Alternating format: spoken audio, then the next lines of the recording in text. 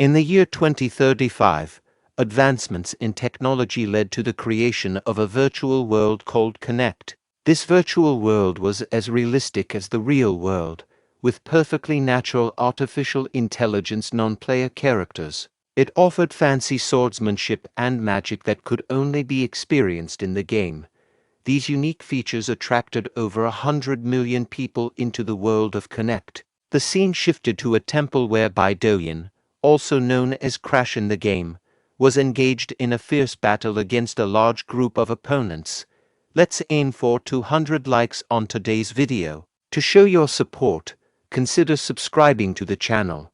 Bae DoHyun skillfully killed them one by one, instilling fear in all who witnessed his abilities. A knight stepped forward and shouted to his fellow knights, questioning their inaction and urging them to charge at Bae DoHyun. The knights, driven by their loyalty to the Empire, started moving towards Bae DoHyun to attack him, shouting, "Death to the Empire's enemy." At that moment, a window popped up displaying information about Bae DoHyun, revealing his ranking as 13th in Connect and his class as a psychokinetic. Bae DoHyun utilized his psychokinetic skill to manipulate the nearby swords and eliminate the approaching enemies.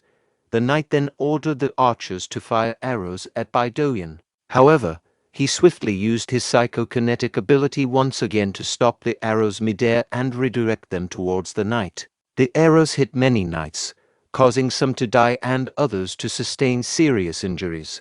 Bae DoHyun then proceeded to swiftly dispatch the injured knights using his dagger. The remaining knights, filled with anger, expressed their frustration with Bae DoHyun's overpowering skill in psychokinesis. However, their anger soon turned into confusion as they witnessed a large number of swords floating in the air. Bae DoHyun, once again utilizing his psychokinetic ability, controlled the swords and directed them towards the remaining knights, killing them all. After the bloody battle came to an end, Bae DoHyun moved forward towards the temple, muttering to himself, "Shit, where is it?" Suddenly, he noticed a cough coming from a nearby high priest. The high priest remarked, "In the end, this is it."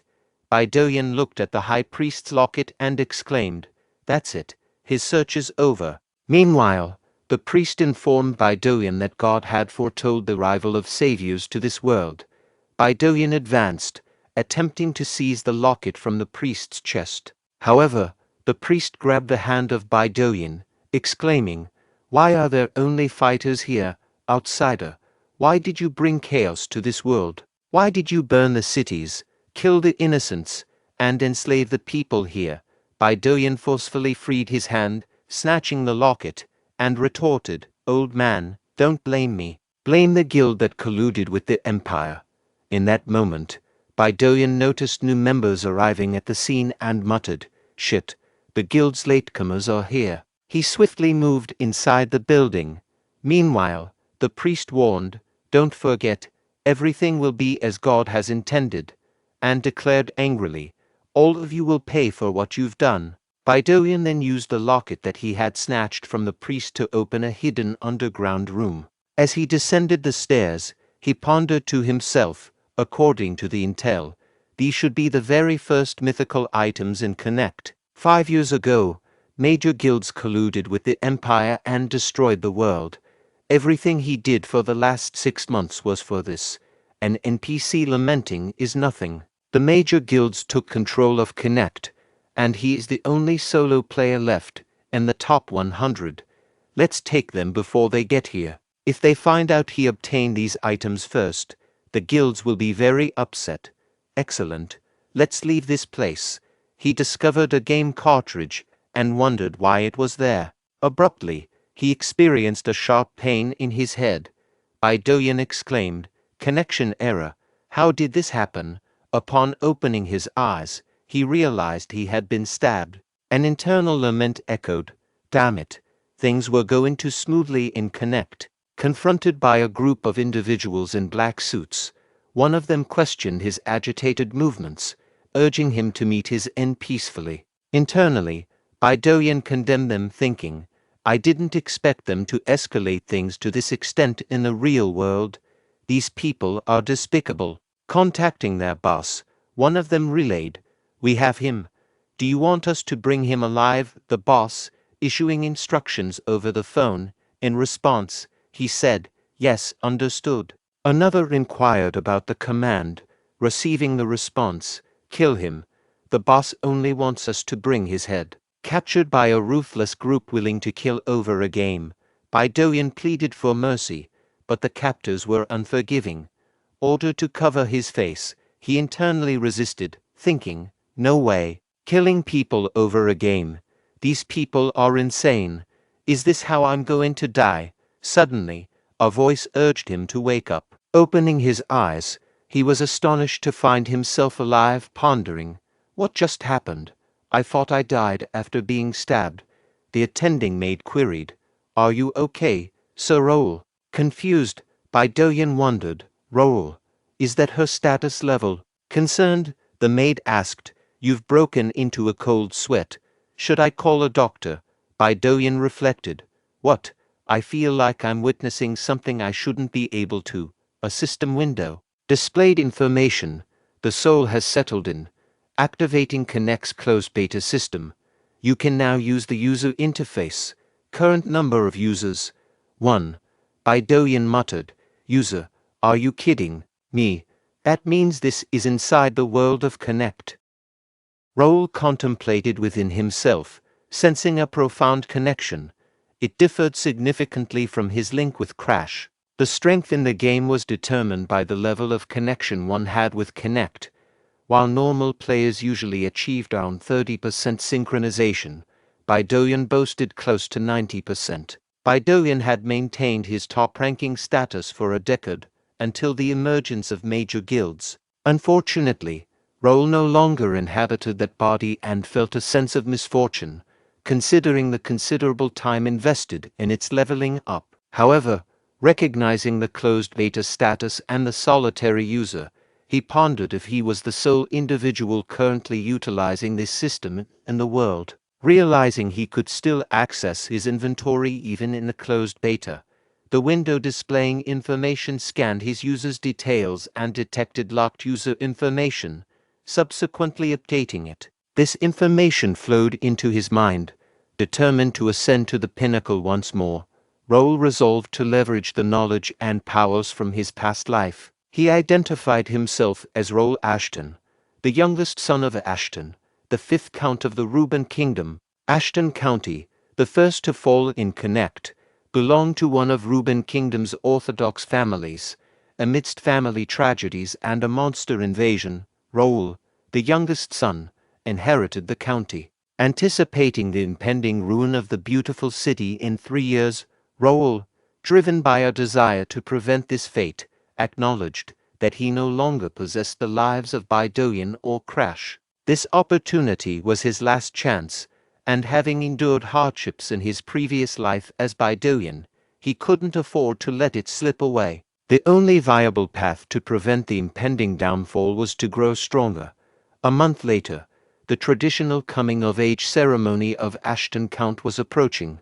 Success in the semi-finals would secure Raul's entry into Kingdom Academy, where he aimed to grow stronger and safeguard his life. Confused about his fatigue after a few swings, a window revealed his information as level 5 Raul. Puzzled by his level compared to a maid to levels lower, he resolved to train for the upcoming tournament. On the tournament day, observing the numerous participants, Raul realized he would face formidable opponents. Reflecting on the past month's challenges, he noted his increased level to 13. Feeling well prepared and confident in his stamina and match plan, an attempted surprise attack interrupted his thoughts. Dodging the attack, Raul discovered the assailant to be Diane, his cousin and the second son of Uncle Viscount Ashton. Recalling Diane's past bullying during swordsmanship training, Raul regarded him as a scoundrel who preyed on the weaker. Diane warned Raul to withdraw from the tournament, threatening severe harm. Raul, determined to crush Diane in the finals, vowed to stand firm. In the evening, the butler relayed, "Sir, this is the report for the tournament today." Count Melvin Ashton, Raul's father, directed the butler, "Hand it over." "Was there anyone useful?" The butler responded. "About that, Raul qualifies." Inquisitive, Count Melvin inquired. "Where's Raul now?" The butler replied, "Sir, Raul went back to his room after finishing his meal. I think he used up all his strength during the qualifier, and went back to rest." Count Melvin nodded and said, "Okay, you may go." After the butler exited the room, Count Melvin burst into laughter, exclaiming, "He is my son, he really made it. He made it to the group stage." He continued, "I never forced him to learn how to wield a sword because he was weaker than his brothers. But then he started training a month before the tournament. At first, he fell down after 10 minutes, but he never gave up. I knew he was bullied during the training because of his weak body, but if I helped, he would be shamed for being unable to do anything without my help. I had to wait till he stood up for himself, but this is way past my expectations. When the finals are over, I should go see him."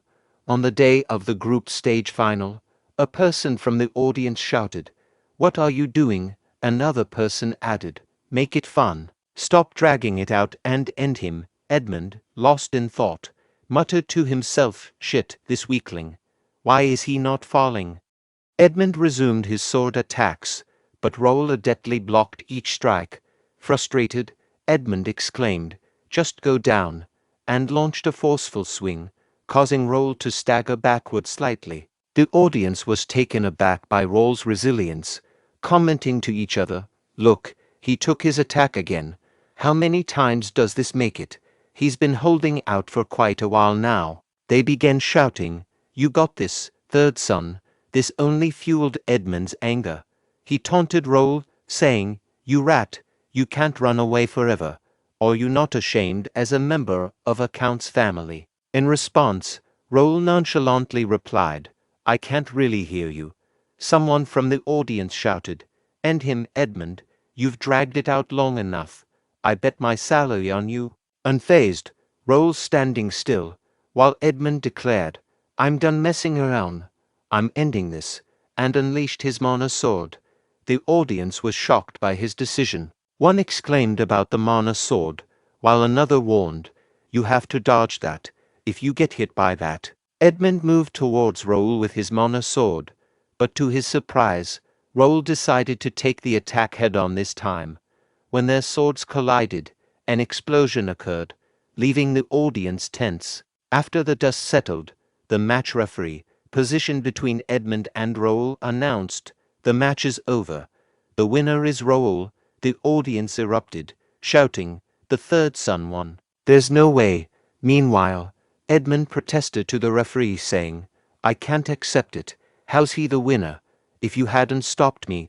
The referee sternly told Edmund, "How foolish. Look at your neck. If I hadn't stopped the match, you would be dead by now." Edmund, realizing the danger, fell to the ground in fear. Approaching Edmund, Raul stated, "I'll have to talk to you about your disrespect towards the county after the tournament," intensifying Edmund's fear. In the evening, Raul returned to his room, and the maid at the door said, "Rest well, sir." When Raul found himself alone, he burst into laughter and exclaimed, "Holy shit, I actually won." Opening the status window revealed the following information. Level up. Ashton's swordsmanship mastery has elevated to beginner level 9. Reflecting on his success, Raul thought, the plan worked. Using the game's feature where I get more experience and mastery by fighting against stronger opponents. Fighting against a stronger opponent for longer gave me more experience. This plan only worked because my game mode gives me an experience multiplier for taking away the revive. A hardcore mode. High risk, high return. I did complain at first. The status shows role information, including his name, level, class, affiliation title, and stats. Raul has 5 unique traits, but out of 5, 3 can't be seen due to his low level. Contemplating on his rate of leveling, Raul reflected, I wouldn't have been able to level up this much in a month if I was in normal mode. Best of all, I have 5 unique traits. Psychokinetic Meister is a trait that Bae DoHyun had, and Royal Lineage is a trait that Raul possesses. The rest of them will unlock as I level up. Let's try using this on the next tournament matches. Subsequently, Raul effortlessly won 3 more matches in a row, leaving the audience astounded. They exchanged comments, with some saying, "The youngest son actually made it to the grand finale. How could this be possible? He's just lucky." One person speculated, "Maybe he's using some kind of a trick." Another responded, "Impossible." Meanwhile, Raul thought to himself, "Connect civilians in the early stages don't know about the powers that the players have. It'd probably be better to keep it a secret that I can use psychokinesis until the players show up.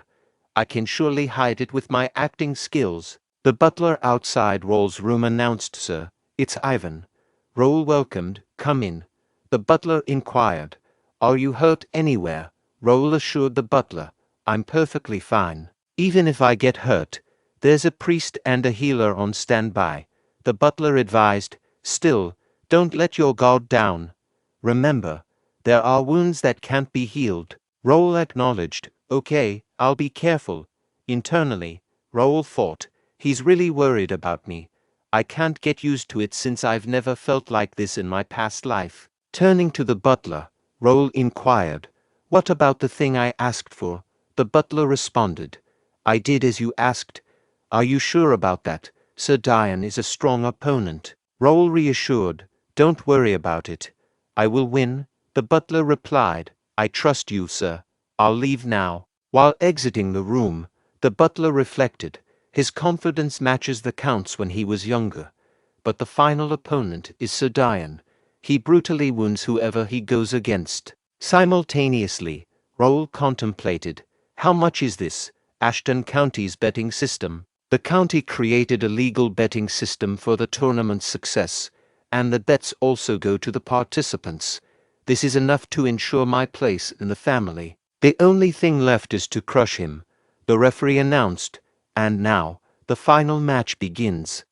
People rallied behind Raul, shouting phrases like, "You got this, youngest. Be ready to get challenged by Dian. Win with your skill this time, Raul, Raul." In response, Dian addressed Raul, "Hey, weakling.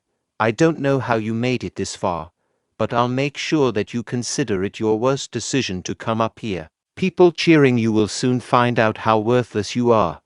It'll be a nice view when you start crawling with your limbs cut off." Raul, unfazed, yawned and provocatively asked Dian, "Are you done stretching your tongue?"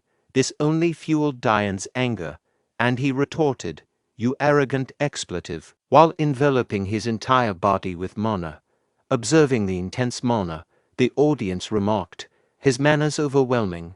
Raul's no match for him." Meanwhile, Raul thought to himself, "He's acting all tough." Glancing at Dian's status window, the status window displays information: name, Dian, level, 42, class, expert knight sword user, affiliation, Austin Viscounty, title, Ashton Viscounty star, sword genius, stats, potential talent grade B, strength 52, agility 41, stamina 43, intelligence 18, willpower 14, mana 32, senses 21. Raul continued his thoughts. His potential talent is only B. He may look impressive now, but this is his limit. The referee announced, "Match begins." Dian, filled with anger, said to Raul, "I'll kill you, coward." He moved forward to attack, but was surprised by Raul, who leaped in the air to strike Dian. Attempting to block Raul's sword attack, Dian was pushed back. Someone from the audience shouted, "Sir Raul strikes first." Dian, frustrated, said to Raul, "You expletive showing off." Raul pondered, "His elasticity is below my expectations. His strength is also, whatever." Dian exclaimed, "Why can't I hit you?" While continuing his thoughts, Raul reflected, "I can see his sword clearly. A sword skill without any practical experience. A generic nobleman's sword."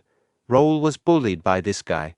Dian angrily said to Raul, "You expletive, you tripped me. I will expletive kill you." Raul thought to himself, the only thing he knows is mana sword with all that mana flowing through his body. The audience was shocked by Raul's swordsmanship when he caused Dian to drop his sword.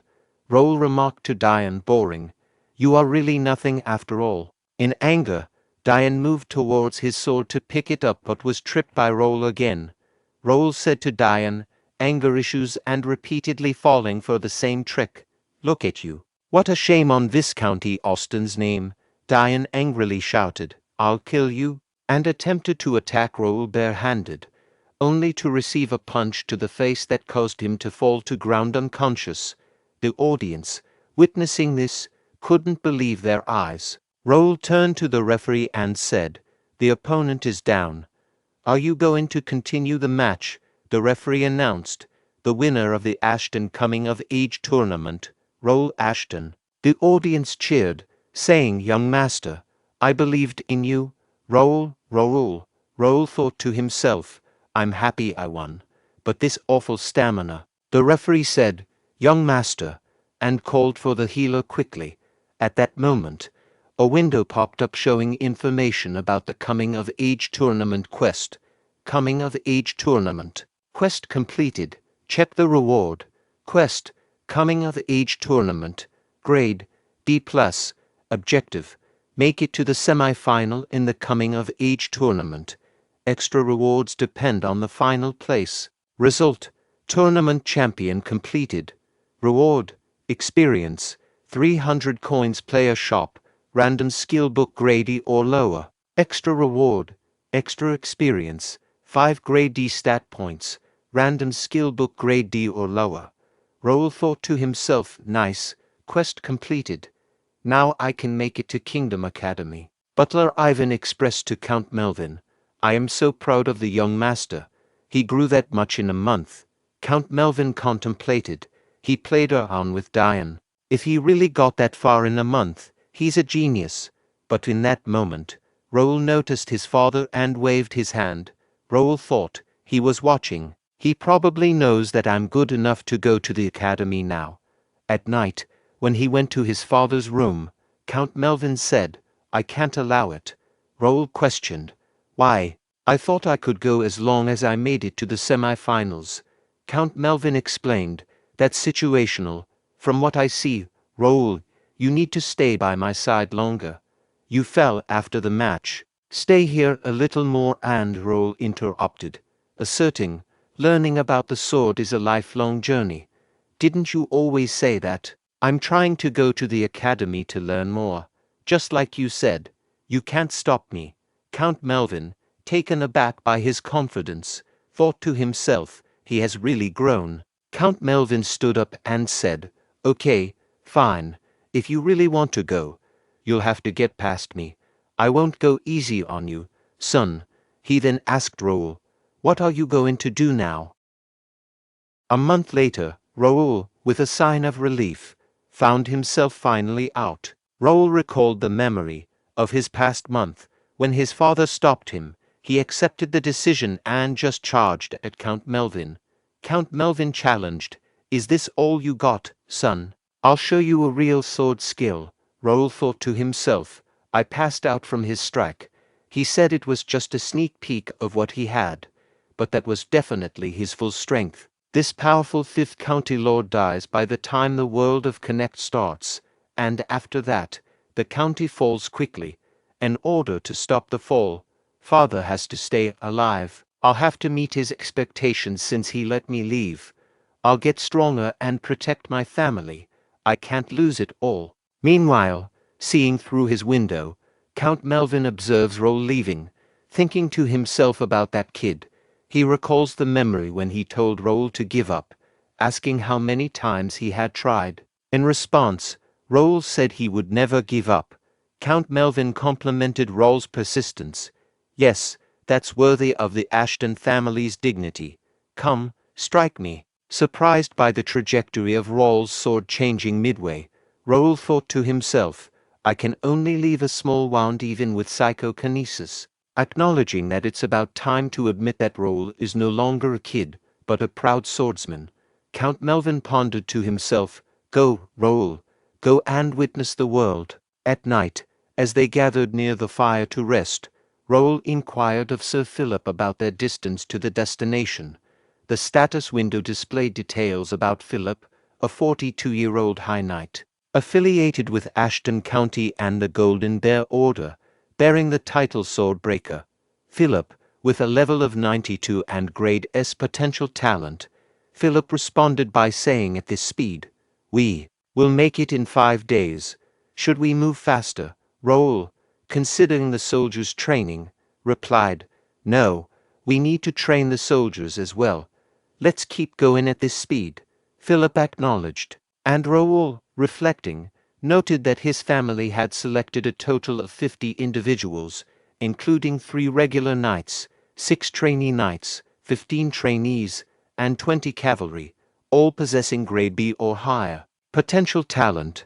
Recognizing the need for strength to prevent the fall of Ashton family, Raul emphasized the importance of everyone getting stronger. At that moment, Jake approached Raul and addressed him, saying, "Young master, the maintenance for the carriage is completed. We can get going whenever." Raul responded, "Okay, good work." Jake questioned the need to bring so many people to the destination for a month. Philip intervened, telling Jake to stop questioning the young master's orders. Raul asserted, "You'll know when you get there.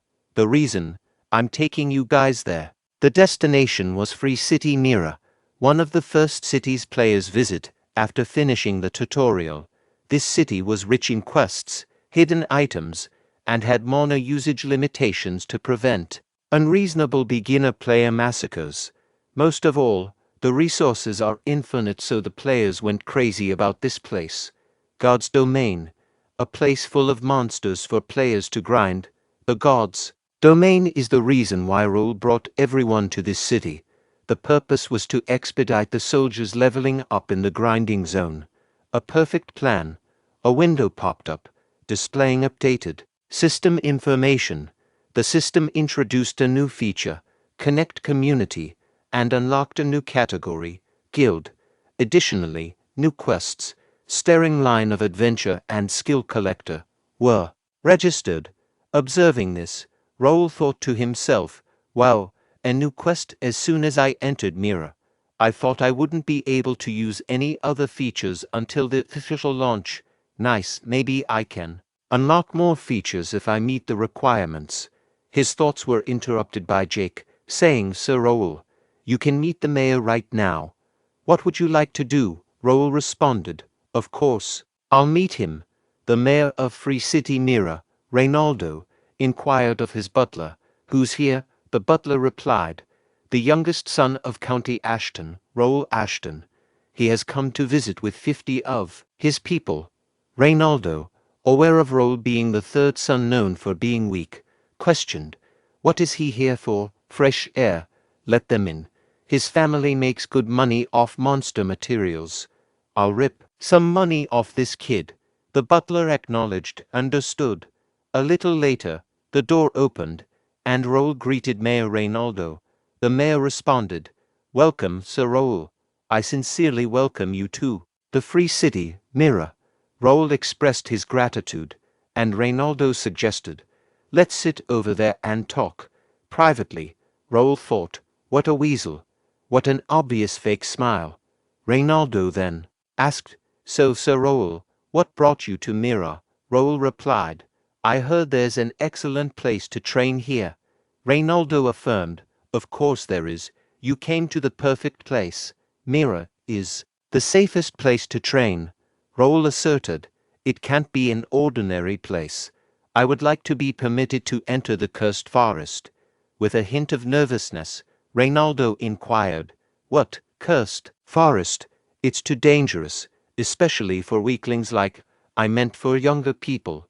Raul responded, "As I expected. Then I guess I have no choice. I guess I have to throw away the 500,000 golds that I was going to give you as gratuity in the river." Reynaldo exclaimed, 500,000 golds, Sir Raul, I was joking. The cursed forest would be easy for you and your knights. I give you permission to enter the forest."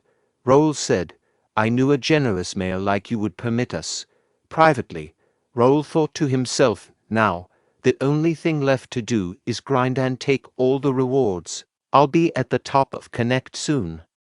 The city known as Mirror was designed as a hub for connecting players in their virtual lives. In this closed beta phase, there are no inhabitants except for one individual, Raul Ashton. This unique circumstance has plunged the city into a crisis, given its extensive infrastructure of accommodations, large stores, guild buildings, and various facilities, all disproportionate to its current population. Land prices have plummeted as a result. Raul Ashton's true motive for being in Mirror is real estate acquisition, aiming to secure affordable land that will later be developed into luxury houses for nobles, guild houses for players, and apartments for regular players. He anticipates a substantial increase in land value in the future, particularly when players join and conflicts arise, akin to the remembered past. Mirror, once a city blessed by the gods, becomes an ideal refuge during times of war. Raul Ashton acknowledges that merely leasing land, as was profitable in the past, is insufficient. Given the impending war and potential risks, he is determined to be even more prepared this time. In a defiant stance against major guilds, he expresses confidence that this venture will differ from his past life, where he couldn't contend with their financial prowess. Jake inquired of Raul, "So, I just have to sign right here?" Raul, in a loud voice, responded, "Yes, everyone has signed except you. Just sign right here." Jake expressed caution, stating, "But my mom told me to be careful when signing papers." The girl confirmed, including Sir Raul, a total of 51. Creating and registering for the guild first is complete. Raul pondered to himself, "I created the first guild in a world without players. The very first and most advanced guild, first. They will get assistance from the system as members of the guild. I'm excited to see the confused look on their faces." At the Battle Association Mirror branch office, Raul announced, "I'm next." The girl at the reception welcomed him, asking, "How may I help you?" Raul stated, "I'm here to see some skill books." "What's the highest rank you have here?" Skill books are books with different skills written in them. If one reads attentively, the skill can be acquired. The skill ranks range from rank F to rank S. The representative mentioned, "Our branch office offers up to rank C skill books, but rank C skill books can only be purchased by VIP customers." Raul inquired, "What are the requirements to be a VIP?" She explained, "Either through contributing to the association through quests, or stacking up purchases." "But for stacking up purchases, you'd have to spend a lot." Raul further queried, "How much?" She responded, 10,000 golds, sir." Raul remarked, "That's not much." "Here, can I see the D rank ones first?" she asked. "Which line of skill books would you like to see first? Sword, bow magic, or shield?" Raul replied, "All of them." Shortly after, Jake commented, "Too heavy. Sir Raul, do we really need all these books?" Raul responded, "You may think it's a bother now, but those books will advance you to a higher level." Jake acknowledged, "I guess they are well descriptive skill books, but can't you only train through books at the beginner level?" Philip chimed in, "I agree. We could have bought power armor with the money spent on these books." Raul assured them, "You will know tomorrow. Don't worry and be patient." In the room, Raul contemplated, "Maybe it is too much." There were limits on the number of skills players could use, so normally, players couldn't use various skills. He instructed, "Quest window." Raul further reflected, "When I woke up in Raul's body, there were 2 unknown items in the inventory. I can't click them or use them. But then, yesterday, when I got the quest, I was finally able to use those items. I found out that one of them was sealed skill dex. What if the reward for this quest is the skill dex's activation?" On the information window displaying the quest skill collector, quest, skill collector grade, and known objective, collect at least 10 skill books and register them in the skill dex. Extra rewards will be awarded depending on the type of skill books. Reward, skill dex activation. Extra reward, unlocks trait unknown, acquires skill unknown. Raul muttered, "So I have to open the dex and hold the skill book. then said, "Register." The dex page moved on its own, and a purple light from the skill book moved towards the dex, displaying the first skill on the dex. "Raul exclaimed, "It worked," and thought to himself, "The sliver of mana and the book is gone. It's going to take forever to do them all." He asked himself, is there a way to register them all at once? Suddenly, all the skill books started floating in the air. Purple lights emerged for each skill book, hitting the decks. Raul pondered. What? Does it understand what I said? I guess. It worked. System window appeared, displaying information. Quest. Skill collector quest completed. Check the rewards. Skill Dex Rare has been activated. Extra reward trait Skill Collector Grade X has been unlocked. Extra reward Copycat Grade S has been acquired. Another window provided details about the collector skill, Grade X, effect, activation of Skill Dex. Skill Copycat slightly increases the chance of acquiring skills from a skill book. Copycat Grade S Mastery, Beginner Level 3, effect, steals skills from the examined opponent. Examined skills are registered in the dex. As mastery goes up, you can acquire higher ranked skills, and the power of the skills increases. Current copyable rank, B. Raul exclaimed, "This is overpowered. I can steal and use someone else's skill." A system window appeared, presenting information about the skill dex, grade, rare, status, upgradable, bounded, description, replica of the mythic item skill dex that holds records of ancient skills. Records reset while crossing dimensions. It will regain its true power after achieving special requirements.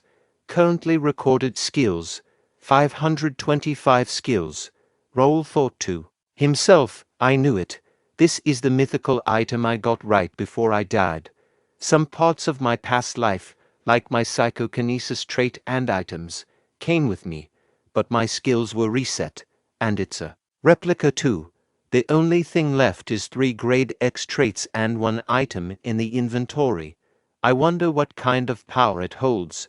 The following morning, all members of Raul's first guild found themselves confused, while see a system window, leading them to exclaimed, What is this status window? What is this thing called guild chat? Priest, I need to go see a priest." Meanwhile, Butler Bernard greeted Raul, saying, "Welcome, young master." Raul, reflecting on his sleepless night spent reading through the skill decks, said, "Good morning, Bernard. Did you explain it to them?" Bernard replied, "Yes, I explained as you instructed." Excitedly, Raul asked, "How about the skill book? Have you tried it?" Internally, Raul thought, "This man's name is Bernard, Ashton's family's servant and even stepson. He has been working for the county from a young age and was taught by Ivan himself. He has a great memory and gets things done quickly. But there's another reason why I chose Bernard. He has the power to control the wind." Raul then exclaimed, "Amazing. I knew you could do it, Bernard." In response, Bernard modestly said, "I am flattered." The status window displayed the following information. Name, Bernard, age 27 years, level 21, class, servant, beginner wind walker, affiliation, Ashton County, First Guild, talents, administration, management, wind, power, stats, potential talent grader, strength 17, agility 18, stamina 24, intelligence 53, willpower 46, spiritual power 23, senses 41, unique traits, sharp manager grader, cold-headed grade B, like the wind grade B. Raul continued his thoughts, noting, he lacks stats but has great talent for being a servant or an esper. I'm done with my preparations. Raul then instructed Bernard, saying, "Get ready." Confused, Bernard asked, "Yes, sir, what for?" Raul explained, "We are leaving as soon as the knights are used to it, to God's domain, the cursed forest." In the cursed forest, an ogre targeted Raul with its weapon, but he skillfully dodged the attack by leaping into the air. Raul taunted the ogre, saying, to slow, and countered with a powerful fist, demolishing the ogre's head with a single punch. Following the encounter, Raul confidently declared, come out already. Suddenly, a large group of ogres surrounded Raul shouting, human, strong, kill the human. The ogre chief commanded, everyone, charge together and kill the human. All the ogres rushed from various directions to attack Raul. However, Raul stood firm, challenging them. Bring it on. In the cursed forest, God's domain. The term God's domain encompasses more than just a grinding zone. It represents the entirety of the city of Mirror. For players, the city functions as a haven where injuries are healed, and if they perish, they revive within this blessed city. This unique feature makes Mirror the ultimate shelter. However, within the forest, this blessing, exclusive to monsters, maintaining a consistent number even after being defeated. Humans cannot be revived in the cursed forest, and attempting to carry items acquired from hunting monsters outside the forest results in their transformation into ashes and disappearance. This emphasizes the prohibition of touching the property of the gods, although this restriction solely applies to civilians. Players, on the other hand, can take items obtained from monsters outside the forest with the assistance of the system. Intrigued by the power, the ogre chief asked, what is that power? Human.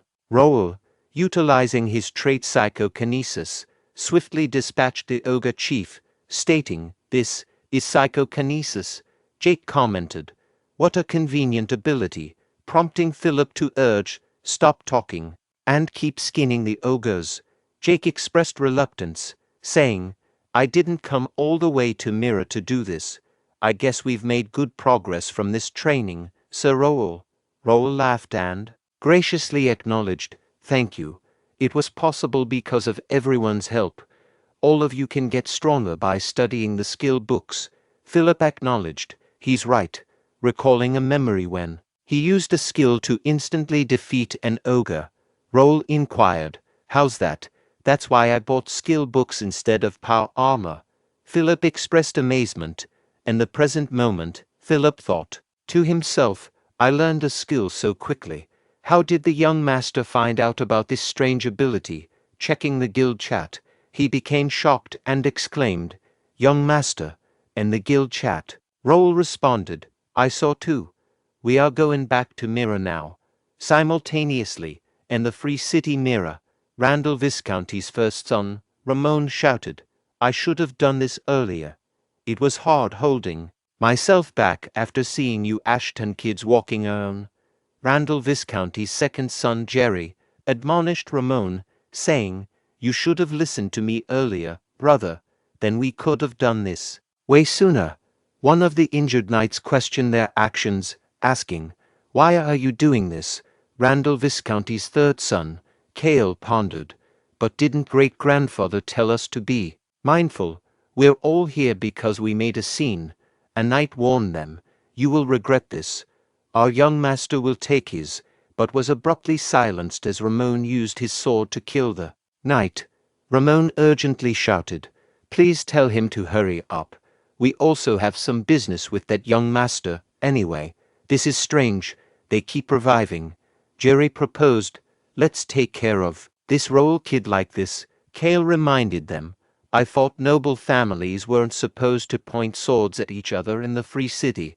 Ramon dismissed the concern, asking, what's the matter? We can just say we never did it. What are they going to do about it? If you think about it, this is good. We can just crush the Ashton family. Maybe great-grandfather will even compliment us. At that moment, Raymond's head burst, leaving Cale nervously exclaiming, brother. They turned their attention backward, only to find Raul standing behind them in anger. Raul declared, how dare you? This offense towards the Ashton County. You will have to pay back with more than just your worthless deaths. Jerry exclaimed to Raul, are you crazy? How dare you touch a son of the Randall family?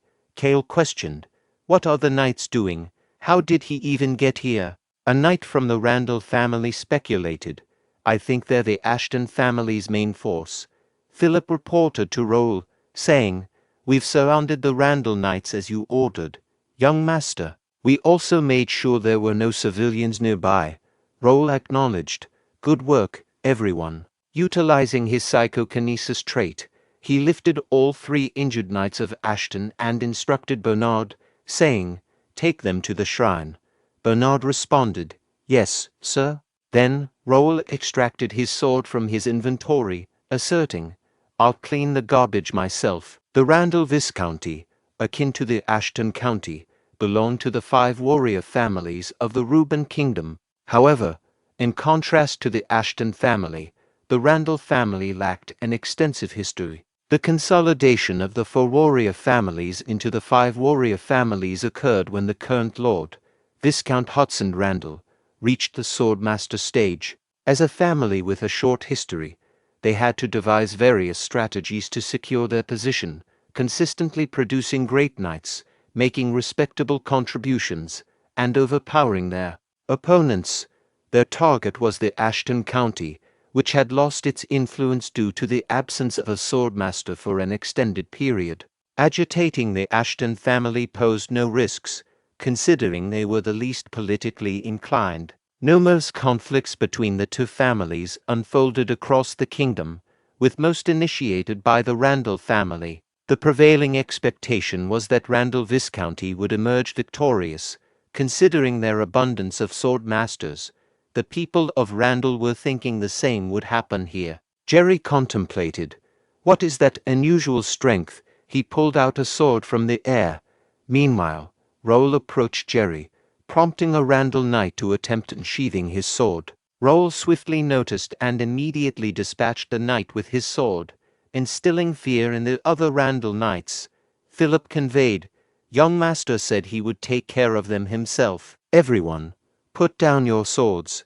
Jeremy thought to himself, "They are really putting away their swords. Are they insane? I mean, it's better for us." Kale shouted, "You are going to fight us by yourself. This isn't training." As Kale attempted to attack Raul, he swiftly cut him in half. Jerry addressed the Randall Knights, exclaiming, "You bastards! What are you guys doing just standing over there?" The knights turned towards Jeremy, who stepped forward, stating, "I guess I have to do it. I stood there because I didn't want to bully a 15-year-old kid. But if I don't act when my comrades are going down, it's not right." A window displaying Jeremy's status information popped up. Name: Jeremy, age 37 years. Level: 65. Class: Leader of God Knights, Beginner Sword Expert. Affiliation: Randall Viscounty, Randall Knights. Stats: Potential Talent Grade B, Strength 66, Agility 72, Stamina 68, Intelligence 48, Willpower 63, Mana 70, Senses 55, Unique Traits, Brutality Grade C. Jeremy instructed his knights to get ready. Raul reflected, Randall family's main weapon, Reaper.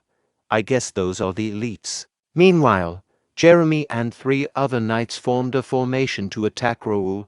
Continuing his thoughts, Raul noted, the leader's level is 65, and the other elites are also in their 60s. My current level is 45.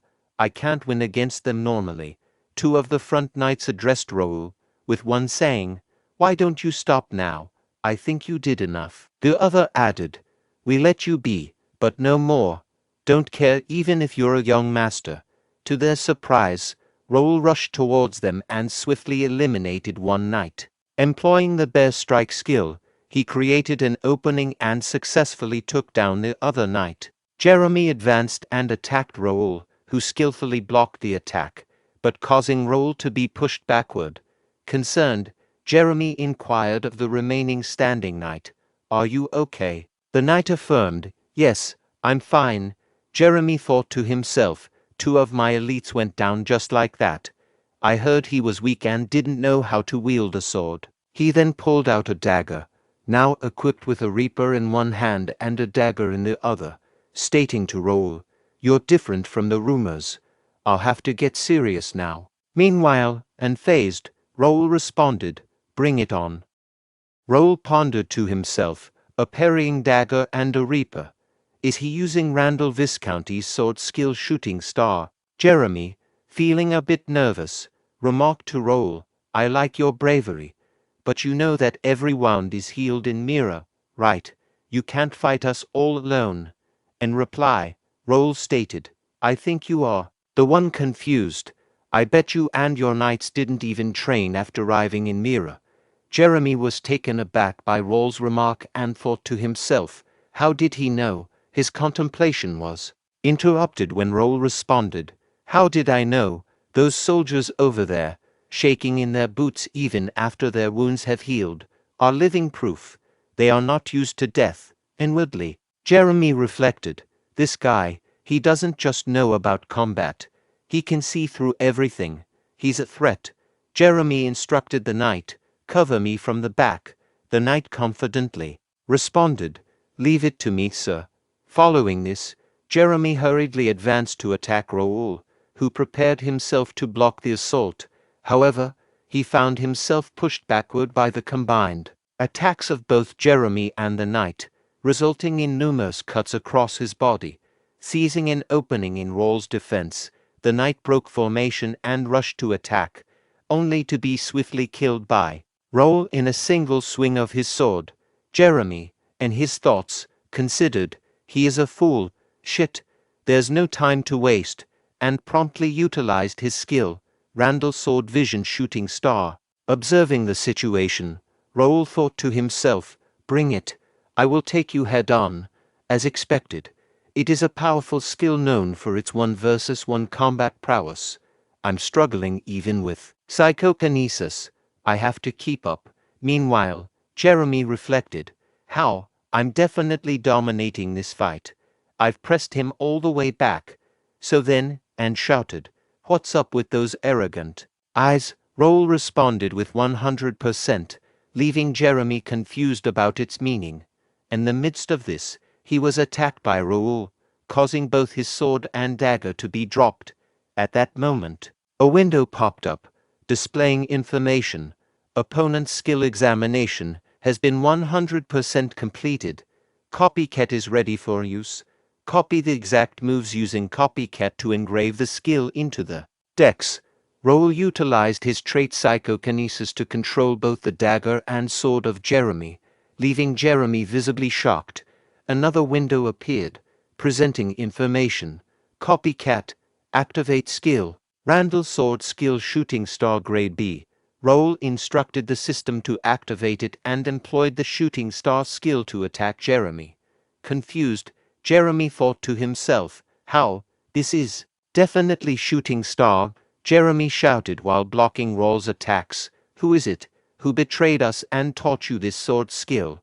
Raul started laughing and replied, you taught me yourself. At that moment, Raul used the dagger to eliminate Jeremy. A status window popped up, displaying information, 100% synchronization, rank S bonus, Randall sword skill shooting star, Grade B mastery level adjusted to intermediate level 1, successfully engraved Randall sword skill shooting star grade B into the skill decks. Equip the skill in the skill deck selection slot 2. Use Randall sword skill shooting star grade B continuously. Raul thought to himself, it's over. Using the rank S skill Copycat is hard since it's overpowered. Copycat is a skill I learned with the skill DX that copies the opponent's skill, but it can only copy one skill at a time, and I can't lose sight of the target once the skill is activated. If I lose sight of the target, the examination rate resets. That's why I didn't even blink when I was taking his attacks. Also, it's impossible to steal a skill unless it's a 1 versus 1 fight. Raul instructed the system, saying, display skill. A window popped up, showcasing the user's skills. Default skill slot, Ashton Vision sword skill Bear Crush grader, intermediate level 2. Psychokinesis grade S intermediate, level 2. Ashton Mind skill grader, intermediate level 1. Copycat grade S, beginner level 6. Basic meditation grade E, beginner level 8. Skill deck select slots, Flash grade C beginner, Level 6. Shield Grade C. Beginner Level 6. Skill Dex Random Slot. Iron Fist Grade D. Intermediate Level 1. Raul contemplated, acknowledging, thanks to the skill dex, I can use 3 more skills. Selection slots allow me to freely use 2 skills registered in the skill dex. I will use it here. Turning towards Jerry, who questioned, Who are you? How do you use the Randall sword? Skill, Raul responded, You're still here. Philip, kill them every time they revive for an hour. Philip acknowledged, Yes, sir. Everyone heard him. Kill them. All the knights responded, Yes, sir. Jerry pleaded, Please forgive me. Raul reflected, Blood for blood. This isn't Earth or a game. This is the reality that's been presented to me. I have to do everything to not lose it. Again, even if that means wading through a pool of blood, I am not losing. Reynaldo observed the unfolding fight through his window, muttering, What in the world is going on right now? According to the plan, when those Randall Viscountcy guys attacked that bastard, I was supposed to get my share after mobilizing the gods to help, but that bastard beat up 15 knights on his own. As Raul noticed him, he turned and looked directly towards Reynaldo. Feeling scared, Reynaldo quickly sat down to avoid being seen by Raul. He thought to himself, How did he find out I was here? Wasn't that bastard just a rich and good-looking pushover? At that moment, Raul instructed his knights, Let's leave. The knights responded with a unanimous, Yes. Reynaldo continued with his thoughts.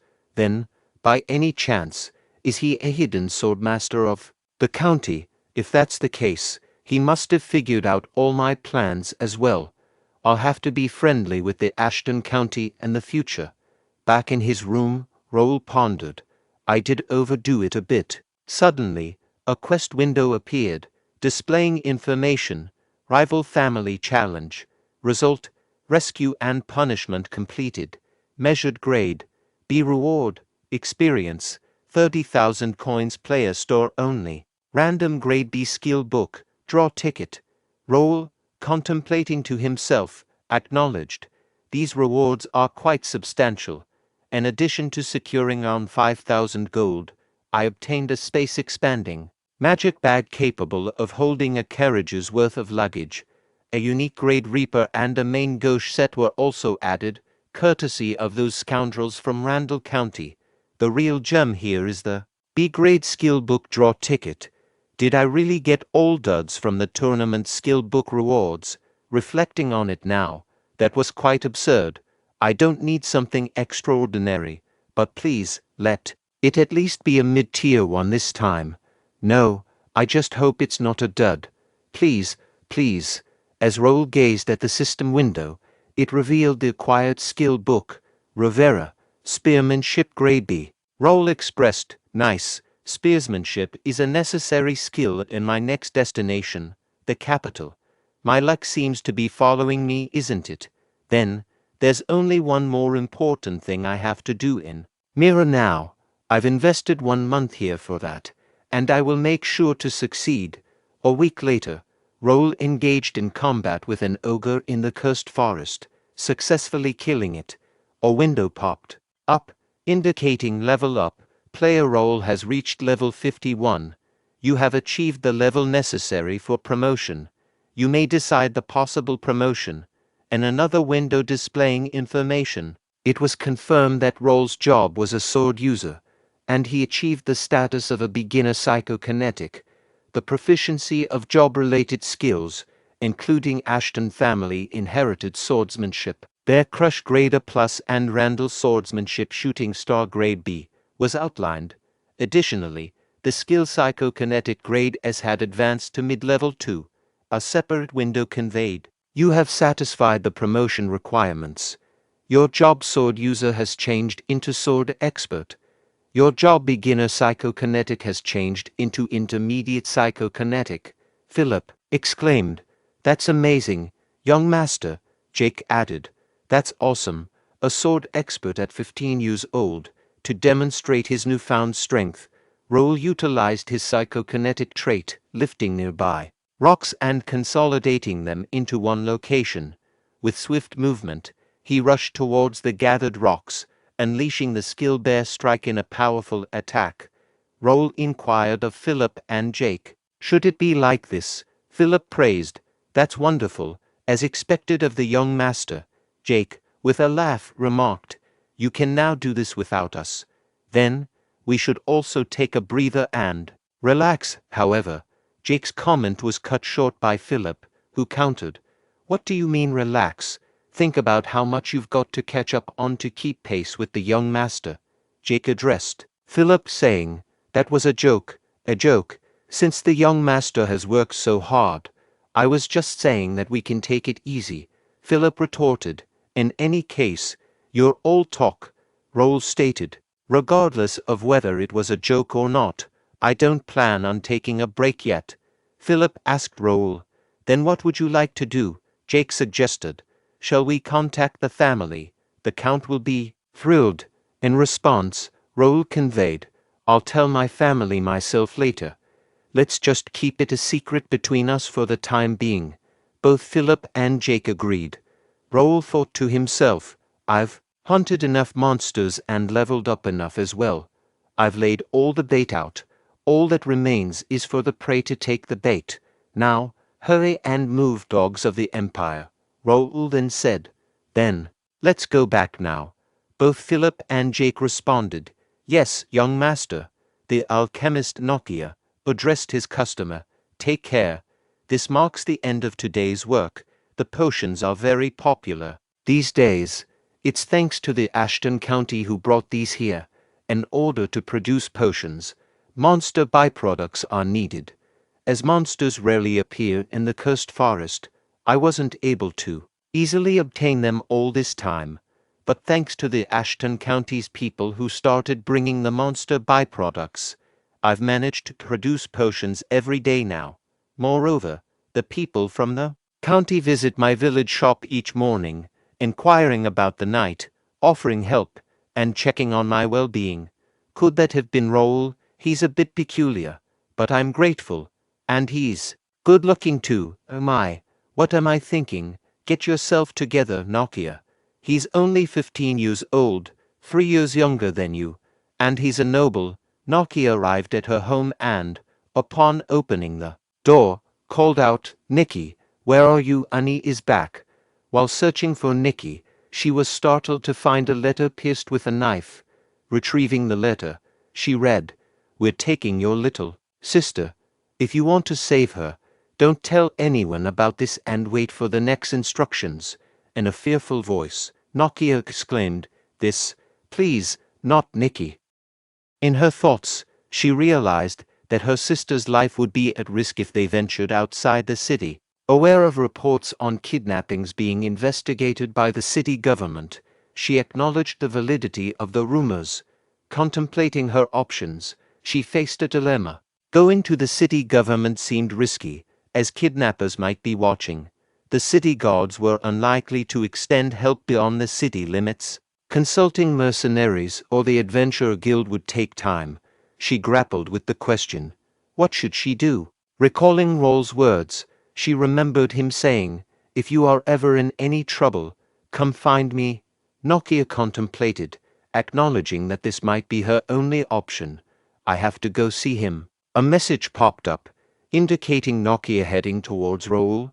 Raul, realizing the situation, ordered his knights to take their positions, stay vigilant, and report any changes. With his directive echoed by the knights, Raul accessed the community communication system. A window popped up, displaying information as Raul accessed Connect Community. In his thoughts, Raul reflected on Link Cafe, a premium member-only information hub he operated in his past life. As a star player, he utilized the cafe to gather valuable information from fans and informants, turning it into an information treasury holding nearly every hidden detail in Connect. Though the cafe still existed, Raul considered it a jackpot, a resource to replace his uncertain memories for better planning. The current window displayed information, now searching for Free City Mirror. Continuing with his thoughts, Raul reviewed, Okay, I checked every quest I could possibly take. Now I have to hope everything goes as planned. His contemplation was abruptly interrupted by a knight announcing Sir Nikia is here. Reflecting inwardly, Raul pondered, can I change her future? He then instructed the knight, okay, treat her politely. Further delving into his thoughts, Raul considered Nikia, the bearer of titles like Crazy Alchemist, Blood-Hungry Witch, and Taboo Destroyer. Nikia struck fear into everyone, conducting experiments on humans as revenge against the Empire. Although the Empire was her main target for her chemical weapons, innocent civilians also became entangled. Now, Nikia stood before Raul as a desperate girl seeking his help. Interrupting his thoughts, Nikia urgently said to Raul, please help, Nikki's gone. Remaining composed, Raul reassured, calm down, she'll be fine. I'll help. Explain what happened. Nikia explained, my sister got kidnapped. She should have been home 2 hours ago since the lady next door was taking care of her. Please find my sister. She's just a poor kid. It's all my fault. Raul comforted her, saying, don't worry, I'll make sure we find her. I think I know where she's at. Nikia pleaded, really, please save her. Raul assured, I'll let you know as soon as I find her, so stay here. Bernard will help you. Bernard responded, please let me know if you need anything. And you made an excellent choice. Young master keeps his promises. Philip shared, Pierce is tracking them down. And this, I got permission to operate from Mayor Reynaldo. Raul acknowledged, nice. A window popped up, displaying information about the raid quest in Free City Mirror.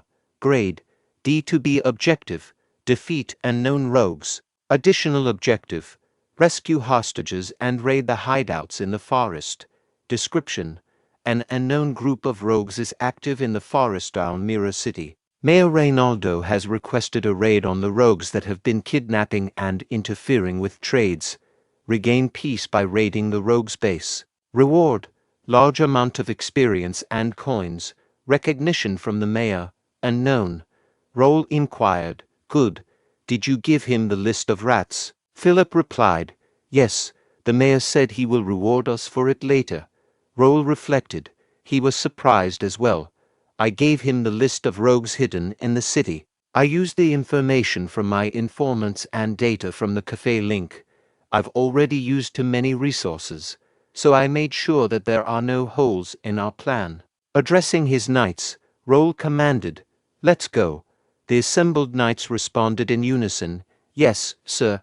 Meanwhile, 2 individuals observed them from behind bushes. Simultaneously, in Ashton County, a golden bear knight from Raul's guard named Pierce lurked in the bushes.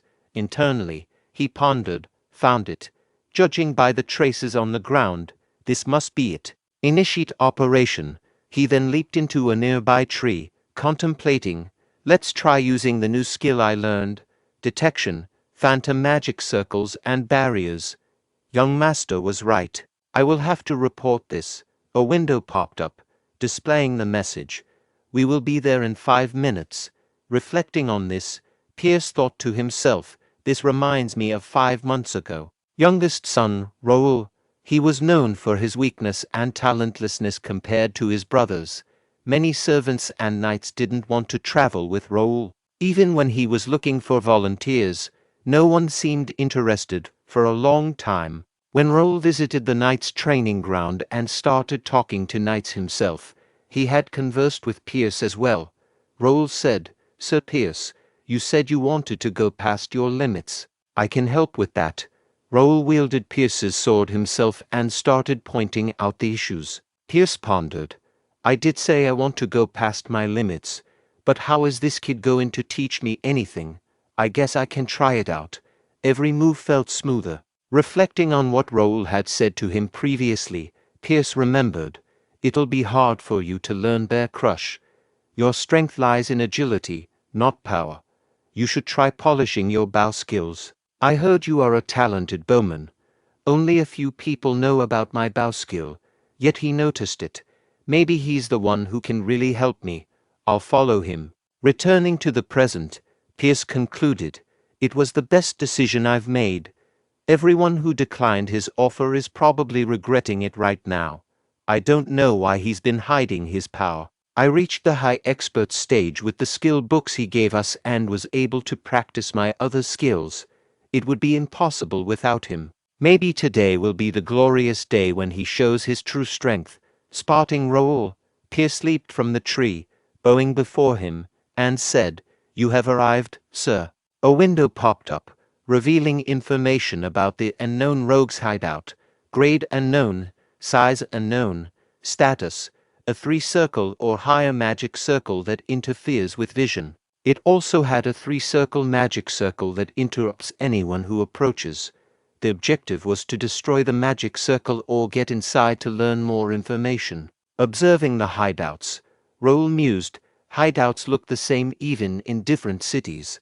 Kranan Empire's spies were hiding in Mira. Normally, Connect players get quests from starting cities like Mira and receive rewards for killing monsters or rogues. However, there are some unusual rogues, the slave trader who kidnaps people in the city, mercenaries trying to make it big. But the most dangerous of them all is the Kranan Empire's spies, the Imperial Hounds.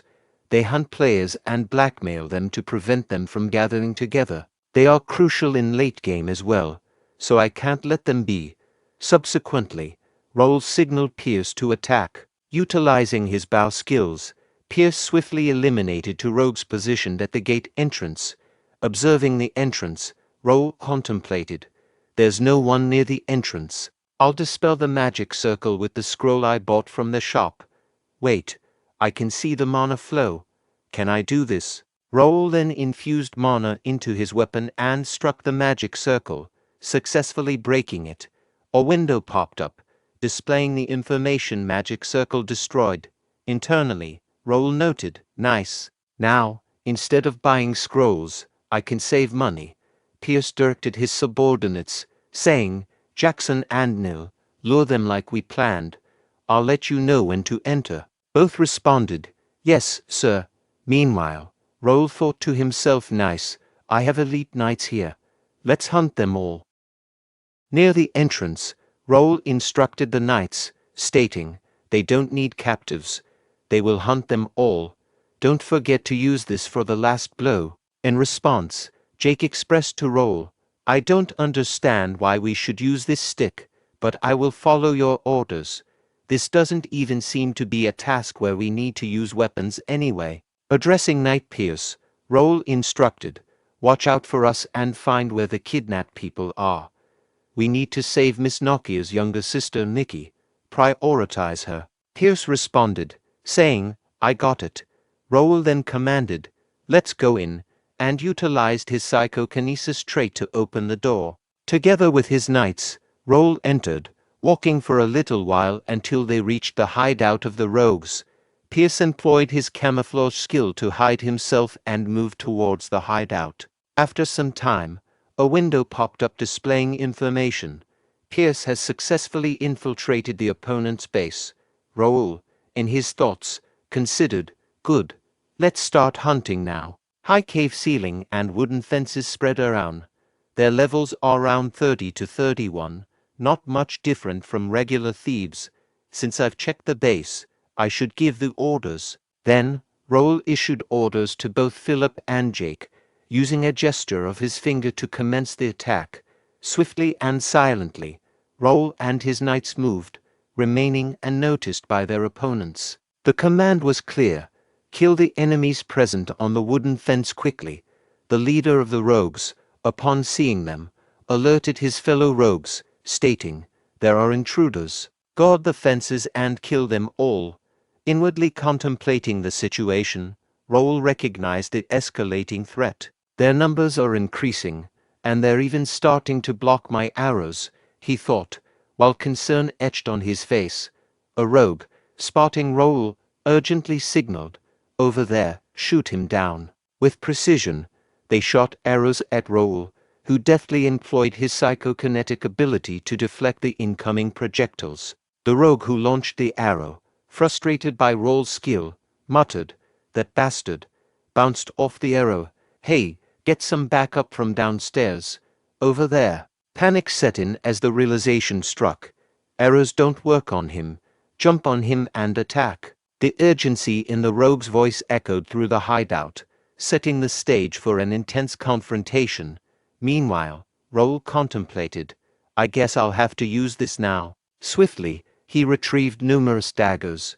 In the midst of this, an assailant attempted to attack Raul, but he skillfully blocked the assault, pushing the attacker away. Raul harnessed his psychokinetic ability to collect all nearby arrows scattered on the ground. Witnessing this unfold, the opponents displayed visible shock at Raul's skills. In a decisive moment, Raul turned the tables, launching an offensive with the arrows and the array of daggers at his disposal, all manipulated through his psychokinetic ability. Despite his onslaught, some opponents managed to survive, adding an element of uncertainty to the unfolding confrontation. Reflecting inwardly, Raul considered, it's still not powerful enough. I have to exert more force on it to pierce through armor. With determination, he leaped forward to dispatch the injured enemies. In the midst of the skirmish, thoughts raced through Raul's mind. He questioned the whereabouts of the remaining adversaries. To his observation, Jake was actively eliminating an opponent. Jake then shifted his attention to a second enemy, channeling mana into his Reaper again. With an intense expression, he executed a lethal strike, killing the opponent. Raul pondered, observing Jake's rebellion against using the rapier. He doesn't have to make such movements that waste mana. Ashton told him several times not to do that to avoid leaving any traces of swordsmanship. But well, I don't think I have to be too worried. Good. We're almost done taking care of the small fries. Pierce apologized to Raul, stating, sorry, sir. We searched the entire prison, but we couldn't find Miss Nikia. Raul responded, it's okay. Did you explain things to the captive villagers? Pierce replied, yes, we have distributed the clothes and food, and told them to wait in one place until the battle ends. Jake inquired, but sir, do you think there are other enemies? Aren't they just thieves? Raul observed, they are, but don't you think it's a little weird? Jake inquired, weird? How? Raul explained, first, Nikia, who was kidnapped, isn't here. Second, there were many of them, but none stood out amongst the rest. Lastly, there was a magic circle on the entrance. Did any one of you see a wizard here? In conclusion, the important people and captives are in another place. Right, Jake remarked, that's true. But if we can't find that place, it'll all be useless. Don't you think so? Pierce, in response, Pierce mentioned, I actually checked some suspicious-looking places, but I couldn't find anything with my abilities. There could be a high-level magic circle or system. Raul acknowledged, it hasn't even been a month since you became our guild member. But you are good. Soon, no one will be able to fool your eyes. Pierce expressed gratitude, and Raul instructed, now, follow me. I think I know where they are. A moment later, Raul and his knights arrived in front of a hut. Raul instructed, search this hut. Report right away if you see something suspicious. The knights acknowledged with a yes, sir. After a while, Philip informed Raul, we couldn't find anything suspicious. Raul inquired, is this the fourth hut? Noticing something on the floor, Raul alerted, get ready. The real thing begins now. He kicked the table and channeled his mana into the Reaper, striking the floor with it, revealing a metal door beneath the broken wooden floor. Raul utilized his psychokinesis trait to open the door. He thought, secret stairs leading to the basement. Looking down the stairs, he remarked, something's coming. A red monster emerged from the basement and attacked Jake. Startled, Jake exclaimed, what is this? Meanwhile, Philip cautioned, don't step away. It will be harder to fight them if we scatter. As a monster rushed forward to attack, Raul retaliated, pushing it back with his Reaper attack. Philip informed the others, they are the Imperial demon cavalry. Their vital points are different from humans. Cut their heads. Jake, surprised, exclaimed, what are they doing in this place? Meanwhile, Raul considered, I should study their traits first, as he jumped forward and killed one of the monsters. A window popped up, displaying information about the monster. Incomplete Imperial Demon Cavalry, Level 41, Type 1, Cranon Imperial Demon Cavalry. Continuing with his thoughts, Raul reflected, just what I'd expected. I had a hard time in the past because of these guys. Recalling his past life, Bae DoHyun, he remembered, I attacked the Empire's hideout in the starting city on my 6th month of playing the game. It was due to the mayor's request when the top players were about to graduate from the starting city. Tens of top players who had finished changing jobs for the second time formed a punitive force with hundreds of guild alliances and took over the fortress. However, when the genuine Imperial Demon Cavalry, who had been concealed, revealed themselves, the majority of players were swiftly wiped out. Even the rankers, myself included, narrowly escaped. For 6 months following that incident, no one dared to approach the Empire's hideout. At that time, the Demon Cavalry was complete, with an average level approaching 50. Naturally, players who had only just reached level 50 found it challenging to contend with them. But now, the Demon Cavalry is incomplete, with low levels. My escorts are expert high-class knights over level 80. More importantly, I can discern the randomly placed vital points of the Demon Cavalry. All I need to do is target those vital points. After a little while, all the monsters were killed by Raul and his knights. Jake expressed frustration, saying, "Those damn monsters." Pierce asked, "Why is the Imperial Demon Cavalry in a place that's akin to the kingdom's front yard?" Philip inquired. "What should we do now, sir? I think it'll be dangerous to go inside." Raul determinedly replied, "We will go in. We can't back out now." Pierce suggested to Raul, "Then we should at least get some backup." Raul countered, "No, the captives will be in more danger the longer it takes. We have to take care of them before they get in touch with the others outside." Philip advised Raul then, "Stay behind us. We will handle the enemies. Just focus on searching with Pierce." Raul thought, "It's a shame, but it's not the time to be greedy right now. I get part of the experience points anyway even if I don't kill them myself. It's my chance to get carried. I've worked hard until now. By the way, it feels so great to have such reliable subordinates," Philip declared. "We will go first," and both Jake and Philip walked downstairs. Peering into the basement, Jake suggested, "We should kill them in frying stool water." Shortly after, Pierce remarked, "They are fearless, doing chimera research in another country's territory." Then the Demon Cavalry we fought, Raul observed, must have been made of the citizens. They kidnapped. I didn't expect them to be this crazy. In his thoughts, he reflected, "I have seen these kinds of scenes several times in my past life, but it still creeps me out. Actually, I thought about joining them when I reincarnated because they will be seizing supremacy over this continent in about 10 years from now. But the Emperor is a crazy man. Becoming his subordinate would be the same as jumping into a fire with a bomb in hand. There are many baseless rumors about the Emperor, but I'm sure about one thing. The Emperor doesn't regard humans as equals. Those without royal blood are sorted into classes based on their perceived value.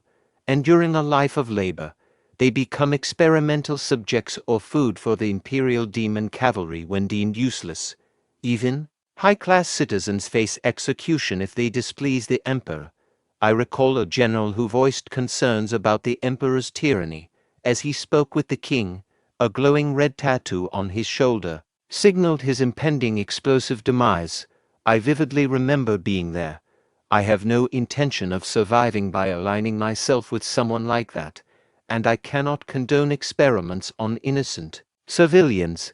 His contemplation was interrupted when Philip opened another door, beckoning to Raul. "Sir, could you come here and take a look?" Upon entering, Raul and his knights witnessed an Imperial knight urgently shouting, "Activate it.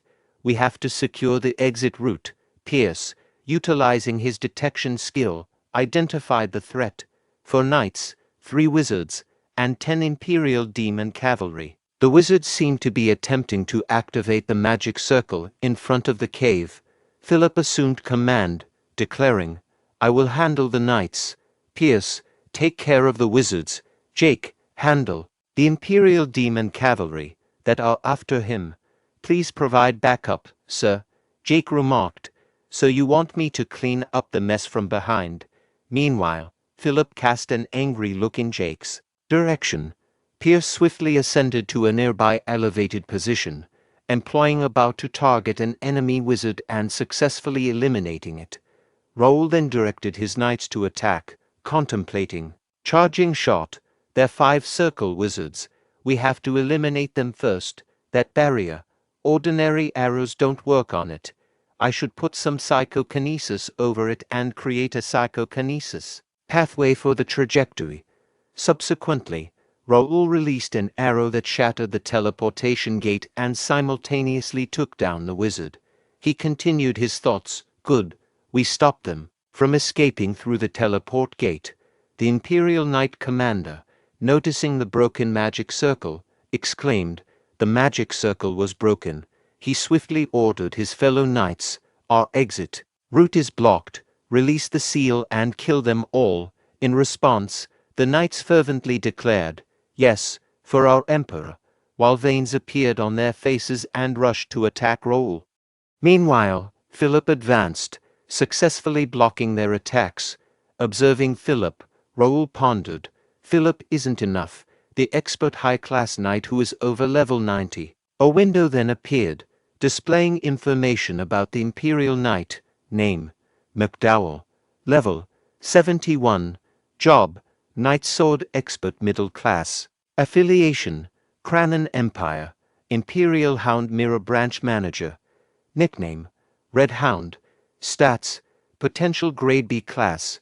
Unique Traits: Blind Loyalty Grade B, Fear Resistance Grade C. Continuing with his thoughts, Raul mused. His stats increased. Is that the red tattoos effect? Jake questioned. What is this? Are they all on drugs? Subsequently, Jake sent a message to Raul using the system chat, inquiring, "Sir, can't I just kill them with swords? I think it will be hard with just this little stick." Raul replied to Jake via message, stating, "Knight Philip and Knight Pierce are doing fine. But it seems like it's too hard for you, Knight Jake. This plan was made because I trusted your capabilities. But I guess we don't have any other choice." In response, Jake sent message, stating, "What, hard? I just said that because I thought Knight Pierce was having a hard time." He then shouted to the Imperial Knights, "Look what happened because of you. Die, all of you." Observing this, Raul considered, "I should do something too," and promptly struck down a nearby monster. Witnessing Raul's swift victory, Jake thought, "That's weird. How does he figure out the monster's weak point so easily?" McDowell addressed the situation, saying, "I didn't expect that we would be overpowered. Who are you?" In McDowell's thoughts, he speculated, since they use Reaper, they should be from the Randall Viscounty, but somehow, their swordsmanship looks awkward. Based on my instincts, they aren't from the Randall Viscounty. Jake inquired, "Why does someone who will die soon need to know that?" "If you are done talking, let's start again, you dogs of the Empire." In response, McDowell retorted, "How dare you insult the Imperial Hounds?" As he closely examined Raul and his knights, McDowell pondered, "Is that kid the leader? I think I have found a way for us to survive." McDowell then shouted, "Give your life for the Emperor." For the honor of the Emperor, the remaining knights transformed into monsters and charged forward. Observing this, Raul thought, "That's Black Sacrifice, a skill that sacrifices oneself by burning life energy and mana to obtain incredible strength for a very short time. They must be planning something, judging by the fact that they are using that skill." In that moment, a message from Philip appeared, conveying, "Sir, be careful." Simultaneously, McDowell activates his power armor and charged forward to attack.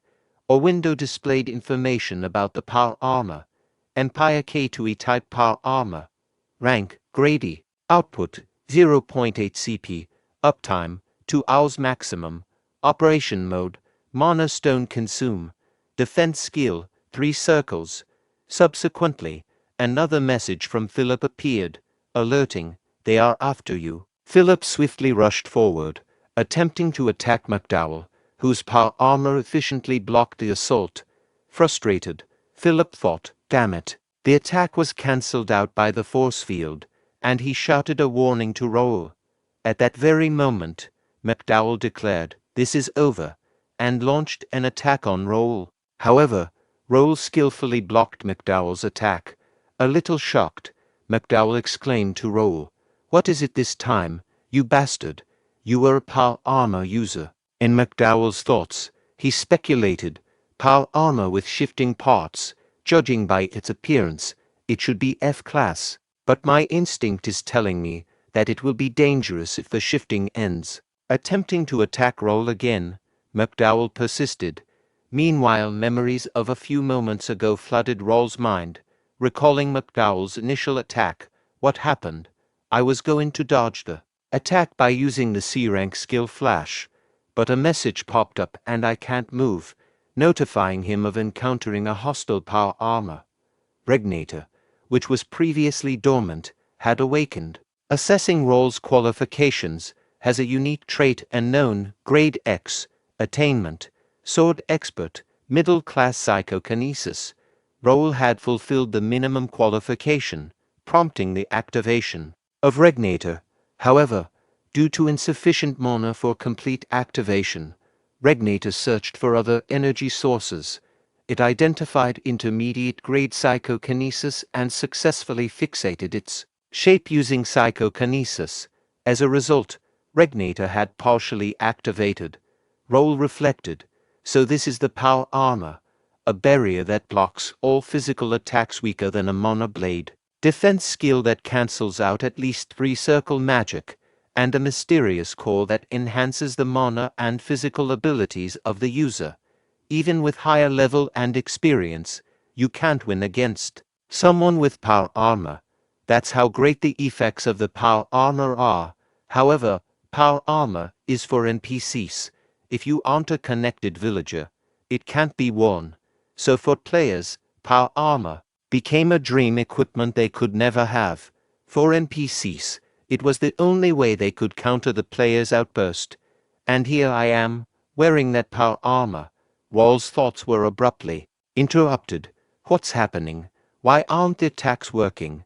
McDowell launched another attack on Raul, which was blocked, but the impact pushed Raul backward.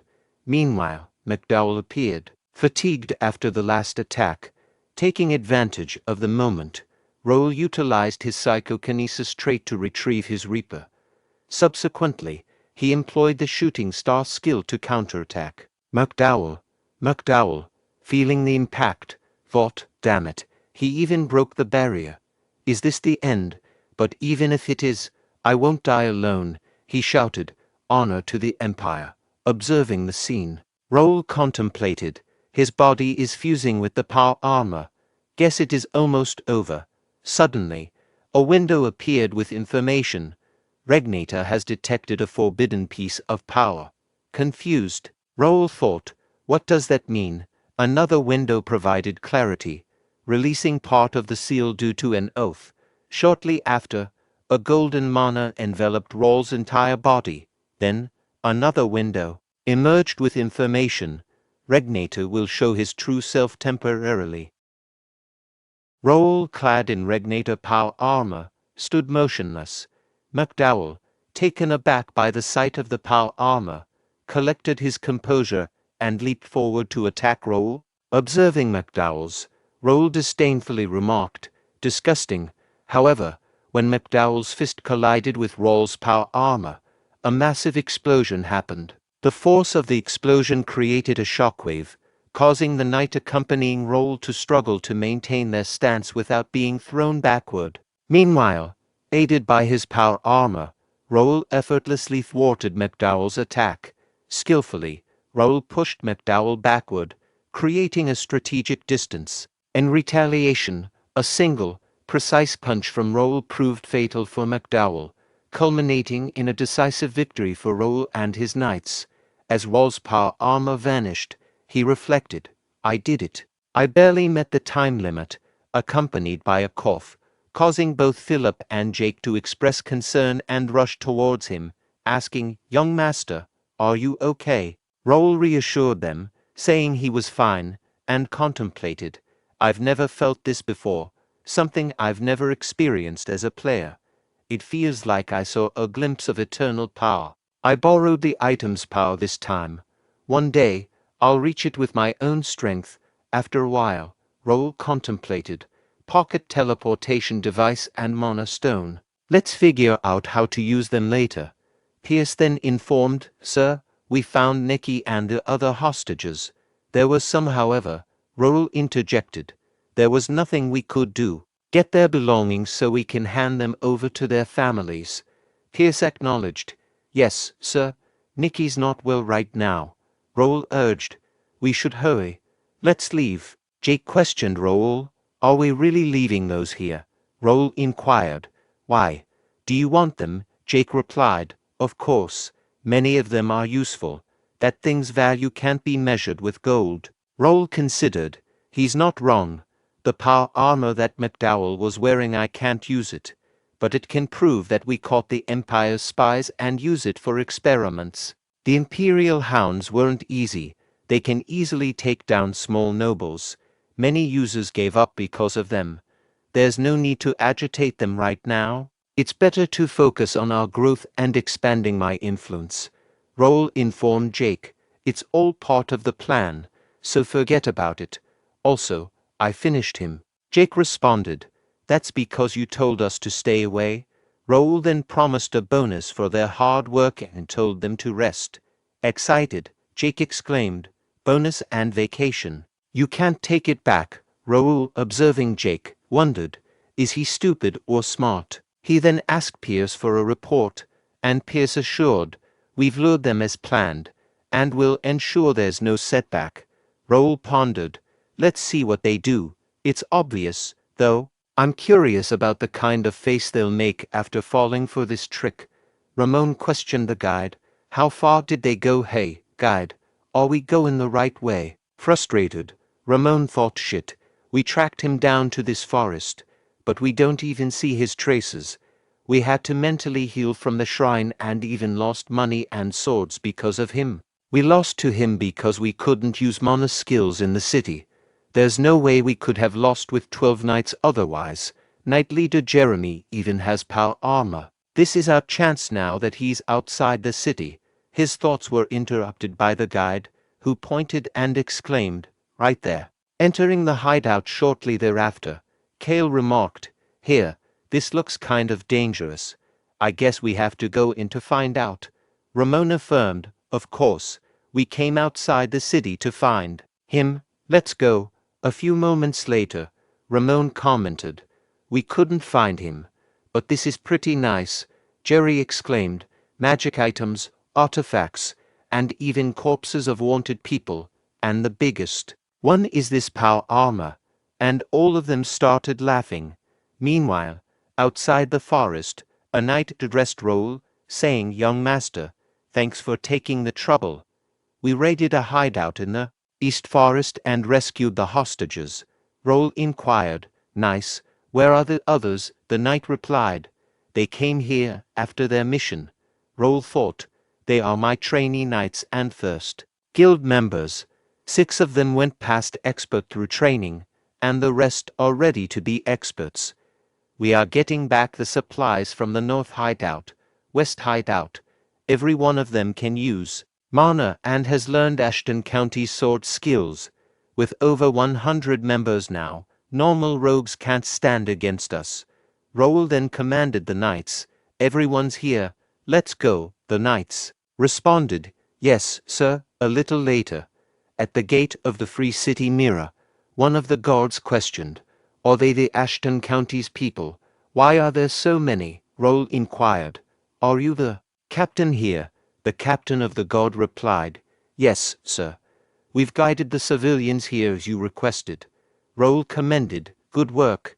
As people gathered, one asked, "Is he the one who rescued the hostages?" Another exclaimed, "I can finally see my kids." Nokia thought, Maybe my sister. Then she spotted her sister Nikki moving swiftly toward Raul. Raul informed Nokia, Niki's right here. Overwhelmed, Nokia expressed her gratitude, saying thank you. Thank you so much. Raul added, she's not in good shape right now. We will have to treat her at the mansion. Instructing Bernard. Bernard replied, yes, a priest is at the mansion already. Raul reflected, I saved the lives of many who were supposed to be dead and changed the future of the alchemist who would live only for vengeance. Maybe Nokia won't be a grand alchemist like she was before, and the items and potions she invented might not even appear in this world. Nevertheless, I still need Nokia for the county's future. Everything started to change when I came back to the past. I don't care even if history changes. I won't hesitate if I have to take away someone's future. I'm no longer a kind person. Even today, I could have saved so many more people if I had acted faster. Instead, I looked away from those people and chose to binge the quests and gain Nokia's interest. Still, I completed the quest overnight and saved everyone I could have. The city will be safe for now, and the mayor will visit with rewards when the sun comes up, but I still feel uneasy. Subsequently, Raul observed a woman in the crowd, tearfully uttering, my son didn't make it back. Reflecting on the situation, Raul thought about the lower-class people who couldn't pay for commissions, those who never even got a chance. Looking back, he realized that his actions were solely driven by quests and levels. He acknowledged that he never had a conversation with people unrelated to the quests. Despite telling himself he would live in the present after reincarnating, he recognized that he was still just playing around as if it were a game. Deep in thought, Raul questioned the merits of living within the system's confines. He pondered whether blindly following the predetermined quest was the right path. Realizing his plans based on the player's perspective might limit him, he sought a unique role as a nobleman of Connect. Worried about repeating past mistakes, he yearned to find a task exclusive to him. Turning to Philip, he asked about the disheartened people nearby, seeking insight into their personal information and circumstances. Philip inquired, all of them? Raul responded, yeah, and provide consolation money to those who lost family or had them kidnapped, helping them find jobs. As Raul contemplated, he felt remorse for burdening someone who came to fight. Philip expressed surprise, stating, I thought you only stepped in when things benefit you. He assured Raul that others wouldn't refuse, except for someone who might say no, gesturing towards Jake. Jake questioned, why is he looking at me? I don't hate doing good things either. In a whisper to Raul, he added, but still, are you going to give me a day off? Right. The gathered people expressed their gratitude, saying thank you. Long live Count Ashton. Long live young Master Raul. Raul considered, Mira's citizen support will be helpful with other guilds. Although calculated, it's like killing two birds with one stone since they appreciate it. Staying here longer to level up and gain practical experience seems like a good idea. Meanwhile, an elderly person in a hoodie observed Raul from a distance. The following day, Reynaldo expressed, I've inconvenienced you a lot. You've given me a much-needed break. Raul replied, well, even without me, you would have resolved it too. Reynaldo countered, no, I couldn't even sleep.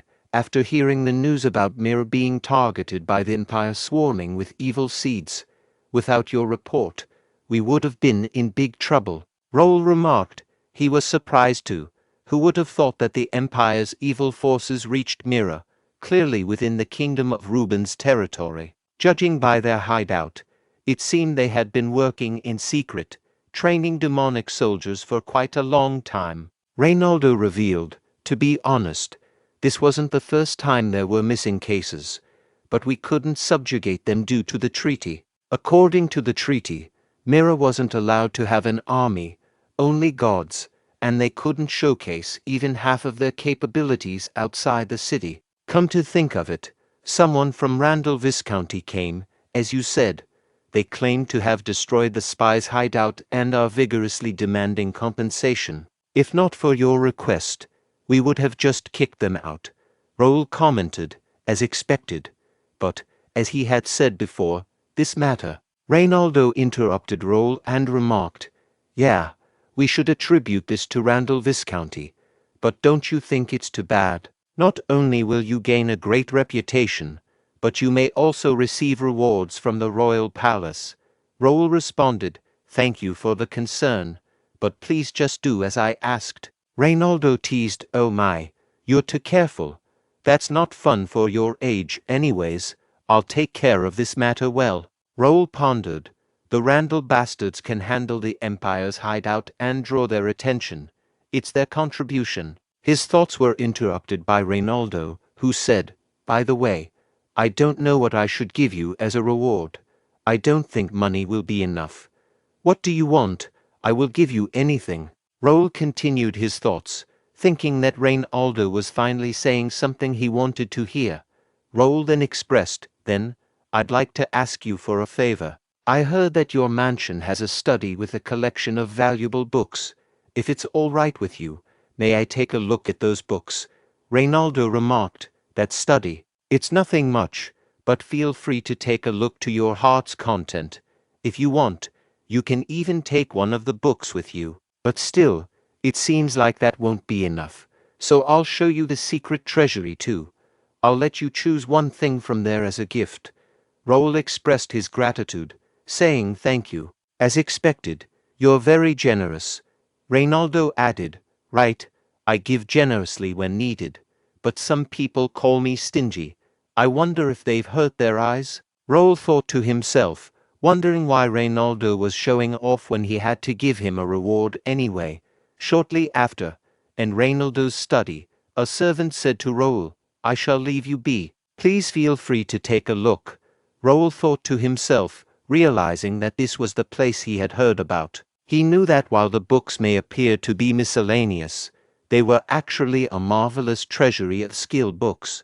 A window popped up, asking, "Would you like to acquire the B-rank skill book Thunder Pierce?" Raul continued his thoughts, realizing that all the books in this library were skill books, and he felt overwhelmed just by looking at them. He knew he had to carefully search for the book he wanted, as there was no guarantee he would have the opportunity to return. He noticed a subtle light coming from a particular book, and he knew he had to take a closer look at it. Another window appeared, displaying the information, study of ancient rituals, spells, and instructional methods for mental cultivation.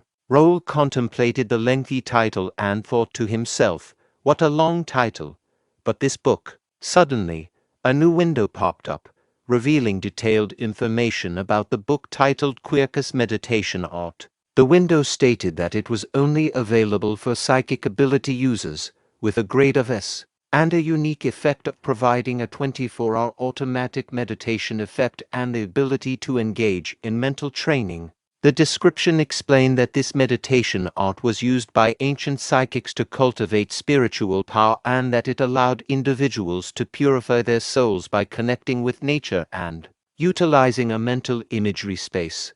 Additionally, there was a popular belief that meditating near an oak tree enhanced the effectiveness of the practice. Raul pondered the exclusivity of this meditation method, specifically designed for S-level psychics. He exclaimed, "I finally found it. Now I can finally obtain these skills. In my previous life, Bae DoHyun managed to achieve a top rank in the early stages with just a B-rank meditation art. However, my insufficient spiritual power capacity eventually led to my downfall. By the time I attempted to find a better meditation art, the path to acquiring skill books had already been monopolized by large guilds and other high-ranking individuals. Initially, skill books related to superpowers had abysmal drop rates, and information about them was scarce. However, over time, details about the Quercus meditation art began to surface. According to a renowned flame magician ranker from Japan named Sakata Shigehisa, the mayors of the starting cities concealed one S-rank skill each. Among them, Sakata had acquired a superpowered skill from Mira's library. Reflecting on his past life, Raul remembered obtaining an S-rank skill book in the starting city of Ignet. Unfortunately, it was a magician-exclusive skill, rendering it useless to him. However, this time would be different. The cumulative effects of the meditation method would ensure he never ran out of spiritual power, right? Furthermore, while psychic abilities may not appear impressive initially, their power and range of use expand significantly as one's level increases. With sufficient spiritual power support, increasing Raul's proficiency would become much easier. If he could reach the level he had in his previous life before a full-scale war with the Empire began, he would really be able to turn the tables upside down. He was looking forward to that day. Raul chose a moderate mana ring from Reynaldo's treasury, knowing that there were much better things in his hometown anyway. He decided it was time to tackle some personal reorganization that he had been putting off until now. He completed all 70 quests he had gathered in one night, including the skill books below C rank and the rare grade items. He also amassed 50,000 player-only coins. Raul issued a command for the system to open the status window, revealing the following information: name Raul, level 55 hardcore mode, job Night Sword Expert Beginner, mid-tier psychokinetic, belongs to County Ashton, first guild, unique traits, skill collector grade X, developers analyzing I grade X, psychokinetic Meister S+, royal lineage, and known grade X. Raul contemplated, in 1 month, all my body stats have surpassed 65, with mana and spiritual power exceeding 70. I can now be considered skilled. Superhumans like sword masters or high-tier psychokinetics have around 90 stats. In my previous life, I even reached 90, and willpower and senses. In this life, I'm aiming to elevate all my stats to 90. If the opportunity rises, I'll strive to be the first player to reach 100 stats. It might sound like a dream, but Raul genuinely has numerous opportunities in this life. For example, the information window displayed the details of the Regnator Power Armor. It was graded as a B and was currently bound to Raul. The armor was partially open but sealed, with an output of 1.5 core power. Its operating time was limited to a maximum of 5 minutes, and it operated in self-charging mode. The defense technique of the armor included a mid-tier mana blade attribute force field with 6 circles, although the attribute effect was reduced by 50%. The armor was a replica of a mythical power armor, but most of its functions had been sealed or transformed due to crossing time and space. The seal would be undone once special requirements were met. The armor also had special functions, including condemnation, which amplified its effect by 200% against the target of the oath, and covert satiation, which allowed it to absorb lower power armor and imitate its function. Raul, who had reincarnated, had 2 items accompanying him: the skill decks, which had been unlocked through quests, and the awakened Regnator Power Armor. He had received a quest related to their skill decks, which required him to solve 50 quests to undo the next seal. However, he had no clues about how to handle the Regnator Power Armor, possibly due to its challenging current output. In addition to unlocking their power armor, Raul had also unlocked a unique trait. An information window popped up, revealing the details of the developer's analyzing eye. It was graded as an X and allowed Raul to borrow the developer's vision to steal information related to the system. This trait facilitated the analysis of special energies and explained why the Raul had been able to see NPC information and mana flow. He speculated that he had acquired this trait when he subdued the Imperial Hound's demonic energy. To confirm this, he planned to check the quest that appeared together with the unlocking of the trait.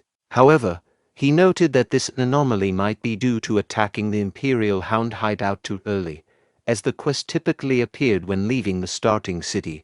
If he followed the same route as in his previous life, he would constantly encounter the Empire to obtain the black magic stone fragments, navigating scenarios amid their extreme interference. However, he no longer had to do that now.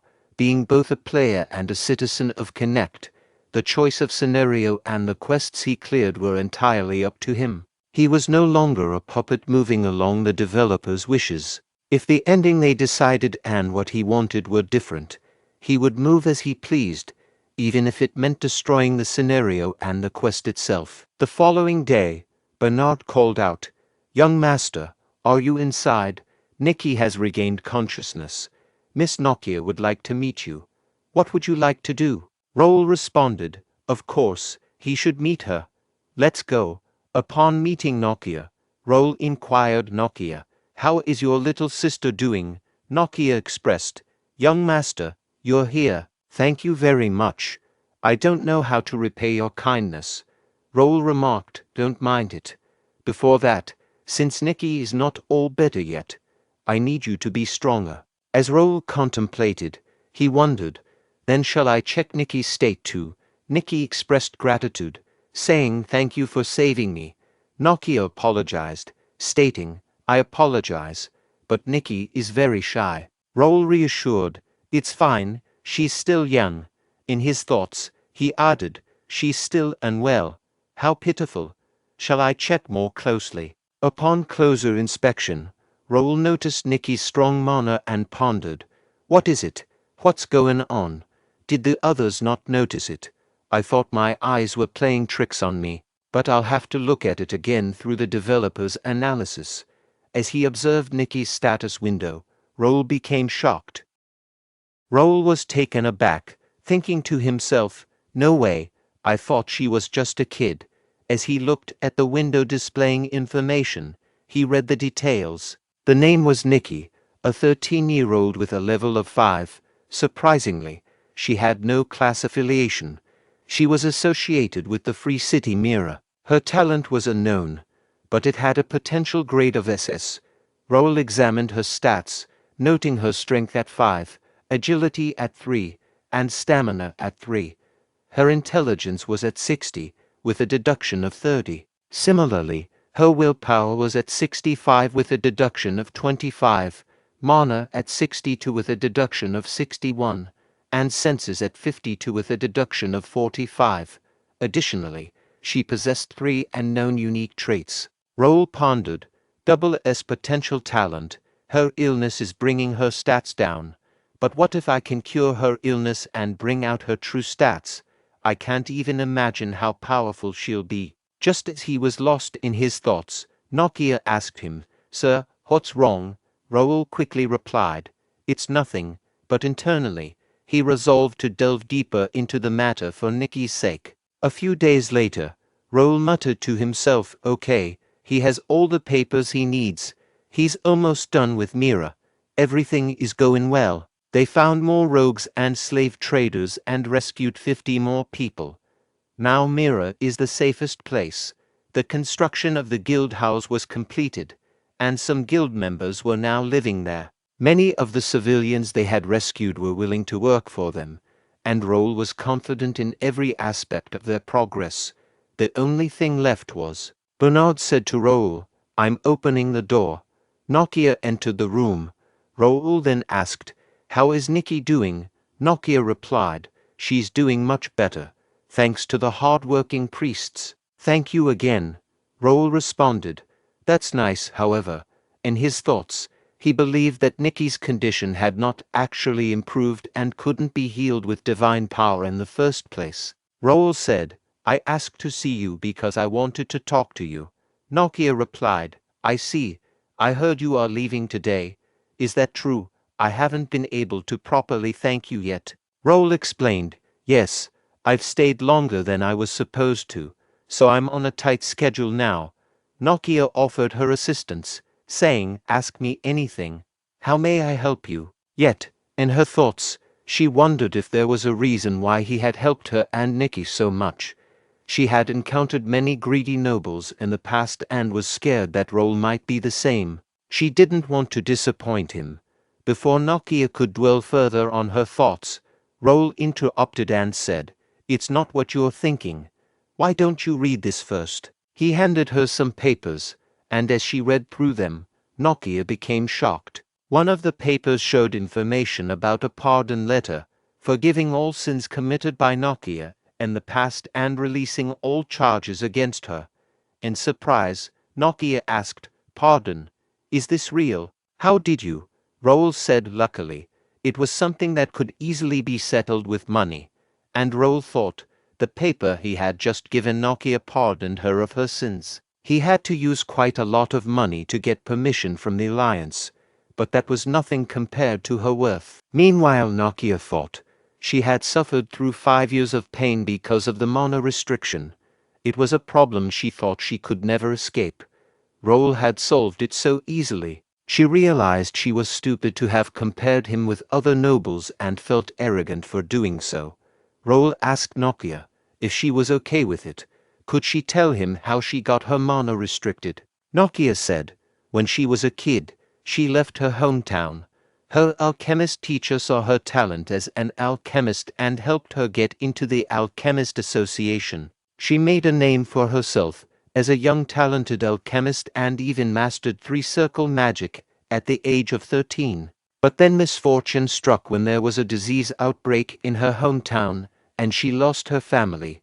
Only Nikia was left when she arrived. She tried to bring her to the association and live with her, but the misfortune didn't stop. When Nikia turned 6, she got an incurable disease, probably because of Nikia's exposure to hazardous substances. Nikia focused on finding a cure for 2 years and made it to the 5th circle at the age of 18 during the process, but it meant nothing to her. When Nikia's death was approaching, she couldn't think of any solutions. She broke the taboo by using alchemy on a person and kept Nikia alive using materials she stole from the association. However, Nikia couldn't even stay awake without medicine. Then she was caught breaking the taboo and got kicked out of the association with constraints. They settled in their current location after wandering around for a while. The city was safe and the blessings of God helped with Nikia's illness. However, mana restrictions and a sick sister didn't look good to the people here, so his talk was interrupted by Raul, who said, "You've been through a lot. Now drink this. It will free you." Nikia took the potion from Raul and drank it. Nikia thought, it's been 5 years, but it still feels relaxing. I missed it. Meanwhile, the status window of Nikia popped up, revealing information. Nikia was 23 years old, at level 68, and an intermediate alchemist 5th circle. She was affiliated with the Free City Mirror. Nikia's stats included a potential talent grade S, unique traits such as Master of Alchemy grade S, Precise Tuner grade A, Genius Absurdity grade A-, and one unknown trait. Nikia thought, I get it now, what he really wants from me. Nikia then said, I, Nikia, will be loyal to Sir Raul. I am eager to see you save many others, just like how you saved me and Nikia. Raul replied, I accept your loyalty, and I won't forget what you said. I'll give you this as well. Nikia asked, this is, Raul answered, it's for Nikia's illness, a monofalaria. A great alchemist that's no longer in this world left this. There's a part missing in it, so it needs more research. Nikia, make the perfect cure using that. That's the first order I give you as your lord. Nikia said, I'll make the perfect cure with my life. And Nikia thought, I decided. For the rest of my life, I'll live for him. Raul observes Nikia exiting the room, though he is still talking and acting awkwardly. However, he knows he has to practice as this is his home and the people he interacts with are citizens of Connect. Today was a great success for Raul. Nikia was the first member who wasn't assigned to her, and she is an alchemist who will leave a mark in history. She will create the cure. Nikia herself is a great alchemist who is no longer in this world.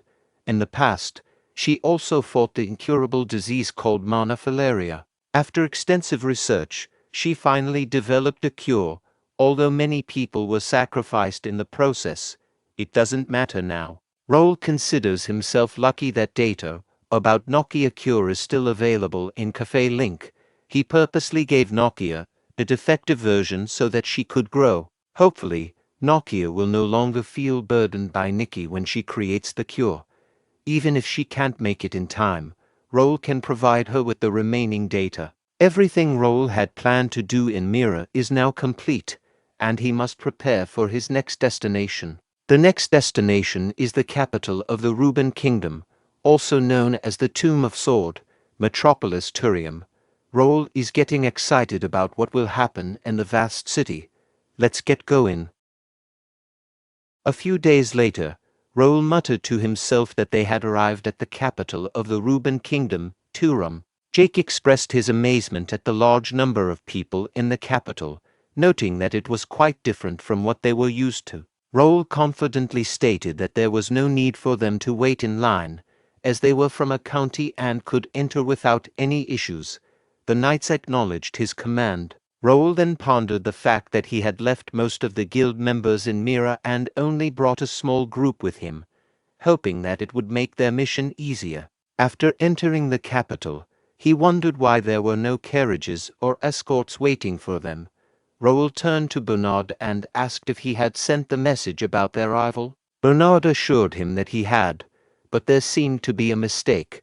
He suggested heading to the mansion first and gathering more people. Raul asked Bernard if he knew the location of the mansion and suggested they move together. Bernard asked a nearby woman if she knew where the Ashton County mansion was, but she had no idea. He asked other people, and one person mentioned that Ashton County was associated with a warrior family. Another person suggested looking for the mansion in the Noble District. However, the patrol in the Noble District informed Raul that there was no Ashton County mansion there and denied them entry. Raul was surprised by the lack of knowledge about his family, but he understood that they were not well known. Jake expressed his frustration. Soldiers are dying stopping monsters at the Ashton County and you are asking where Ashton is. You don't even know who's maintaining this peace, you son of... Raul realized that it made sense for civilians to be unaware of their family, as they rarely visited the capital. However, he found it strange that no one even knew about the mansion's existence, considering its purpose for exchanges with nobles and royals. Raul decided that it was inconvenient, but asked Bernard to go to the office and find the address. Bernard confidently agreed to take care of it. After a little while later, the guard asked, "Are you sure this is the paper? I'm sure this address is for Baron Gendar." Raul asked, "Baron Gendar, not Count Ashton?" The guard replied, "Yes, Baron Gendar has been living there for over 10 years now. We can head there for now." Raul turned to Bernard and asked who he is. Bernard explained, "Baron Gendar is a 50-year-old male. He is your distant cousin and he's in charge of foreign affairs." Raul said, "I see. Let's go to the mansion. I'll have to see it myself." A few moments later, at the mansion gate, the guard asked, "Who are you again?" Philip said, "I am escorting Ashton County's youngest son, Sir Raul." "Where's the foreign affairs officer?" The guard asked, "Ashton County. Do you have an invitation?" Philip asked, "Invitation? What invitation?" The guard said, "You came to a party without an invitation. Please wait over there. I'll be back." Raul was surprised and said, "Party?" Jake advanced with anger towards the guards and said, "What the fuck is happening here? You are asking the owner to wait outside?" "I don't care who Baron Gendar is.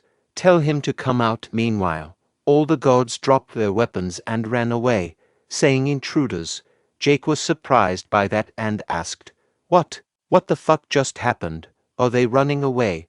Raul said, "Let's go inside." A person with more guards blocking the path of Raul and his knights approached them and said, "Stop there. You are not allowed to enter this place." He asked, "Who are you?" Philip said, "I am Philip of the Golden Bear Knights of the Ashton County." "Where's Baron Gendar?" The person asked, "Why are you intruders looking for the Baron?" And then the realization hit him. "Wait, Ashton County." He said, "I'm sorry, I heard you were coming, but it was late. I'll let the Baron know right away." "What are you guys doing?" "Bring them to the reception room." His fellow knight said, "Yes." Raul thought, what the hell is happening? This place is as big as he had heard. It would take forever to go around even with a carriage.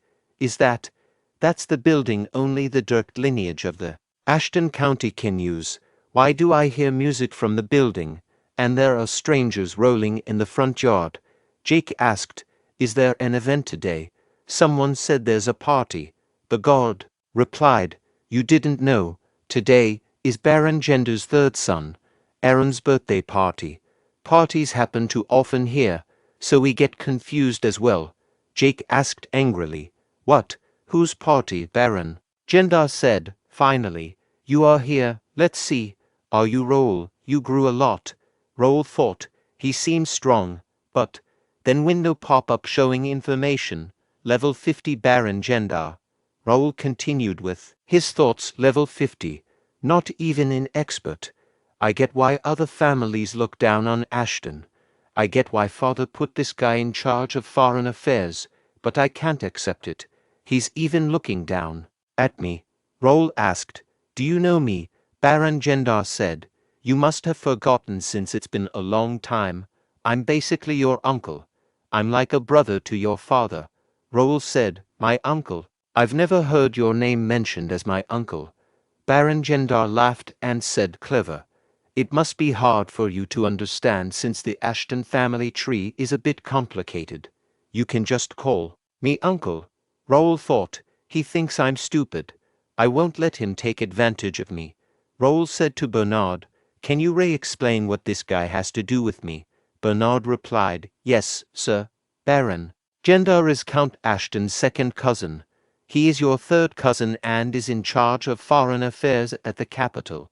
Baron Gendar said, what are you doing in front of an adult? Did your father not teach you to respect your elders? Raul said, Baron Gendar, you must be very comfortable with my father. Or are you not scared of Ashton County, Philip, except for direct descendants of my family? How many people can talk comfortably with me? Philip replied, only the Count's younger brother, Viscalinta Liston, sir. Raul asked, and why is that? Philip explained, to show respect to Count Ashton and clearly establish hierarchy. When a Count's child comes of age, they inherit the title of Viscount and some land. I also inherited some land with a population of 10,000. Raul said, now, please tell me, is there a reason why I should be looked down on by a cousin I've never known? Baron Gendar admitted, my fault. I forgot Sir Raul is now an adult. Of course, I will now show respect. Are you satisfied, Sir Raul? Raul replied, whatever. I think you have a lot to explain. Why don't you explain to us what's going on here? Baron Gendar claimed, I am not sure what you're talking about. Philip interjected, you don't. Why was there no one to escort us? We sent many messages about us coming. Baron Gendar apologized. I told them to send a carriage, but there must have been a mistake. There were many guests today. I'm sorry, Sir Raul. Philip questioned, let me ask you one more question. Why are you holding a birthday party for your son at the main building? Baron Gendar responded, Philip, maybe you don't know since this is your first time in the capital. We need to have a huge party to show them who we are. This is all part of the foreign affairs, so don't worry about it. What does the god know about nobility? Philip thought to himself, I'll let it be for now. Young master is here as well. Pierce said, Sir Raul, this is the invitation I found at the yard. Raul said to Gendar, this party seems to have no correlation with County Ashton. All I can see in this invitation are the names and the symbol of the Gendar family. Baron Gendar said, that's just an invitation. This is definitely a formal Ashton Counties. Raul said, even the location says Baron Gendar's mansion. Yet the party is held at the Ashton County's main building. Baron Gendar said, like I said, that's just an invitation, and I would like to stop arguing about the party. This is past your authority even if you're the young master. You can go argue about it at home. Raul asked, really? Do you really think this party is right? Baron Gendar said, of course. It's a long tradition to use the party hall when the mansion is empty. You know it as well, don't you? Raul thought. He's not wrong. It is common to lend a mansion to other nobles, but that's only if he has permission from Count Ashton himself, and Raul said, "As a temporary Count Deputy, I order you to end this party within an hour and report the details of the funds spent for this party." Baron Gendar shouted, "What nonsense! You are being ridiculous. I can't just send them back. Who gave this kid this authority?" Raul thought, "Father knew something like this would happen." Raul asked, "Are you not following the order? Why don't you worry about your family?" "I don't think there are any guests that I should worry about. I'm giving you an hour with generosity. Should I go to the party hall myself and tell them?" Baron Gendar said, "Okay, I'll wrap up the party. You will regret this." Raul thought, "The worst that can happen is father yelling at me a little." I'm curious what gave him the confidence to do all this. There isn't any concrete evidence about the collapse of the Ashton County. Maybe I can find something about it here. Who knows, maybe I'll hit the jackpot. Looking at the building in front, Raul exclaimed, oh my. He thought to himself, the place that they escorted me to isn't the main building, but the mansion's annex. The servant who was escorting them explained, "The Baron said that since the main building is crowded, he wanted us to prepare a quiet place for you." Raul thought to himself, dismissing it as nonsense. He firmly stated, "I don't wish to hear it. I'm going to the main building." The servant replied, "Yes, sir." As Raul opened the door of the main building, he was taken aback and asked, "Are they in their right minds?" He thought to himself, "And the 3-story main building and office where only the Count and his family can stay. The Baron's entire family lives." Raul questioned, "How do you plan to explain this, Baron Gendar? Is it a Count family tradition for ministers and the like to dare occupy the Count's office?" Baron Gendar responded, "We were just borrowing this for a while. You don't even come here once a year anyway. Isn't it a waste to keep it empty?" Raul shouted, "Get lost at once. If you don't empty the mansion by today, I shall slice all your heads even if we're close family. From this point on, I shall strip the Baron of his position as the Foreign Affairs Minister. If you'd like to raise an objection, come to me by tomorrow with documentation showing that you have properly performed your duties as a minister." Meanwhile, anger could be seen on Baron Gendar's face, but he did not say anything and left the room. Seeing Baron Gendar and his family leaving through his window, Raul thought to himself, "Since we're wrapping up with the preparations, I'll have to find the materials I need now. I was worried that the materials would have been discarded due to the condition of the mansion, but I am glad that it's still here." All documents related to the management and finances of the mansion were left in the office. They must be very complacent to think that nothing much will happen overnight. But, in his previous life, as Bae DoHyun, he studied business administration and worked at a trading company. Bernard is considered the foremost expert on mansion-related matters. Philip informed Raul that the Baron had left the mansion with his family. Raul asked if they left quietly, to which Philip confirmed that they had left quietly, taking only the necessary clothes. Raul expressed his belief that it was obvious what the Baron was thinking and that they would eventually return, so there was no need to take all their belongings out. Philip questioned if it would be all right and suggested giving them time to organize, but Raul insisted on quickly removing any unwanted elements. He believed it would be more efficient to confront the Baron when he least expected it. Raul also had plans to use the mansion as a branch of the First Guild until finding a suitable location in the capital. He wanted to maintain control over his house and prevent any unwanted individuals from causing trouble. Pierce mentioned that it seemed like the Baron had other support and wondered if something strange would happen. Raul reassured him, stating that it didn't matter what tricks the Baron had up his sleeve and encouraged Pierce to have more faith in their county. Jake questioned why Pierce was so worried and suggested exploring the mansion instead of engaging in painful discussions. He emphasized that they would follow Raul's instructions regardless. Raul agreed and instructed everyone to rest, except for Bernard, who was to stay. Jake said to Philip, "Now, let's go." Raul asked, "You know what you have to look for, right?" Bernard replied, Yes, young master. This is my expertise, Raul said. We don't have much time, so let's start right away. On the following day, Raul instructed Bernard in harnessing his wind mage abilities to control swords for offensive maneuvers. After some training, Raul said, "You got a lot better, didn't you? I never thought you'd already be able to handle two daggers like this."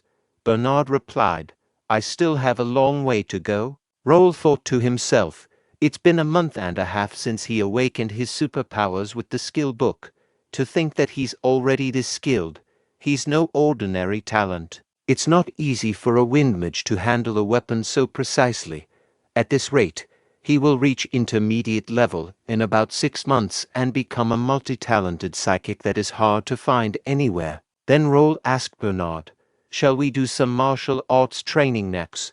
I told you back then too, it's difficult to demonstrate power with just one superpower. It's easy and efficient to increase proficiency by combining various skills in the beginning." "Are you ready?" Bernard replied, "Yes, I'm ready." And sensing someone's presence, Bernard said, "It seems like we have a guest." Raoul thought, as expected of a wind magician, "I can't catch up with long-distance sensing ability." And Raoul said, "Let's go. As a host, I have to greet guests properly." Bernard said, "Understood. Shall I bring the things we prepared yesterday?" Raoul replied, "Yeah, bring them all, because I deserve to be rewarded for my hard work last night." Bernard thought to himself, "Something always happens every time young master makes that face. I hope you don't do anything foolish, Baron." Jake, looking at the people gathered outside the door, said, "I mean, did they bury a treasure trove or something? I don't get why there are so many people gathered here." Jake thought to himself, "Among the escort knights, there are some exuding a formidable vigor. There are even soldiers outside the mansion too.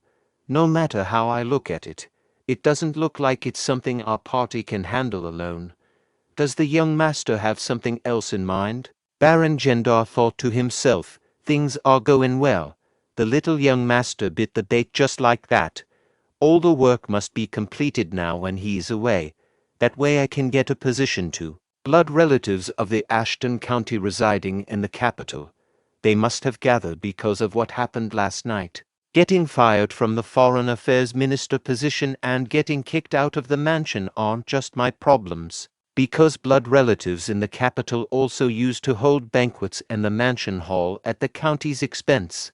Even the management fees for the mansion have been flowing to them through my pocket, so there is no way those who had their back pockets taken away overnight would remain silent. Well, it was a mistake on my part to hold the party in my name and use the office, but they don't know about it anyway.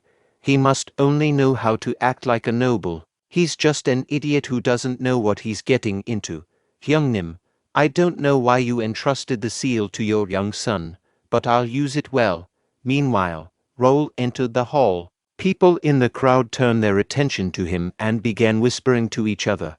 One person asked, "Is that pretty face really a blood relative of ours?" Another responded, "But still, blood doesn't deceive. I heard he's 15, but he's already 180 centimeters tall." A third person questioned, "Is it that young bastard who's bothering Baron Gendar?" A fourth person inquired, "Is it really true that he won the swordsmanship competition?" Raoul found himself unexpectedly standing in front of a large group of people. He spoke up, "Is everyone here because of the matters with Baron Gendar?" Baron Gendar replied, "That's right. Your blood relatives are angry at your unreasonable behavior and have gathered together here. How about you apologize to the adults and fix this mess now?" Raoul asked, "Then, I can assume that Baron Gendar represents everyone here, right? As I promised, I will try to sort out my rights and wrongs." Baron Gendar scoffed, "How funny of you, your rights and wrongs. In the first place, this mansion has been managed alternately by blood relatives living in the capital for decades now. It's not a playground that can be messed around in by a young brat from the main family who doesn't even know anything." People in the crowd directed their comments towards Raoul. One person exclaimed, "That's right. Is the main family looking down on us? Another added, the Count is too much too. To think that he'd give the authority to represent him to a child. On top of that, he even gave less subsidies. What is he doing when opening additional mansions and improving management methods aren't enough? Raul thought to himself, at this point, I won't have time to tell them what Baron Gendar did and why he was fired. Well, that's not important right now though. Things may get more complicated than expected. A total of 5 forces have gathered here. First, Ashton County's blood relatives. They participated without much thought. Second, the spies of the Imperial Hounds, the intelligence bureau of the Kranan Empire, were not surprised by the revelation. It was obvious to them that the Empire was responsible for the conflicts across the continent. However, the third category of individuals involved in the situation was unexpected. They were the knights of the Delamian family, one of the 5 great families of the Brennan Republic. A window popped up, displaying information about a man named Graham. He was 45 years old and held the title of knight, with advanced sword expertise. He belonged to the Reborn Kingdom, Baron Hon, Brennan Republic, and the Delamian family. His nickname was the Red Executor, and his stats showed a high potential ability grader.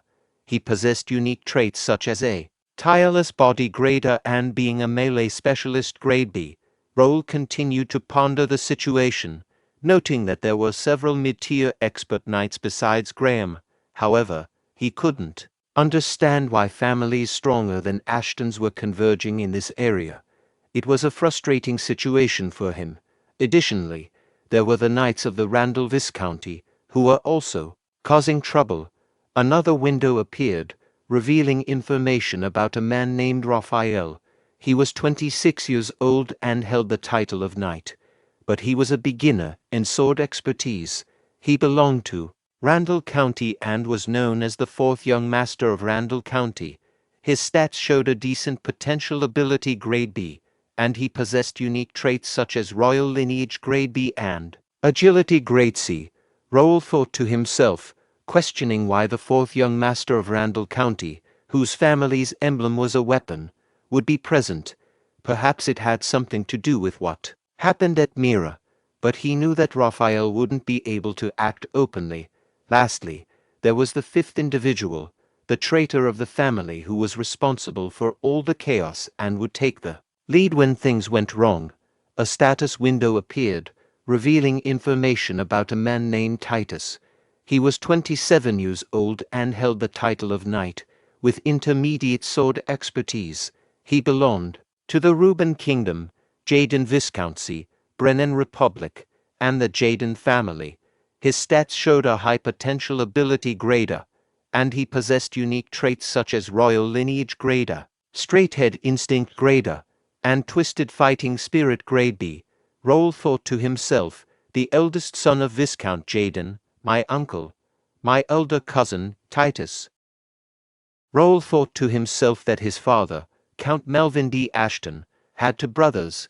His older brother was Jaden and his younger brother was Ashton. Out of the 3, Melvin was the most talented, but due to primogeniture, Jaden was expected to be the next count. Jaden was known for his arrogance and violent nature, often hurting or killing anyone who bothered him. However, one day Melvin achieved intermediate expert status and gained more support than Jaden to become the next count. Feeling threatened and jealous, Jaden attempted to assassinate Melvin, but was caught and lost his privileges. As time passed, Melvin became the count while Jaden received the title of Viscount and a large amount of land. However, Jaden couldn't accept the fact that he lost his title as count to his younger brother. He ended up selling his assets to a rival family, Marquis McNeil, and left the kingdom with his followers. All of this happened 15 years ago, when Raul Ashton was born. Raul noticed the presence of Viscount Jaden's son. One can discern where Baron Gendar loyalties lie. The people in the room didn't have any negative feelings towards Viscount Jaden because they didn't lose anything in the incident 15 years ago. They probably saw this as an opportunity to push Raul and his family aside and take their place. In his past life, Ashton County fragmented into various factions and collapsed. He notion that they made the correct decision holds only if he wasn't present. He intends to educate them about the significant error they committed. However, he knew what was going on and was determined to prove them wrong. He decided it was time to make his move. Raul then signaled Philip, who made a loud noise with a metal shield to silence the gathered crowd. Raul stated that he had heard enough from them and wanted to say something. He instructed Bernard and Pierce to hand out books to the people in the hall, which confused them. Then Raul said, "Read the title." One of them read the title as a report on the management and financial operations of Count Ashton's estate with attached evidence and investigation materials regarding Baron Gender's embezzlement and misappropriation. Opening the book and reading through the report, all people became nervous, but Baron Gender, in anger, threw the report and said, "What is this? This is not real, it's fake." Other people said to each other, "Yeah, they seem legitimate, but it is hard to believe." Baron Gender said, "You came here yesterday yet you claim to have done all this while you were here. What nonsense."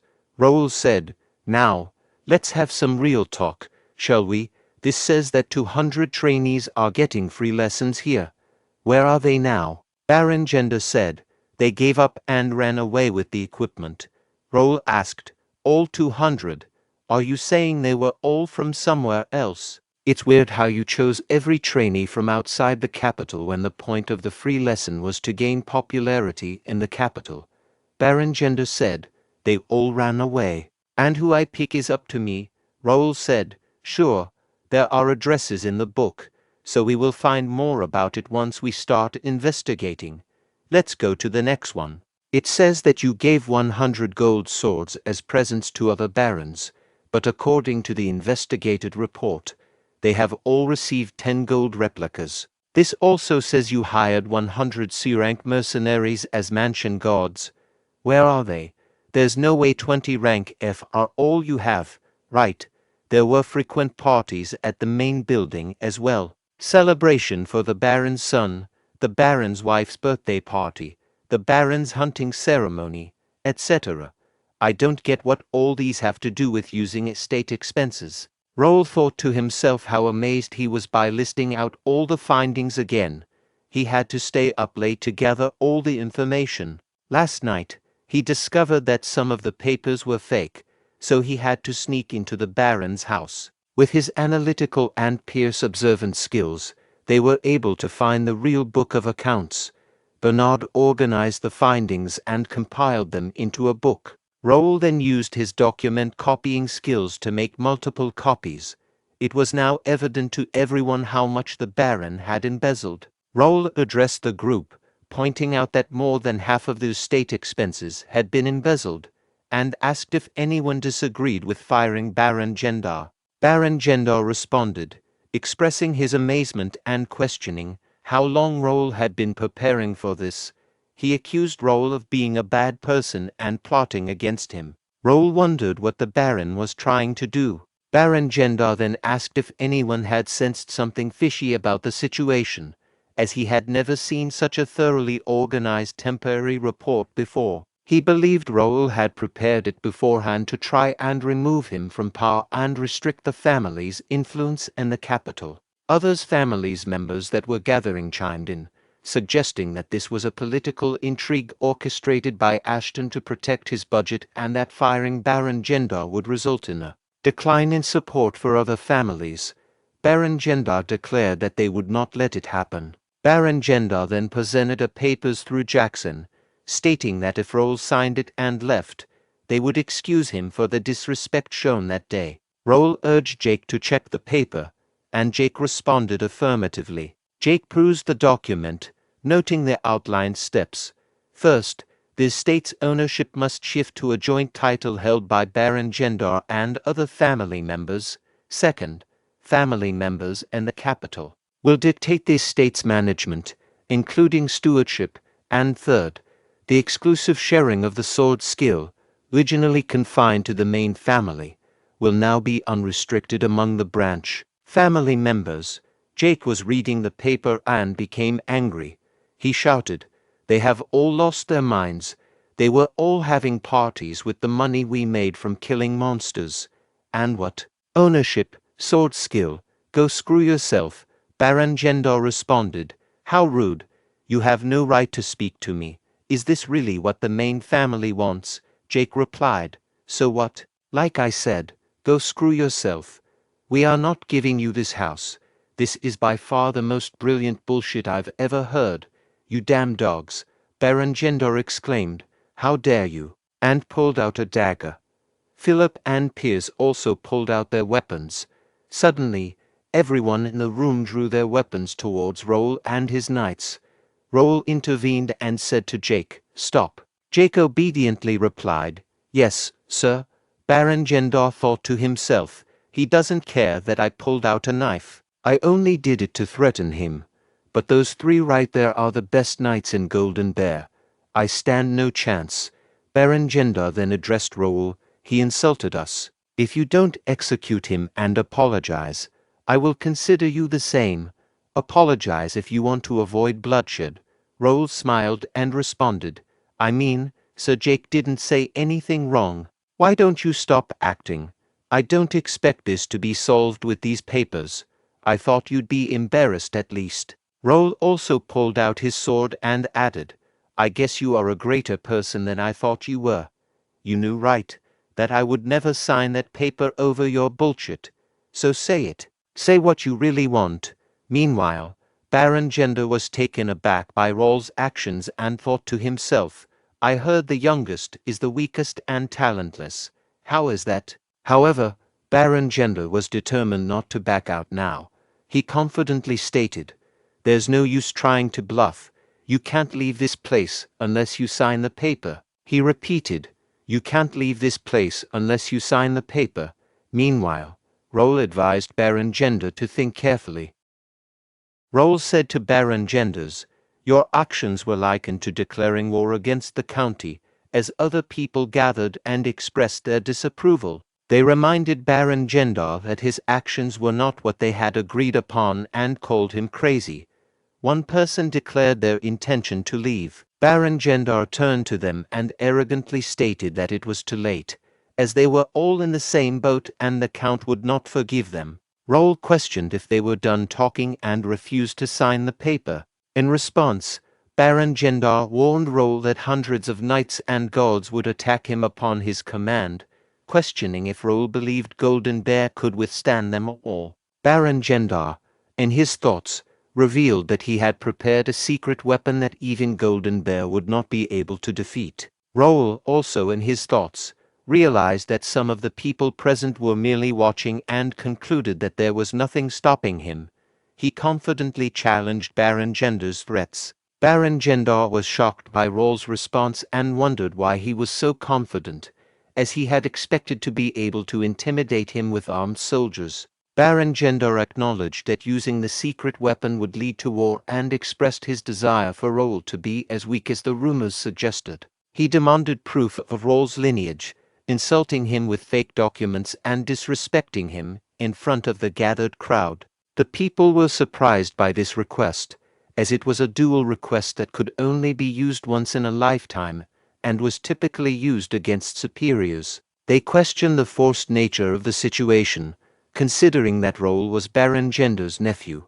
Raul questioned Baron Gendar's seriousness and refused to accept his request. In response, Baron Gendar claimed that it was his last act of mercy, and that it would be better than having Raul's seal forcibly taken away. Raul said, "And you get the honor of taking away your nephew's seal through an honorable duel." Baron Gendar replied, "Decide. If you decline, I'll have to use force." And Baron Gendar thought to himself, "I know your answer even though you acted all strong." Raul asked, "What are the conditions? I'm assuming you are not the one dueling." Baron Gendar responded, 3 from each side. 1 versus 1 duels from each side and the last one standing wins. And since it's proof of lineage, you'll have to pick 3 from the lineage." Philip objected, "No way. There's only Sir Raul on Ashton's side. That is not fair. Baron Gender stated. There are many others of the lineages here. If they think Raul is right, they can stand on his side. It's not my responsibility if no one stands by you. Meanwhile, Raul stopped Philip and asked, and the bet of the duel? I'll sign the paper if I lose. What are you betting? Baron Gender replied. I don't think it matters. Do you want anything from me? Raul said. It's a fair duel, so the bets should be fair too. If I win, I'll take every family's house that has signed the paper. The members of the families that signed the paper exclaimed, What? That's ridiculous. Raul said, If you don't agree, there's no duel. What do you say? Baron Gender thought to himself, What is he thinking? This will only make the other families stand against him. It's not bad for me. If I can't get him to sign the paper, those houses are meaningless. And Baron Gender said, Sure, I agree. He then asked, Are you accepting the duel? Meanwhile, Philip said to Raul, There are different ways to do this. Raul thought to himself, Philip is right, but I've already decided to accept the duel, and I even got a quest for it. I'm not backing down. The quest window displayed the information for the task at hand, labeled as proof of lineage. It stated that the grade for this quest was C and the objective was to win the duel. There was an extra objective to win the duel alone. The description mentioned that the families and the capital were being unreasonable and the task was to shut them down with skill. The reward for completing the quest was experience points and player-only coins, with one unknown reward. Raul turned to Philip and asked, Do you think I'm going to lose? Philip responded, It's not that. I'm just worried that there might be unexpected variables. Raul then sent Philip a message using the guild chat, reassuring him, Don't worry. If you think there's going to be a problem, you can break in and interrupt. Raul suspected that the opposing side might be thinking the same. In his thoughts, Raul believed that this duel was merely for show and that the opposing side wouldn't accept the consequences even if they lost. He then addressed Baron Gender, saying, I'll accept the duel. Who's going to be the judge? I don't want you to be unreasonable after you lose. Baron Gender assured him, Don't worry, I have a special guest here. He turned towards Raphael and asked, May I ask you to be the judge? Raphael reluctantly responded, I guess I have to now. People were surprised by that. They began to ask questions. One person asked, Who is that? Another questioned, Is he not a god? Baron Gender proudly declared, This man is known for his sword and character in the capital, the rising star of Reuben Kingdom, Raphael D. Randall, Randall Viscounty's fourth son. This revelation shocked everyone, causing them to draw their weapons. Raphael quickly intervened, calming everyone down, and explained that he was only there because he was invited and didn't expect such a tragic event to occur. Raul expressed his trust in Raphael's fairness as a judge, stating, Raphael from Randall County, I believe you will be a fair judge. Raphael replied confidently, Of course. Shortly after, Raphael called for the representatives to stand in their designated positions. Raul, in his thoughts, realized that no one was standing by his side, which worked in his favor as he didn't have to decide which one was the better option among the garbage. Raphael then announced, Let us begin the first match. Gendar family's third son, Aaron, and the first representative of the Gendar family. Aaron thought to himself, This kid screwed over my party. The weakest of Ashton, all confident over winning a countryside tournament. I'll make you beg, Raphael said. Duel start now. Aaron rushed forward to attack while saying, You are done for, kid. In the next moment, Raphael announced, The first duel winner is Raul. People watching the duel said, One strike, and what happened? I didn't even see it. Baron Gender thought to himself, Stupid. He let his guard down. No way, how stupid. You lost your chance to regain our family's honor. Raphael asked Raul, Shall we start the next match? Meanwhile, Raul's next opponent approached and said, I'll duel with you next. Raphael thought to himself, Baron Kespi. He's one of the decent swordsmen in the capital. I'm excited for this one. Baron Kespi said, Let's start right away. Then Baron Kesby attacked Raul, which was easily blocked by Raul. Baron Kesby said to Raul, "Your basics are nice, very steady. Your reflexes are on point too. I can see why Aaron lost in one strike." And Baron Kesby thought to himself, "It's not something I should use against a kid 20 years younger than me, but I also have a lot on the line." Baron Kesby used the bear strike to attack Raul, which was blocked by him.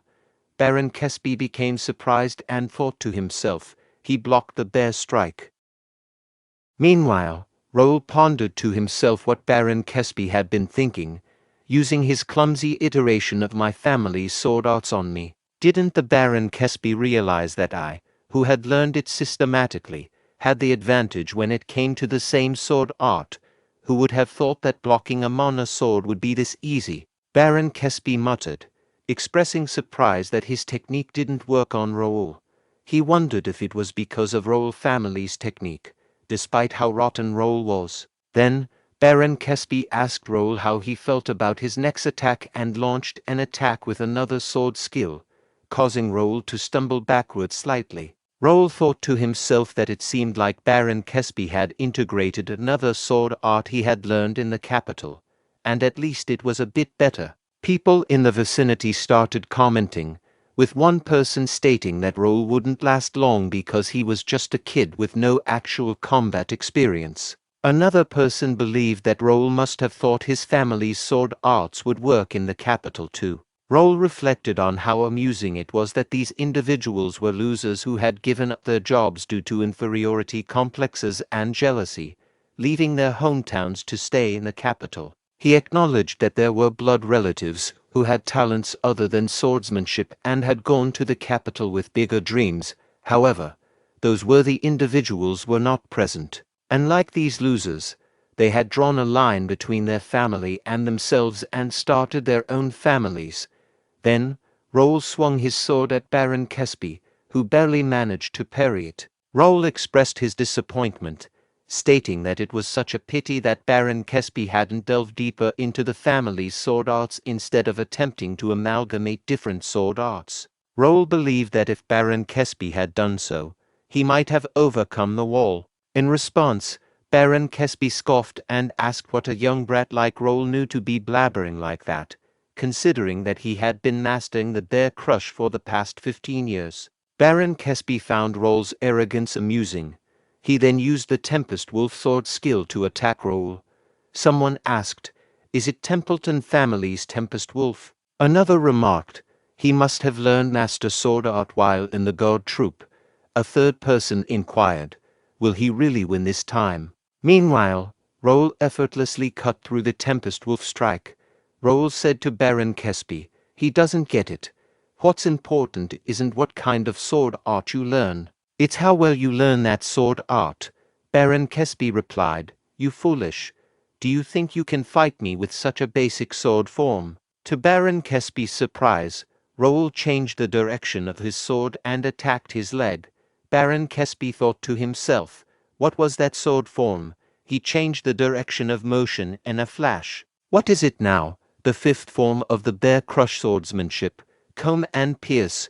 No, it's the eighth form, horizontal slash. What's the next one? Is it the third form, twist and pierce? No. Is it vertical slash? The sixth form? I can't tell. He's switching sword forms so quickly that I can't react.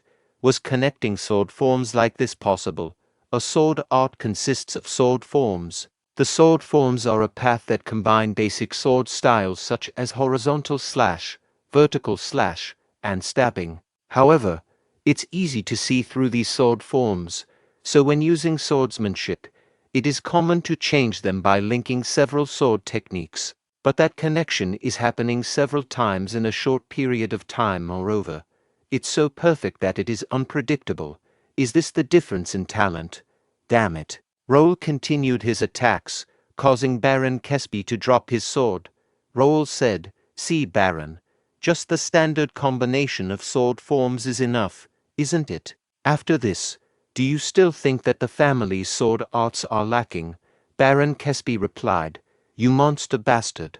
And Baron Kesby thought to himself, if you have that level of visual acuity, reaction speed, and judgment, the sword arts aren't important. He fell to the ground unconscious. Raphael announced, the winner of the second duel is Raul. People started saying, Baron Caspi has been defeated. The situation is getting weirder here. I definitely heard that he hadn't learnt swordsmanship properly. Baron Gender said, don't worry. Even so, he's just a young kid at the level of a sword user. Doesn't everyone know who the last contestant is? Hearing that, people became happy and said to each other, indeed, if it's him. No matter how amazing the family's sword arts are, that's all they are. Raphael said, now then, calling the last contestant to the front. Raphael thought to himself, this is pretty entertaining. I get to watch these Ashton bastards, who are such a thorn in our eyes, eat away at their own flesh. I'd like the little kid to lose, but honestly speaking, who wins has nothing to do with me. The third and last contestant said, it's finally my turn. Raphael thought to himself, was he Dave? He isn't exactly a memorable one. He's the eldest son of Baron Gender, a bit older than me. I heard he overcame his wall. Well, it doesn't matter. Struggle until the end, little kid. Raphael announced, the third match begins. People urged, Dave, crush him underfoot. Raul thought to himself, who would have thought they'd put in this much effort? Dave said to Raul, little kid, I won't say this twice. Give up on the match while I'm being nice. If you don't, I will cut off your limbs with this sword. If you plan on dealing with me with those stupid sword arts, it'll be a good idea to quit. People exclaimed. Witness that crystal clear mana blade. As expected from Dave, experts are certainly different. Raul said to Dave, stop saying useless nonsense and bring it on. Dave rushed forward saying, fine. I will give you what you want. Don't regret it later. Subsequently, they clashed their blades in a fierce encounter. Dave said to Raul, you're so good at attacking while making noises. Why don't you keep it up? Raul thought, is the physical increase that much? In the end, how long will the effect last? As I thought, this doesn't last long. Dave said to Raul, you bastard. Are you just going to keep blocking? Raul thought to himself, it cracked the blade. If a user's intermediate mana sword collides with an expert's mana blade, an average sword is bound to break. But as I thought, it isn't a real mana blade. Now that we've seen everything, shall I wrap it up? Raul rushed forward with great speed, leaving Dave confused about Raul's whereabouts. Then, Raul whispered near Dave, this is it, fake expert. No, Empire's dog. Dave said to Raul, what, how arrogant, however, with the clashes of both their blades, Raul's sword broke. Raul immediately attacked Dave, punching him in the face, causing Dave to be pushed backwards. Raul rushed forward to continue his attack, saying, rest in peace. Dave was struck in the face, resulting in him being propelled backward and colliding with the wall behind him. Raul then said, Judge, Raphael announced, the winner of the third and last duel. I declare Raul to be the winner. Raul moved back to the stage and said to Philip, so unfortunate. I like this sword. Philip replied, nice work. Raul responded, it wasn't that hard, Philip. When this is over, rest the one I just went against. I think he has the Empire's stigma on his body. Philip agreed, saying yes, sir. His movements also seemed unusual from my perspective. Pierce said to Raul, sir, I brought an extra sword, handing it to him. Raul turned to the people gathered and asked, now, what should I do?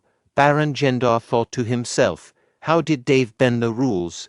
But he's still a sword expert. Why is my son lying down there instead of that kid?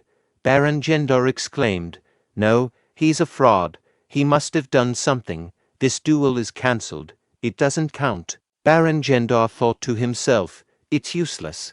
Everything's falling apart. He then realized, yes, papers. I have to hold on to those papers. That's the only way I can stand next to Jaden or the Randall family. Baron Gendar commanded, take the papers from him. What are you guys doing? Go. Baron Gender's followers pulled out their weapons and said to each other, "Right, there's no going back." Raul thought to himself, as expected. He said to his knights, "Let's play along with them for now." Jake said, "I was waiting for this." One of the servants shouted, "No one goes near him." Raul thought to himself, "This is unexpected. The servants here are supporting us."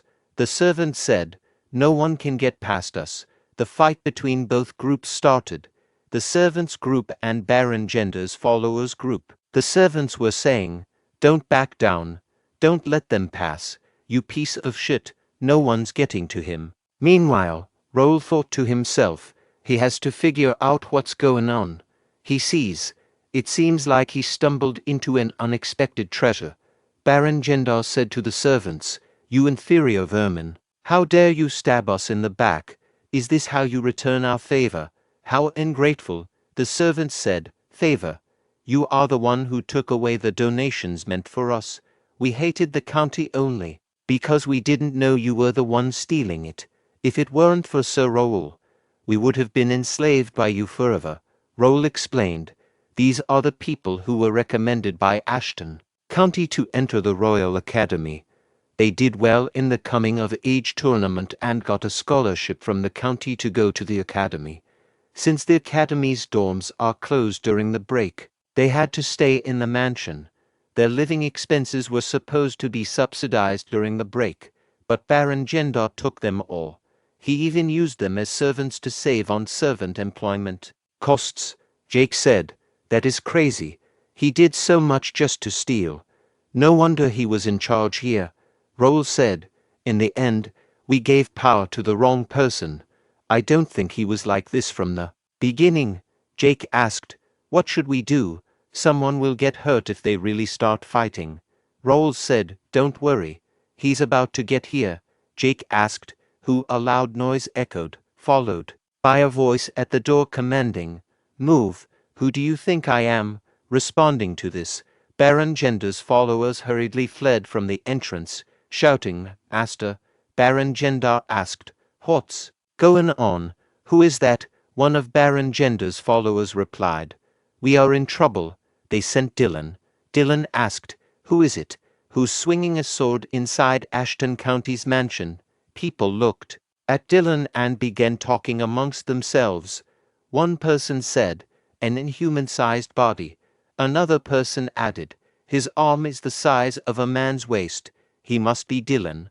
A third person questioned, "Why is the Councillor here?" Meanwhile, Dylan and his knights entered the mansion.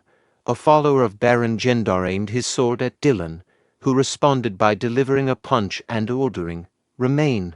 On the ground, people started whispering to each other, wondering how it was possible. One person said, "He's the strongest in the kingdom."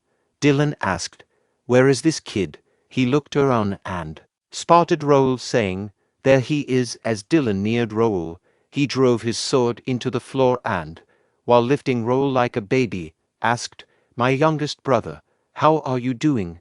Did anyone bully you? Are you eating and sleeping well? Are you really okay?" Raul replied, "Brother, I'm getting dizzy. Let me go." Dylan laughed and said, "Right, you've grown a lot in the last 2 months, but it's not enough. If you are a man, you have to grow nice muscles like mine." Raul agreed and asked, "Did you, by any chance, come all the way from home like that?" Dylan responded, "Of course I did. Clothes feel uncomfortable nowadays. It feels nice showing my muscular body to everyone in the capital." Raul thought to himself, "Oh God, the Count's heir is walking on the capital without a shirt on." Dylan declared, "Whatever it is, a man has to stay healthy. Got it. If you had a wonderful body like me, those clowns over there wouldn't even have tried to pull out their swords against you. Now, shall we end this? How dare you shitters pull out a sword in the Ashton mansion?" Raul thought, this should be over now. But what was he thinking, bringing the vice-captain and all high-rank knights, 25 intermediate sword experts? They can destroy the Baron's family easily. Baron Gender thought, shit, he was trying to turn the tables. He's done for now. Randall's fourth son, Raphael, is busy hiding. The Brennan Republic Knights that he had as his secret weapon have turned away. How useless. Dylan observed. Let's see who's here. Look who it is, Randall. Come greet your brother. Raphael greeted. Long time no see, brother Dylan. In response, Dylan remarked, long time no see indeed. You still look the same. Which son were you? Raphael replied. Fourth. Dylan asked Raphael, do you still bully kids with the third and the sixth? Raphael denied. No, that was a long time ago. Dylan inquired. Are you getting mad at me? Raphael clarified. Of course not. Dylan stated. It seems like you've had your fun today. You won't be able to talk with me again if you stay like that.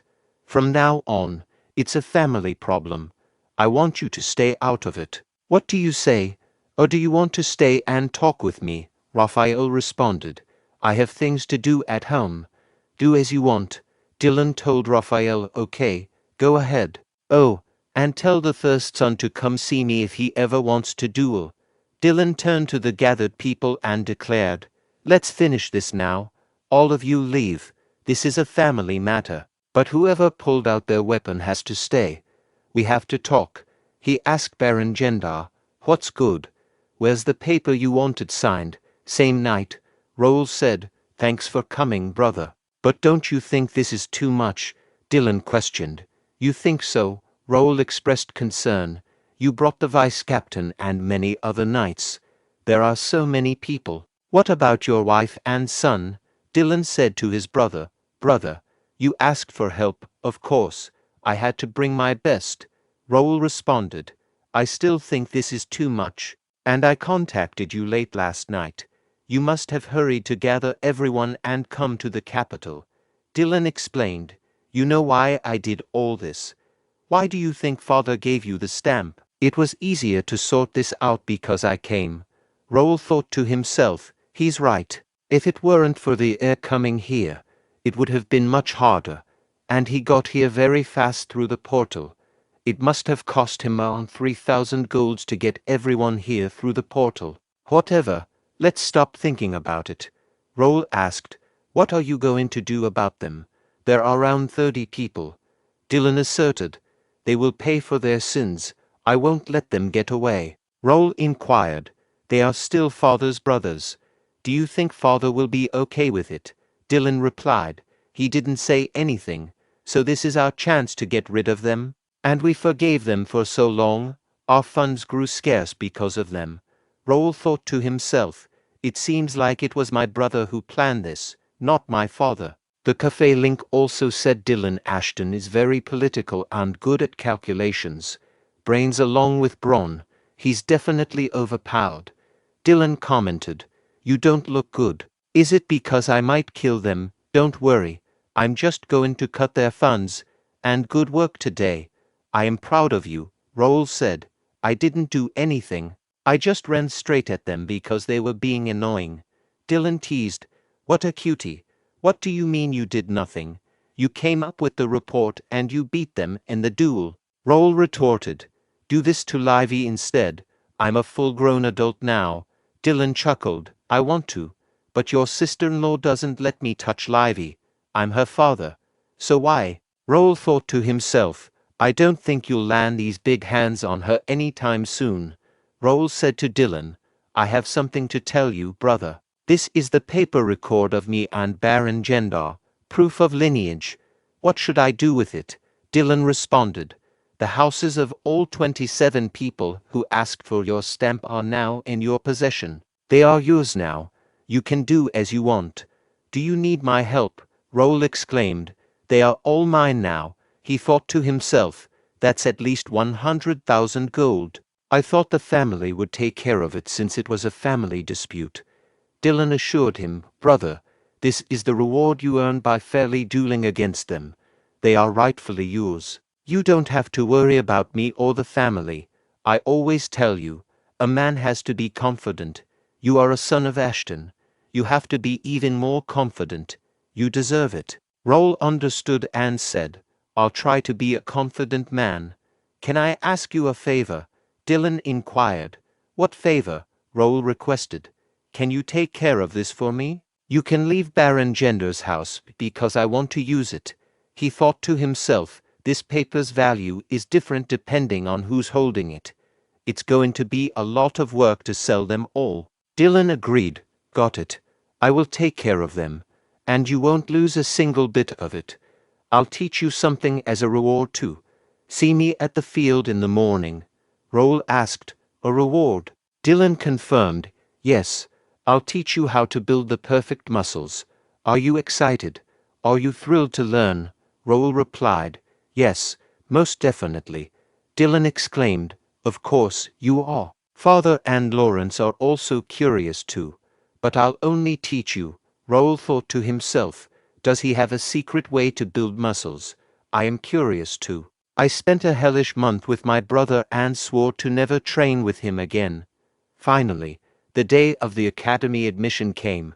Bernard said to Raul, Be safe, young master. I wish for great results on your placement exam. Raul reassured him, I'll go easy on it. There's no need to go too hard on a children's test.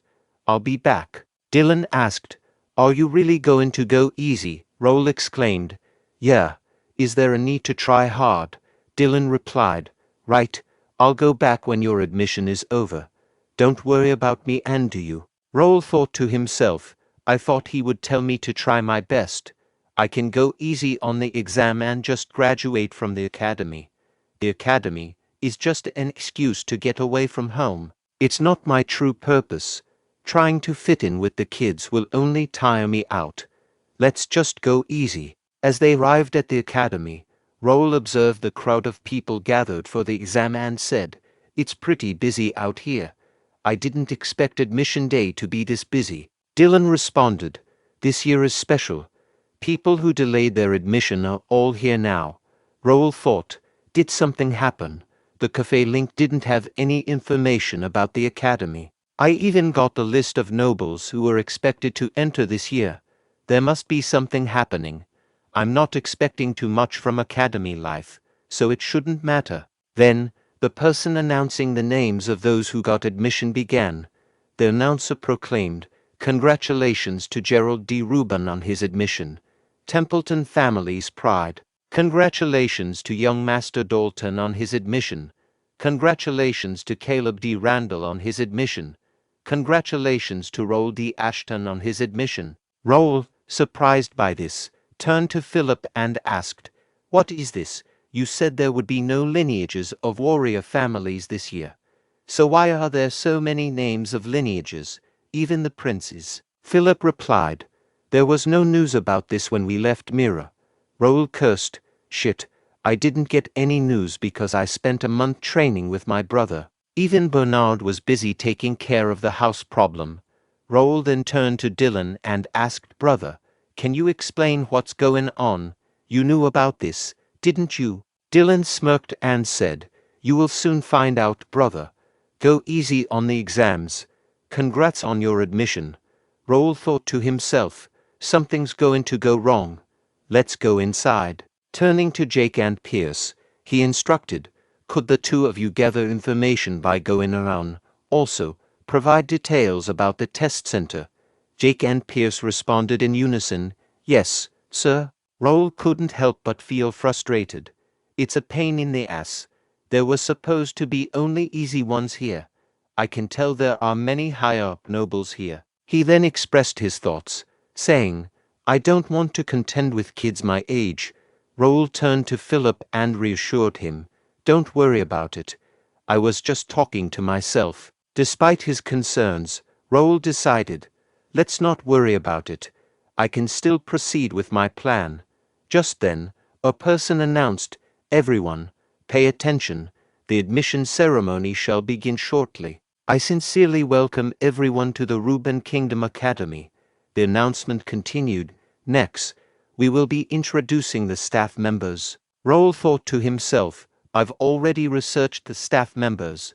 I don't have to pay attention. The announcer then revealed, Hardly recruited. This member of staff will be the Academy's temporary vice president as well as the Magic and Administration Department president, Alfredo Gray. Raul was taken aback. One of the three sages in the continent, the Eighth Circle Archwizard, Alfredo Gray. Why is he here? Alfredo Gray introduced himself as the temporary vice president of the prestigious and venerable Ruben Kingdom Academy. Raul, upon hearing this, thought highly of Gray, recognizing his exceptional skills in illusion, vision magic, and alchemy. Raul wondered why Gray had chosen to come to the academy, considering his reputation as a wandering sage. He had expected Gray to reveal himself after the alliances were formed, but it seemed different from his expectations. Gray then announced that the academy would include vision magic training in the curriculum and would showcase it in the placement exam. Next, Spence D. Templeton, the president of the academy, steps onto the stage, echoed Gray's statement and informed the students that there would be changes in this year's curriculum, reflected in the updated placement exam materials. Raul assumed that the difficulty level would remain the same and planned to take it easy. Templeton further announced a special reward for an outstanding student in the placement exam, surprising Raul, who had not heard about it before. As Raul looked at the window displaying information about the quest, he learned that the objective was to get into the S-class through the placement exam, with an additional objective of topping the exam. Failure to enter the S-class would result in a 5% decrease in skill mastery while attending the academy. The quest description mentioned the presence of many prodigies entering the academy that year, presenting an opportunity for the students to increase their family's prestige. The reward for completing the quest included experience points and player-only coins, with additional rewards depending on the result.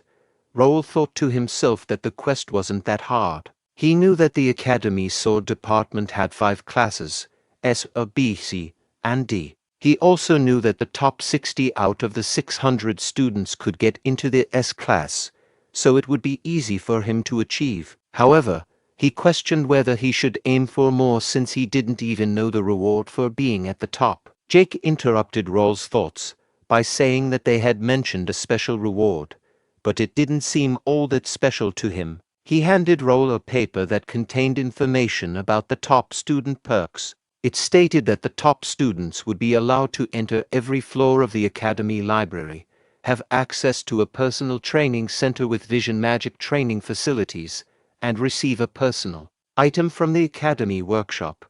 Raul was astounded by the perks listed on the paper. He realized that he had to get to the top in order to gain access to the training center and the library. He couldn't give up on these opportunities. He acknowledged that while the academy's lectures increased skill mastery, they didn't provide any experience or rewards. Raul had chosen to come to the academy to meet an important person outside of his homeland, and he believed that hunting monsters and exploring dungeons were more worthwhile than listening to lectures. However, Raul's perspective changed when he learned about the vision magic installed in the training center. He realized that even though the summoned monsters were fake, he could still gain experience from battling them. The only concern was the cost to maintain the magic, but if it was free, he wouldn't have to worry about it. Additionally, the library held hidden pieces, including hidden quests and skill books with valuable information. Although the floors were divided by years, Raul would be able to enter all of them if he reached the top.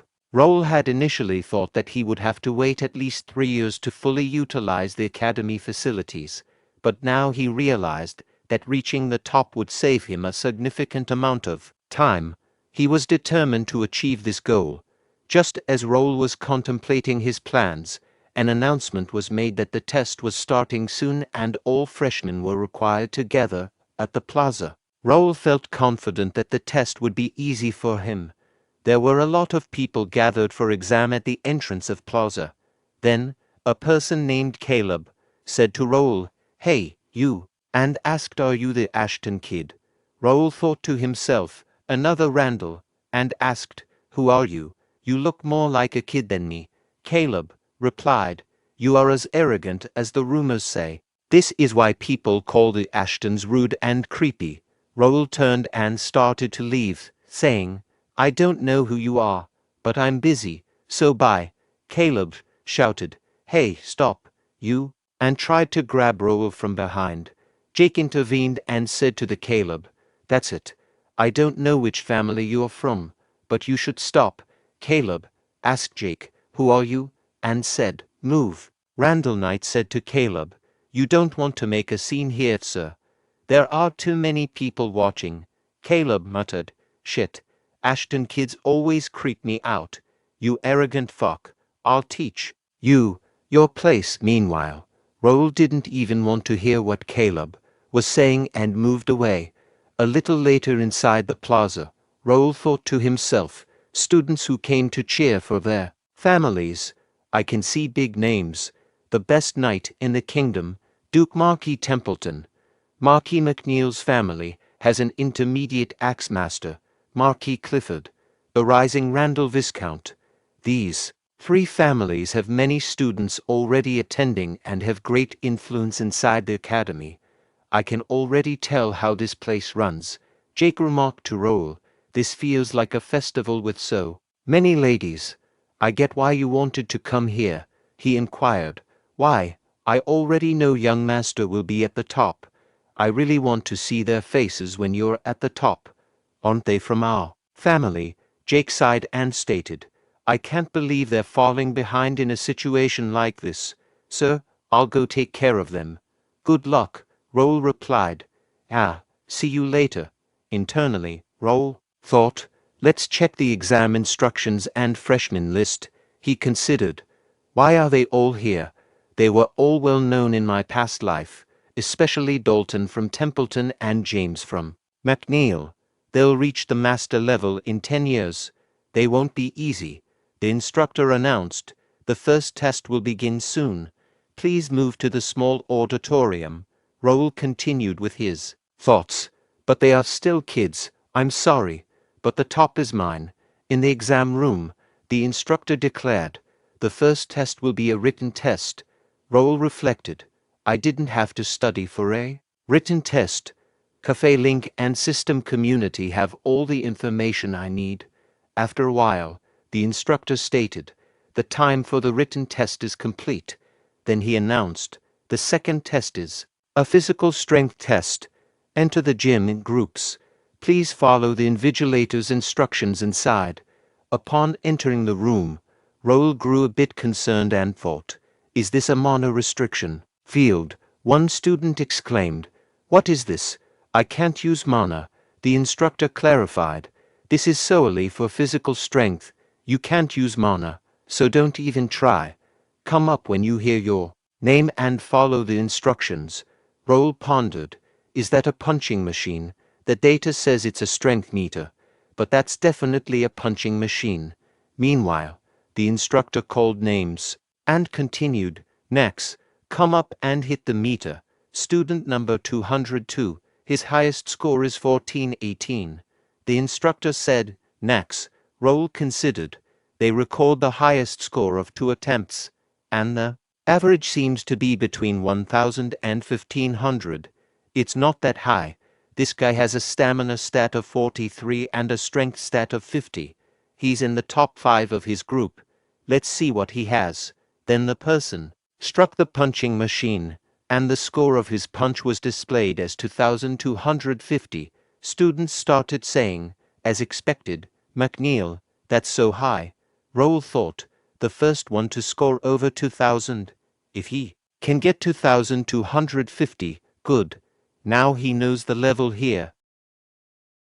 In a room where academy instructors were reviewing students' results on a screen, they remarked to each other, "Impressive scores. Being a kingdom of knights, these results are consistently high. The caliber of freshmen this year surpasses previous years." Many applicants were drawn to the academy after learning about Mr. Gray. Alfredo Gray remarked, "Students below the age of 20 are scoring over 1000. The students at Leslie Kingdom Academy would be frightened." The elderly person seated in front of him chuckled and remarked, "We are flattered. The academy at Leslie mainly deals with magic. I am still curious about what made you come to this academy. Even a month ago, the tower said that we shouldn't be expecting anyone." Alfredo Gray explained, "Like I said, I wanted to see how my newly developed magic circle works in person. This makes it sound like I'm using the students as experimental subjects," and laughed.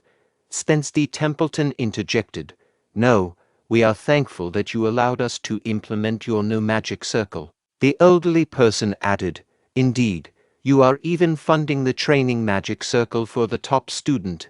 Alfredo Gray reflected, "Looking at all these young students, I'm glad I came. I heard there are many students from warrior families." Spence D. Templeton confirmed, "Yes, that is what everyone is here for. I introduced him earlier. There he is." Alfredo Gray asked, "Is he the 13th son of Randall, Viscount Randall?" McKenny D. responded, "Yes, his name's Caleb. The Lord trained him since his talent was outstanding. He asked me to let him into the academy." Alfredo Gray commented, "I see. I'm looking forward to it." Meanwhile, Caleb struck the punching machine, and the display showed a score of 3005. Teachers observed and exclaimed to each other, "Wow, he is different. I see why Count Randall favors him so much." The person seated on the right of Alfredo Gray pondered, "They are different indeed. There's a long way before we catch up to them." Spence D. Templeton stated, "Next is interesting. James from Mark E. McNeil's family, the current Lord Clifford's direct grandson."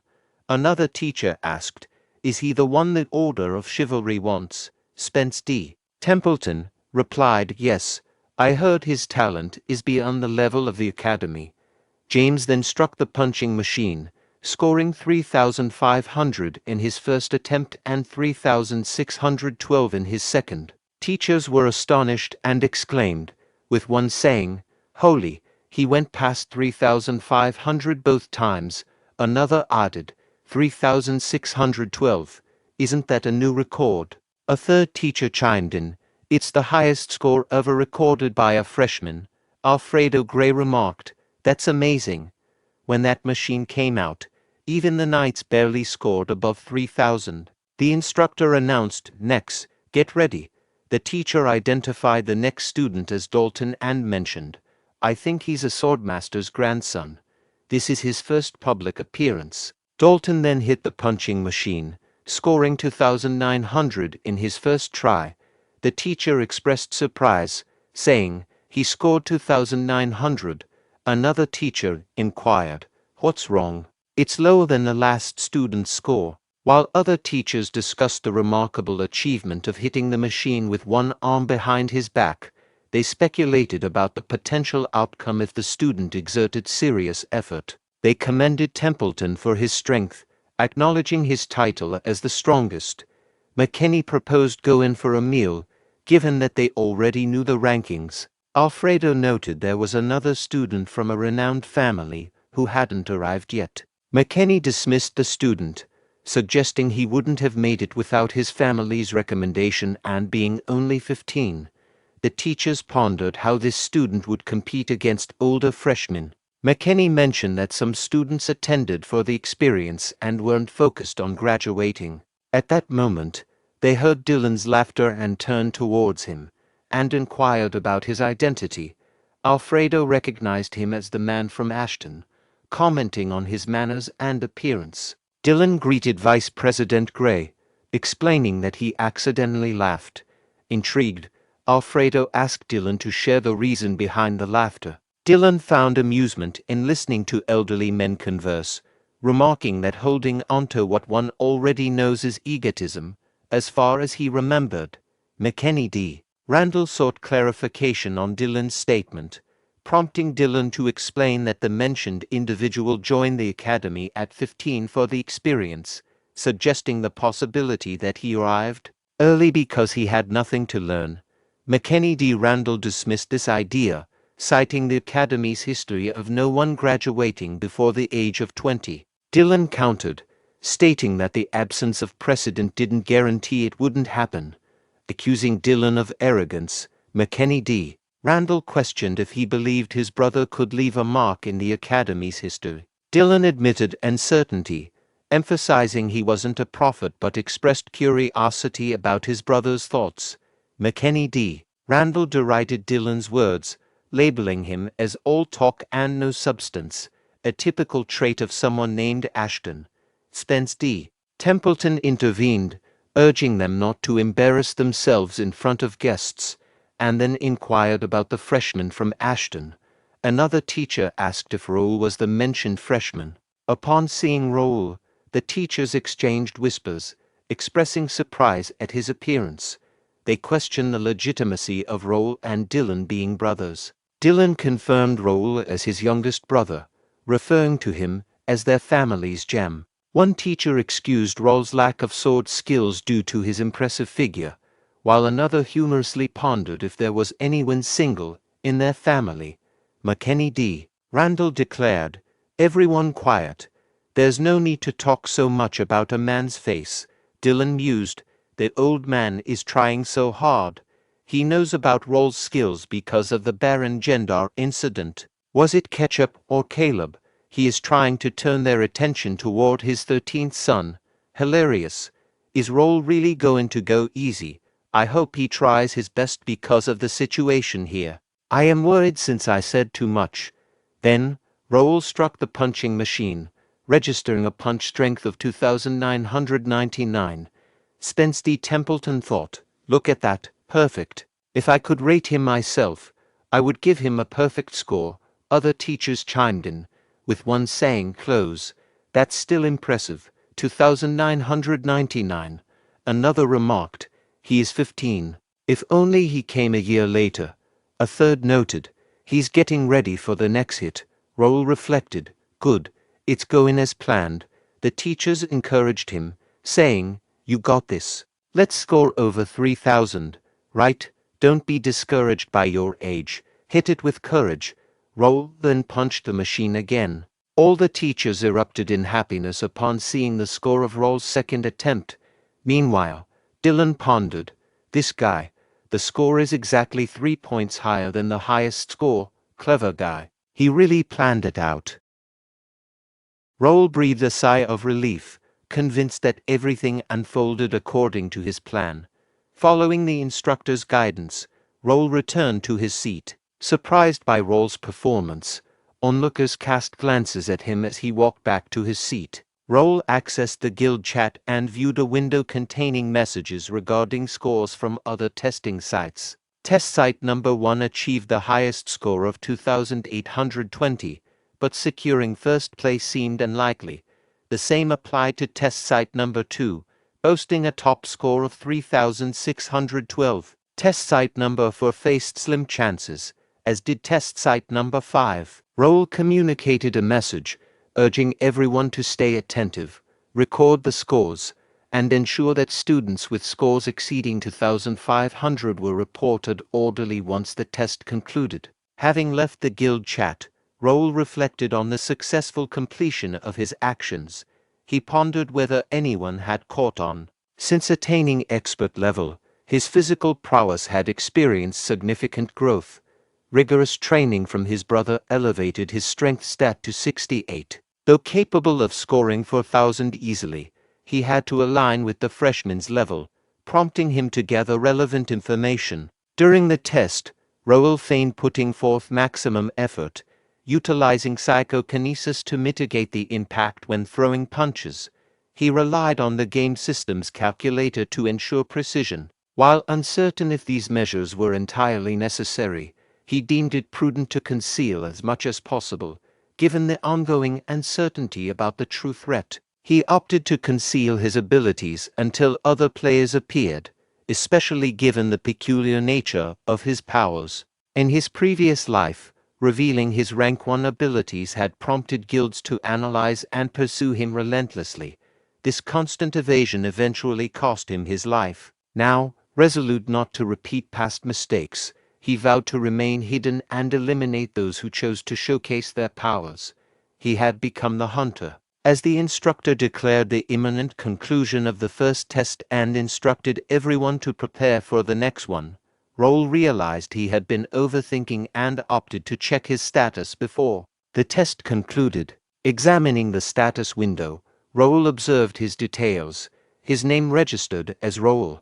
His level fluctuated between 55 and 56 in hardcore mode.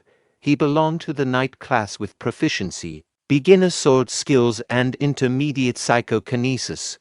He was associated with Ashton County, the initial guild. Notable unique traits included being a skill collector, possessing a developer's analyzing eye, mastering psychokinesis, having a warrior lineage, and holding an undisclosed skill. Anticipating the upcoming obstacle course, centered on strength and agility, Raul mentally prepared to moderate his actions. He wished for optimal performances from Dalton and James, desiring to assess his own capabilities. Grateful for his lineage, as a descendant of the esteemed swordmaster, Duke Marquis, Raul acknowledged the responsibilities accompanying this heritage. While Duke Marquis didn't compel his offspring to embrace swordsmanship, they endeavored to uphold the family's distinction as the finest. Contemplating Dalton's situation, burdened by the weight of his talent and the expectations placed upon him, despite surpassing peers in ability,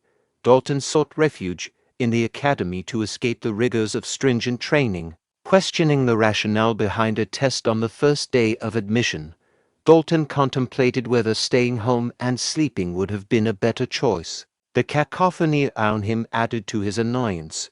Reviewing the results of the first test, he found them unexpected. Notably, James securing the second position surprised him, considering Dalton had consistently bested him in the past. Recognizing James as his most formidable opponent, Dalton contemplated the intriguing possibility of encountering someone even more skilled. The instructor's announcement about transitioning to the next testing site interrupted his thoughts, but Dalton remained curious about the top scorer, speculating whether the individual might be the familiar face named Raul.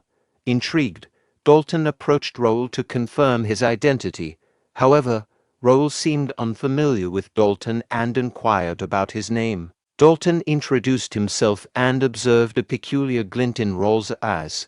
Despite acknowledging Raul's attractiveness, Dalton was confident in his own appeal. As Raul began to walk away, Dalton requested him to wait, surprised by the rare experience of being overlooked. Puzzled by Raul's lack of recognition, Dalton contemplated the usual attention he received due to his well-known identity. Dalton found Raul's newfound curiosity intriguing, anticipating the expression Raul would wear when facing defeat in the upcoming test. As they reached the second test site, Raul contemplated the apparent simplicity of the challenge, a timed obstacle course in full steel armor. However, the complexity lay in navigating traps strategically scattered throughout the course. Following the instructor's announcements disqualifying specific numbers, the participants in the second test exchanged whispers, trying to gauge how many had been disqualified. Raul pondered the situation, realizing that despite their low ranks, a significant number of students, around 100, had already been eliminated. He suspected there might be more to this test than met the eye, as discussions arose within the crowd about the test modifications. As Vice President Gray entered the academy, speculations circulated among the participants regarding the changes, as nobody seemed to be succeeding.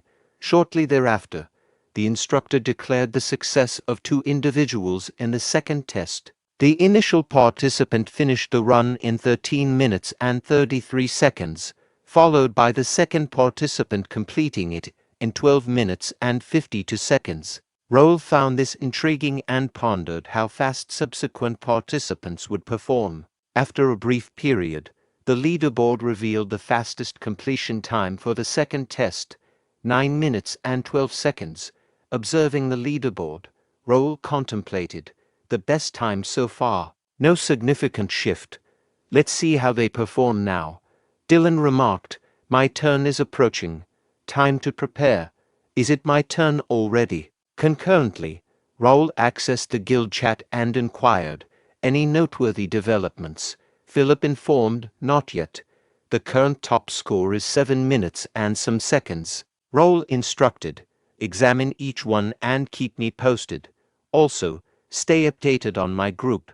Philip acknowledged, "Yes, sir." Raul reflected, "Managing multiple tests concurrently is challenging, but I'll do my utmost to keep track." The instructor called out, Number 285, Raul. Let me outline the rules. Raul responded, "Yes, sir." The instructor explained, "The traps and obstacles are all illusion spells, but the inflicted damage will be recorded as if they were real. If the recorded damage exceeds your armor's capacity, you will be disqualified." Raul affirmed, "Understood."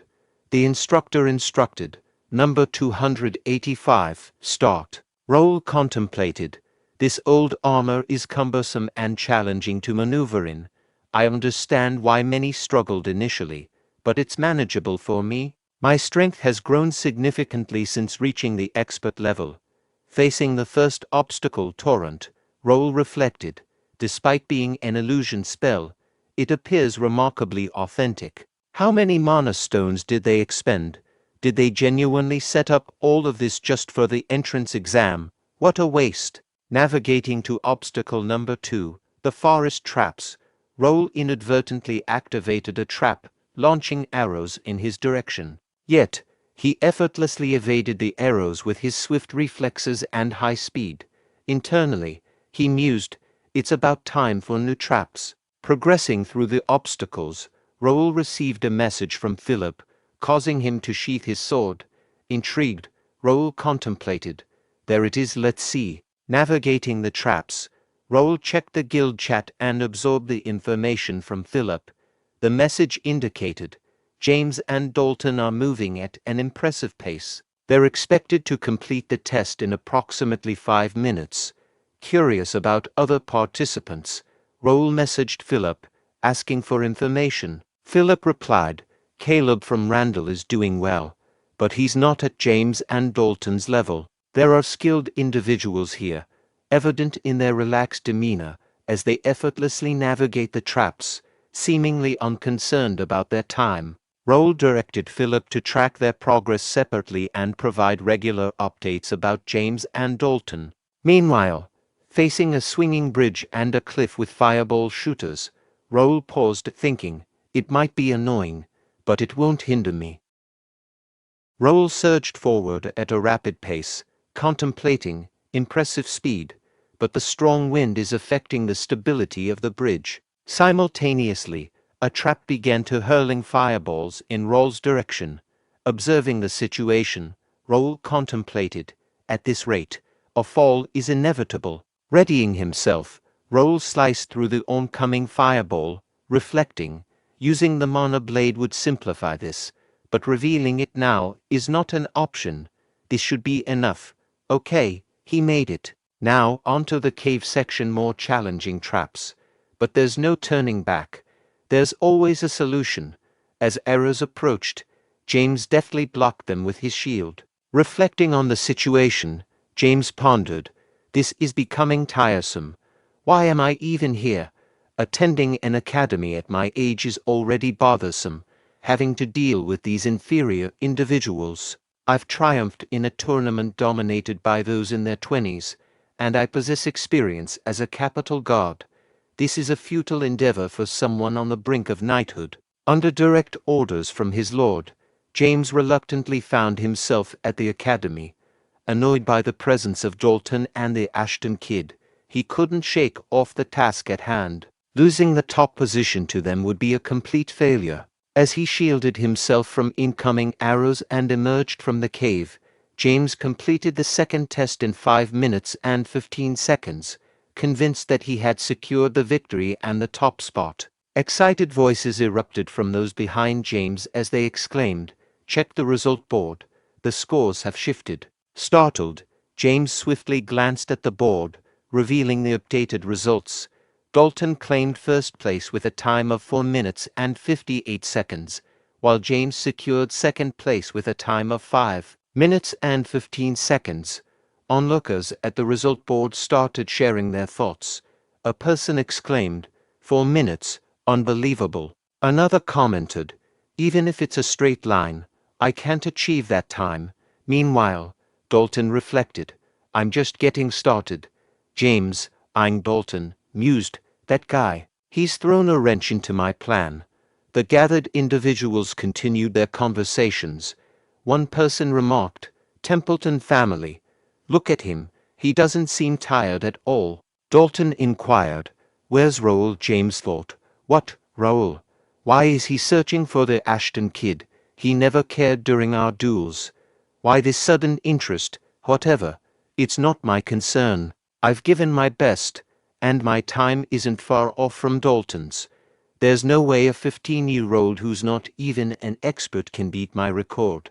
The top spot is either mine or Dalton's if I do better. However, upon seeing the scoreboard, James was in disbelief. The scoreboard revealed the second test results.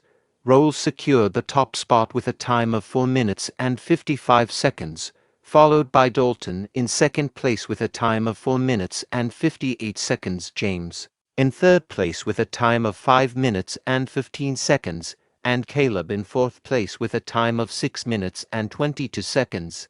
Conversation circulated among the observers. One remarked, Raul outperformed Dalton once more, but by a narrow margin. Another questioned, how is he managing that? And his thoughts. Raul considered, I've kept pace with the record nicely. James pondered, how did he pull it off? He's not even an expert. Meanwhile, Dalton found it intriguing, thinking, Academy life might not be as dull as I anticipated. The instructors conversed as they watched Raul. One remarked, he secured the top spot in the previous test too, so Raul is set to claim first place overall. The teachers congratulated Sir Dylan, expressing their admiration. Dylan chuckled and responded, thank you. The Academy president, Spence D. Templeton, remarked, this was quite intriguing, especially Raul's agility. Does Ashton County instill ranger techniques in their students from a young age? Another teacher noted, I anticipated Raul to be more direct than James. Just look at Sir Dylan. Dylan chuckled and replied, Raul is a unique individual in our family. He has acquired a diverse set of skills. Dylan reflected, I had to provide an explanation, but even I didn't anticipate him navigating those courses so skillfully. James, McNeil's son, dismantled obstacles with force, while Dalton showcased precision with his longsword, reminiscent of Swordmaster Marquis. They utilized the strengths associated with their family backgrounds to navigate the course. Raul wielded a two-handed greatsword, a common choice among Ashtons. However, his remarkably precise maneuvers exceeded everyone's expectations. Notably, he managed to navigate the cave without triggering a single trap, showcasing skills typically associated with experienced rogues or rangers. It's noteworthy that he accomplished this without resorting to a mana blade, and like James and Dalton, Dylan pondered, he concealed his expertise and adept use of rangers' navigation skills. We'll need to have a serious conversation about keeping such things from me. Nonetheless, I am immensely proud of Raul. The second test ended, marking the conclusion of the Academy placement exam. Congratulations from his fellow brethren followed, prompting Raul to retreat into the carriage to minimize attention. Exhausted, he reflected, I aim to keep a low profile. Hopefully, they bought it. Things are going well for now. I just need to lay low now and get some rest. Closing his eyes for rest, he experiences a dream of his past life, when Bae DoHyun questioned, what motivated you to do this? The Descent Guild Master, Han Gilju, retorted, you're acting as if your family perished. Oh, my mistake. You don't have one, being an orphan and all. Apologies for that, followed by laughter. I extended a polite invitation for you to join us. If you had accepted, none of this would have occurred. Despite your rank 1 status, did you genuinely believe you could triumph over all of us? Quite arrogant, Han Gilju exclaimed. What's with that intimidating look just because we killed an NPC? In his thoughts, Bae DoHyun mused, merely an NPC. But for me, she was more than that. We crossed paths during the main quest, and she's been my guide ever since. I dedicated over a year to safeguarding her from all threats. She was, in essence, my family. And now, I've lost her to a guild unrelated to the quest. Han Gilju remarked, give it a shot. I was planning to take you down anyway. Instructing his guild members to attack Bae DoHyun, they closed in on him. Utilizing his psychokinesis trait, Bae DoHyun swiftly dispatched the majority of them. Perplexed, Han Gilju questioned, "How? I get that you're rank 1, but this is beyond overpowered. Damn gacha company. After spending so much, I only got crappy skills." Bae DoHyun, employing psychokinesis to brandish a dagger at Han Gilju, inquired, "I need answers. Why is your guild killing guide NPCs? Explain immediately." Bae DoHyun queried Han Gilju, "What drives you to slay NPCs? Aren't you afraid of the penalties? Killing quest NPCs poses severe consequences for players, leading to permanent account deletion and bans on associated accounts. The quest persists with new NPCs, irrespective of how many times they are killed. So, why persist in this despite the imminent risk of penalties?" Han Gilju chuckled and retorted, "Penalty? Do you truly believe I fear such consequences? Only peasants like you worry about that. The reality is, many are willing to slay NPCs for a mere 10,000. Bae DoHyun firmly stated, "Enough of the nonsense. Just answer my question." Han Gilju countered, "Why bother? You're going to kill me regardless. And even if you do, I'll simply buy a revive with some pocket change, peasant." Bae DoHyun reflected, "I did hear about him being the grandson of a family that owns one of Korea's top 5 companies, Desung." Han Gilju boldly proclaimed, "You can try all you want, but you'll eventually kneel before me. In both real life and the game, the one with the most money emerges victorious." Bae DoHyun contemplated while eliminating Han Gilju. "That doesn't sway my resolve. On that day, I pledged in front of the girl I failed to protect. Why not? Let's go for it. I'll hunt you until you grow tired of dying in this game. I'll erase the Descent Guild from this virtual world." Raul awoke and pondered. "What a dream. It's the first time I've dreamt about my past life. Something feels peculiar. I couldn't fulfill the promise I made to that girl.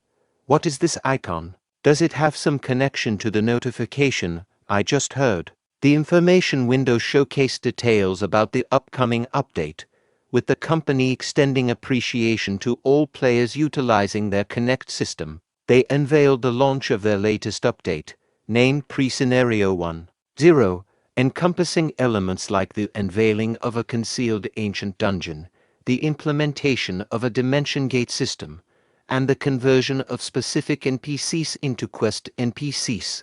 Moreover, there was an enhancement to the guild system.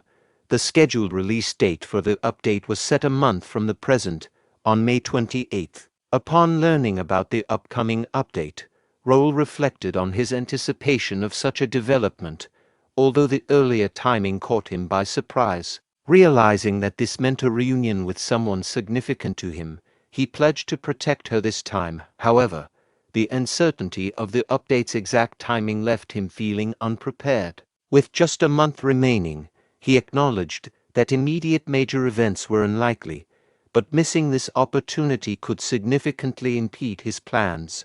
Urgency gripped him, motivating a resolve to dominate scenarios and amass resources before other players joined. Recognizing the impact of his decisions on future outcomes, he understood the crucial importance of utilizing the time effectively. Prioritizing leveling up and guild expansion, Raul also aimed to explore the academy library and other free cities.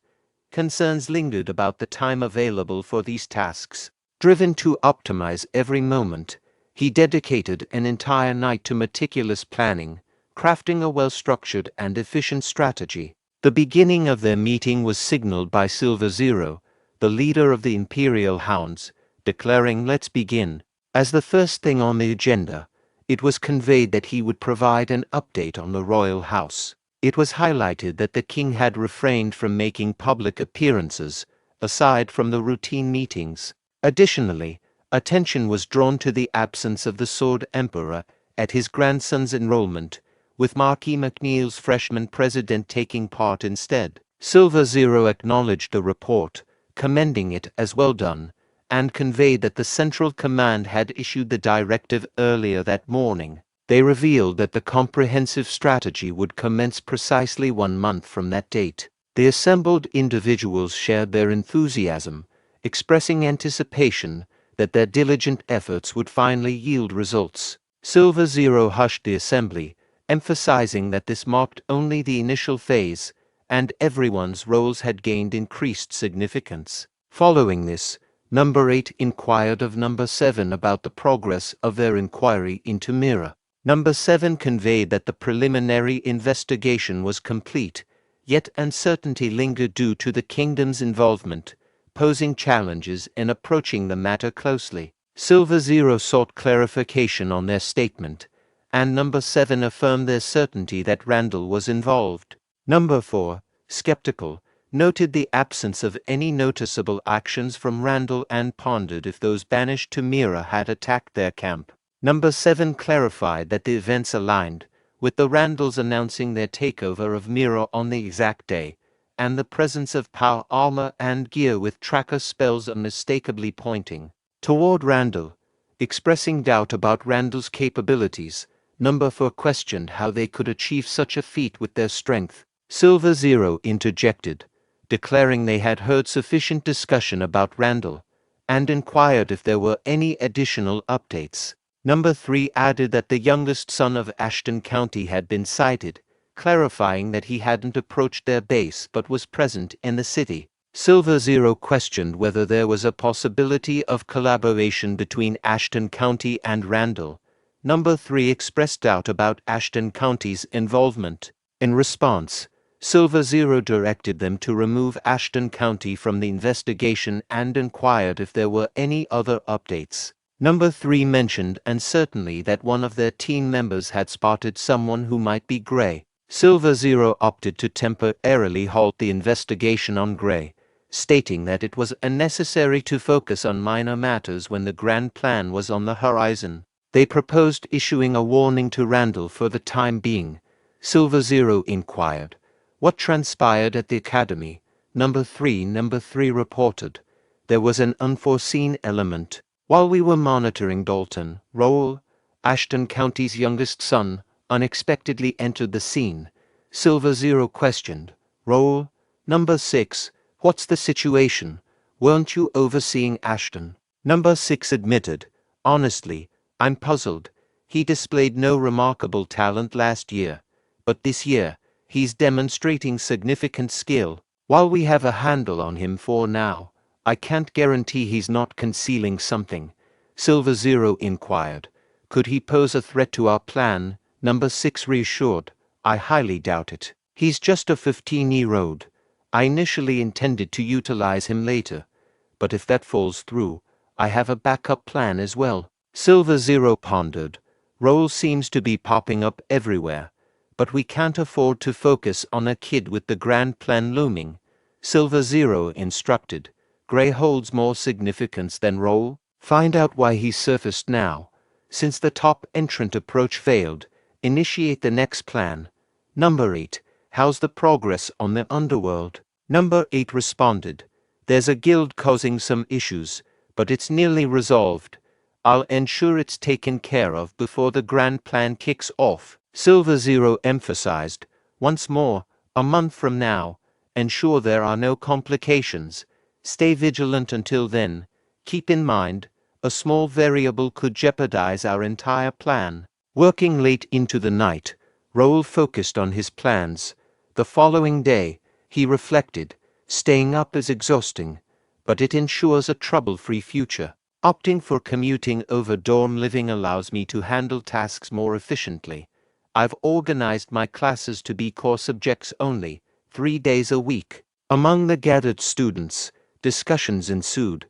One inquired if the top entrant was indeed the 15-year-old prodigy this year. Another acknowledged the abundance of talent but emphasized that this particular individual claimed the coveted first position. A third student highlighted the top scorer's intelligence, skills, and attractiveness, expressing frustration at the seemingly unfair advantages. Fourth student questioned why someone from a prestigious family needed to attend the academy when they didn't need the diploma. Meanwhile, another student shared a sentiment that with advanced sword skills like the top entrant, they would have become a knight already. Meanwhile, Raul reflected that he could disregard the students' gossip since the academy was a minor aspect of his overarching plans, serving specific purposes. Abruptly, a window appeared, revealing the placement exam results and class assignments. Raul found out that he had clinched the top spot in the rankings, with James and Dalton trailing closely behind. Deep in thought, Raul considered the implications of his ranking and pondered if there were additional details to be aware of. Another window materialized, displaying details about a scenario quest and the placement exam. Despite the grade D of quest, Raul had managed to secure a spot in the S-class, claiming the highest position. His reward consisted of experience points, 500 coins, and an undisclosed bonus. Reflecting on the achievement, Raul deemed it not overly challenging and found the reward somewhat trivial. Despite anticipating the extra reward to be minimal given the quest's low grade, curiosity lingered. Nonetheless, he shifted his attention to attending class. During his academy classes, Raul discovered that they were more elementary than he had envisioned. Despite expecting some attention from Caleb, Dalton, or James, his classmates opted to avoid him. Deciding to let things unfold, Raul perceived the first day as tolerable. One of the senior students inquired, "Raul, is Raul present?" Raul confirmed, "Yes, I am Raul. What's the matter?" Senior proceeded, "Here are the perks for being the top entrant. Present this at the library or training to get registered. Vice President Gray seeking you, so kindly visit him immediately." In his thoughts, Raul mused, Vice President Gray. So, this is the additional reward, Alfredo Gray, the historical hero who battled against the Empire. Meeting him exciting, yet concerning. Knocking on the door, Raul awaited permission. Alfredo Gray welcomed, "Enter." Raul stepped into the office and courteously said, "Excuse me." Alfredo Gray extended a welcome, stating, "Greetings, Raul. Could you wait over there for a moment? I have some paperwork to attend to." Raul responded, "Certainly." Inwardly, Raul reflected, "Incredible. Though I've never encountered him in person, he matches the images and videos shared by other players. He carries the air of a standard noble, yet there's an intriguing aura about him. I'm eager to learn more. Perhaps a discreet glance won't hurt." Upon attempting to view Alfredo Gray's status window, Raul was met with limited information, only displaying details already commonly known such as his level, class, affiliation title, stats, and unique talent. Raul pondered, "Strange, I can't access his full information. Everything visible here is already widely known." Alfredo Gray inquired, "Can you observe certain details?" This raised Raul's anxiety as he thought, although he appears to be reading a document, his behavior suggests he's aware of my actions, and possible. Let me test this. Raul expressed, "I heard meeting you is quite challenging," so Alfredo Gray comforted him, saying, "No need to worry. I'll be at the academy for a while. Please wait a bit, I'm finishing up. I have many questions for you, Raul, especially about those eyes." Raul wondered, "Who is this person?" Raul wondered who the guy was and if he knew about his eyes or if it was just a lucky guess. His thoughts were interrupted when Alfredo Gray stated that he was done and apologized for making him wait for so long. Gray commented that he looked even better up close, making Raul feel nervous and cautious about what he would say next. Gray mentioned that he would bring them some tea and would be right back. Later, Gray handed him a teacup and Raul thanked him. He thought to himself that he had expected Gray to use his spells to brew the tea, but apparently, that wasn't the case. Gray congratulated him on getting the top spot and praised his exciting performance. He mentioned that he wanted to ask Raul a few questions and told him not to be nervous. Meanwhile, Raul wondered why someone as esteemed as Gray would be curious about him. He remembered that they had met for the first time at the testing site and he hadn't done anything extraordinary. He decided to try and talk his way out of the situation. Raul asked he wondered why a grand sage like Gray is curious about him. Gray then asked if he knew about an organization called Imperial Hound.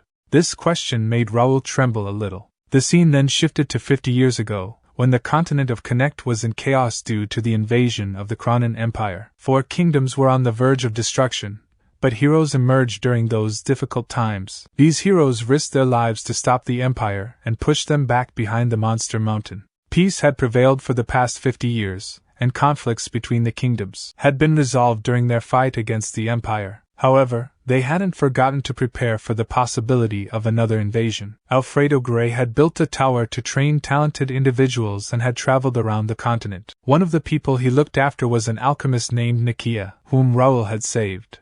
Gray had the ability to help Nikia with her expulsion from the association, but he couldn't because he was occupied with important matters. He had heard about Nikia being pardoned and went to Mira. He stayed in Mira to look after Nikia and witnessed Raul and his people's generosity. He figured out the truth behind the Imperial Hound conquest, the fact that Randall took advantage of Raul's work. Gray thought that Raul had given away the merit to a different family in order to avoid attracting the attention of the Empire. Despite being young, he had chosen to prepare for the future rather than revel in the honor before him. He didn't seek any compensation for helping the civilians either, making him the perfect man to be this world's hero. Gray wanted to watch him up close. This was how Gray ended up in the academy, but Raul would only find out about it in the future. Back to the present, he wondered why Gray was here but knew he had to stay sharp. He pondered how to respond to Gray's comment, thinking about how Gray was known for constantly generating quests related to the Cronin Empire. However, Raul couldn't mention the Empire yet as there was no need to be involved with them. Raul's thoughts aligned with Gray's caution, acknowledging that it would be good to stay silent if anyone else asked about the situation. It was too dangerous for Raul to handle, and Gray admitted to having been watching him since his time at Mira. Gray praised him for handling conflicts well with his outstanding skills, noting that Randall would struggle a little. He was surprised by Gray's knowledge and worried about what would happen if Randall found out. Gray reassured him, stating that he hadn't and wouldn't tell anyone about it. Gray believed that he had made the right choice to stay anonymous and commended him for his amazing decision. Curious, he asked Gray how much he knew and why he was keeping quiet about it. In response, Gray asked him if he knew why the Cronin Empire was dangerous. Raul speculated that it was because of their military strength. Gray agreed but encouraged him to think deeper. Raul considered that although the Empire had a large amount of land, most of it was desolate, and their population was similar to one of the kingdoms due to the harsh climate. Gray said he think the only way the Empire can be a threat to them is their information. They are exposed to Empire but they don't know much about Empire. As you know, the Empire is behind the Monster Mountain and the Forbidden Barrier. The only way to get to the Empire is through the rift. We built a wall near the entrance and have an army there to prevent an invasion, but the Empire still manages to send spies down here. This means that the Empire has a full advantage over them. If they invade them right now, they'll do it knowing that they have a good chance to win. Hearing this, Raul thinks frightening. It happened the same way in his previous life. The Empire used the players to start the war and were close to victory around the time when he died. Gray said they need more people like him. Young people like him are their wildcards against the Empire. Raul thinks was Gray related to Nikia's growth in his past life? If that's the case, his attention might be helpful. He don't need to struggle after declining his offer. He can accelerate his growth and defeat the Empire. Gray said he only have one thing to say. Something is happening out there. He need him to lay low and make smart decisions. Raul said he will make sure of that. Gray said good. It's getting late. Let's get up. He would like to give him a gift for listening to him for so long. Raul asked a gift? Gray said he will need this in the future. Instructions on how to use it are in the box as well, so read it carefully later. Raul thinks a ring. This looks really expensive, and he can feel mana from it. He asked, is he sure that he can have this? Gray said please. This is a reward as well. Raul thinks a reward. He don't think he did anything to deserve a reward but it feels nice. He stands up and thank him for everything. In response, Gray also thank him for spending time with him. He hoped the rest of their academy life goes well. Leaving the room, he opened the box. He couldn't help but think he was nervous but it went better than he expected. He even got a gift. What is this ring? He could feel mana flowing through it. Examining the ring closely through the system, he was taken aback. The system window showed information about the ring. Gray's polymorph ring grade unique. The wearer undergoes a perfect body transformation into the designated form. However, while in a polymorphed state, all stats decrease by 30%. He needed to be cautious as running out of mana would revert him to his original form. Additionally, the wearer could summon the creator Gray once. He thought to himself he got an overpowered item. This was crazy. It was exactly what he needed. There were many limitations due to his position, having to bring guards everywhere and watch every move. He had been looking for an item that could hide his identity, but this ring not only hid his identity, but also his appearance. Only a few magicians could use polymorph spells because it was a sixth circle spell. Moreover, he could even summon the Grand Sage Grey. He felt pressured by Grey's expectations, but he didn't need to worry about that now. Grey would be helpful to him in every way. He would use this wisely. 2 weeks later, Raul thought his academy life was going pretty well. No one was hostile towards him because he was staying quiet. But this guy Dalton stuck to him 24/7. Dalton asked him, "Is he free today? He found a good armory." In response, Raul said he had already told him he was busy, so he should go by himself. Dalton asked, "Can't he just come with him? If he go back right now, he'll have to train with his teachers. Think of it as saving his friend, please." Raul thought he would have a quiet academy life, but an unexpected variable showed up. A guy appeared and started sitting next to him. He started bothering him 24/7, and this guy wasn't even looking for any other friends besides him. Raul initially found himself annoying, but he hadn't caused harm to anyone. Furthermore, no one else bothered Raul because he was next to him. Dalton inquired why Raul was so busy and suggested taking a break since he had trained and listened to lectures all day. Raul replied that he had things to do and was heading to the library, advising him to find someone else. Dalton expressed frustration with the library, regretting not securing the top spot to prevent him from going there and hoping he would encounter a ghost. Raul suggested that if he was bored he should read a book. Dalton retorted that he would rather swing a sword all day. Raul thinks that he had finally left. As he entered the library, he considered one of the benefits of being the first rank, which was admission to every floor in the library. However, realistically, he could only access the 4th floor at most. Only the royals and a few professors were allowed on the 5th floor, but the 4th floor was still impressive. There were only about 50 students who had access to the 3rd floor. He decided to go find some useful books. Meanwhile, on the 2nd floor of the library, a fairy with green hair pondered that she had seen everyone there before and didn't notice any new students. She also noted the absence of new books, wondering if they were hidden inside the students' bags. The fairy touched a student's head and thought that this student was always trying her best. She found it nice to see hardworking students. Suddenly, the fairy noticed a student sleeping nearby and was outraged. She slapped the sleeping student head hard, causing him to wake up. Although the other students couldn't see her, the student became frightened and ran away, claiming that a ghost had hit him. The fairy warned the student not to sleep on the books again and threatened consequences. She declared that she wouldn't forgive such behavior in the sacred library.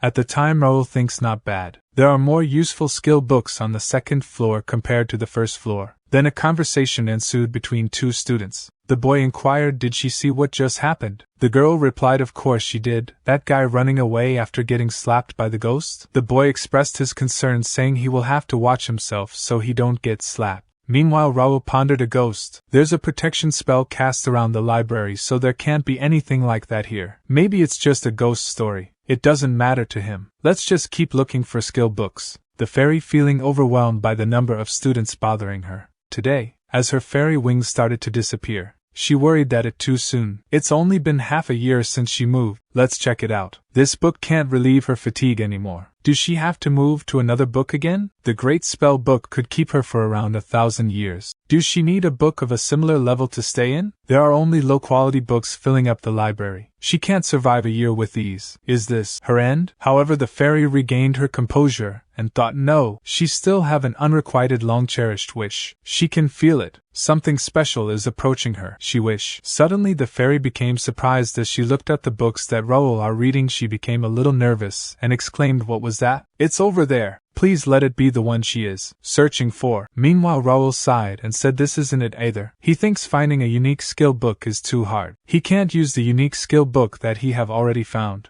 He wanted to find at least one psychokinetic skill book. He is trying to find it using the information he got from another psychokinetic user. It's still hard to find one. He should have asked more about it. He concentrated solely on searching for a skill book, putting aside his thoughts. He stumbled upon a rank C skill book titled as Acrobatic Horse Equitation, and it's a combat skill book. He found artistic brush touch and art skill before this, so this makes up for it. Let's register it to his dex. He knew that there were a set number of skill slots, so he would have to delete one of his skills to learn a new one. However, he could register the unused skills in his skill dex. He activated his dex to register, and placed the new skill book in front of Dex. He was pleased to see it being absorbed. After being registered, a skill book became a normal book just like when any other player obtained them. He decided to find as many skill books as he could while this one was registering. Simultaneously, the fairy from earlier observed Raul's actions and pondered strange human. He is taking multiple similarly titled books and reading the same part over and over.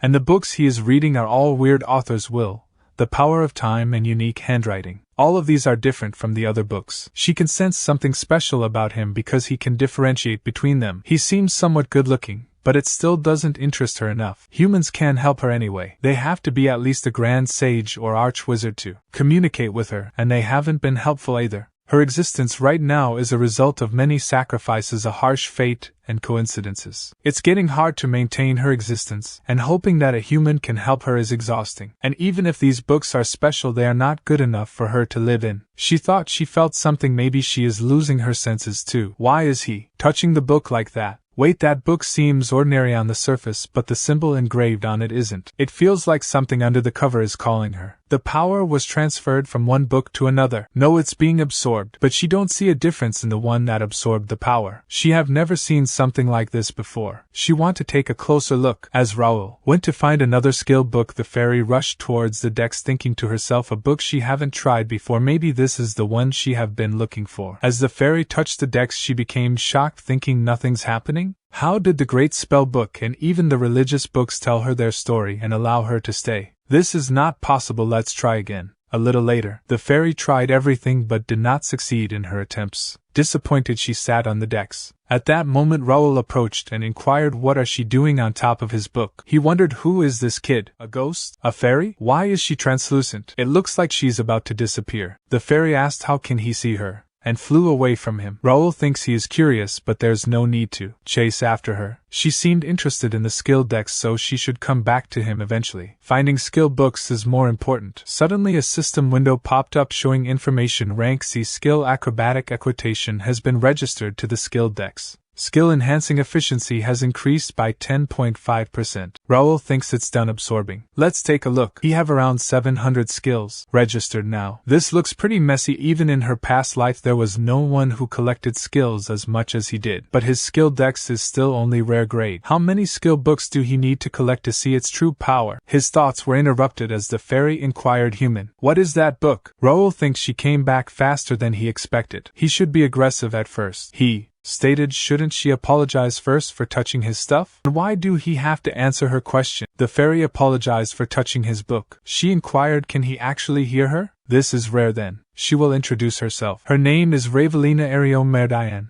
He can call her Ravel. She is a forest fairy, one who cherishes harmony and order. In response, he introduces him as Raul. He enrolled into the academy this year. He stated, she don't seem like a normal fairy. Ravel stated, she actually more of a ghost. Humans call her the library ghost as well. He inquired, a ghost? Like a specter? She responded, excuse me, does she look like a monster to him? She is just a soul on the border between life and death, a being that defies the ordinary. He questioned, sure, why she is interested in this book. She explained, this book is special. It's special even among the special ones. He inquired further, do she even know what book this is? She admitted no, she doesn't. This one didn't talk to her, but she is sure this book is special. So could Raul please let her take a look? He thinks, to be honest, he don't even know much about the skill decks. There wasn't much information about it in his past life either. Maybe she can upgrade the skill decks for him? The item is bound to him, so she can't run away with it. He agrees, but she have to promise to tell him everything she learned about this book. She reassured him and expressed gratitude. And he opened the decks as she said, let's see, and touched the decks. She noted there is a lot of energy flowing through her. She became surprised, quickly moving away from the decks. She exclaimed, what? How is this possible? There's no way. Did he truly predict something like this? But the appearance of this book now goes against the rules.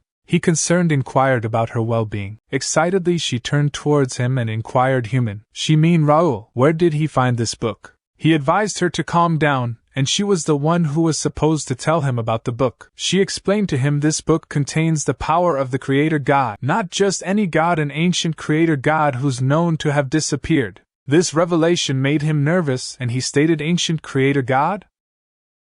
He asked her if the power of the ancient Creator Divine is embedded in the book. He thinks that he is not sure what it is, but it doesn't really appeal to him. She responded by inquired if he is not very interested, stating that this is the problem with humans and the Creator Divine in the past. He interrupted her and expressed his lack of interest in divines, requesting her to tell him what he found out about the book. She sighed and admitted that she doesn't know much about the book's detailed contents either, as she only saw it briefly. However, she mentioned that the book is currently under a curse and lost its power after taking a shock. He inquired about how he can restore the book to its original state, to which she replied by asking how she would know, as the prickly kid refused to tell her. He stated was it of no use, and she questioned how she is supposed to figure that out so quickly. She then suggested making it possible for her to enter the book. Suddenly the system window popped up, displaying information about Ravel's request to reside in the tome as its librarian. The window explained that appointing a librarian can enhance the rank, functionality, and efficiency of the skill tome, and once appointed, the librarian cannot be forcibly dismissed unless the contract is dissolved. The window asked if he would appoint her as the skill tome's librarian. He thinks that she is trying to sneak into the skill tome, and although the conditions don't seem bad at a glance, he can't let someone he hardly knows come in without any cost. She questioned about his expression, and he responded by saying that he doesn't need to hear more from her. He already knows that the skill tome is under a curse and believes he can handle it himself. As it was getting late, he decided to head back. She requested, "Don't go. Please listen to her story a bit more." He stated, "Well, he have urgent matters to attend to, so he need to go. Let's talk another time." He is not sure when he will come again. She inquired if she upset him. She is really sorry. It's just that it's been so long since she have talked to a human. He thinks, okay, let's get more serious for the negotiation. He stated he is busy too. He can't really listen to her situation right now. She stated she promised she will be helpful to him. She swear that book is really precious to her. Can't he listen to her story a bit more? He thinks this enough for now. Time to start negotiating. At the moment she started crying while stated it's true. Why won't he believe her? He stated, "No, it's not like that, just calm down." She exclaimed he too much. In response, he expressing regret for upsetting her and offering an apology. She reassured it's okay. However, Raul added, but still he can't give her the book yet. It holds great importance for him, so he'd like to hear her story first. Explain why she ended up like this and why she's interested in the book. He'll decide afterward. She agreed, mentioning that it might be a lengthy tale. She began by recounting a forgotten war that took place on the Connect continent involving various races and divine beings as well as demons. The war had brought the continent to the brink of destruction, and her own race, the forest fairies, faced extinction. In an attempt to save her, the fairies used a certain magic to trap her soul in the book while they themselves were scattered across different dimensions. She explained that he had fallen into a deep sleep, and upon awakening she found herself constantly moving from one special book to another, barely surviving. Each time he woke up he lost many memories, leaving her unsure of how long he had been living. Despite his situation, she had a purpose to find his scattered kin and pass on their tribal wisdom and essence. However, she was bound to the library by the book and struggled to find books that would accept her. She believed that the book in question held a similar aura to the great magic book that had initially accepted her, possibly even possessing a greater hidden power. She pleaded with him to allow her to enter the book, as she believed she would aid him in his quest. He considered her story and decided it was enough to grant her permission to reside in the book. However, in exchange she would have to become the book librarian and potentially be bound to him. He inquired if this arrangement was acceptable to her. She stated, of course, as long as he allow it, but before that may she ask what he want to do with the power in the book? He replied he want to protect his family and his homeland. She might think it's a modest reason, but it's really important to him. She responded that's a noble enough reason. Then she looked forward to working with him, but she won't be able to help him right away. She needs some time to adapt to her new home. She thinks she'll be asleep for about a month, but don't worry, the book functions won't change. He reassured no rush, he just hopes she wake up safely. She thanked him, and she stated when she wake up she will do her best to help him. See him in a month, and that's how Raul gained a little fairy girl as a companion. Time flew by after meeting her,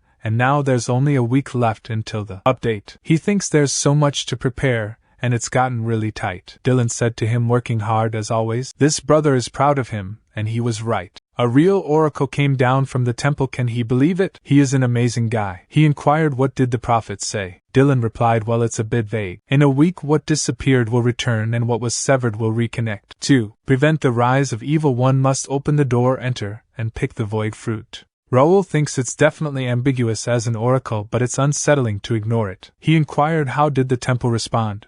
Dylan stated nothing special, just preparing the troops as much as possible in case of a major crisis. Raul inquired what about the reaction of the royal family and nobles. He can guess, but Dylan answered just as he expect, most of them are treating it as nonsense or suspecting the oracle as a pretext to gain something. Well, he would have thought the same if he hadn't listened to him. There's precedent for it. Raul thinks that there are many precedents, such as the Holy Empire ruled by the Pope here in Connect. The Holy Empire consists of Garnelia, where the papacy is located, and several small and medium-sized cities. Although it is small in size, it holds the title of an empire, and is designated as a permanent non-aggression area due to its religious influence, delivering numerous oracles. Raul expresses his worry, stating that it will be too late if something happens. Dylan reassures him, telling him not to worry and to do what he can now. He mentions that he has already passed response methods to their domain, and hinted at their friendly families. He advises Raul to stop worrying like an old man and to use his strange power. Raul continues to think that their family never sits still when it comes to something mysterious, just like their father and brother. However, he acknowledges that because of this, when he presented the update information as divine revelation, he took it seriously instead of laughing it off. He also mentions that his brother discovered his telekinesis during the process, and now pesters him to show it every chance he gets. A little later at the training field, Dylan shouts, "Alright, next." Raul struggles to block the impact of the strike. Dylan reminds him that he had told him to focus on physical development and not just rely on his strange power. Raul thinks no matter how many times he does this training, he never gets used to it. Although the training was initially started for his brother Dylan, it has also increased his strength, and he has managed to elevate his telekinesis enhancement to the level of his previous life. Dylan's only interest is in physical strength. Despite his superhuman body, he lacks in combat skills. If the world spirals into war, the enemies he will face will be formidable. To overcome that crisis, it's necessary to foster Dylan's growth. If he could just add proper combat skills to that incredible body, Dylan must be realizing that the gap between them is narrowing through their repeated sparring. Soon he'll understand that there are limits to overpowering him with just physical abilities. When that time comes, he will have to find the right skills for him. Once the dungeon opens, he can acquire more skill books, not only making himself stronger but also those around him. His plans for the future just got more interesting. After several days, Raul believed that the tasks leading up to the update were almost finished. It bothered him that nothing had changed despite the prophecy being announced, but he understood that it was expected. No lord would prepare for something that hadn't happened yet. However, he still found it regrettable. As the scenario progressed, the kingdom's power would become more necessary. There would be monster invasions through Gates, chaos from the lifting of restrictions, wars with the Empire, and other scenarios requiring massive troops in the future.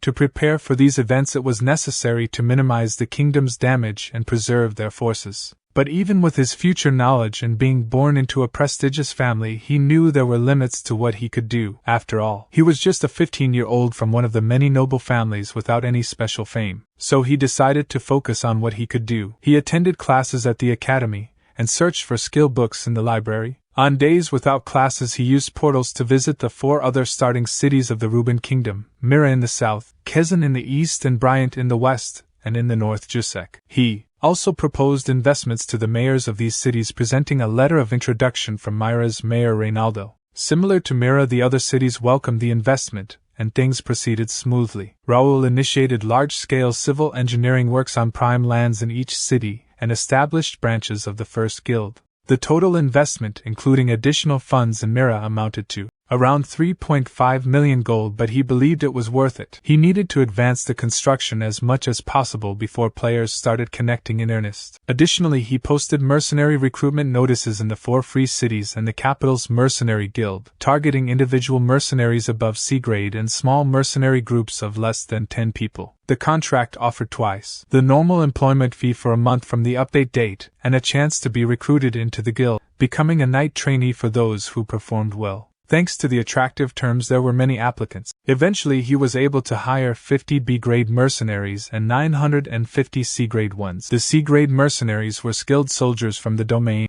or those with over 3 years of experience. B-grade mercenaries were either solo sword users or captains of small mercenary groups forming a fairly solid force. He acknowledging that hiring them would cost over 30,000 gold and maintaining them would require significant expenses. However, he believed it was worth it as it would alleviate any worries in the event of a large-scale battle like a domain war. As people observed the guild members, they started conversing with each other. One person expressed disbelief, stating that Raul didn't have money to spare. Another questioned his intentions if nothing happened. Raul turned to Sir Philip and inquired about the gathering of the guild members. Philip informed him that all 45 members excluding administrative staff had arrived and were divided into 10 groups ready for group training. Philip also mentioned that he had just issued a summons order to the regular knights who arrived early. Raul commended Philip's work but reminded him not to let their guard down as they had an operation scheduled for that night. Philip acknowledged his instructions. Raul reflected on the significant changes that had occurred, noting that all 6 trainee knights had reached the expert level and had been officially appointed. Additionally, 9 knights including Philip,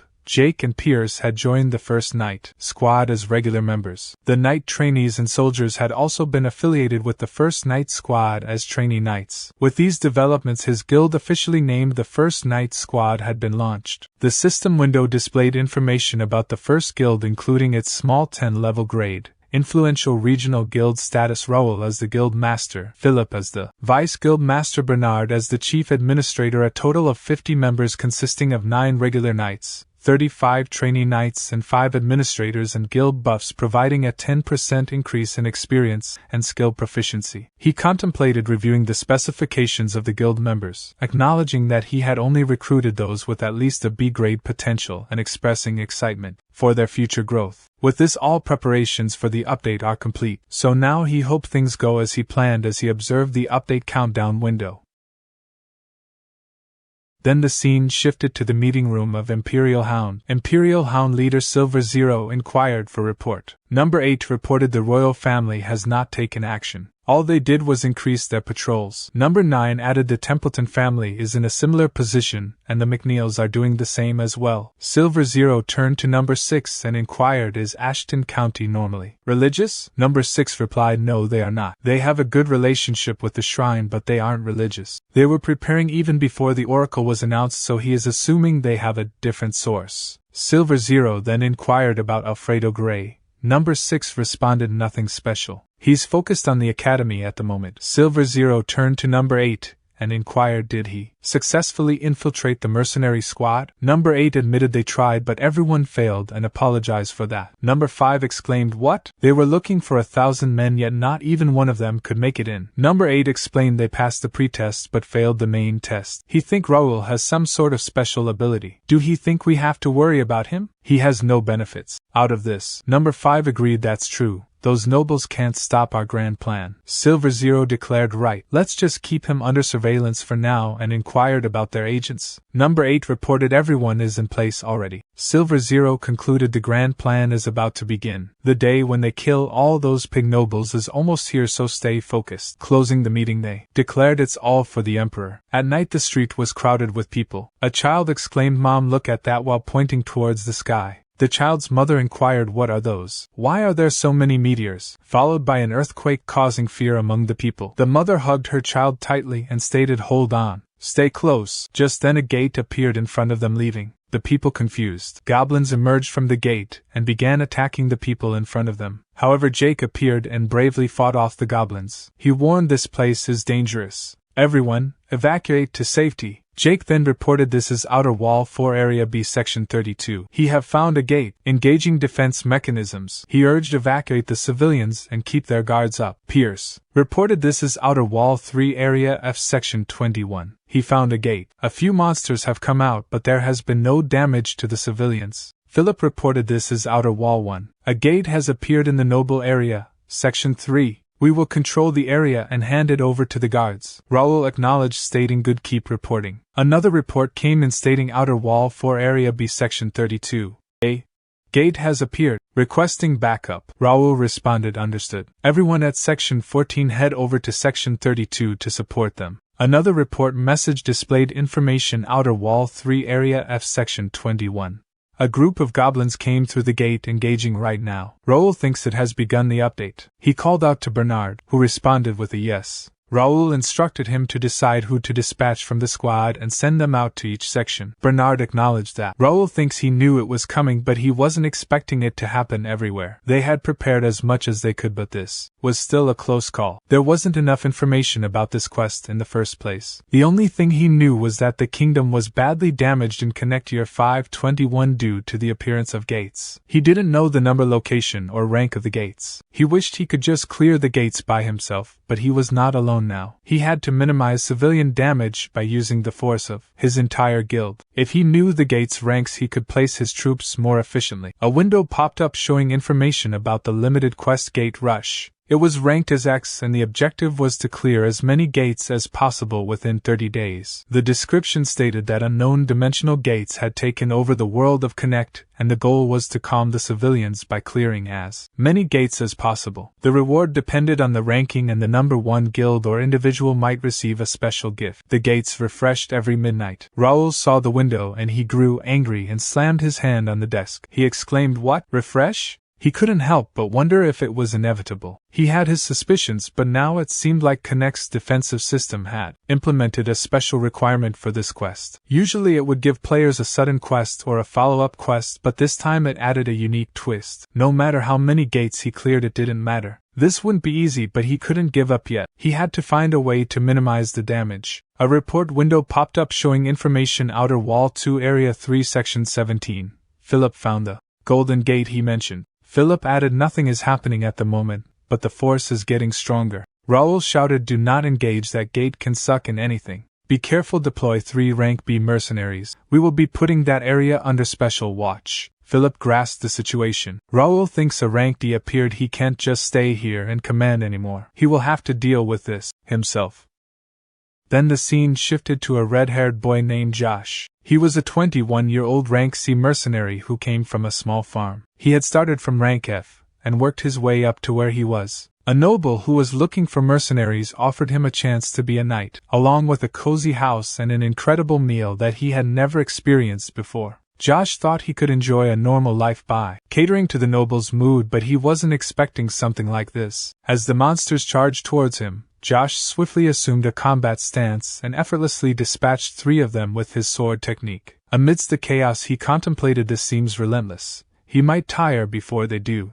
Suddenly a formidable boss monster emerged from the gate. Josh thinks there are so many, and there's a big one now? He can't just push them off anymore. He have to gamble on this one. He will have to get the big one first to scare the small ones. In the heat of battle, as Josh charged and Raul joined the fray, he employed his psychokinesis trait to manipulate scattered weapons, swiftly eliminating all monsters except the boss. With a decisive swing, Raul beheaded the boss, ending the threat. Stunned, Josh marveled at Raul's power. Turning to Josh, Raul apologized and inquired, "Did he interrupt?" He seemed familiar. "Is he a part of the first guild?" He replied, "Yes. He is a rank C mercenary." Josh, Raul stated he liked his ambition, but that was too risky. Ratmen aren't easily scared. He know he is a rank C mercenary, but rank D gates are too hard for him. Join them for now. Confused, Josh inquired, "Who is he?" Jake replied, "He guess you are new, but that doesn't excuse him from not recognizing their master's face. He is the master of First Guild, Raul Ashton." Josh was shocked at the revelation.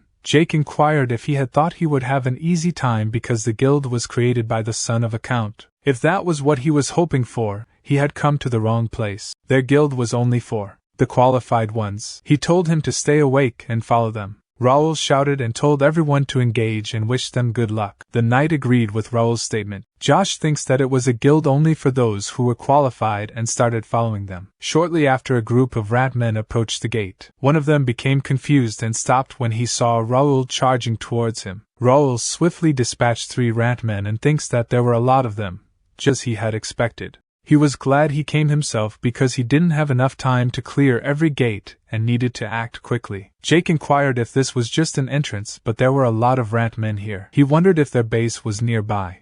Raul responded saying that it was possible, and instructed him to send a scout to search. He emphasized the importance of prioritizing rescuing the civilians. Meanwhile, Josh rushed towards the ratmen and effortlessly killed one monster after another with a single swing of his sword. Upon witnessing Josh's impressive sword technique, Jake remarked that he was special. Raul thinks was his name Josh, and while his sword skills were rough, he had good senses. He believed that Josh would be much better if he learned how to wield mana. One of the knights approached Raul and informed him that they had found the Rat Man base behind the forest. Raul expressed his appreciation. The knight added that they didn't see any civilians at the base, which was quite big, but there weren't any other monsters there either. Jake mentioned that they made sure there were no civilians near the gate, so there shouldn't be many civilians here. Raul insisted that they still search everywhere and emphasized the importance of not losing any civilians that day. Jake acknowledged Raul's instructions. Raul then stated that while clearing the gate was important, they should prioritize rescuing the civilians. He turned to Josh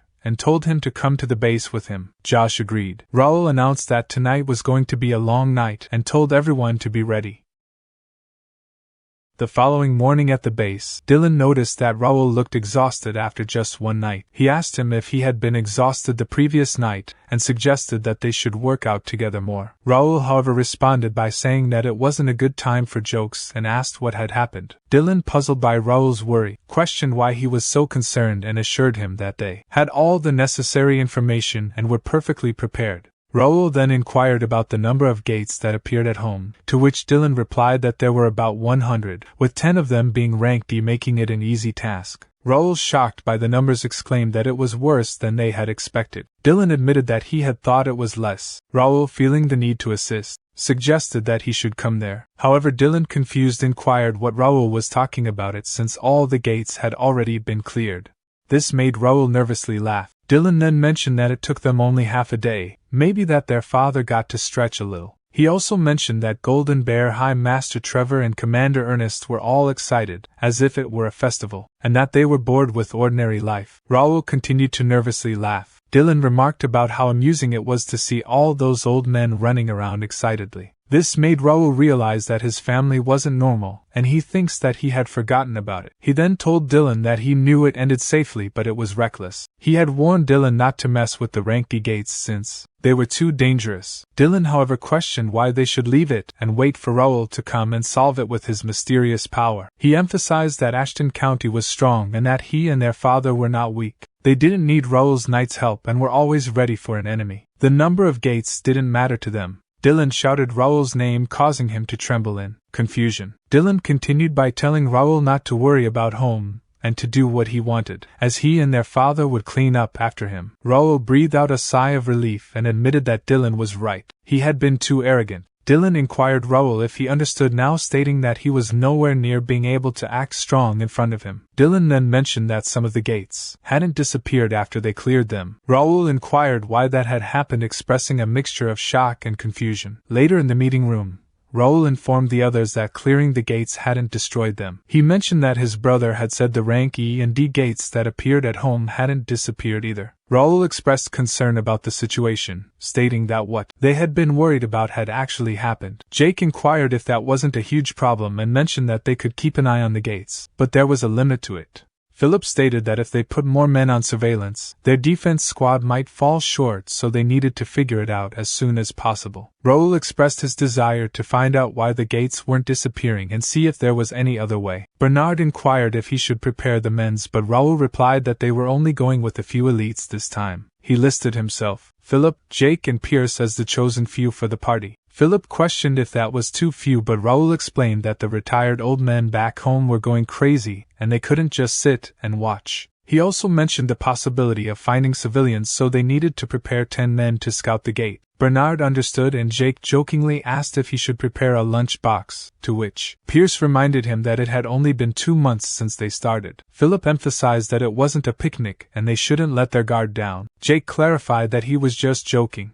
As they fought goblins and rat men at night, Raul asked if anyone was tired. Jake replied that he wasn't even warmed up yet. Raul stated that they didn't have much time to waste, so they needed to move quickly. As the monsters rushed to attack, Raul, Philip, and Jake started killing them. A little later, Jake inquired if those were all the monsters expressing boredom. Meanwhile, a goblin approached Jake from behind, attempting to sneak attack him. However, it was struck by 2 arrows, causing the goblin to crash to the ground and die, much to Jake's surprise. Pierce chimed in, saying no need to thank him. Jake shouted back he didn't need his help. He was doing fine. Pierce responded, of course. Jake then inquired, do he want to bet on who can get more? Philip intervened, saying, stop it. They aren't here to play around. Raul thinks, is this it? There isn't anything special here except for the rough terrain. Just then Josh approached Raul, reporting. While Raul gave him permission to proceed, Josh reported the rough terrain is a bit troublesome, but there wasn't anything out of the ordinary. It seems like there are no civilians here either. Raul thinks they are designed in a way that only players can approach them. He expected this, but a gate or dungeon can easily be cleared by the NPCs of Connect because they are significantly stronger than the players. However, the players would not be okay with that happening. That's why there are strong restrictions on gates and dungeons. The NPCs are not allowed to enter gate guardian or dungeon boss rooms. No matter how strong he is, if they aren't a player, they can't close the gate. He need to figure something out. Just then a window popped up displaying the message, gate clear, conditions have been met. Warning, hidden space discovered. Hidden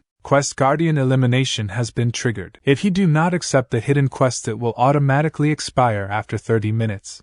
Another window appeared showing the information for the hidden quest guardian elimination with a grade of D and the objective to eliminate the gate guardian. The description stated a powerful guardian is protecting the gate. Eliminate the guardian and neutralize the gate. The reward listed was experience, gold, and a low-tier random item box. Raul thinks a hidden quest? He would normally be happy to see this, but he don't have time to spare. He then asked the others, all of them saw it, right? Philip affirmed it, and questioned, do they have to find the gate guardian themselves? He don't believe there were any guardians between the ones we fought already. Josh responded, Master, is it possible that the guardian you were referring to is the one over there? At that moment all of them turned their attention towards the approaching ranky gate guardian, the dark corrupted goblin.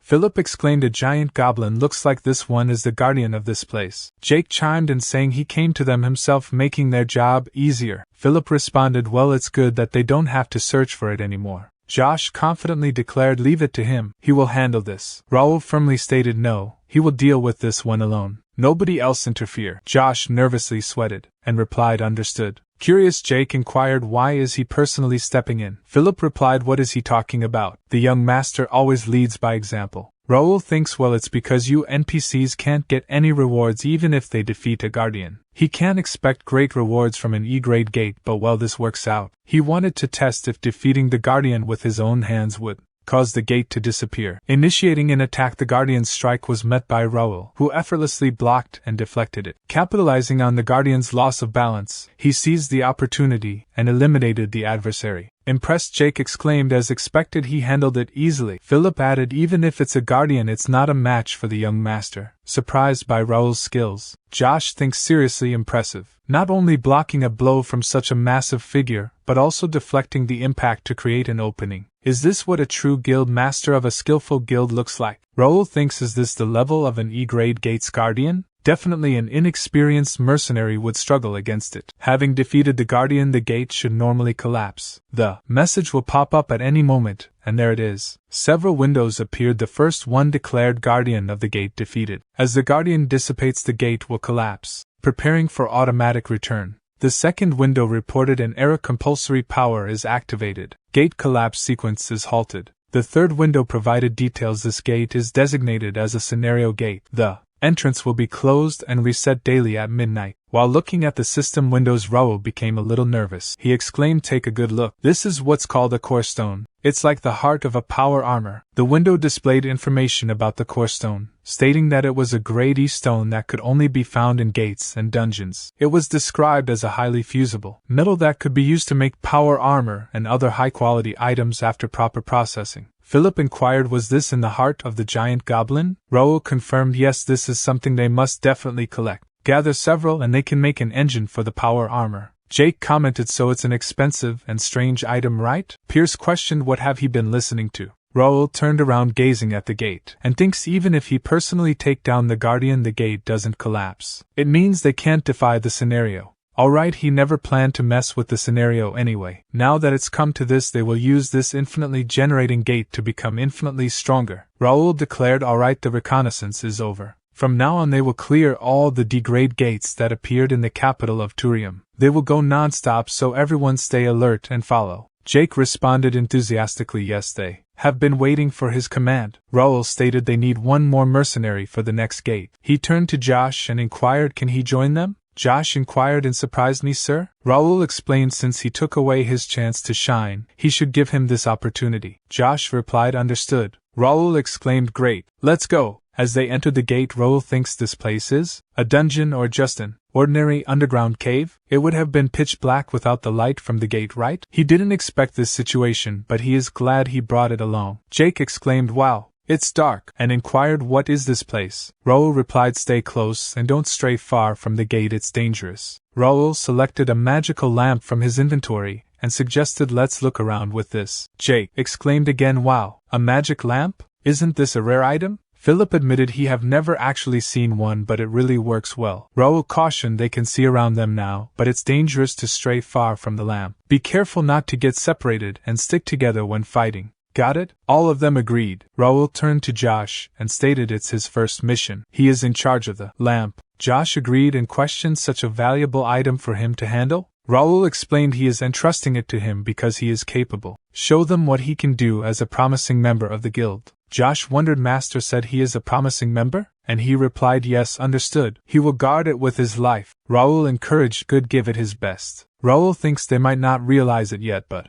he is actually the lucky one here. Soon he will become an S-rank mercenary and be talked about as a candidate for King of Mercenaries. Josh's status window popped up displaying his information: name Josh, 21 years old, level 38, occupation freelance mercenary, temporary member first guild, stats potential grade A+, unique traits beast-like sensation grade A+, burning competitive spirit grade B, ambition to succeed grade C+. Raul inquired to Pierce, how's it looking up there? Can he see anything? Pierce replied there's movement in the darkness. All he can say for sure right now is that they also carry a chilly murderous intent. In an instant Pierce observed something and swiftly shot an arrow, which elicited a scream upon impact. Jake inquired what's that? Did he find something? Did he hit it? Pierce replied right now one could hit them even with their eyes closed. They're already spread out all around them. Suddenly a large number of giant bats rushed towards them. Raul shouted giant bats. These creatures chase the light and attack. Everyone be careful. Josh nervously thinks about the light while looking at the lamp. Jake exclaimed damn it, they're all swarming around the lamp. Raul instructed Josh to put the lamp down for now. It's too much for him alone. However, their conversation was interrupted as Josh shouted these damn irritating bats, daring to mess with this promising guy. He skillfully used his sword to eliminate the incoming bats and confidently stated the lamp won't even get a scratch from these guys. Jake stated he have overpraised the rookie and now he's lost his mind. Raul replied well, being enthusiastic is a good thing. Consider it a kind of initiation test. Josh called out to the Jake and Philip saying hey seniors, are they just going to watch? Jake responded rookie, you're too slow, way too slow. Philip sarcastically commented a promising member. He should be able to handle this much on their own. Meanwhile a scorpion lurked around in the shadows.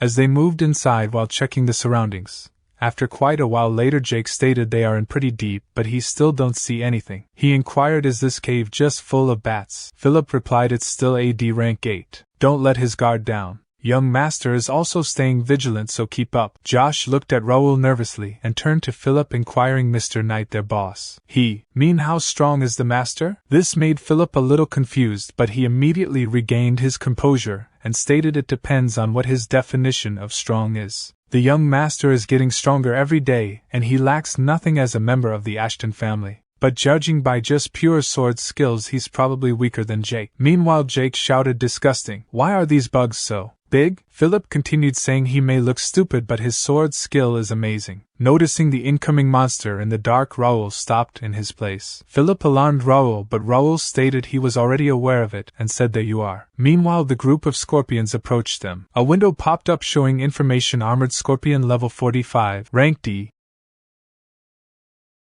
Jake commented they look so ugly. Philip warned there are a lot of them so be careful. Raul thinks there's no way giant bats are the main enemies in AD rank 8. Those scorpions only appear in gates and dungeons, so this must be their first time against this monster. Raul stated whatever it is, if it's a quest they have to get through it. Their armors are as hard as steel so be aware. Make sure to avoid the poisonous stinger. Then shall they begin? A quest window popped up showing information about a D rank dimension gate. The objective was to eliminate 50 armored scorpions of grade D. There was no time limit. The reward was experience, gold, and a low-tier random material box. Raul thinks it's not a conquest but an elimination quest, and it's asking him to clear the quest, not destroy the gate. He suggests thinking about it after taking care of the monsters. Raul stated, "Let's go." Raul, Philip, and Jake embark on a scorpion killing spree, leaving Josh to guard the lamp. A swarm converges on Josh, attacking him from a blind spot, but he manages to block just in time. As another attack approaches,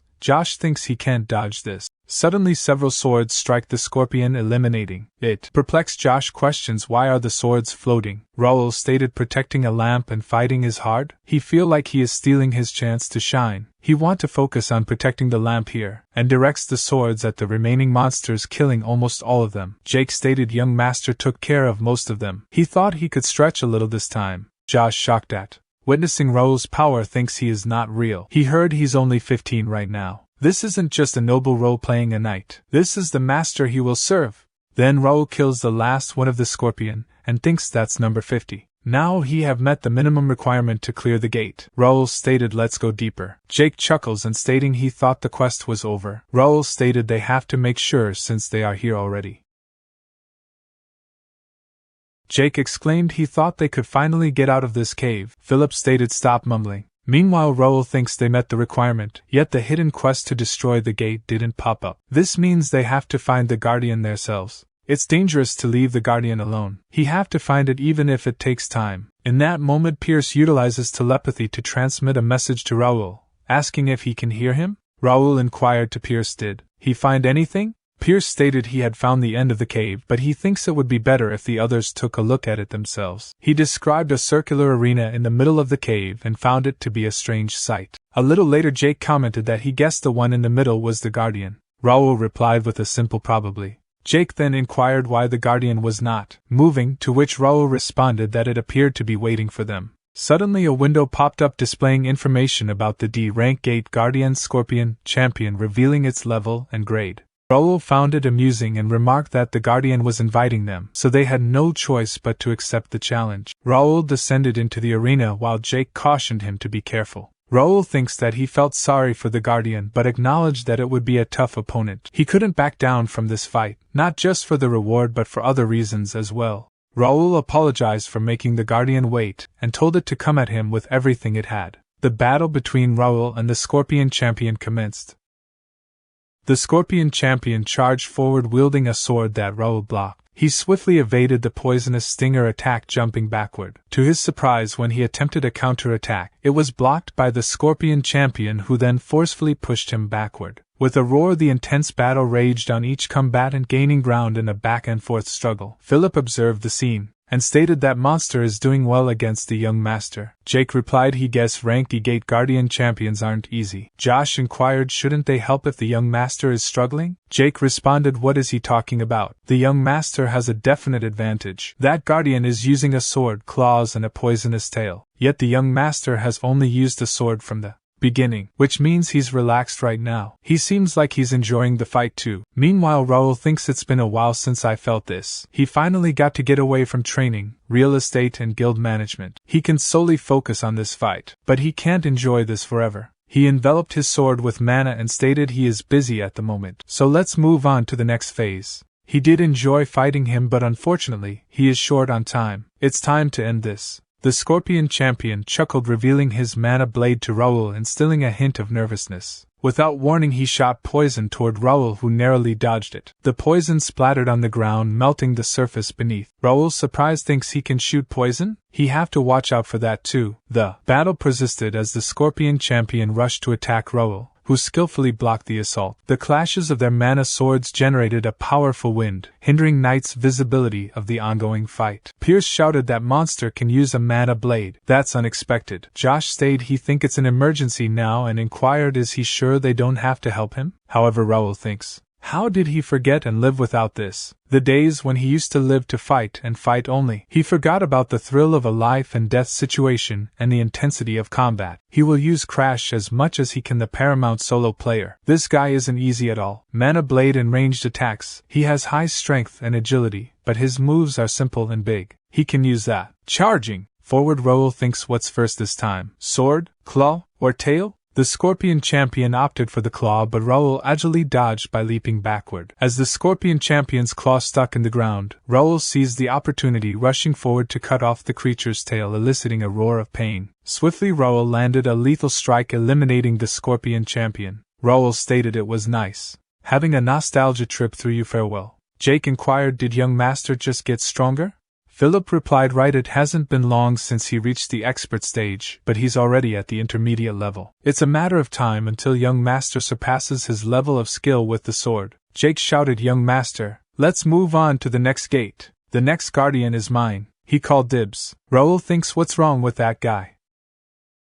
A window appeared showcasing details. Ashton's sword skill, Bear Crush, graded A+, has reached intermediate level 4. Class changed to Knight, intermediate sword expert. Elimination of Gate Guardian approved. Hidden quest complete. Raul finding it impressive. He then stated it took some time. He is sorry, it must have been boring to just watch. Josh quickly responded, not at all. That was amazing. Your combat just cleansed his eyes. Raul thanked him and acknowledged him. Philip inquired about their plans for the next gate, to which Raul replied, they are running late as per our schedule already. Let's get to it. He already told them that today's going to be a long day, so be ready. Jake expressed his excitement, stating exactly what he wanted. They cleared gates without rest, after spending 7 hours just clearing gates. They ended up clearing 4 rank D gates. Fully rested mercenary units were deployed on rank E gates under Bernard's command. They finished every mission safely, concluding every single gate that appeared in the capital Turium. There were approximately 500 casualties on the first day, and they rescued around 700. Most people think that this is it, but he know that this is just a little skirmish before the real war. On the street, one person asked another, did he see it? The gate or whatever? The second person confirmed, of course he did. He even saw orcs coming out. At the bar, someone mentioned he heard some people were dragged into it. The bartender responded that's why he saw many mercenaries and knights. The person added they predicted this and were preparing for it. Girl mentioned she heard they were from the prestigious Ashton County. Another girl chimed in saying yes, she heard the youngest son was in command. A third girl exclaimed, for real? That's so cool. The second girl wondered what was his name, Raul or something. Meanwhile, at the Randall County mansion, the Count of Randall, Hudson D. Randall, read the newspaper aloud, reporting on the neutralization of gates in the capital Turium. The prestigious warrior family Ashton County had made a comeback and was selected by Turium citizens. One particular individual, Raul Ashton, was being hailed as the man of the hour. Hudson D. Randall wondered who this Raul Ashton was and contemplated the significance of Ashton County's progress, possibly indicating a need for involvement in politics. Hudson D. Randall expressed his disbelief, stating that everything they had prepared had been destroyed in just a week. He turned to Brian and questioned whether any of it made sense. Brian reassured his father, saying there was no need to worry. Using his mana, Hudson D. Randall exerted pressure on Brian, causing him to crash to the ground and kneel in pain. Hudson D. Randall lamented the fact that he had fathered over 30 sons until the age of 60, yet deemed them all useless. He couldn't help but compare them to the sons of Ashton County. After some time, Hudson D. Randall retracted his mana and criticized Brian, stating that he couldn't even withstand that much pressure, and questioned how he could call himself an expert knight. Brian apologized, asking for forgiveness. Hudson D. Randall ordered Brian to report everything that had occurred since he began training in seclusion for a month. Brian informed him that around 2 weeks ago, an official document had been sent out by the shrine. This angered Hudson D. Randall as he read the report. The report confirmed that there were 73 gates, of which around 40 had been cleared in a week, but the number was still increasing. The casualties included approximately 3,200 missing or deceased civilians, as well as 15 knights and around 1,300 troops. The knights' fear of entering the gates had led to a higher number of casualties among the troops. Currently, the gates had been blocked and were under surveillance. Brian trembled as he witnessed his father's anger. Hudson D. Randall used his mana to push Brian backwards, causing him to crash to the ground. Brian pleaded for mercy. Hudson D. Randall angrily shouted, "Get the fuck out. There's no place for him in Randall anymore, don't he?" ever think about stepping onto Randall territory until he call for him. If he see him again, he won't care about he being his son. He will kill him. Tell the third oldest to come here on the way out. As he was escorted out by a knight, Hudson D. Randall expressed his frustration, yelling, "Ashton!" At Kingdom Academy, one maid said to another, "Isn't that him? The young Master Raul of Ashton County." She heard he led his knights and made a great contribution. "He is so handsome." Another maid chimed in, "He's the youngest ever to have achieved the top rank." One of the fellow students added he heard his knights get paid well. A red-haired student dismissed their praise, saying stupid, praising the guy who didn't actually do anything. Another student speculated he bet his family did everything for him. The students continued discussing so loud for saving a few civilians from the gate, or whatever. Once reinforcement from his family gets here, he will show everyone that he is better than him. Raul thinks this is getting tiring. They're looking at him like he is some animal at the zoo. Why don't they just talk to him? Dalton commented he became a celebrity in just a week. He guess you did great. The entire capital is talking about him. He should know? Raul replied he don't want to know. Curious, Dalton inquired, really? But are the rumors true? That he is the real heir to the Ashton County? Raul questioned, what is he talking about? Dalton responded, that's what the rumor says. What family gives so many troops to a son who's not an heir? Raul exclaimed, cut the bullshit. Big brother is the heir, and he is not interested in being the heir at all. To clarify, he recruited his own knight order. He had no support from the family. Dalton inquired, how could that be? Raul replied he have some money. Dalton responded, I see. That's great. Maybe he should visit that gate thing with him. Raul was surprised by his remarks and began staring at him. Dalton inquired what happened. Why is he staring at him? Raul thinks holy shit, caught one. His admission to the academy may have seemed like an excuse for him to get out of the house. Actually, he had another goal. That was to find skill books in the library and hidden prospects in the academy. Though the list of new students changed due to Gray's sudden appearance, candidates for recruitment had already been selected based on information he found on the Link Cafe. Brat Dalton was one of them. Realistically speaking, the strongest person in this kingdom is Swordmaster Marquis D. Dalton. World of Connect, where almost no contact could be made with high-ranking noble NPCs, an amazing chance to get his grandson Dalton. Currently, not just anyone is allowed to enter the gate. Must obtain official permission or have at least 50 troops and 3 official knights. It would be impossible for Dalton to enter the gate alone. Even if Dalton is at the level of an expert, he has never confirmed his skills himself. Must be desperate for a chance to get real battle experience like a gate. Subjugation. Thinking about all these things, a smile appears on his face. He inquired, do he want to do it together? It's an F-rank gate, there won't be any danger. Dalton laughed and questioned, really? Stated, but he has a few conditions. Dalton asked about his conditions. Raul stated first he is the only one he will be bringing into the gate. Take any servants or guards along. Got. Replied it doesn't matter to him. Contrary, it's nicer to have a less number of annoying people joining. Raul continued by saying second, keeps the fact that he is going into the gate with him a secret. Because he doesn't want anyone talking behind his back. Dalton replied that is acceptable as well. He hate getting involved in family matters too.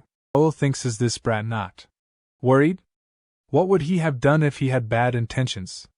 Then again, who in this kingdom would dare to turn a big noble family like the Templeton Duchy into their enemy? Stated lastly, he must get permission from the Duke. Dalton, surprised by his remark, asked why does he need to get that? Raul replied, isn't that obvious? What if something happens to him? They need someone to take care of the situation if something were to happen. He is not taking him there to have fun, he is taking him there on an official visit. He have a night troop to take care of, he can't be bothered with his personal affairs. Dalton nervously replied, that's true. But his talk was interrupted as Raul walked away, commenting, let's talk again once he obtained permission from the Duke. By then, flustered Dalton said, hey, wait. And thought, how is he going to convince the old man? Seeing Raul's pale face, Bernard inquired, did anything happen at the academy? Raul replied, well, all the attention is a bit tiring, but it's fine. He started doing this hoping for this to happen anyway. Bernard questioned, then shall they maintain the public opinion to the current level? But Raul asked the report. About how many people have been deployed so far?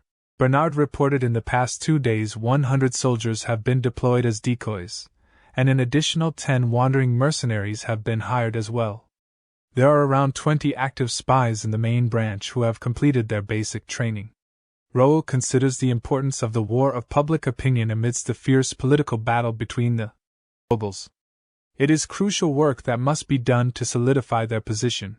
The decision to seek out the voice of Reuben has proven to be a wise one. By providing information about the gates without any conditions, a friendly reputation has spread throughout the kingdom. Those who question how a single media outlet can wield such influence do not understand the significant role that the media plays. In Connect. The media in Connect is an elite organization primarily composed of magicians, with Jenna's White, one of the continent's 3 great sages, serving as the president of the Press Association. Status is esteemed even among the highest ranks of society, and the most influential media outlet among them is the voice of Reuben. They do not need to engage in wars with swords alone, they must utilize all available resources. Raul instructed double the number of wandering mercenaries with a good sense of humor to be on standby. Expected that individuals from various regions will come to keep them in check. Then Philip inquired what he meant by that. Bernard explained that greedy noblemen are likely to attempt to gain a foothold now that the gate situation has somewhat stabilized. Raul expressed that while he would welcome them for a simple gate subjugation, it is not feasible at the moment. Bernard suggested that they may try to find faults and tarnish Raul's reputation in order to claim a larger share of the rewards. Raul responded by stating that they can only strive for the rewards because only the chosen ones can close a gate. He emphasized the need to keep this information confidential for the time being to prevent other lords from pretending ignorance about the gates. Philip responded with the statement that he understood. Raul continued with his thoughts. Even if he had to use the lord's greed, he must get the soldiers to gather in the kingdom. That was the only way for them to deal with the crisis that was about to befall the kingdom. At night, a person with brownish hair and running from something in the back alley, while thinking, damn it, who would have thought that they did continue being hunted despite entering a gate? Just what is their deal? For now he must lure as many of these bastards and buy time for his comrades to get away. His thoughts came to a halt when he was surprised to see people with robes blocking his way forward. One of the people with a mask stated guild leader of the information organization Wings of Freedom, alias Faceless. It's nice to meet you this way. Alias stated, so these bastards are the ones who have been hunting down underworld guilds for half a year. The masked person replied by saying, as expected from the head of the best information organization of the kingdom, he is quick-witted. Alias inquired, so what brings him here? Is he trying to hunt him down this time? The masked person responded that he was planning to do that at first, but he would make him an offer. Alias inquired about the offer. The masked person stated surrender. It'd be a waste to kill someone as powerful as he in the underworld. If he promised to join them, that is, they will spare his life. What does he say? Alias unsheathed his sword and rushed towards him to attack while asking stop saying nonsense. But his attack was blocked by the masked person with his power armor. As he looked at the armor, he immediately identified it, and then Alias stated, you bastards. I was on the fence about it, but they really were bastards from the Empire? The masked individual declared, what a refreshing deduction, or should he call it a dangerous suspicion? Now that it has come to this, he leave him no choice. He commanded his companions in blue robes to eliminate him. They all swiftly moved towards their target, his faces turning pale as he see their attacks.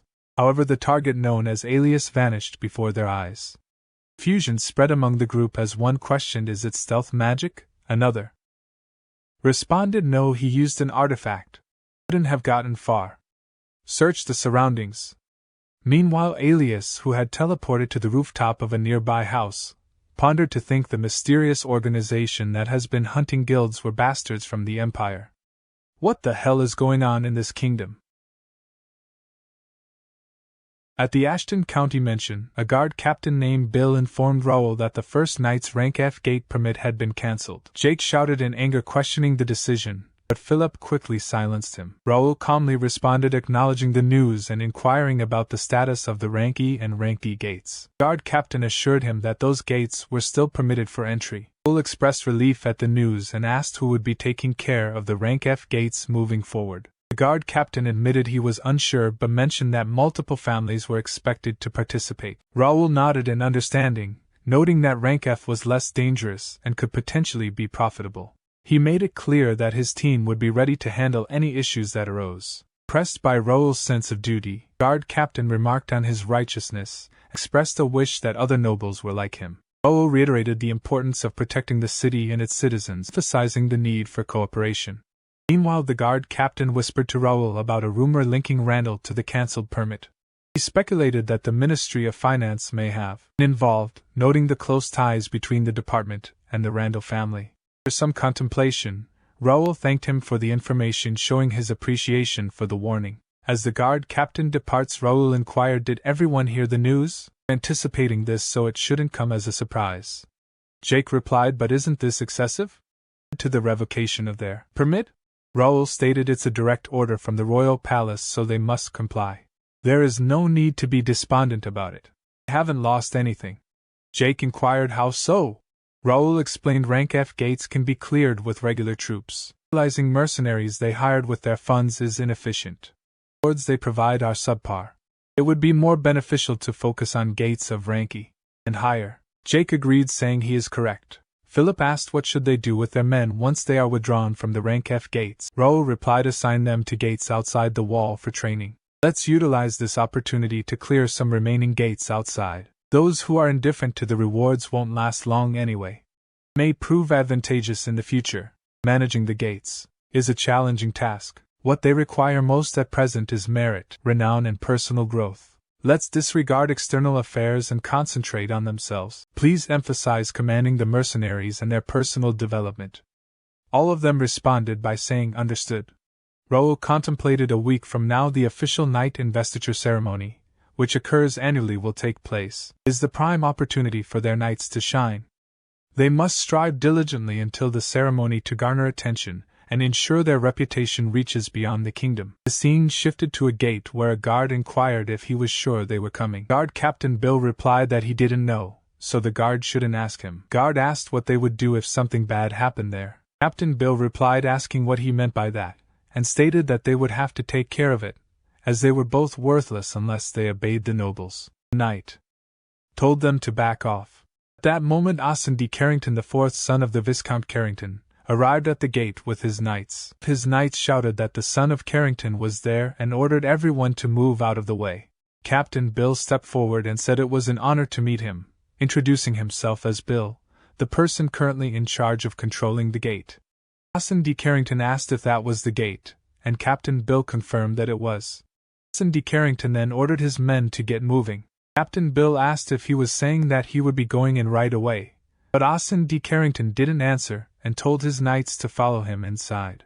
Captain Bill asked about their horses, and Ashton D. Carrington became angry and kicked him, causing him to fall to the ground. Ashton D. Carrington then told Captain Bill to know his place and not to ask him to get off his horse. Captain Bill tried to explain, but Ashton D. Carrington told him to shut up and called him a peasant before ordering his knights to go inside. Guard approached him and asked if he was okay. Captain Bill declared forget it. He clearly warned him. It's not his fault if their horses go crazy inside the gate. He thinks to himself that he knew horses were not allowed inside due to the high mana density. Even if he was lucky enough to survive, he would suffer greatly. He anticipated that they would be busy moving bodies that night. They emerged on the other side of the gate. Ashton D. Carrington questioned, "Is this what's inside a gate?" "He doesn't see anything," his knight explained. That there were only orcs or goblins present, so there was no need to be nervous. Ashton D. Carrington thought to himself, he thinks he would find some treasures. If only Raul Ashton, that fraud, hadn't shown off. He became a star in the capital for killing a monster using his wealth. He will clear every gate left open to bring him down. He ordered his knights to clear the gate, instructing them to eliminate every monster. He divided them into units and commanded them to eliminate the creatures. Mako Praetorian Guard expressed, "Sir, dividing the troops inside a gate is very dangerous. Let's keep their men together and use scouts to look around." In response, Ashton D. Carrington questioned his fear and doubted their ability to clear all the gates in such a manner. Suddenly Marco heard a sound from behind and turned to see incoming monsters, causing him to tremble. He shouted, "Young master," to get behind him. Ashton D. Carrington, noticing the monsters, also started trembling in fear. Meanwhile, Marco ordered the knights to stay calm, hold their positions and prepare for combat. Night Guard Captain Bill came to Raul's office and reported about the missing people. Raul asked what he was talking about, specifically mentioning the people who had entered the Rank F gate. Captain Bill confirmed that yes, he was referring to those individuals, explaining that every team that had entered the gate had gone missing. Concerned, Raul asked how many teams had entered the gate in past 2 days, to which Captain Bill replied that 10 teams had disappeared, all of whom met the requirements to clear the gate. Raul pondered the possibility of the gate transforming, phenomenon typically seen in higher-ranked gates. Wondered if there was something else inside the gate that was causing the teams to vanish. Before he could delve further into his thoughts, Bernard approached him and called his name. Raul instructed Bernard to gather the high-rank knights including Homer. Bernard questioned whether the training instructors should also be included and asked what was happening. Raul simply stated that they were heading to the gate for a rescue mission. A little while later, as they arrived at the gate, a frog monster rushed to attack Dalton, but he swiftly dealt and expressed frustration at the situation. He commented on the gate's boring and nasty nature, to which Raul reminded him that they couldn't predict the terrain inside a gate, and that they were not there to play around. Philip approached Raul and informed him that the scouts had returned. Raul inquired about their findings, learning that monster sightings had decreased as expected. Raul exclaimed, "Right, they are well prepared," and he believed he already possessed information about the gate. The window popped up displaying information on the Rank F dimension gate, with a maximum capacity of 300 and no concurrent access limit. The current occupancy was 132 out of 300, with a current stack of 0 out of 2, and the gate type was elimination. Raul continued his thoughts, suspecting that no one else should have entered besides the conquest teams, but the data indicated otherwise. He realized it was a trap, but he was confident that they were not expecting to be the ones trapped instead. After a brief moment, Raul questioned that here should be good. He believed it was a suitable spot and asked Homer for his opinion. Homer replied, "Yes, master. They can look down toward the flat area, facing the swamp." He also believed this is a good location. Raul stated, "Then let's start working. This place will be the base. Set everyone in their trained positions." Homer acknowledged his command. Upon hearing their conversation, Dalton asked, "What is he trying to do on this hill?" Raul responded, "They are going to build a fort." Confused, Dalton questioned, "A fort out of nowhere?" Raul advised him to keep his eyes open and learn from the process. Raul activated the magic formation and instructed Homer to begin. Homer then directed everyone to activate the artifact. The magic formation appeared in the sky, accompanied by strong winds and a multitude of stone bricks emerging from it. Dalton, puzzled by the events, and closed his eyes due to dust, as the stone walls formed in front of him. As he opened his eyes, he was astonished to see a fort standing before him. Meanwhile, Raul declared that the structure was made in a rush but would serve its purpose. He believed it was better than sleeping under a tent. The fort was 3 meters tall and 20 meters wide, providing enough space for at least 100 people. It was the ideal base to wait for enemies. Dalton inquired if Raul was planning a siege and if the gate was dangerous enough to warrant building a fort. Raul explained that gates were indeed dangerous places, but only this one required a fort.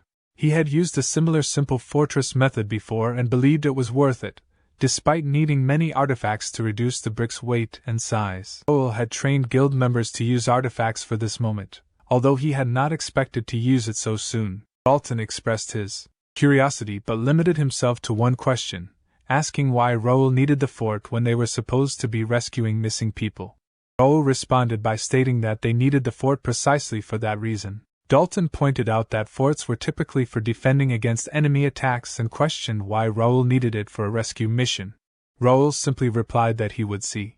Raul pondered that their opponents likely believed they were fully prepared for the mission, but he doubted they were anticipating any chance of failure. He concluded by stating, "Let's see whose preparation is more thorough." Meanwhile, Jack, the commander of the Imperial Hound from Reuben Kingdom District Team Number 8, sat comfortably on a chair while enjoying his meal. One of the members of the Imperial Hound reported that they had successfully held their hostages as he had requested. Jack inquired if the rescue team had arrived yet.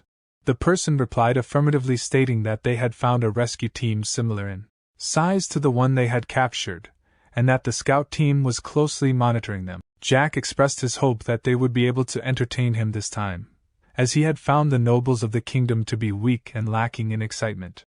He decided that they would have to follow the captain's orders and go out for a hunt. At that moment, the person nervously shouted for Jack, reporting an urgent update. The scout who had been watching the rescue team had revealed that they were currently in a fortress doing nothing. Jack was surprised by this news and questioned the person about the fortress. Meanwhile, at the fortress, Dalton yawned and expressed his boredom, questioning whether they were certain that they were coming for them. Raul reassured Dalton not to get comfortable, as they would be arriving soon. Dalton asked Raul to at least inform him of who was coming for them, to which Raul suggested that Dalton ask them himself. Nervously, Dalton looked towards the approaching group of people led by Jack and asked Raul if they were the ones they had been waiting for. Raul confirmed that they were indeed the ones. In anger, Jack inquired, "What is that fortress? How did they build that?" Scout replied that he was not sure. Raul stated that they probably thought they had trapped them perfectly, and must be confused to realize they were the ones trapped. Philip ordered everyone to be ready and aim their arrows. Raul thought that they didn't expect a siege on the gate, and must not be prepared for it, causing frustration. He considered teasing Jack, who seemed short-tempered. He shouted, "Hey Empire's dogs! Why are you walking around without a leash? Is he lost by any chance?" Jack chuckled and called the young man arrogant, wondering if he was from Ashton. He admired his guts and vowed to personally kill him and take the fortress. He ordered his subordinates to charge. Raul believed that they had fallen for their plan. Confused, Dalton stated that he still didn't understand what was going on but was sure they were from the Empire. Raul ordered the members of his guild to fire their arrows. The Imperial Hound did not back down and rushed to attack, proclaiming for the Emperor's glory.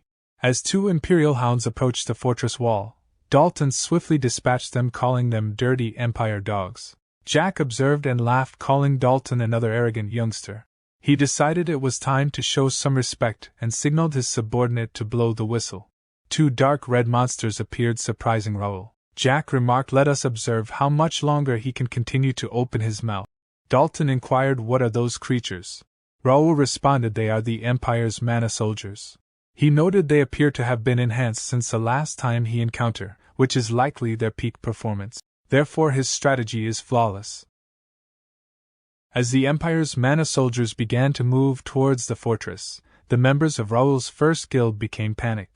Philip instructed them to stay focused and reassured them that they could win this. As they saw the mana soldiers roaring and rushing towards them, Dalton inquired about the monstrous creatures the Empire had created. Philip ordered everyone to not let the soldiers get close to the fortress and to fire their arrows, but the arrows were deflected. Dalton commented on the soldiers' ability to deflect the arrows, and Raul confirmed that ordinary weapons would not harm them. Dalton asked Raul what he planned to do about the soldiers, to which Raul replied that he had a plan but needed some assistance. He asked Dalton if he was up for it, to which Dalton agreed. Raul then stated that they would proceed with the plan. Meanwhile, a mana soldier reached the fortress wall and punched it with great force, causing cracks to form. The guild members became frightened, but Philip urged them to stand their ground and ordered the spearmen to move forward. Jack laughed and exclaimed at the guild members' belief that they would be safe within the fortress. He vowed to show them the consequences of fighting against the Empire and to destroy the fortress. However, Jack was shocked when he saw Raul and Dalton jump down from the fortress wall to attack the mana soldier. Dalton expressed shock at the ineffectiveness of his sword against the soldier, and Raul acknowledged that the situation would not be easy. Jack mocked them for leaving the fortress undefended, praising their foolishness. Dalton turned to Raul and asked, his words getting more annoying than those monsters? Is he just going to listen to him talk trash? Raul replied, definitely not, as he enveloped his sword with mana and stated, let's shut him up. Dalton smiled and also enveloped his sword with mana, exclaiming, he said he could do whatever he wants, right? That's all he needs. As mana soldiers rushed towards them to attack, both of them used their mana swords to dispatch the monsters immediately. They then rushed towards the remaining two mana soldiers, defeating them in an instant. This shocked Jack and grind his teeth in anger, while guild members became happy and started cheering for them. Dalton thought, damn it, that was close. Raul inquired, he is quiet now. Was this all he had? They were saying for the Emperor or some bullshit. He guessed their loyalty depends on whether or not they have those mana soldiers. Jack laughed and exclaimed, this is getting interesting. He will be able to have some fun. He will have to send his regards to his family since he have to face him. Dalton warned Raul he's a commander of the Empire. Which means he's stronger than those monsters. Does he need help? Raul stated no, he can take care of him by himself. And he think he have his own opponent, while pointing towards an incoming mana soldier carrying a shield and a flail as a weapon. Raul exclaimed he's smaller but he's armed well. Can he do it? Dalton replied, who does he think he is? Did he forget his family name? Don't worry about him and make sure to teach that guy a lesson. Raul thought he's Templeton's grandson after all. This is his first real combat experience, but he seems trustworthy. Raul moved towards Jack and stated his back's covered now. Shall they end this? He is sorry for making you wait. Bring it on. Jack exclaimed, Ashton family's young master, what is his name? He replied by stating his name is Raul. Jack mentioned that his family is well known throughout the Empire and he had heard that they use great swords, but he guessed that wasn't the case. Raul thought to himself that Jack talked too much and looked like a gorilla, but he couldn't underestimate him. Despite Raul's stats and level matching that of a typical advanced sword expert, Jack was still the strongest enemy he had faced so far. Jack's status window popped up, revealing information about him being 44 years old, level 81, a knight, advanced sword expert, affiliated with the Cronin Empire, Imperial Hound, and commander of District Team No. 8. His stats included potential talent, grade A, unique traits of narcissism, grade C+, bloodbath, grade A-, and quick-witted grade B. Jack commented on finding two noble families' young masters, calling it a jackpot and expressing excitement to see what they had to offer. Raul thought about his stable stats with power armor, and knew he couldn't let his guard down. He had upgraded his stats with steady level ups and spent money on his gear, making him confident in his abilities.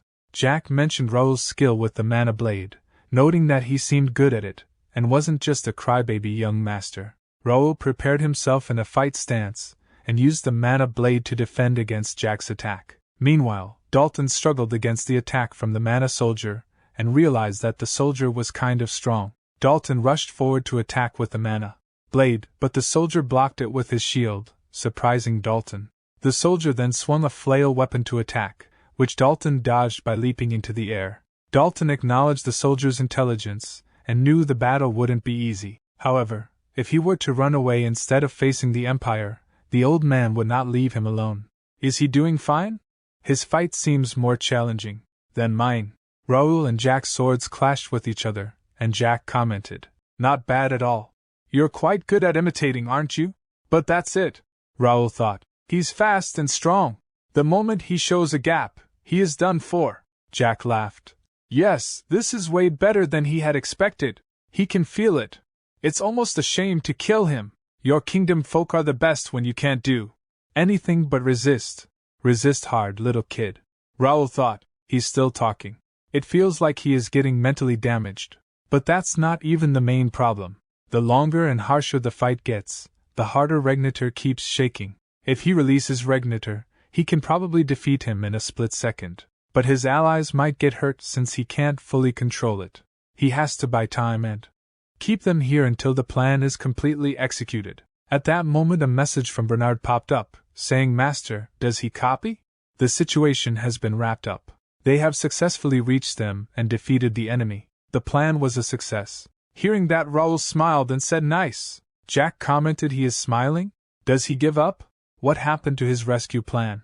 He only see him and his guys hiding behind that fort. But his words were interrupted as Raul released more of his power, making him surprised. Raul replied, rescue plan? Hiding behind the fort? The rescue plan was ongoing the whole time. Since the rescue plan has succeeded, shall we fight for real now? Try again, Empire's idiot. The scene then transitioned to a moment just before when Marco was gasping for breath. The member of Imperial Hound stated that he heard the kingdom's nobles were cowards except for a few families, and he guessed it was true. He was shaking like a rat despite being surrounded by his knights, which he found to be quite a view. Marco suggested that the young master please calm down and stay focused. In moments like this, Austin D. Carrington thought to himself that he didn't know the Empire was a part of this, and that they had fallen into their trap. Realizing they may not survive, the person exclaimed that they wouldn't kill them if they didn't resist, yet they still chose to. He ordered to capture the noble and kill the rest. Following the order, his subordinates rushed to attack Austin D. Carrington's knights, but they were surprised when they were hit by arrows. As they turned around to see who had shot the arrows, they found the members of the First Knight Guild rushing towards them. Jake exclaimed, "How dare they step into their kingdom," referring to them as the Empire's dogs. Pierce, Bernard and Josh took care of the Imperial Hound members while Jake eliminated the Mana Soldier. The masked person observed that they easily took down the Mana Soldier without even using a Mana Blade. His thoughts were interrupted as Jake approached him and stated that he had overheated and didn't mean to kill all of them, suggesting that one was enough for them to extract information from.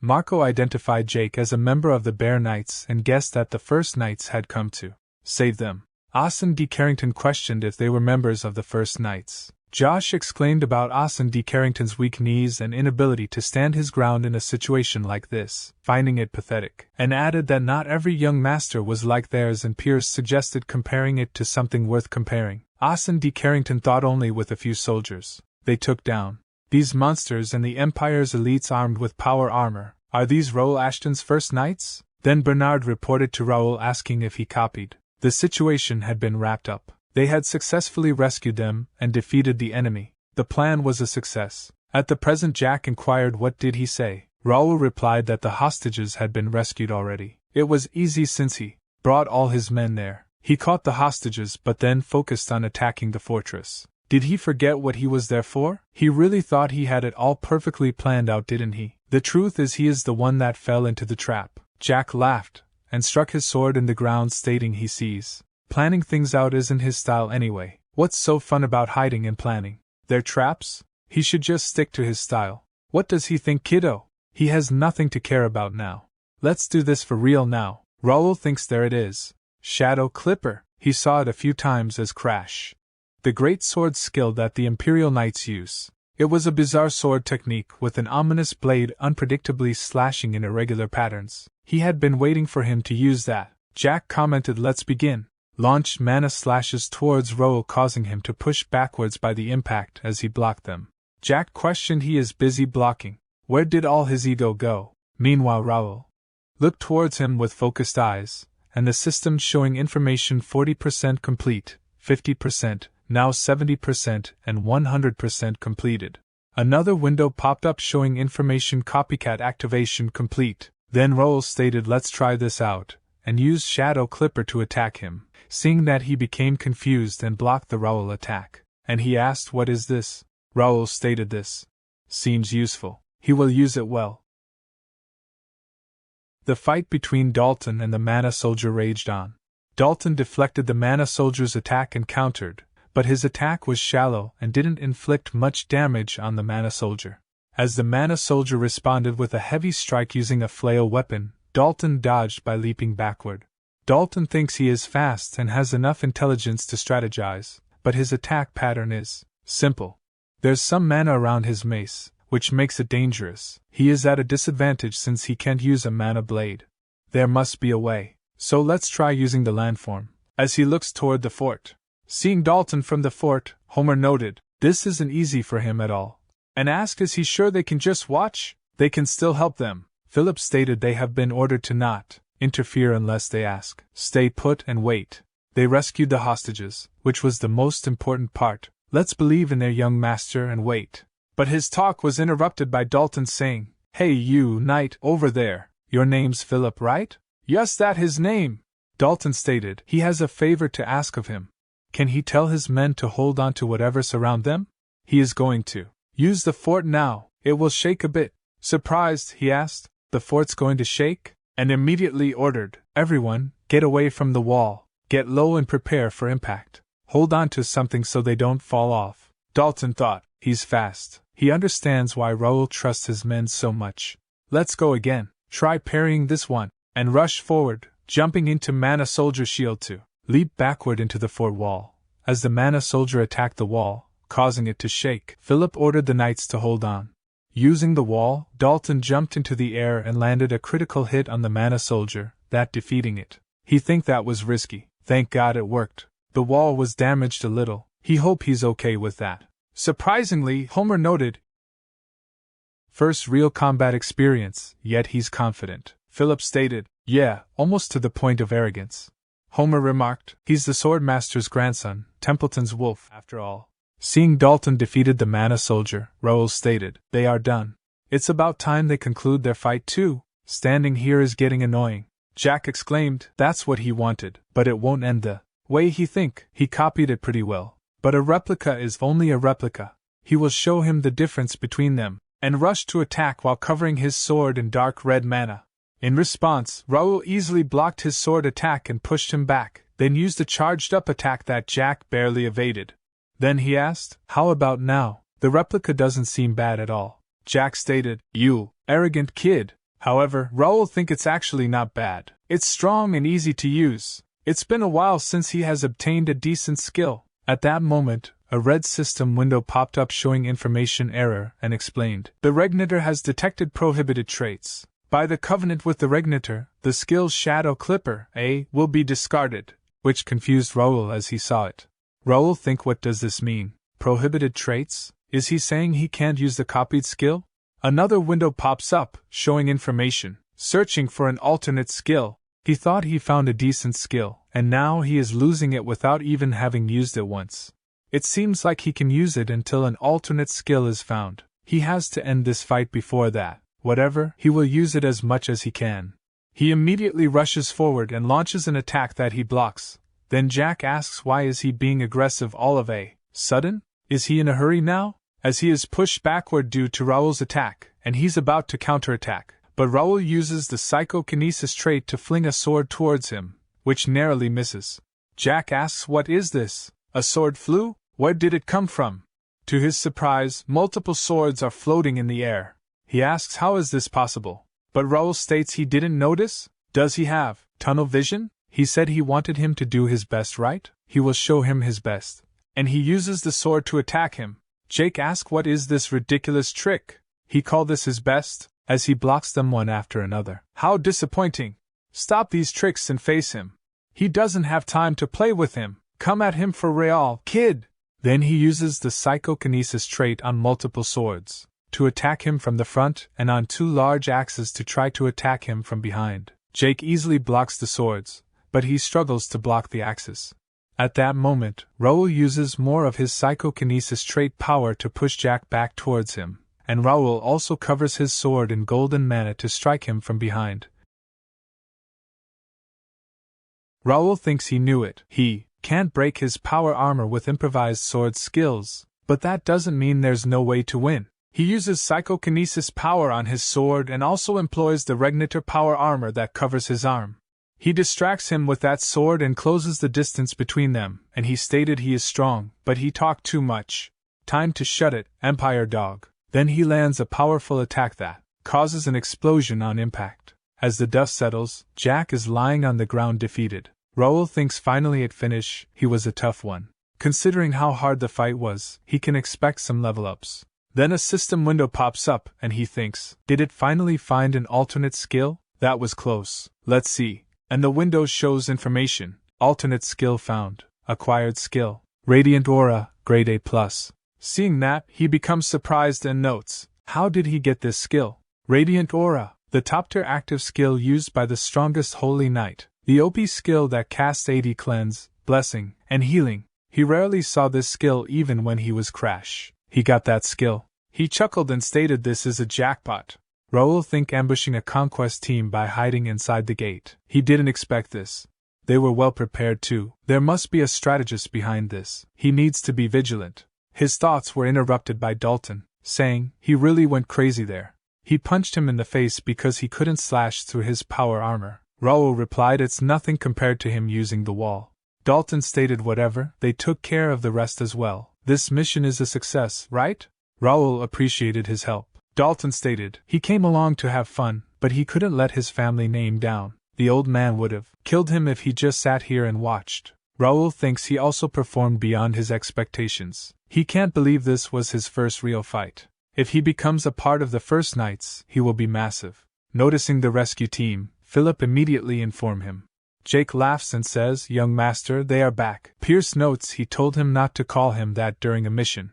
Raul states, nice work. Everything is good? Jake chuckles and exclaims there can't be a problem when he is here. Everything went flawlessly. Bernard reports there were no wounded, but there are a few casualties. They might need some help to move the bodies. Raul says he understands. They can ask the guards for help. Meanwhile, seeing Raul Arsene, Carrington thinks he was iffy about it, but Raul is actually a master. Did he really make this knighthood by himself? However, his thoughts were interrupted by Dalton asking, isn't he arson? He was one of the captured hostages. He didn't know that the Carrington Viscounty was a part of this. And Arson thinks Templeton's Dalton? He's also part of Raul's Knights.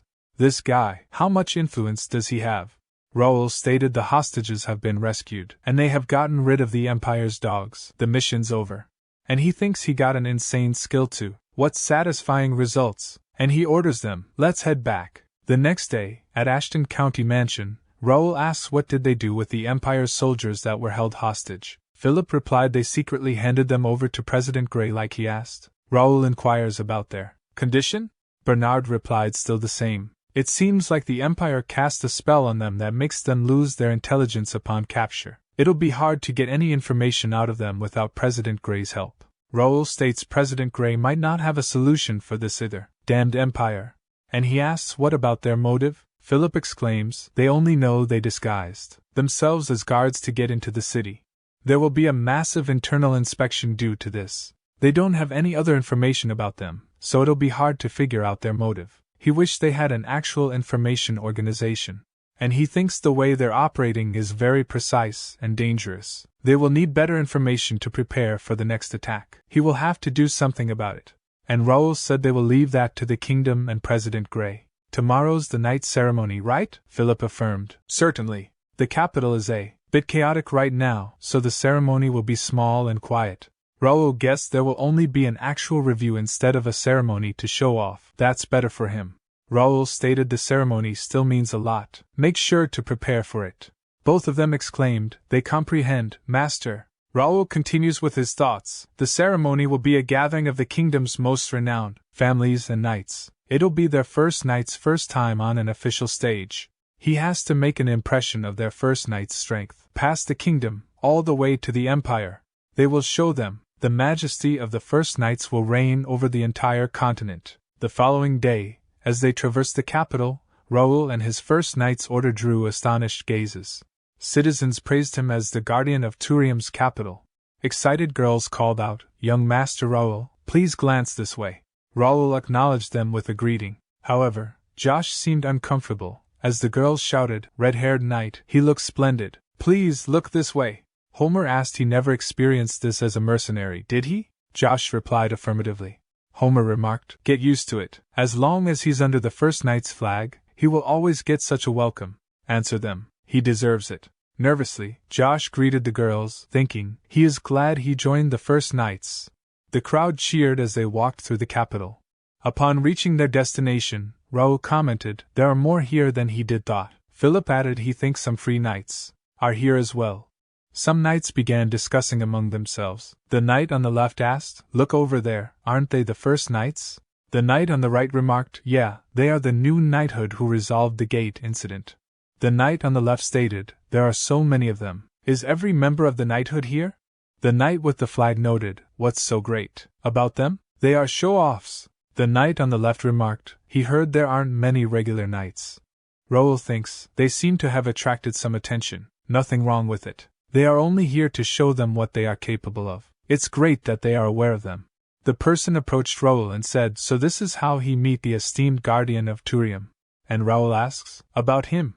The person stated, nice to meet him, young master. He is the kingdom's financial director, Jerry D. Plank. He heard that he played a big part in the gate incident. Could they have a private chat? Raul thinks, the kingdom's finance director, Jerry D. Plank. What is he planning? Plank continued by saying he finally got to meet the capital's busiest hero. He has been wanting to meet him for a while, but you've been busy. He heard he was participating in the ceremony, so he came here to meet him. He felt like it'd be his only chance to meet him.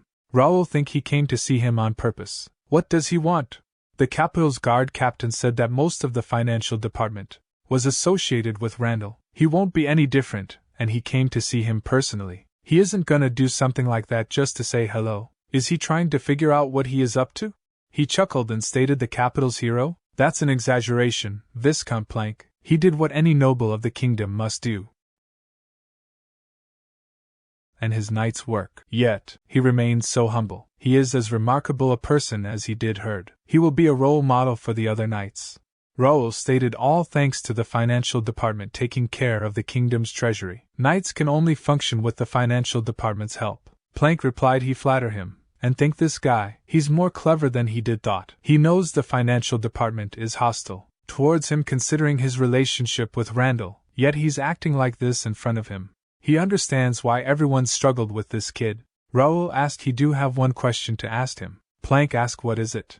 Raul stated he heard the financial department had banned the first knight from entering the gate. Do he by any chance know anything about this? That shocked Plank, and he think he's going to ask him that to his face?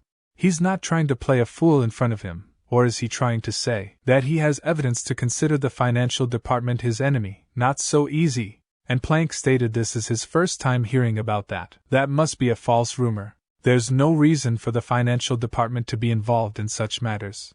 Raul replied he is right. Then Plank asked, by the way, did he find anything about the Empire's soldiers that had ambushed them at the gate? Raul said about that, they were well prepared for every possibility. Plank remarked it must be just a taunt like the previous instance. They can't consider it as an actual invasion.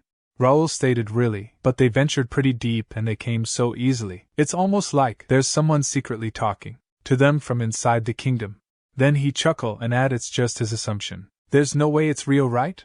Plank remarked as expected. He see why people call him the protector of Turium. It was worth coming here to meet him.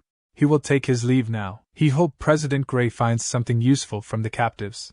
Raul stated that's strange. It's top secret that President Gray is in charge of the captives. Then he guessed the financial department knows a lot. Plank responded by saying of course, they are in charge of an important part of the kingdom. That was a fun conversation. He hoped to see him again in the future. And he think Raul Ashton, he is way beyond his expectations, not bad. He will have fun destroying him. However, Raul think he chose the wrong person to mess with. Trash talking was the most important part of being a Connect player. He is not sure how he's related to the Empire yet, but he'll be putting more pressure on them more from now. Let try him, they won't back down. At the moment someone from the crowd is spying on him. The person was Faceless of Information Guild. Then the person announced the guidance competition will begin soon. All participants, please gather at the lobby. Jake with a smile remarked it's time. He has been waiting for this. Raul note he seemed excited about this even though he was complaining about its necessity not long ago. Jake replied it feels different now that he is here in person. Raul stated there's deeper meaning to this ceremony for them than it seems. This will be their opportunity to show them who they are. All of you probably notice, but they are already hostile towards them. That's all part of his plan, but something is missing. It's fear. Their goal is to make them fear them. Respect comes from fear. Make sure they engrave into their heads what First Knight is capable of. They all responded by saying yes sir, and Raul turned to Philip and asked can he take it over from here? He will watch from the seat, and Philip agreed on that. As they moved towards the lobby, Jake remarked he swear to God, if any of you guys lose, they are going straight to hell. Philip added that applies to him, too. Don't underestimate them and focus. Raul think he don't have to worry about them anymore. Let's trust them and let them be. Let's take care of that. As he noticed Faceless leaving. Faceless immediately enters narrow back alley street, but he becomes surprised as Raul stand in front of him, asking did he get everything he needed? He don't know why he is hiding his presence and doing this, but if he have a question, he can always ask him. Faceless think he didn't sense him at all, and ask when did he find out. Raul replied to be honest, he almost didn't. His presence was hard to find. As expected of the captain of the best information guild in the kingdom, Wing of Freedom, detecting the presence of a Faceless is not easy. He stated let's stop playing hide and seek. Why don't they have some real talk now? Raul stated he would get straight to the point. Why are the Wing of Freedom following him? He would prefer to resolve this without conflict. He doesn't want to use force in public. Faceless asked do he know what it means for a member of the Information Guild to talk? Raul noted he does, but he doesn't think he has a choice here. For the guild master of Wing of Freedom to be out working by himself, that probably means there's a problem inside their guild? Faceless think he already figured that out. Raul Ashton, he is as sharp as the rumors suggest. He took off his hoodie and remarked there's no point in being stubborn here. He will talk. He is right. He is the guild master of Wing of Freedom. He is also known as Faceless. Raul exclaimed he likes how he understood his situation quickly. Now, can he tell him why he was following him? Faceless remarked before he explained. He wants to resolve the misunderstanding here. He has followed and investigated him, but that's not what he was here to do today. The man he just met, Jerry D. Plank, if he is right, that man is way more dangerous than he think. However, in the arena, Jake skillfully outmaneuvers the knight, leaving the crowd in awe as they erupt into cheers. Incredible! Jake, the undefeated knight, triumphs once more. How many victories in a row is that now? They're surpassing all the renowned knights. The knight thought, what a monster. How is he moving so fast with that ginormous sword? Jake asked, is he not going to surrender? If he wants to continue with bare hands, he is down for it. Then the knight admitted his loss, and the referee announced, victory goes to the first knight. Pierce remarked, he's growing egotistic again. He needs someone to humble him. But Josh was excited about Jake's win. Philip think young master is late. He was the one who kept emphasizing how important the ceremony is. Did something happen? Outside, Raul asked Viscount Plank. He's someone the Information Guild is wary of. Faceless remarked, whatever he may have imagined, he's beyond that. If he is right, they are a big threat to the entire kingdom. Raul asked, what does he mean by they? Faceless explained, Imperial Hound. Have he heard of that name before? Raul stated, Cronin Empire's Special Intelligence Unit. A unit that's also called a myth since there is no information about them at all. Faceless remarked, he is right. It'll be easier to explain since he know about them. Recently, many small guilds were raided one after another. However, since there was no evidence left at the site, the investigation went nowhere. This is known as a guild hunt between information guilds. Raul asked, do he suspect that the Imperial Hound do that? Faceless remarked, he is not suspecting, he is certain. They, the Wing of Freedom, became their target and faced them. Raul asked, what does that have to do with Viscount Plank? Faceless remarked, this one is just an assumption. He think many nobles of the kingdom are secretly cooperating with the Empire. Raul asked, he think one of them is Financial Director Plank? Faceless exclaimed, yes. There are many allegations against the financial department. Close connection with many families related to the capital's safety, indirect intervention when the gates appeared, and them trying to ban the first knight from entering the gates. These actions are all hard to understand, stopping the knighthood that did the most during the gate incident from entering the gates. Right after that, the party that went to investigate the gate was ambushed. Families that are close to the financial department didn't do anything about it. Moreover, ever since they found out that Imperial Hound was behind the ambush, the financial department has been trying to keep it quiet. Considering all this, it's safe to assume that if someone is cooperating with the Empire, that person is likely a part of the financial department. Raul think as expected of the master of the Information Guild. He knows a lot. Faceless added, but they cannot be certain that the mole is in the financial department. It could be someone very random who one could have guessed. Maybe even the master of the first knight, Raul Ashton, could be that person too. Raul stated, that's funny, and asked, why does he think that? Faceless explained, the first knight came out of nowhere and showed remarkable performance in a short time. He bet everyone in the capital knows their name now. The pivotal moment came with the emergence of the gate. No one was ready for this unprecedented incident except the first knight. The first knight seemed to know everything, starting from the layout of the gate to information about the monsters and how to kill them. It's almost like they knew what was going to happen. Raul think nice, he passed the test. And he stated, wreaking havoc on purpose and stopping it to earn the public's fame. It's very risky, but quite effective. He gets why he is suspicious.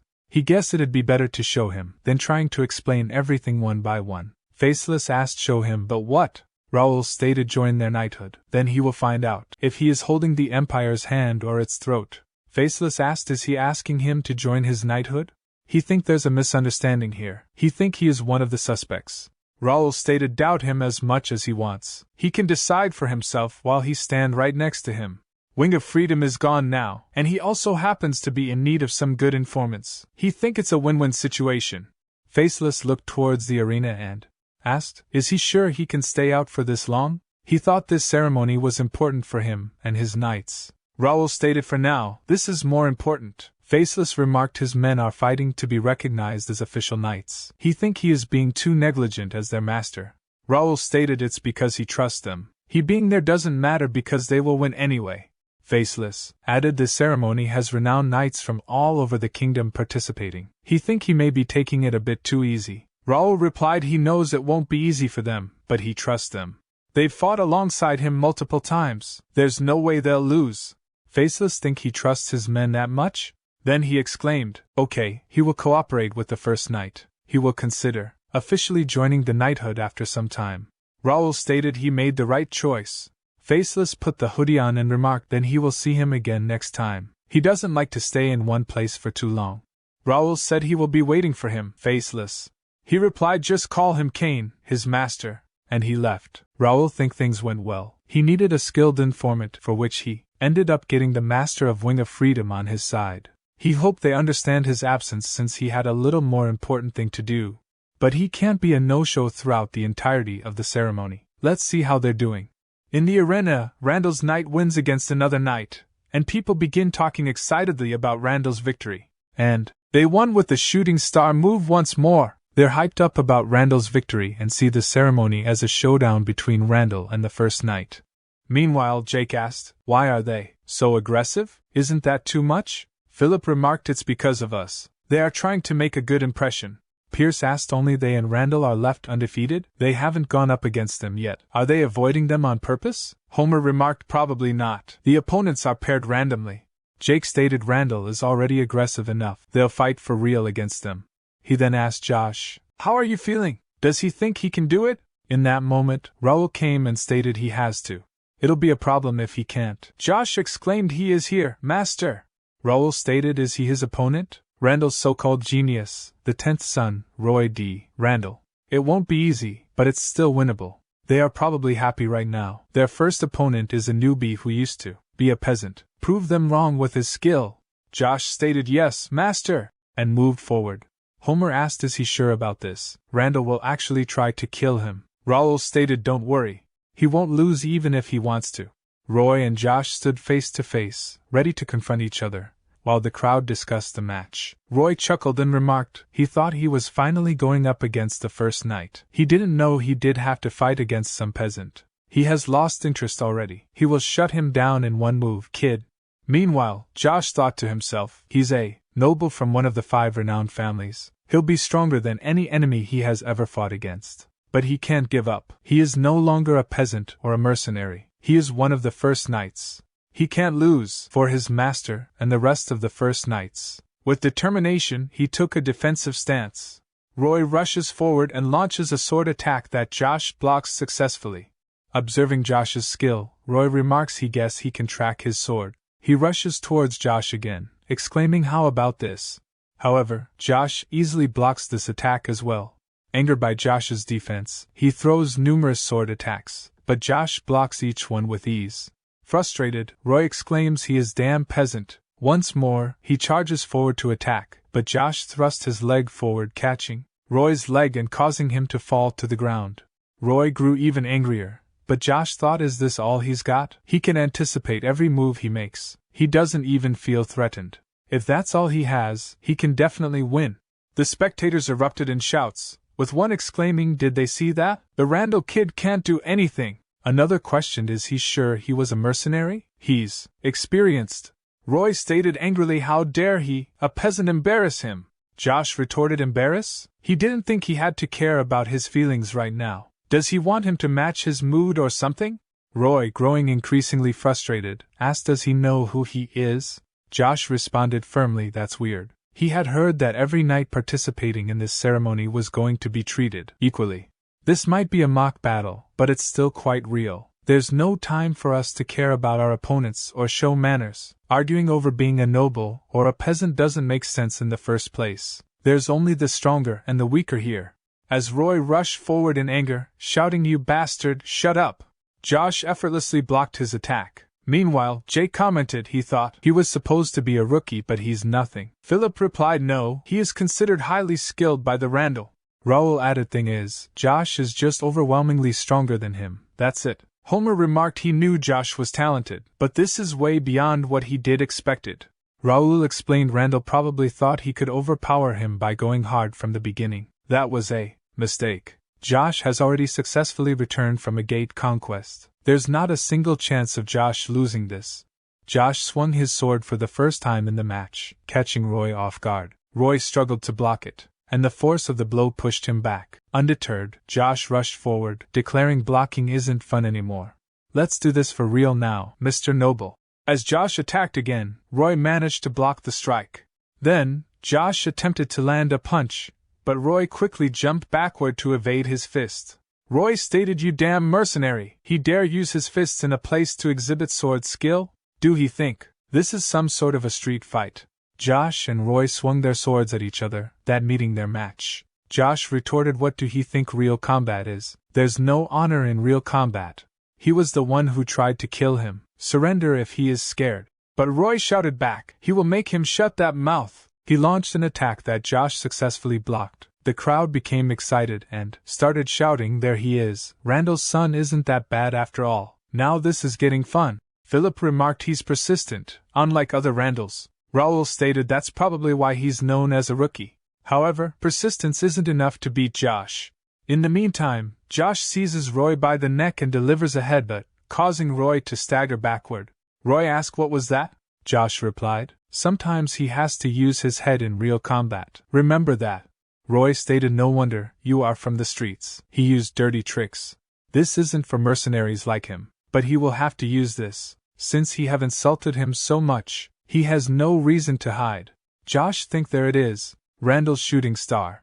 A lot of renowned knights of the kingdom lost to that skill, but his will be much stronger since he's the rookie. Can he block it? Roy rushed forward exclaiming, "He will obliterate him. Think of it as an honor to die by a Randall's sword." Josh think it's different. It is fast and threatening. But compared to what he have experienced during his time with the first knight, this is nothing. Josh surged forward, landing a decisive sword strike, defeating Roy. The crowd was in surprise, while Raul stood confidently, wearing a smile. Josh exclaimed, "Peasant this, peasant that. He talked too much. Did he not understand him? It doesn't matter if he is noble or a peasant. In real combat, strength matters." The referee then announced, "Victory goes to the first knight." As Josh struck a victory pose, the audience erupted in cheers, exclaiming that the first knight had won and defeated Randall's shooting star. They expressed amazement at his performance, noting that Randall had lost to a newcomer mercenary. They proclaimed the first knight as the best knighthood in the ceremony. The black-haired boy expressed astonishment at the new knighthood's impressive strength. The brown-haired boy acknowledged that the rumors were true, believing the knighthood's master to be Ashton's son, and mentioned his intention to write Ashton a congratulatory letter. The black-haired boy added that he would also search for other Ashtons in the capital. Hudson D. Randall, Count of Randall, angrily thought about how his knight lost to a mercenary despite being allowed to use lethal force. He was frustrated that even extreme measures to disable his opponent were ineffective. Randall questioned if Raul Ashton had truly gathered such a powerful people without his family's assistance. Realizing the urgency of the situation, he resolved to take swift action. Hudson told his knight captain there was nothing more to see and instructed him to leave. When the knight captain questioned the sudden departure, Hudson ordered him to leave the knights to someone else and return, taking only a few followers. The knight captain then asked where Hudson was going, and Hudson replied that he needed to visit the financial department to see Plank. After they leave, the duel continued. This time, an expert knight advanced to face Philip in combat. The knight initiated an aggressive attack, only to have Philip skillfully block it, leaving the knight visibly stunned. Sweating profusely from the unexpected turn, the knight's distraction allowed Philip to maneuver behind him. With a swift leap, Philip launched a decisive sword strike from the air. However, at the last moment, just before his blade would have connected, Philip skillfully halted his attack. The knight, taken aback by Philip's rapid movements, showed signs of confusion. Despite this, Philip complimented the knight, acknowledging the intensity and quality of their fight by saying, "It was a nice fight." Acknowledging defeat, the knight conceded, and the referee declared the first knight the victor. The crowd erupted in cheers, celebrating the first knight's continued winning streak. Jake commented that Philip's victory seemed effortless for him. Meanwhile, Josh expressed his admiration for Philip's win.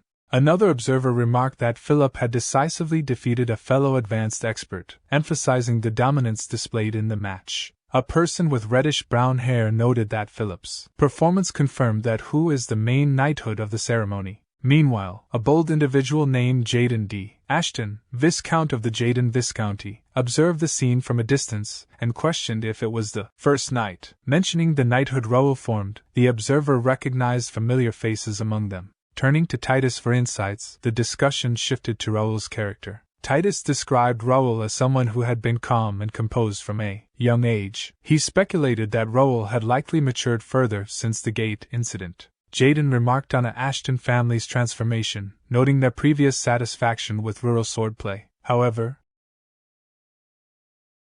impressed by their recent developments. Meanwhile, Medeiros, commander of the kingdom's holy knights, expressed his interest in the first knight and their knighthood. He mentioned hearing from the capital that they were considered the finest in the kingdom, attributing this reputation to their exceptional performance. Medeiros likened their prowess to that seen in pre-war ceremonies. Sitting beside Medeiros was Carson, commander of the Royal Guards and president of the Reuben Kingdom Knights Association. Carson questioned the validity of crowning the best knighthood through a ceremony where prominent families like Templeton, Greer, and Ashton's Golden Bear did not participate. He expressed skepticism about the ceremony's ability to truly determine the kingdom's finest knights under these circumstances. Medeiros responded, acknowledging Carson's point but also highlighting the surprise that a new knighthood had managed to defeat Randall, one of the 5 renowned warrior families. Seeking his opinion on the matter, Carson interjected with an intriguing detail, mentioning that he had heard the master of the first knight was a student at the academy. Noting that they had met a few times before, Carson inquired about Raul Ashton's character, prompting Gray to humorously request permission to pose his own question first. Gray then asked Carson and Medeiros whether they believed the kingdom currently enjoyed peace. In response, Carson conveyed his belief that there are no peaceful times for knights, emphasizing the constant need for vigilance and readiness against potential threats. Gray acknowledged Carson's perspective and admitted his limited knowledge of Raul. He refrained from making definitive statements about the kingdom's safety compared to Carson and Medeiros, but speculated that Raul might emerge as a savior should an evil force threaten the kingdom in the future. However, he emphasized that these were simply his personal thoughts and not certainties. Medeiros chuckled at Gray's praise for Raul, jokingly suggesting that Raul must be Gray's favorite student given the admiration expressed. Carson, however, maintained a serious tone and expressed his desire to test Raul himself. He emphasized that true greatness in a knight isn't defined solely by honor or reputation but by strength and demonstrated ability. Carson was determined to ascertain whether Raul's reputation was grounded in reality or merely an illusion, indicating his intent to evaluate Raul's true mettle firsthand. A little later, amidst the anticipation of the kingdom's official knight induction ceremony, a knight announced the commencement. He called for Sir Raul Ashton, the representative and master of the first knight, to step forward. The crowd erupted in cheers, expressing their admiration for the young master. Before proceeding, the knight turned to Carson and asked if they should begin. However, Carson paused and addressed Raul directly. He expressed a request to Raul, asking him to humor him. Before they officially started the ceremony, Raul contemplated Carson's words carefully, reflecting on the current president of the Knights Association's intentions. Carson acknowledged the exceptional performance displayed by the first knight during the ceremony but expressed disappointment that only one of the esteemed warrior families had participated. He continued, stating that as the president of the Knights Association, he desired to personally gauge the strength of the first knight. Carson then turned to Raul directly, seeking his opinion and asking if he agreed with the assessment. Raul pondered the significance of Carson's challenge, recognizing the immense reputation and skill of the Viscount. Carson was not only the president of the Reuben Kingdom's Knight Association, but also a captain of the Royal Knights and a beginner sword master. The gap between a sword master and a high expert was vast, making Carson the strongest opponent Raul had ever faced. As Raul weighed his options, Carson addressed him again, noting Raul's hesitation. He expressed surprise, expecting the master of the first knight to accept the challenge without delay. Raul knew that accepting Carson's request would test his limits and possibly redefine his standing as a knight. Pierce turned to Philip and asked, "What's going on? Why is he trying to fight Master?" Philip responded, "He wants to test us for himself, and think this one is a lot different from before. Young Master can't beat a sore master yet, but if he avoids him here, the work we did to bolster our reputation will amount to nothing at all. An unavoidable fight with no chance of winning. What will young Master do?" After a brief moment of contemplation, Raul agreed, saying sure. This response confused Carson. Raul clarified, "A duel with the respected president of the Knight Association." He can't miss out on such an honor. He wished to learn a lot from this president. Both Raul and the president unsheathed their swords, preparing for the fight. Carson remarked, since many people are watching them, this duel should do justice to the name of the Knights of the Reuben Kingdom.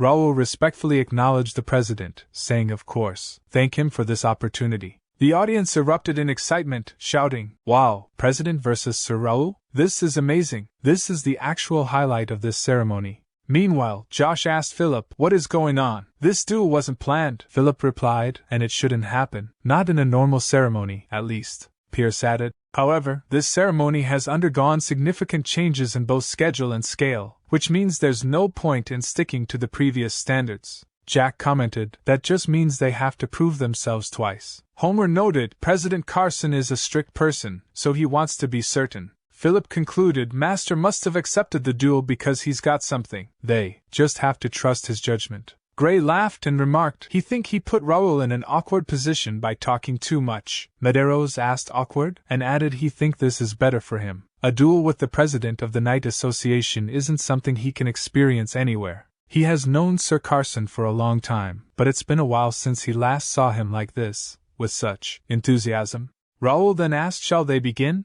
And rushed towards Carson, who took a defensive stance. Raul launched a forceful attack with his sword, which Carson blocked. Raul leaped into the air and attacked again with more force, and Carson blocked this attack with some effort. Carson then swung his sword at Raul for the first time, and Raul blocked it with his own sword. Raul thought he can't give him any space. He will counterattack if he stops for even a split second. He has to keep up. To his surprise, Carson's sword was about to hit him, but Raul immediately swung his sword to deflect Carson's strike. Raul realized that was close. Carson was one step faster than him. He tried taking control of this duel by striking over and over, but Carson came at him with an even faster move. Is this what a sword master is capable of? He can't give up already. Determined, Raul launched one attack after another, which Carson blocked. Carson then counterattacked with sharper and more forceful strikes. The audience stood up from their seats, shouting, this is another level. They can't even tell what's going on because they're so fast. Josh exclaimed, holy shit, that's a sword master. Raul thought as expected. He's strong. He can't find any gaps. He can only trade blows with him.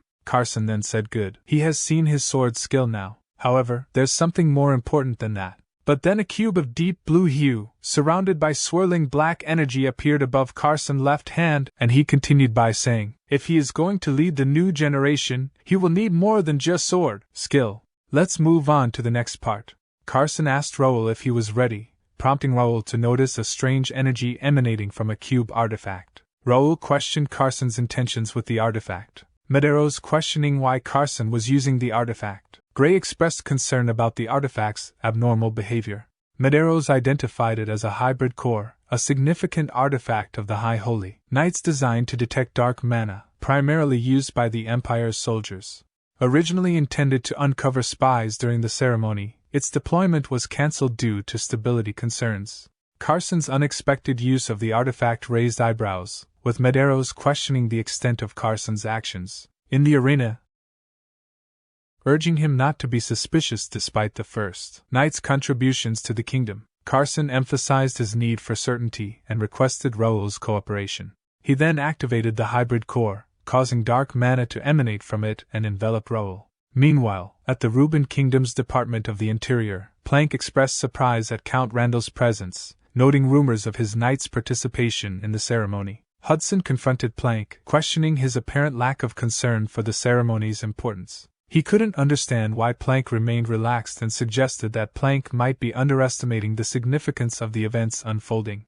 Plank responded by acknowledging the First Knight's impressive performance during the ceremony, implying that he was aware of its impact. Hudson continued, expressing certainty that the First Knights would become obstacles, emphasizing that it was Plank's responsibility to prevent such interference. Plank reassured Hudson, dismissing the potential challenges as minor issues that wouldn't affect their larger plans. Hudson challenged Plank's dismissal of the Ashton kids as a small problem. Plank clarified that while Ashton County posed a threat if united against them, he viewed Raul individually, without the support of his county, as manageable. Hudson fell silent briefly, then elaborated on Raul's growing influence and popularity within the kingdom, suggesting that the First Knight could potentially become a more significant threat than even the Golden Bear Knights. He pressed Plank on whether he still considered them a minor concern. Led by a relatively inexperienced knight, were indeed causing trouble for their plans. He expressed confidence that Raul Ashton was unaware of the true conflict brewing, implying that Raul might not yet comprehend the scale of the impending conflict. In the arena, a dramatic scene unfolded as black mana engulfed the surroundings, causing concern among the audience who questioned the safety of the duel. The First Knight Order anxiously watched over their master Raul. Meanwhile, Carson observed the increasing intensity of the divine power being unleashed, bewildered by its unexpected strength. Raul, undeterred by the chaos, reflected on the unending vigilance and readiness required of a knight, influenced by the teachings instilled by the kingdom's president. Despite the turmoil, Raul questioned whether he should still commit to the duel, embodying the dedication expected of a knight sworn to protect the kingdom. Carson was astonished when Raul not only passed the dark mana test of the hybrid core but also utilized the divine power emanating from it. Carson speculated whether Raul possessed a higher caliber of divine power than expected for someone of his rank. Subsequently, a sight that shocked Carson, Gray, and the assembled crowd. Raul then concentrated the gathered divine energy into his arm and unleashed a powerful blast toward the sky. Witnessing these displays of prowess, Carson and others remained in stunned silence. Raul, confident in his abilities, sought confirmation, addressing the president directly, asking if he had proven himself. In the midst of the commotion at the arena, a person with red hair enthusiastically shouted that Master Raul was God's apostle, pointing out the awe-inspiring manifestation of the wings of light. The crowd, caught up in the fervor, echoed this sentiment, proclaiming Raul to be the chosen apostle capable of controlling divine power. They revered the First Knights as God's own knights, guardians of Turium. Amidst the chants and declarations, Jaden turned around and remarked that they had seen enough. Titus expressed surprise at Jaden's readiness to leave so soon. Jaden explained that he now understood why Randall was cautious of Raul, despite his young age. He reflected on the unexpected emergence of such a formidable figure from their lineage and anticipated the unfolding events with excitement. Shortly thereafter, a knight proclaimed the announcement, heralding Raul D. Ashton as the leader of the Order of Knights, the First Knight, and the head of the Knight Order. The audience erupted in cheers, calling out.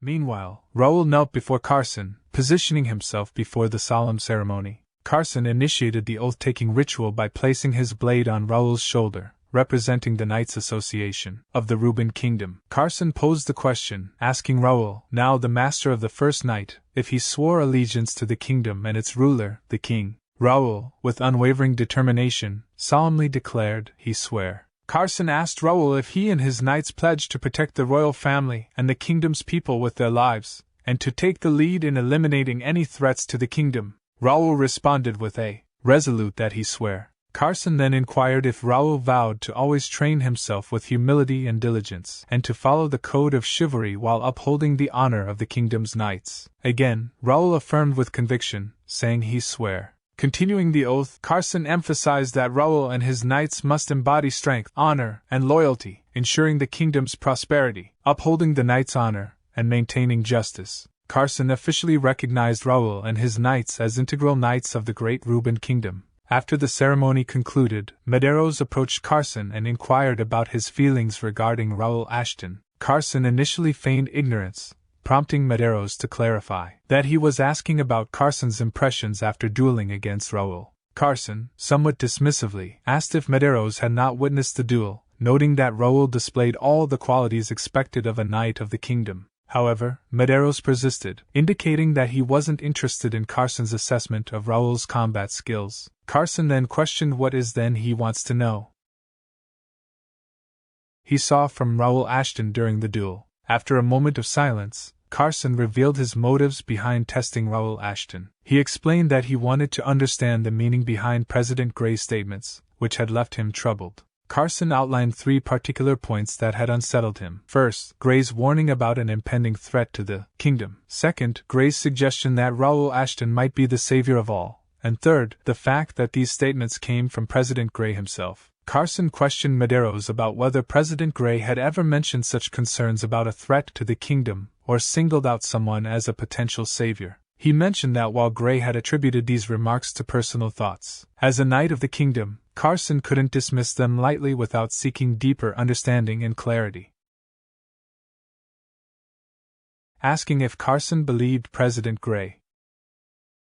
Stating that Gray had indeed sensed an imminent threat that necessitated a savior. Medeiros then questioned Carson further, asking if he saw Raul Ashton in the same light as President Gray did now. Carson admitted uncertainty but asserted one certainty. If Raul remained loyal to their cause, he could potentially fulfill the role of the kingdom's savior. However, should Raul turn against them, Carson warned that he could become their worst nightmare.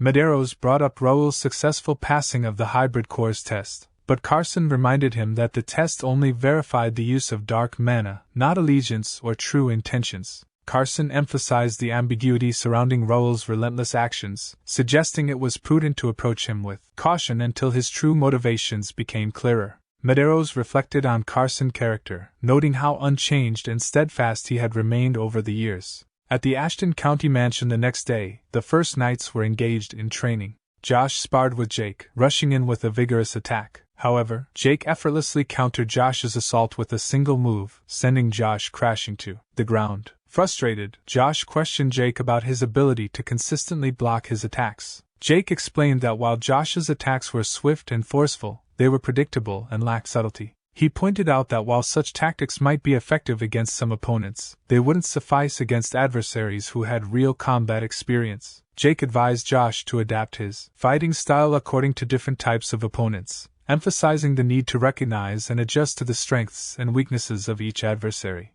Acknowledging Jake's advice, Josh accepted the need to modify his approach in combat. Jake remarked to Josh that many new recruits had joined after witnessing the ceremony, largely inspired by Josh's performance. Flustered, Josh asked after watching him. He emphasized that Josh now bore a responsibility to serve as a role model for these newcomers. Jake expressed concern that this situation would likely lead to significant trouble. Josh sought clarification, asking Jake to explain what he meant by his ominous statement. Meanwhile, Raul observed the exchange between Josh and Jake from his window, sighing at the situation unfolding.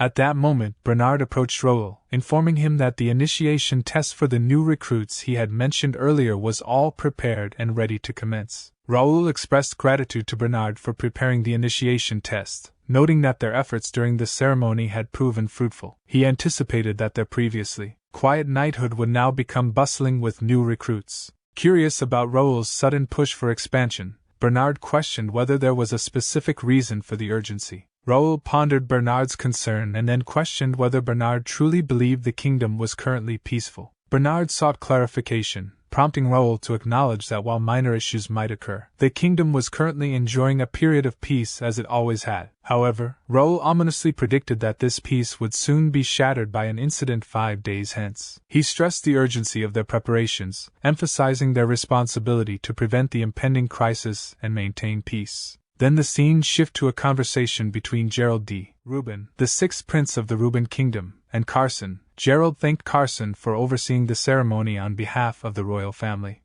Carson humbly responded that he had simply carried out his duty. Gerald explained that due to recent incidents at the gate, the royal family couldn't participate in events and hoped Carson understood their position. Carson acknowledged the uncertain times and stressed the importance of prioritizing the safety of the royal family, a sentiment he believed all knights shared. Gerald expressed his gratitude and mentioned hearing that a new knighthood had performed exceptionally well at the ceremony, specifically inquiring about the first knight. Carson confirmed that only one warrior family had participated. The first knight remained undefeated, distinguishing himself in the competition. Gerald expressed admiration for Raul Ashton and that he also sensed something from him when he saw him at the academy, and that recalling he and his knights, they had stood at the forefront during the appearance of the gates in the capital. They bravely protected the city and even defeated Empire scouts inside one of the gates. Impressed by their valor and dedication, Gerald suggested that they deserved recognition from the royal family, possibly even a medal.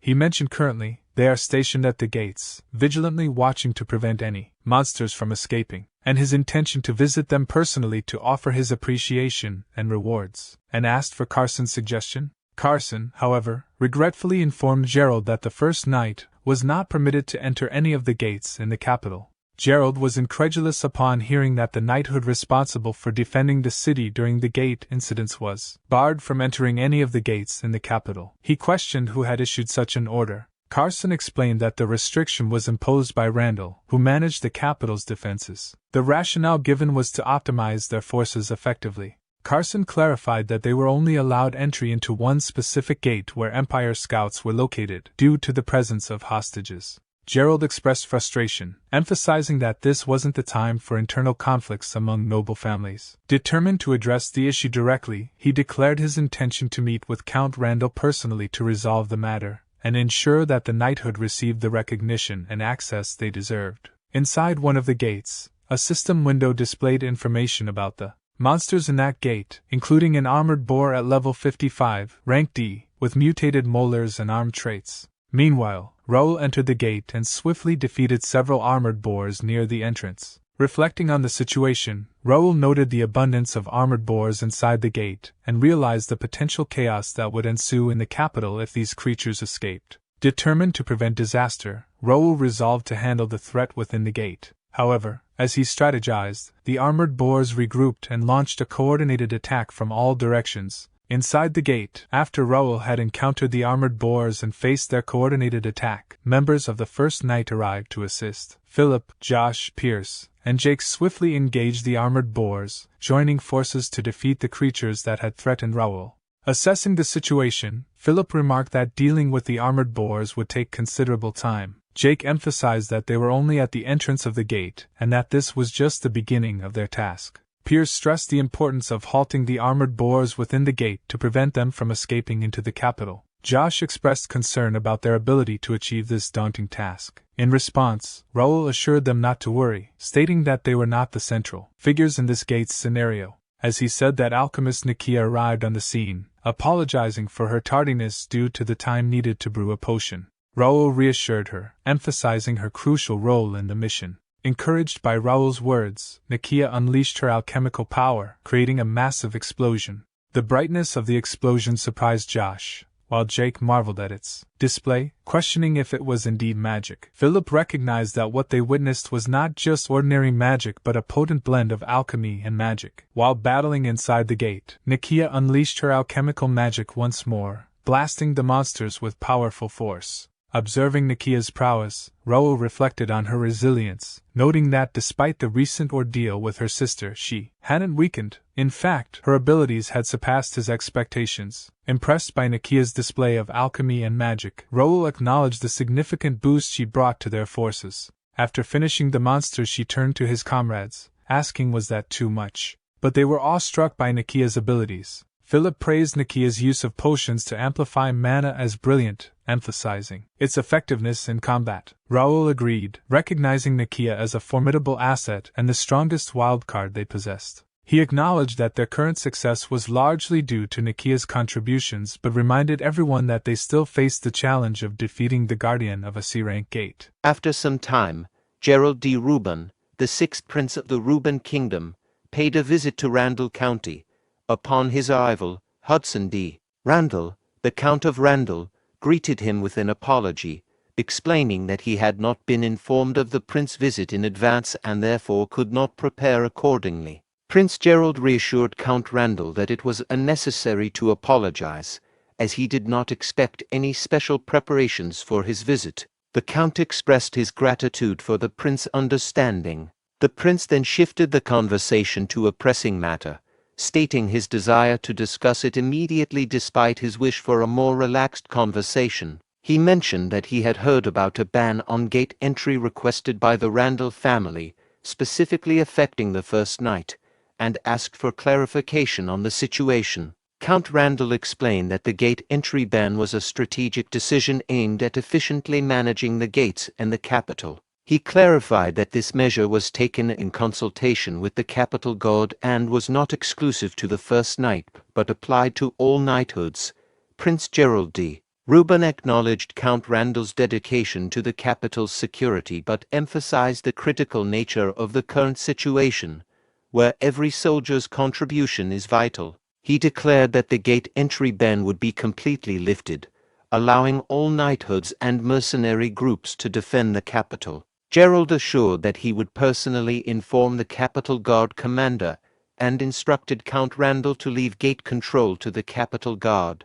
Count Randall complied with the prince's orders. However, as Prince Gerald departed, Count Randall's frustration and anger surfaced. He felt disrespected by the sixth prince and internally fumed, vowing that Prince Gerald, the first knight Ashton, and others would soon regret their actions. Meanwhile, the first knight's party, having entered the gate, was engaged in combat with monsters. Jake expressed frustration over the narrow terrain hindering his ability to wield his sword freely, while Philip noted that at least they couldn't be surrounded. Pierce encouraged his team to stay focused, reminding them that the terrain would remain challenging for a while. Jake commented on how well Nikia was managing in the narrow space despite the challenging terrain. As Nikia stumbled, Josh quickly caught her, advising her to be careful. Nikia thanked him, and Josh offered his help whenever needed.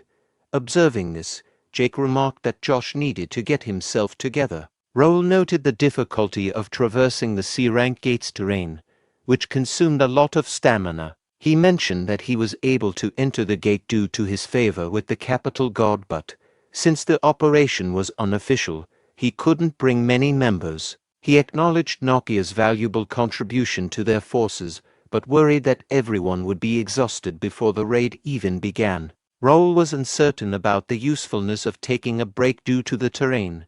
At that moment, Nikia suggested taking a short break to help everyone recover. Philip asked for clarification on how she intended to help them recover. Nikia revealed that she had brought a stamina recovery potion she made, explaining that while it might not be as effective as those from the monastery, it would still be beneficial. She handed the potion to Jake, who, before she could stop him, drank the entire bottle in one go.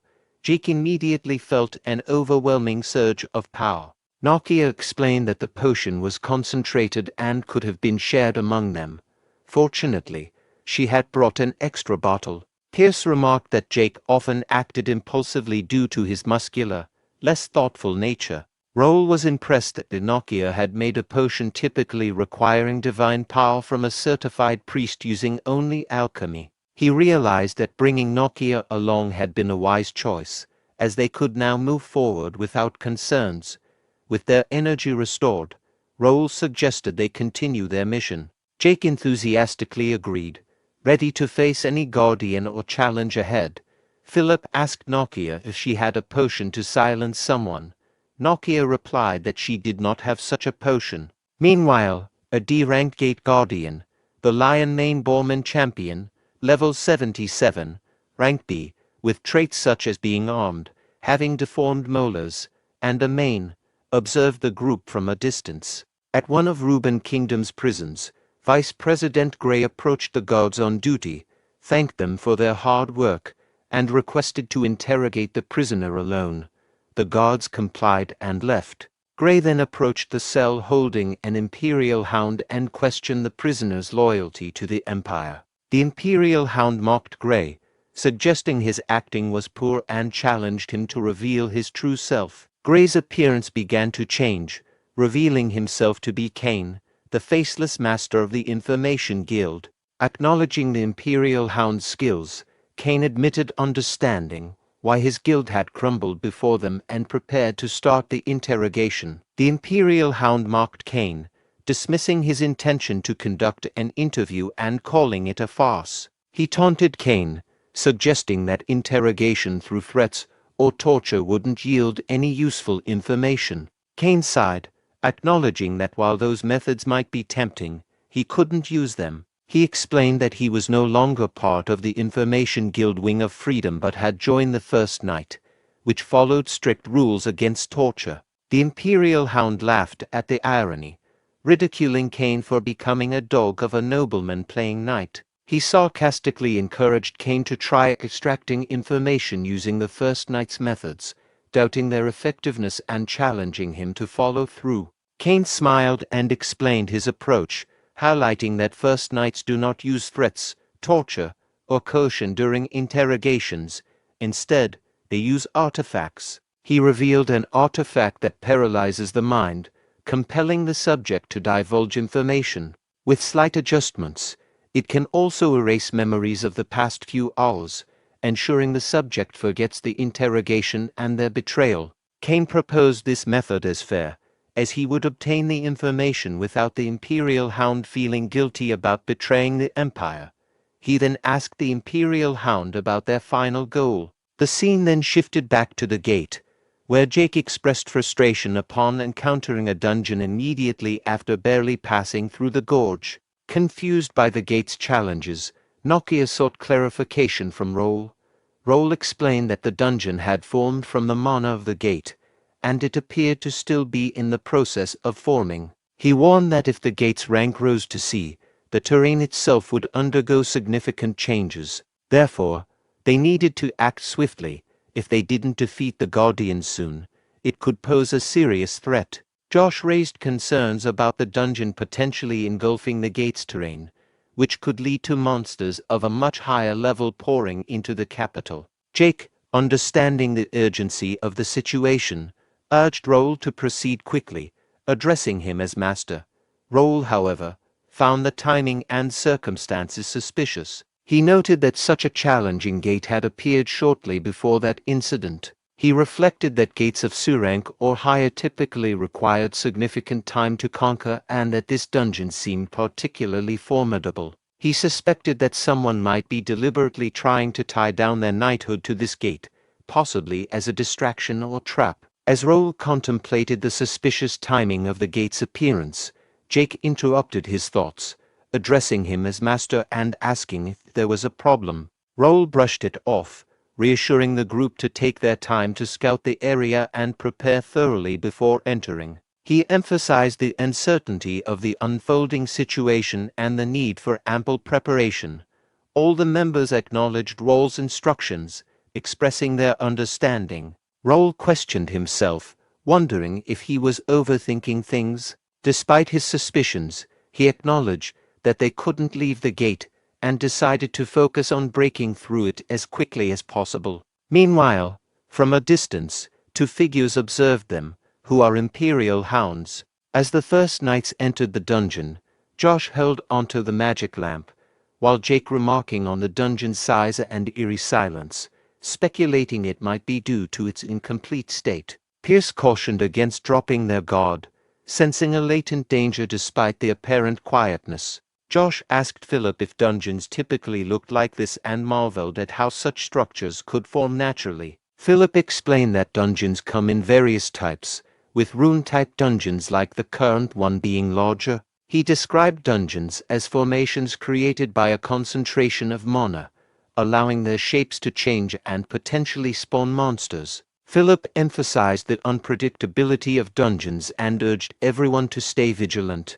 Nikia, observing the environment, was fascinated by the pillars and the magical moss growing on them. She asked if she could collect samples, noting the moss's reputed magical properties. Josh remarked on Nikia's calm demeanor, contrasting it with their own nerves. Philip commented that Nikia's composure stemmed from her strength.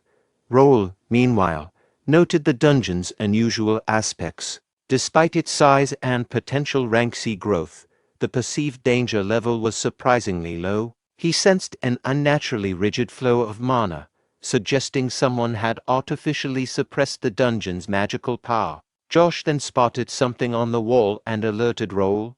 Raul swiftly turned down as Josh pointed out a magic circle engraved on the dungeon wall. Josh asked if dungeons naturally formed such things, prompting Nikia to identify it as a magic suppression spell. Raul wondered why such a spell would be present in this dungeon. Sensing something amiss, he immediately warned his knights to be cautious, suspecting a trap. Suddenly, a group of attackers descended upon them with swords drawn, forcing the first knights to dodge explosions.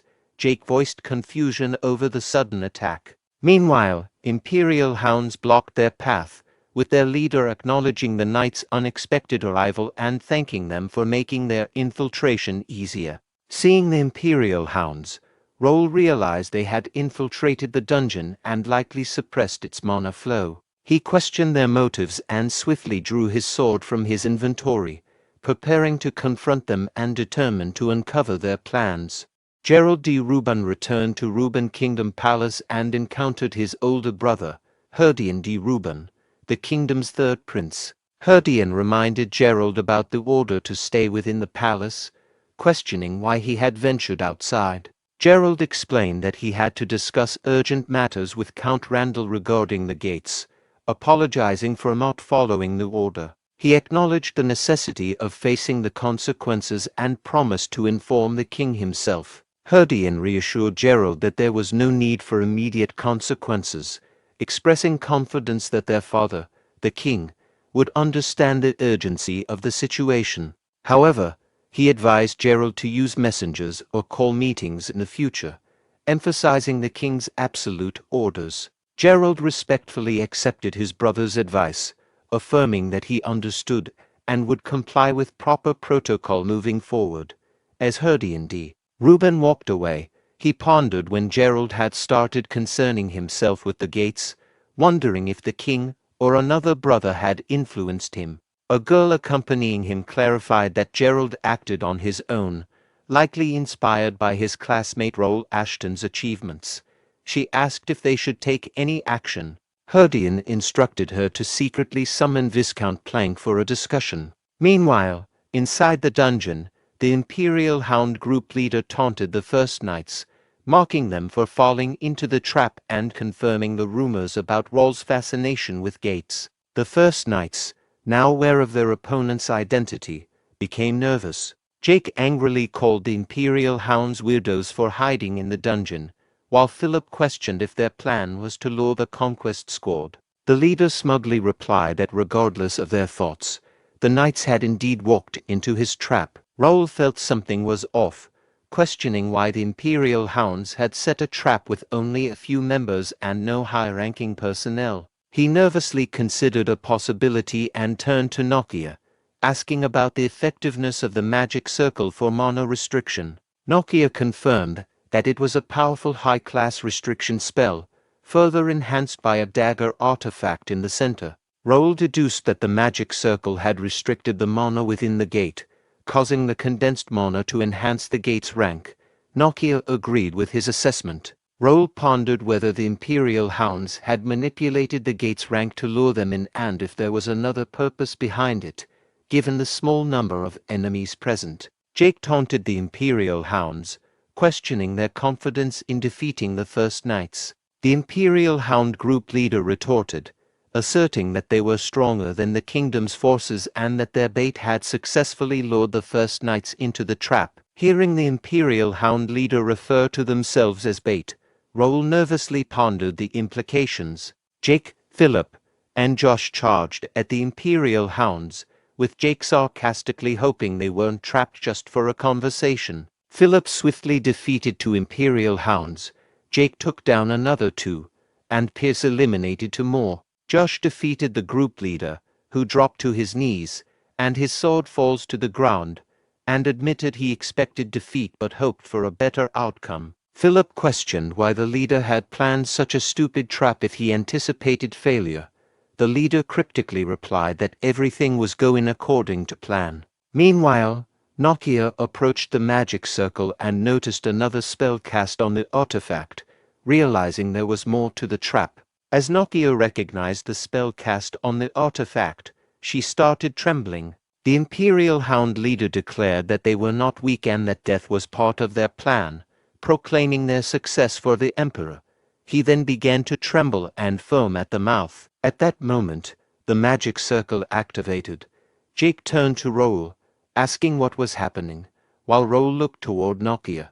Nikia explained that the artifact had a self-destruct spell chain. When the caster died, the restricted mana would be released, causing the condensed mana in the dungeon to go berserk. A loud noise echoed through the dungeon, causing everyone to turn towards it. Jake asked Raul about the noise and Raul, feeling nervous, sensed something approaching from deep within the dungeon. Soon, they saw a large number of armored boars rushing toward them. Philip remarked on the gravity of the situation. Raul shouted that there were too many boars and ordered everyone to run and escape the gate. They followed Raul as he led them, urging them to run faster towards the gate's entrance, which he indicated was just past a set of stairs. Meanwhile, the gate guardian stood before the dungeon entrance, weapon in hand, blocking their escape route. At Ruben Kingdom Palace, Herdian D. Ruben, the kingdom's third prince, apologized to Viscount Jerry D. Plank for the short notice and the difficulty of entering the palace secretly due to the king's order to restrict entry and exit. He emphasized the necessity of the meeting to prevent their plan from falling apart. Plank, the kingdom's financial director, reassured Herdian that it was his fault for causing concern. Herdian dismissed the formalities and directly asked about the execution of Plank's plan. Plank reminded Herdian of his initial advice about the need for patience to achieve his ambitions. Frustrated, Herdian expressed his unwillingness to wait any longer, having risked everything for the plan. Plank then shared that he was pleased to bring good news, finally delivering results that justified Herdian's patience. Herdian asked Plank what he meant by good news. Plank cryptically replied that Herdian would see the results of patience after tonight. Meanwhile, as Raul and his team ran towards the exit, Raul announced that the exit was visible but abruptly stopped as he noticed a monster blocking their path. Jake exclaimed in shock, asking what the monster was, while Philip speculated it might be the gate guardian. Raul, feeling nervous, wondered why the guardian was in that place. His thoughts were interrupted by a system window displaying an urgent quest: eliminate the gate guardian.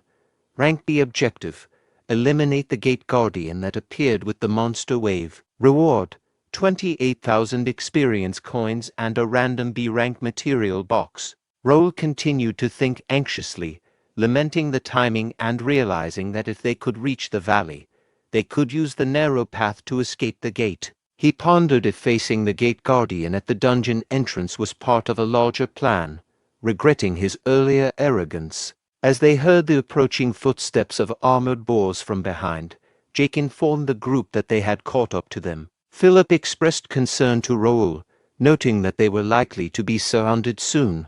Raul, feeling the pressure, considered the elite guardian as a formidable raid monster that couldn't be quickly eliminated. He wondered about his options, realizing that using Regnator's power could potentially eradicate both the monsters and the guardian, but he was unsure about his ability to control it fully, which could endanger his companions. Noticing Raul's unease, Nikia took action by retrieving something from her pocket and bravely stepping forward to confront the armored boars. This unexpected move puzzled everyone, prompting Josh to inquire about her intentions. Meanwhile, Nikia revealed a bottle of potion and assured Raul that she would handle the monsters. She then commanded the knights to assist Raul in clearing a path forward. Raul, alarmed at Nikia's bold move to confront the approaching armored boars alone, shouted out to her, expressing concern that she couldn't handle them by herself. However, his surprise grew as he noticed the potion she carried. Reacting quickly, Raul instructed his knights to stay clear of Nikia and prevent the guardian from reaching her, emphasizing that while it might not be the safest approach, they needed to trust Nikia's judgment. As Nikia began to use the potion, a mixture of potion and mana started to emit from the bottle. The armored boars closed in on her, poised to attack. Undeterred, Nikia began chanting in a language unfamiliar to the others.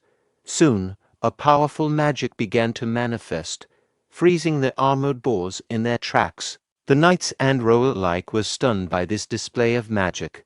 Raul realized that Nikia had already attained a remarkable level of skill, employing a form of magic known as the Dragon's Tongue. This ancient magic was considered the highest form below that of a god's, allowing her to wield draconic magic with incredible proficiency. Meanwhile, at the dungeon gate, 2 soldiers were stationed at a gate. One soldier inquired about the time and expressed frustration over the delay caused by the Randalls, a group known for their tardiness. The second soldier, dismissing concerns about the absence of the Randall standby team, implied they were likely just neglecting their duties. When the first soldier questioned why the Randalls were in charge of the gate, the second soldier noticed them arriving and called out for their tardiness. At that moment, both soldiers were attacked by an individual they assumed was from the Randall, but who was actually from the Imperial Hound. Additional members of the Imperial Hound arrived, confirming there were no more witnesses and preparing to initiate chaos by disrupting the gate's control. The scene then moved to a prison where Kane was taken aback by the information from a captured member of the Imperial Hound. In disbelief, Kane asked the prisoner to repeat what he had said. The prisoner revealed that the Imperial Hounds had already infiltrated the entire kingdom and that their plan was in motion. When Kane questioned if the recent attacks on the gates and guilds were merely provocations, the prisoner clarified that these actions were not intended to provoke but were preparations for a war. He ominously stated that the war would commence that night, targeting the heart of Reborn. Upon learning the imminent threat from the Imperial Hound, Kane without disguised himself as Alfredo Gray and rushed out of the prison cell. The guards, surprised and trying to stop him, were unable to catch up as he fled. Kane's thoughts were filled with dread as he realized that everything had been orchestrated for war and that Reborn Kingdom was on the brink of falling that night. Meanwhile, within the gate, Nikia, using a potion and wielding draconic magic, advanced towards the armored boar. Josh, witnessing the unfolding situation, remarked on the unusual and alarming events. Raul, observing Nikia's formidable power and the tremors shaking the dungeon, speculated that her strength might be enough to defeat the boss in a single blow. Raul, turning around, saw the boss monster laughing off his attack, which he had blocked with his sword. Realizing that the boss monster was targeting Nikia, Raul instructed his team to prevent the monster from disrupting her efforts, urging them to deny the boss any opportunities. As his team prepared to engage the boss monster, Nikia unleashed a draconic magic attack. Her powerful spell decimated all the armored boars in front of her and created a tunnel through her magic. Her team members were stunned by the sheer magnitude and effectiveness of her attack. Raul, impressed by Nikia's overwhelming power, thought to himself that she had exceeded his expectations by annihilating the wild boars with a single spell. He noted that the boss monster's attempt to stop her indicated it was threatened by her magic. Exhausted from her powerful spell, Nikia was about to collapse, but Josh caught her, expressing concern for her well-being. Jake remarked on Nikia's solo achievement, and Philip was astonished. Raul instructed Josh to look after Nikia, which Josh confirmed he would do. Raul then praised Nikia for saving them all. As the boss monster charged for another attack, Raul and his team readied themselves in formation. Raul assured her, "Leave the rest to them," signaling their readiness to confront the boss monster. At the western border of Reborn Kingdom, Dylan, after defeating the last orc, inquired about the situation. The knight captain reported that there were no significant threats, with no monsters or wild animals present. Dylan expressed confusion, noting that they had been warned about a massive wave of monsters approaching the border, but had only encountered a few orcs and goblins. He also questioned the location of the Templeton Knights, who were said to be at the northern border. The knight captain confirmed that the Templeton Knights had received an urgent order from the Royal Intelligence. Dylan noted that the presence of the Swordmaster and his knights at the northern border suggested the possibility of a significant threat, like a dragon. He expressed a feeling that something was amiss despite the apparent calm. The knight captain agreed that something felt off, explaining that while knights are typically dispatched to handle monsters, it was unusual for elite knight orders to be sent to the borders. This unusual deployment of main forces could leave the capital vulnerable. Although the McNeil and Randall knights remained in the capital, the situation still posed a potential danger. Dylan pondered the situation and decided they would continue searching until sunrise. He instructed the knight captain to form two scout teams, one to inform his father and the other to head to the capital. When the knight captain questioned the need to send a team to the capital, Dylan explained that they should secretly investigate the situation there due to his uneasy feeling. Meanwhile, inside the gate, the boss monster launched a ranged attack that Raul had blocked with his sword. The boss then commanded his team to launch their attack. Philip and Jake leaped into the air, launching sword attacks at the boss monster, but their strikes were blocked and they were pushed back. Pierce seized the opportunity to slide in and shoot arrows at the boss, only for the boss to catch them, surprising Pierce before kicking him away. The boss then pushed Philip and Jake aside, but they quickly repositioned to attack again. However, the boss monster swiftly targeted Jake with a powerful attack, sending him flying back. Philip, concerned for Jake, turned to check on him, but was attacked by the boss monster, causing him to fall to the ground.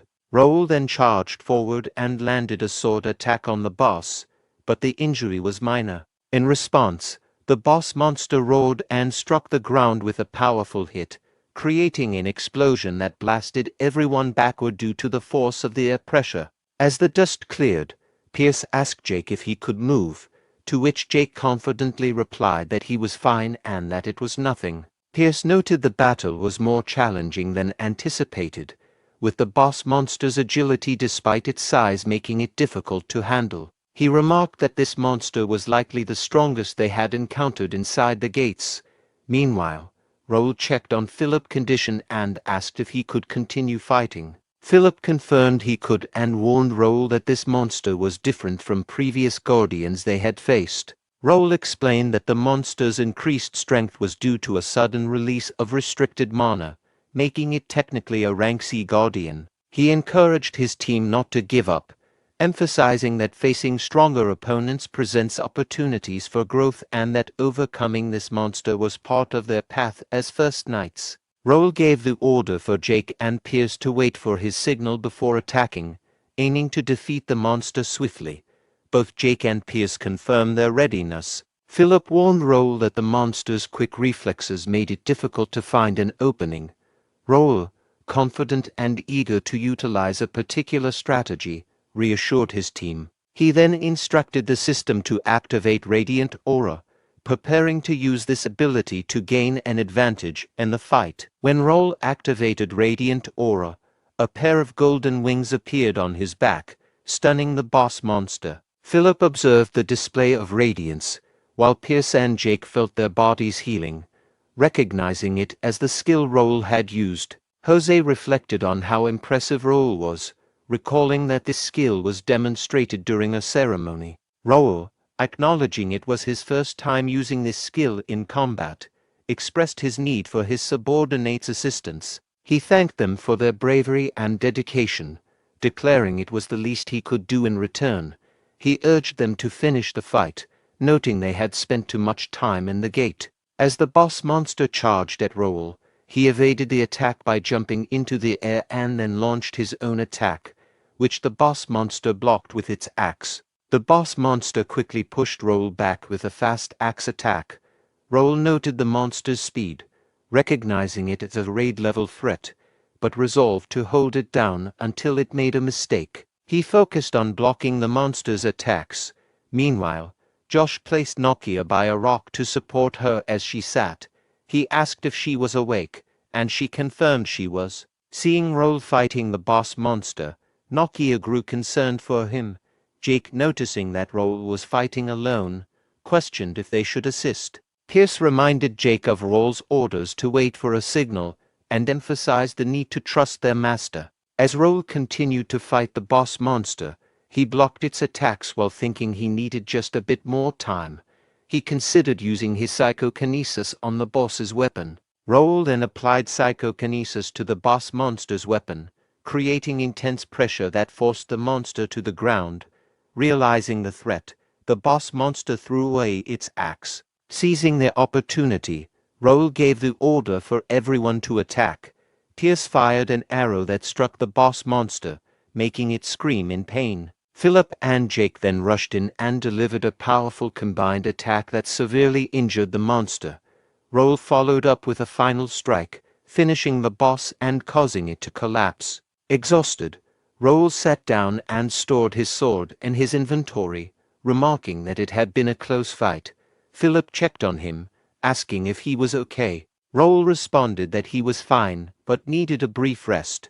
Jake expressed concern that Raul had overexerted himself, noting that Raul had even used an area of effect healing skill to aid them. Raul replied that he couldn't have defeated the raid monster alone and emphasized the importance of his team's support. He also mentioned that he felt the need to contribute significantly, especially since Nikia had done so much for them. At that moment, Bernard contacted Raul through the guild platform, asking if he could hear him. Raul recognized Bernard's voice and inquired about the issue. Bernard informed Raul that there was a problem. The capital and the royal palace were under attack. At the Ruben Kingdom Palace, the scene was grim with soldiers' dead bodies scattered around. The king confronted his son, Herdian de Ruben, who was threatening him and had killed his brothers. The king asked why Herdian was doing this, questioning his sanity. Herdian explained that his actions were for the future of the kingdom. He argued that the king's worsening illness made him unfit to rule, and that his brothers were inadequate successors. Herdian believed someone had to take drastic measures to save the kingdom. The king, trembling and sweating, questioned whether Herdian's idea of saving the kingdom involved aligning with the empire. Herdian declared that it was time to end the conflict with the empire and promised peace between the kingdom and the empire under his rule. At that moment, Carson arrived at the palace and launched a surprise attack on the empire's soldiers, killing them before they could react. He then turned his attention to Herdian, but Herdian blocked Carson's attack. Herdian acknowledged Carson, referring to him as the president of the Knights Association. Carson, enraged, shouted at Herdian, calling him a traitor. Herdian remarked that he had been informed that all obstacles in the capital obstructing the revolution had been dealt with, implying that Carson was not among those obstacles. Meanwhile, Carson ordered the soldiers to bring the injured king to safety. The soldiers began evacuating the king. Herdian dismissed the effort as futile, stating there was no safe place left in the palace or the capital. Carson countered that while the situation might seem dire now, Herdian would ultimately lose if they could just hold out. Herdian scoffed at the idea of holding out, dismissing the possibility of reinforcements from Templeton or Ashton arriving, claiming they would not come. Carson retorted that Herdian was mistaken and that Templeton and Ashton were already en route as the kingdom's saviors. Meanwhile, at the gate, 2 Imperial hounds were on guard. The first Imperial hound questioned why they were stationed there, confident that no one would escape that night. The second Imperial hound agreed, believing their plan was flawless. The first hound then expressed curiosity about the situation in the capital, suggesting it was likely more interesting. Raul emerged from the gate and swiftly attacked the Imperial hounds, killing them before they could respond. He realized that the presence of Imperial hounds at the gate indicated Bernard's warning was accurate. If the borders were under such threat, the capital itself was likely in grave danger. He concluded they needed to act quickly. Jack, also coming out of the gate, questioned why the Imperial hounds were present instead of the Randalls. Philip speculated that the Randalls had been defeated. Pierce disagreed, noting that if the Randalls had been taken out, there would be visible signs of it, and the area was too clean. Josh then suggested that the Randalls might have fled. Kane arrived at the gate and reassured them that the Randalls hadn't fled. They didn't need to. He expressed relief at Raul's safe return. Raul then inquired about the situation, seeking more information.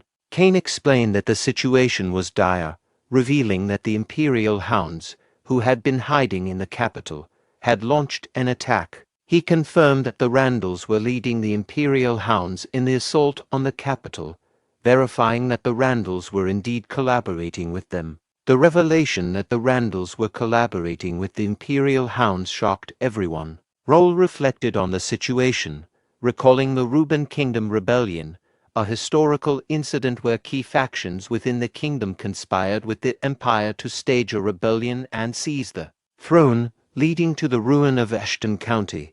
He questioned whether his own actions had accelerated the Empire's plans. Raul then asked about Bernard and the knights. Kane reported that Bernard and Harmer had led their forces out, but it was challenging to approach the palace due to the absence of the kingdom's main forces in the capital. Raul acknowledged that the Randall's significant role in the rebellion made sense given the circumstances. Jack, infuriated, demanded that they take action against the rebels, expressing his frustration over their alliance with the Empire. Pierce advised him to remain calm, noting that they were low on stamina and mana, and would be ineffective if they rushed in immediately. While they were discussing their next steps, Josh helped Nikia by setting her down nearby and told her to rest. Nikia thanked him. Meanwhile, Jake was visibly distressed by their depleted stamina and mana, worrying about their ability to continue. Philip asked Nikia if she had any potions remaining. Nikia responded that she did, but they would be ineffective as everyone had already reached their daily dose limit. Taking more could even cause side effects. Kane speculated that the rebels had planned the situation to eliminate any obstacles that could interfere with their plans. Raul, realizing that he couldn't use radiant aura due to their exhaustion and the energy spent in the gate, was concerned about their next steps and what they should do. A system window appeared, showing a request from librarian Raul to use a rank D mana stone from the inventory, asking Raul for approval. Raul was surprised by this and wondered about its significance. At that moment, a book materialized in front of him. Raul emerged from the book and greeted Raul, acknowledging that he seemed to be in trouble and noting that it had been a while since they last met. Raul, recognizing her, responded with surprise and asked how she was. In the capital, soldiers' lifeless bodies were scattered on the ground as one person worked to save a woman and her child from the Imperial Hounds. One Imperial Hound member, surprised to see someone still resisting, asked if the person's knighthood affiliation was known. Another member dismissed the inquiry, suggesting they should simply eliminate him. The third member revealed that the person had been part of Carrington County's nobility's personal guard, but had quit after the gate incident. He remarked that if the person had stayed, he could have been part of the ongoing revolution. Marco, reflecting on the situation, questioned whether Carrington was involved in the rebellion and collaborating with the Empire. With Templeton and Ashton at the border and McNeil and Greer's whereabouts unknown, he feared that the only force left to oppose the rebellion were the guards. Contemplating whether this was the end, the Imperial Hound member threatened the person, assuming he would have rejected any offer to join the rebellion and promising a quick end. At that moment, Dalton arrived from behind and confronted the Imperial Hounds, questioning their audacity. He then swiftly defeated all the Imperial Hound members with a single, efficient sword attack before they could react. Dalton's swift defeat of the Imperial Hounds astonished everyone. Dalton expressed regret for killing all the hounds, wishing he had spared one for interrogation. Turning to Marco, Dalton recognized him as a knight from Carrington and asked if he was indeed Marco. Marco confirmed his identity and expressed surprise that Dalton was still in the capital, given that he thought the Templeton Knights were stationed at the northern border. Dalton explained that he had sneaked out of the northern border, noting how difficult it had been to avoid detection and expressing surprise at the turn of events in the capital. Marco agreed with Dalton's assessment. The woman expressed her gratitude to Marco for saving them. Marco redirected her thanks to Dalton, indicating that Dalton was the one who had truly helped. The woman's child asked if the Templeton knighthood would protect them. Marco, feeling anxious, did not respond. Dalton, however, explained that the Templeton Knights could not provide protection as they were far from the capital. He reassured them by mentioning that Raul, the guardian of Turium, was present, implying that he would provide the necessary protection. Meanwhile, at the gate, Raul greeted Raul, questioning whether he had forgotten about her. Raul responded by asking if Raul was now okay. Raul assured Raul that she was fine, her mana overflowing due to Raul's earlier assistance, and expressed her gratitude. Raul expressed his relief and happiness that she has recovered and is feeling better. Raul, noticing how tired everyone was and recognizing their predicament, requested to borrow the Mana Stone to help them. Jake, puzzled by Raul's conversation with seemingly no one, asked if Raul was okay. Raul realized that Jake couldn't see Raul, but chose not to explain. Instead, he turned back to Raul and asked if she could help them with their current situation. Raul confirmed that Raul could trust her. Josh, confused by Raul's use of the guild comm and who he was talking to, voiced his concerns. Nikia noticed Raul and speculated that Raul might be communicating with someone important, suggesting they wait and let him sort things out. Jake agreed to wait. Raul explained to Raul that she could use the Mana Stone to temporarily heal everyone with her spirit spell, which would bypass their potion immunity. She clarified that temporarily meant she would forcefully increase their maximum stamina, emphasizing the need to finish their mission before sunrise. Raul asked Raul if she could indeed use the Mana Stone to help them. He then addressed his party members, stressing the urgency due to the capital's dire situation. He acknowledged their exhaustion but assured them he had a way to boost everyone's stamina. Raul promised to explain further later but warned that the upcoming fight would be different and that their safety couldn't be guaranteed. He asked if they were still willing to fight with him. All party members, despite their fatigue, agreed enthusiastically. Meanwhile, in the capital, guards were engaged in combat with the Imperial Hounds. One guard urged another not to retreat, emphasizing the need to protect the civilians behind them and to hold the line. One Imperial Hound member questioned the recklessness of their enemies, wondering why they were fighting so hard when their fate seemed doomed. Another Hound commented that there was no one left to assist them, asserting that the kingdom was already under the Empire's control. Meanwhile, Raul used his psychokinesis to attack the Imperial Hounds from behind with multiple swords. This unexpected intervention surprised the guards. Raul then rallied the defenders by shouting, "Awaken their dormant bravery, warriors of the Ruben Kingdom. The first night is here."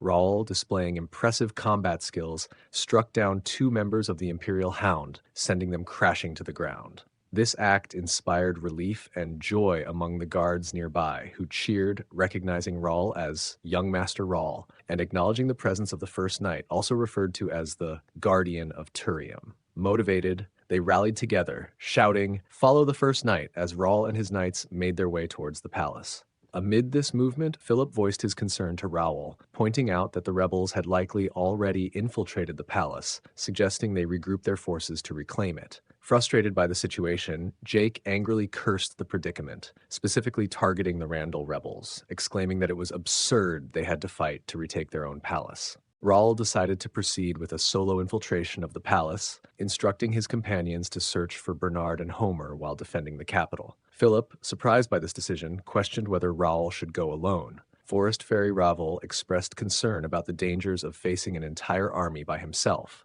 Raul countered that he didn't need to confront the entire enemy force.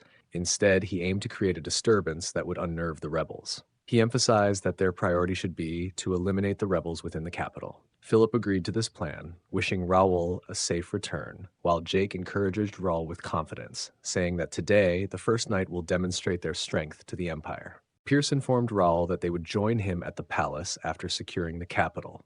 Raul then turned to Forest Fairy Raul, confirming that she was ready. Both of them quickly made their way towards the palace. At the palace, Ruben Kingdom's 6th Prince, Gerald D. Ruben, had just defeated a member of the Imperial Hound. Royal Guard Captain Jose, impressed, remarked on Gerald's hidden prowess and his success against the Empire's power armor users, attributing his skills to his academy training. Gerald confronted Jose about his allegiance to the Empire, questioning his shame given his family's historical service to the royal family. Jose responded defensively, suggesting that Gerald was not fully grasping the situation and that he had shown Gerald leniency as a final courtesy. As the tension escalated, Ruben Kingdom's 3rd Prince, Herdian D. Ruben, arrived and intervened, instructing Jose to guard the back of the palace with his unit, while he personally dealt with Gerald. Gerald was shocked to discover that his brother, Herdian, was aligned with the Empire. Jose, surprised by Herdian's presence, noted that he had expected Herdian to be with Sir Carson. Herdian explained that a report indicated the kingdom's guards had regrouped at the rear of the palace, and he needed to handle things there, urging Jose to move quickly. Jose complied, leading his troops away. Once they were out of sight, Gerald confronted Herdian, accusing him of betraying Reuben by joining the rebellion. In response, Herdian revealed his true identity as Cain of the First Night, showing that he had been undercover. He assured Gerald that they were safe for the moment and apologized, explaining that he was there on Raul's orders to rescue him. Cain also mentioned that Raul was on his way to the palace, surprising Gerald. When Raul and Ravel arrived at the front gate of the palace, Ravel observed with surprise that only a small number of soldiers were stationed there. Raul attributed this to Cain's effective diversion and prepared to proceed inside. Ravel questioned how Raul would overcome the wall, noting that jumping it was impossible. Raul responded confidently, saying he would create his own path. He then used his psychokinesis to manipulate the scattered stones near the wall, forming a set of stairs that allowed him to scale the wall. Raul's sudden appearance over the wall startled both the royal guards and Imperial Hound members stationed at the front gate. Before they could react, Raul quickly drew his sword and dispatched them efficiently, leaving their bodies on the ground. As he surveyed the scene, Raul realized that the royal guards were allied with the Imperial Hound, suggesting that the rebellion was more widespread than he had anticipated. He recognized the urgency of the situation and turned to Ravel, acknowledging the difficult fight ahead and asking if she was prepared. Ravel affirmed her readiness, and together they rushed into the palace. While the First Guild soldiers were actively evacuating civilians from a fire zone, a soldier reported to Vice Captain Homer that the entire village was at risk of being consumed by the fire. Homer prioritized the safety of the civilians, instructing his team to ensure that no one was left behind. Bernard then arrived and informed Homer that the rebels had started the fire and that they lacked enough manpower to control it. Homer inquired if Bernard could use his wind skill to extinguish the flames, but Bernard explained that the fire was too large and that his wind would only exacerbate the situation.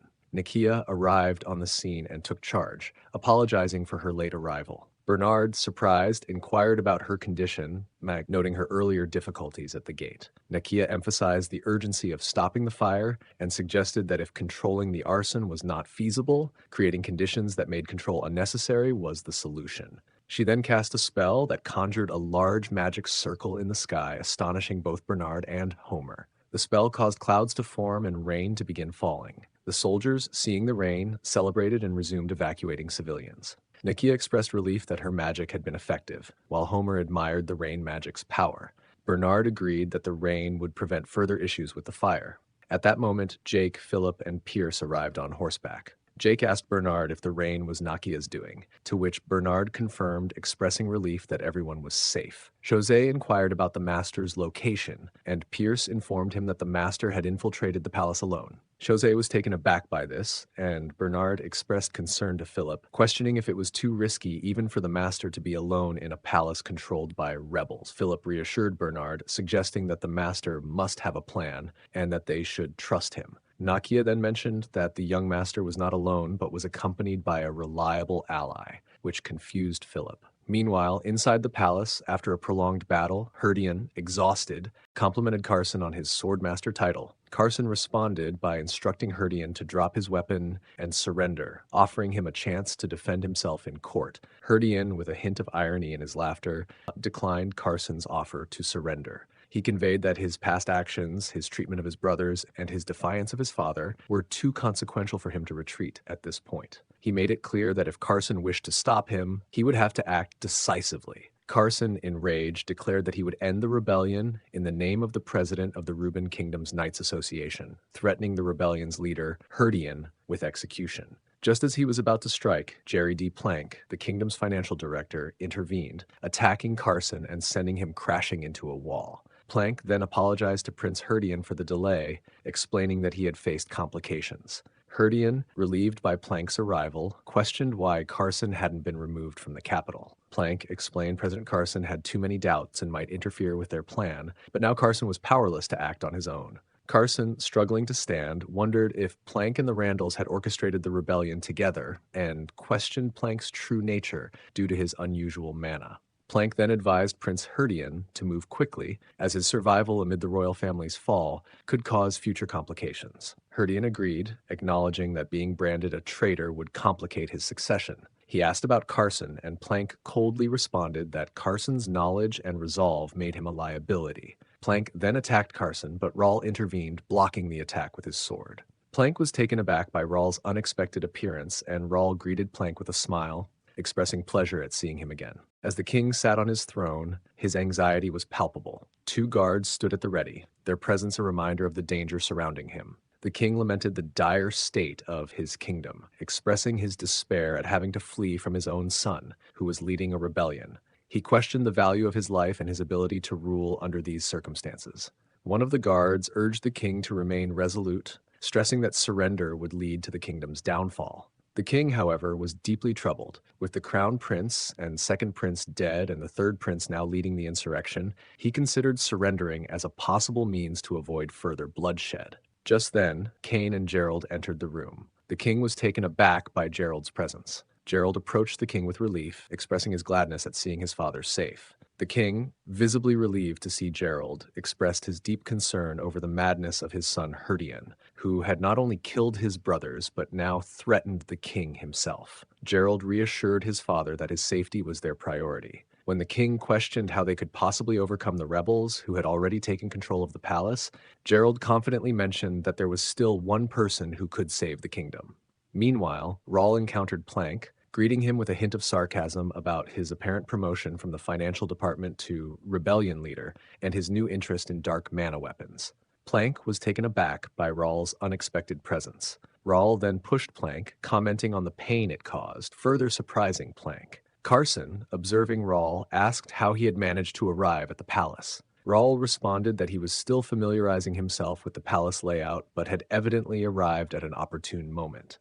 Carson was surprised, remembering that Raul had been stationed at a high-ranked gate controlled by rebels. He recalled Alfredo Gray's words about Raul potentially becoming the savior in the face of a great threat, and he realized what President Gray meant back then. Plank, now recovering from Raul's shove, expressed his surprise at Raul's arrival, admitting he had underestimated him. Raul responded with a chuckle, noting that he hadn't anticipated such meticulously executed revolution. He praised Plank's strategy, which involved using the Randalls to spark internal rebellion, manipulating the guard captain to introduce the Imperial Hounds into the palace, and removing potential threats from the capital. Raul acknowledged that if he had been delayed at the gate, there would have been no one left in the capital to counteract Plank's plan, highlighting the complexity and boldness of the scheme. As the conversation unfolded, Herdian abruptly interrupted, noting Raul's perceptiveness and accusing him of a grave mistake by returning. Raul's demeanor turned menacing as he narrowed his eyes and told Herdian to be silent. Startled, Herdian asked for clarification.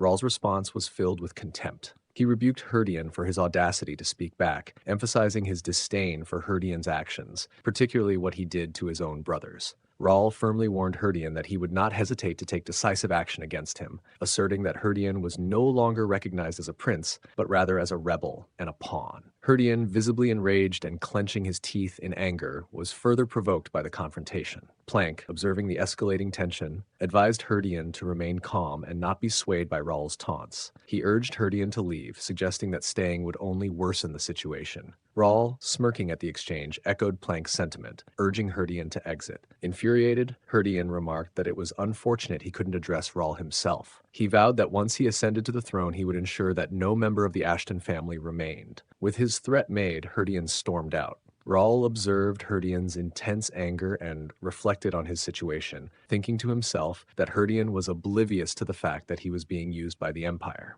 Raul then addressed Plank, noting the extent of Plank's manipulation. He pointed out that Herdian was fully convinced he would become the next king as a result of the revolution. Plank, with a satisfied grin, confirmed Raul's assessment. He acknowledged that while he hadn't lied about Herdian's future, the reality was that Herdian would be a puppet ruler. He would hold the throne, but only as a figurehead until the Empire consolidated its full control. Raul, reflecting on the situation, thought to himself that the Empire's manipulation was predictable but still infuriating. Carson, concerned for Raul's safety, warned him about Plank's possession of an unknown and potentially dangerous power. Raul, intrigued, asked for more details about this mysterious power. Carson explained that it appeared to be dark mana, but its nature was unusual and not fully understood. He described it as extremely dangerous. Raul, unfazed, smiled at the mention of the unknown power and commented on his own experience with such powers. His statement puzzled both Carson and Plank, suggesting that Raul was well acquainted with dealing with unfamiliar and perilous abilities.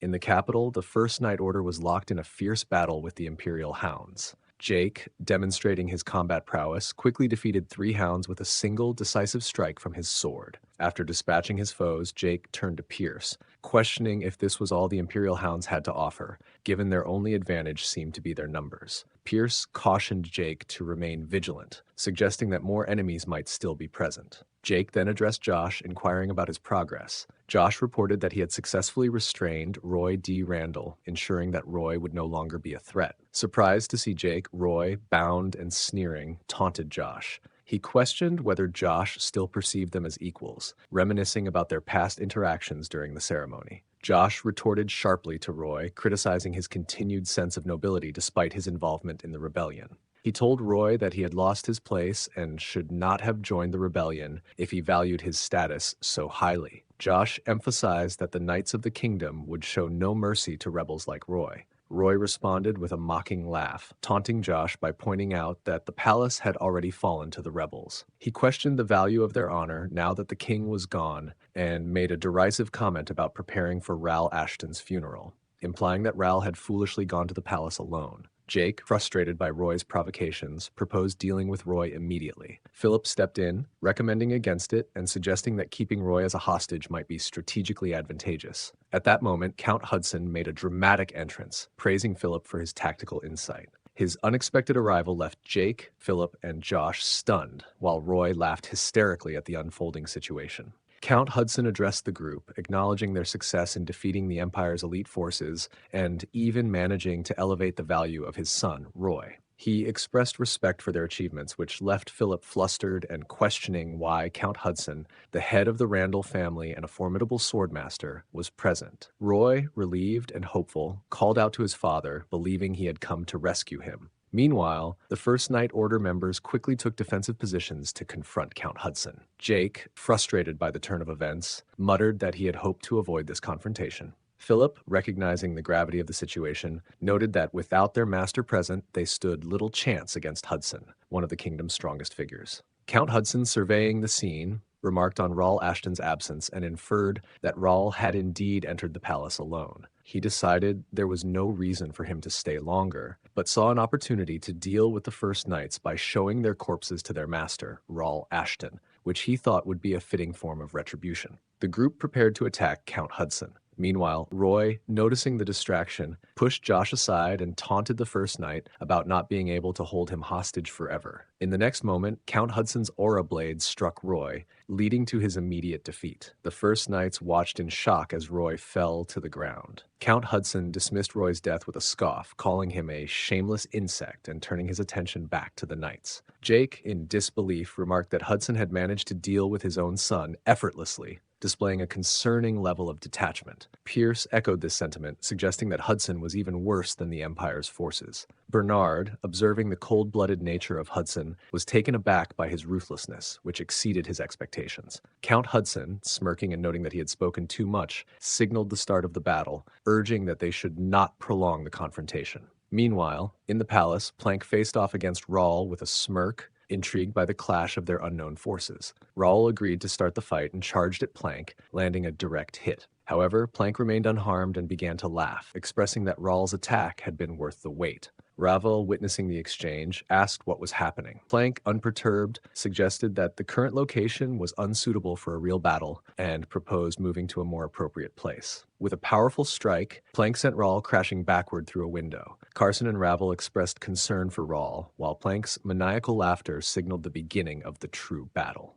Raul burst through the window and landed in the chapel below. As he steadied himself, he reflected on how close he had come to disaster, realizing the situation was more challenging than anticipated. Ravel quickly approached, asking if Raul was okay. Raul reassured him that he was fine, brushing off Ravel's concern. Ravel warned Raul to be cautious, noting Plank's skill with dark mana. Raul sighed, acknowledging that normal attacks were ineffective against Plank and expressing frustration over his limited options. Plank's voice echoed through the chapel, indicating that the space should now be adequate for their confrontation. Confused, Raul inquired about Plank's comment. Plank explained that he had chosen the chapel to give Raul more room to maneuver, recognizing that the previous confined space had restricted his abilities. Plank asked Raul how he felt about the new setting.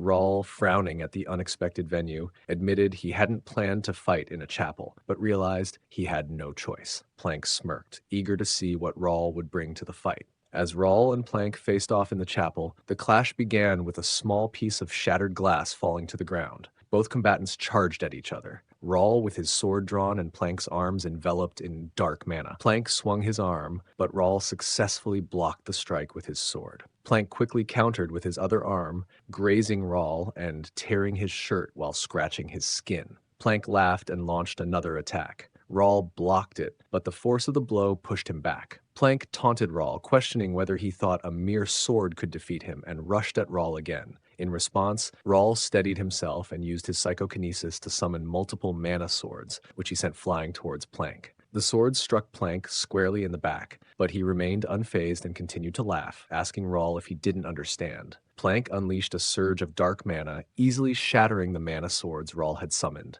He taunted Raul, declaring that his sword could not reach him. Ravel, observing the scene, was astonished and questioned who Plank was, noting their inability to counter him effectively. Raul, analyzing the situation, realized that Plank was not only skilled in dark mana, but was employing it in a unique and advanced manner, identifying him as a high-circle dark magician. Raul used his appraisal skill to examine Plank's status window, revealing that Plank was a level 88 six-circle dark magician and the head of finance for the Reuben Kingdom. His affiliations included the Reuben Kingdom, Plank County, Cranen Empire, and the Imperial Hound. Plank held the title of Number 8, the Prince of Society, with notable stats in intelligence 79, willpower 77, and mana 78, and unique traits including Mad Wizard A and Fanatic B. Realizing that physical attacks were ineffective and that using Regnator would be too risky, Raul considered his remaining options. He turned to Ravel and inquired whether earlier Ravel had used a mana stone to convert mana into divine power to heal his men. Ravel was taken aback by Raul's request, but confirmed that he had indeed used a mana stone to convert mana into divine power, a process known only to a few fairies. Raul asked if Ravel could also convert divine power into physical force capable of countering dark mana. Ravel agreed to give it a try. As Raul and Ravel discussed this, Plank sneered, mocking Raul for either talking to himself or casting a spell. Raul then launched another sword attack, which Plank effortlessly blocked with his dark mana-covered arms. Plank taunted Raul, reiterating that his sword could not harm him. However, as Plank spoke, Raul's sword began to glow with divine power. Realizing the change, Plank was startled and shoved Raul back, surprised that Raul could harness divine power. Raul thanked Ravel, acknowledging that the divine power had allowed his sword to finally reach Plank. He then activated his Radiant Aura, offensive mode. Ravel cautioned that using divine power was a complex technique requiring 10 mana stones and asked if Raul was sure about proceeding. Raul confidently reassured him, stating that the cost was not a concern. In response, Plank, now serious, conjured 2 short swords made of dark mana and prepared to focus on the battle. He noted that Raul's resilience meant he would need to take the fight seriously, and, with a grin, acknowledged their growing familiarity. Raul smirked and invited Plank to continue, signaling that he was ready for the next phase of their duel. Both combatants charged forward, their swords clashing in a fierce encounter. Plank's blade, infused with dark mana, met Raul's glowing sword. Plank attempted to exploit an opening by swinging a second sword, but Raul successfully blocked both strikes. As Raul struggled to maintain his defense, he used his psychokinesis ability to push Plank back, causing him to crash to the ground. Plank quickly recovered and smirked, complimenting Raul's skills. The two charged at each other again, their swords clashing in a rapid exchange of strikes. During this intense melee, Plank activated a magic circle he had secretly drawn when he fell earlier. Shadowy hands emerged from the ground, seizing Raul's feet and immobilizing him. Plank, taking advantage of Raul's predicament, grinned triumphantly and taunted him, declaring that Raul had fallen for his trap. With Raul restrained, Plank launched another attack that Raul barely managed to block. Trapped by the spell and struggling to keep up, Raul found himself at a significant disadvantage. Plank taunted Raul, expressing disappointment and implying that Raul's power was insufficient against his magic. He ridiculed Raul's efforts, suggesting that despite his abilities, he couldn't counter Plank's spell. In response, Raul used his psychokinesis to lift the ground beneath him, shattering the magic circle and freeing himself from the shadowy hands. Plank, clearly entertained by Raul's unique power, laughed and praised his creative use of object manipulation. He released even more dark mana, eager to continue the fight and enjoy the challenge. Raul, reflecting on the close call, thought to himself that he had narrowly escaped a dangerous situation and felt uncertain about his chances of winning. Meanwhile, at the back of the palace, two Imperial Hounds stood guard. Let us refer to them as Imperial Hound 1 and Imperial Hound 2. Imperial Hound 1 noticed the rain and wondered if it was magical, impressed by the apparent advanced magic of the kingdom. Imperial Hound 2 shrugged and questioned the significance of the rain, considering that they had already taken control of the palace. They discussed their guard duties when Imperial Hound 2 noticed someone approaching. Imperial Hound 1 turned to see a man arriving, and the person who had just arrived addressed them, requesting that they open the gate because he was carrying a noble. Imperial Hound 2, intrigued, questioned if there was still a noble remaining in the capital. Imperial Hound 1, puzzled by the stranger's identity, asked for more information. The man introduced himself, saying he was escorting Dalton D. Templeton, the grandson of the Swordmaster of Templeton, and emphasized that Dalton was too important to be left behind. Imperial Hound 2 was surprised by the mention of a Swordmaster's grandson and wondered why someone from Templeton was still in the capital. Imperial Hound 1 decided to investigate further and instructed Imperial Hound 2 to open the gate. After the gate was opened, Imperial Hound 1 inquired about the man's origins, asking if he was a citizen of the kingdom. The man identified himself as the vice-captain of the Carrington Knights. Imperial Hound 2, clearly impressed, acknowledged the significance of this revelation, remarking on the high status and potential value of Dalton. Imperial Hound 2 then approached Dalton, who was unconscious on horseback. He expressed surprise at Dalton's reputed skill, referencing the Swordmaster's grandson, and commented on Dalton's impressive appearance, suggesting that the rumors about his abilities might be true. Dalton suddenly woke up and surprised Imperial Hound 2 by responding to his comments with a single word. "Really?" Before Imperial Hound 2 could react, Dalton quickly incapacitated him and offered a light-hearted apology for his unexpected arrival. Marco, Dalton's companion, then turned to face Imperial Hound 1, drawing his sword. He told Dalton that their association with the Carrington name had allowed them to avoid suspicion and suggested they could now proceed as rebels. Dalton expressed hesitation, feeling that their actions might be morally wrong,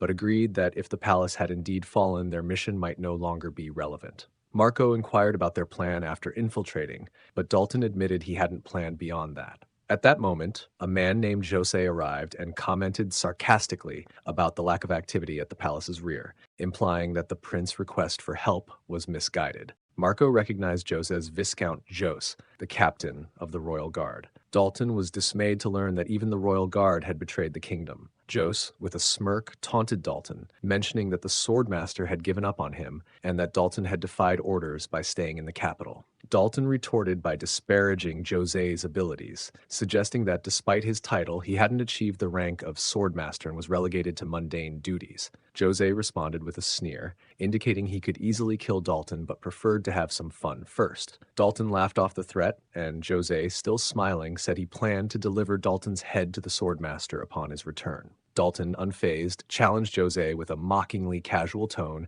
calling him Captain Yapmaster. Inside the palace, the scene unfolds with intensity as Plank charges toward Raul.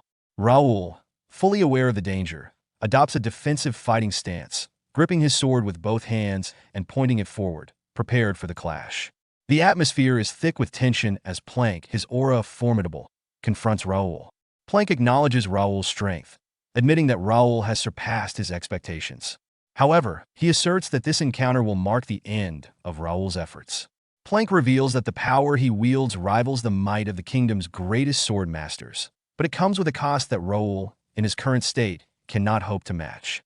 As Raul listens, he reflects on Plank's overwhelming abilities. Despite not having particularly remarkable swordsmanship, Plank possesses an extraordinary command of both mana and dark mana, utilizing them seamlessly.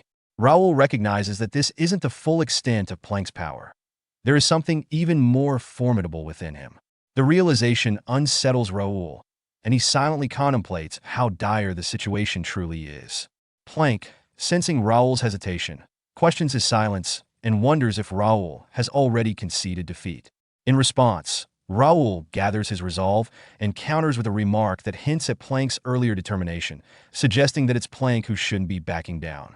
With a hint of resignation, Raul releases his left hand from his sword, almost as if acknowledging his precarious position, and admits that perhaps Plank is right. Maybe this is the end. Plank, perceiving this action as a sign of surrender, smirks and asks Raul if he's truly giving up. But Raul has one pressing question. He wants to know the nature of the extraordinary power Plank wields, the power that enables him to contend with the kingdom's sword masters. Plank, intrigued by Raul's curiosity, considers the question and decides to share his insight. He explains that his power isn't something he simply acquired. Rather, it is the result of an enlightenment process.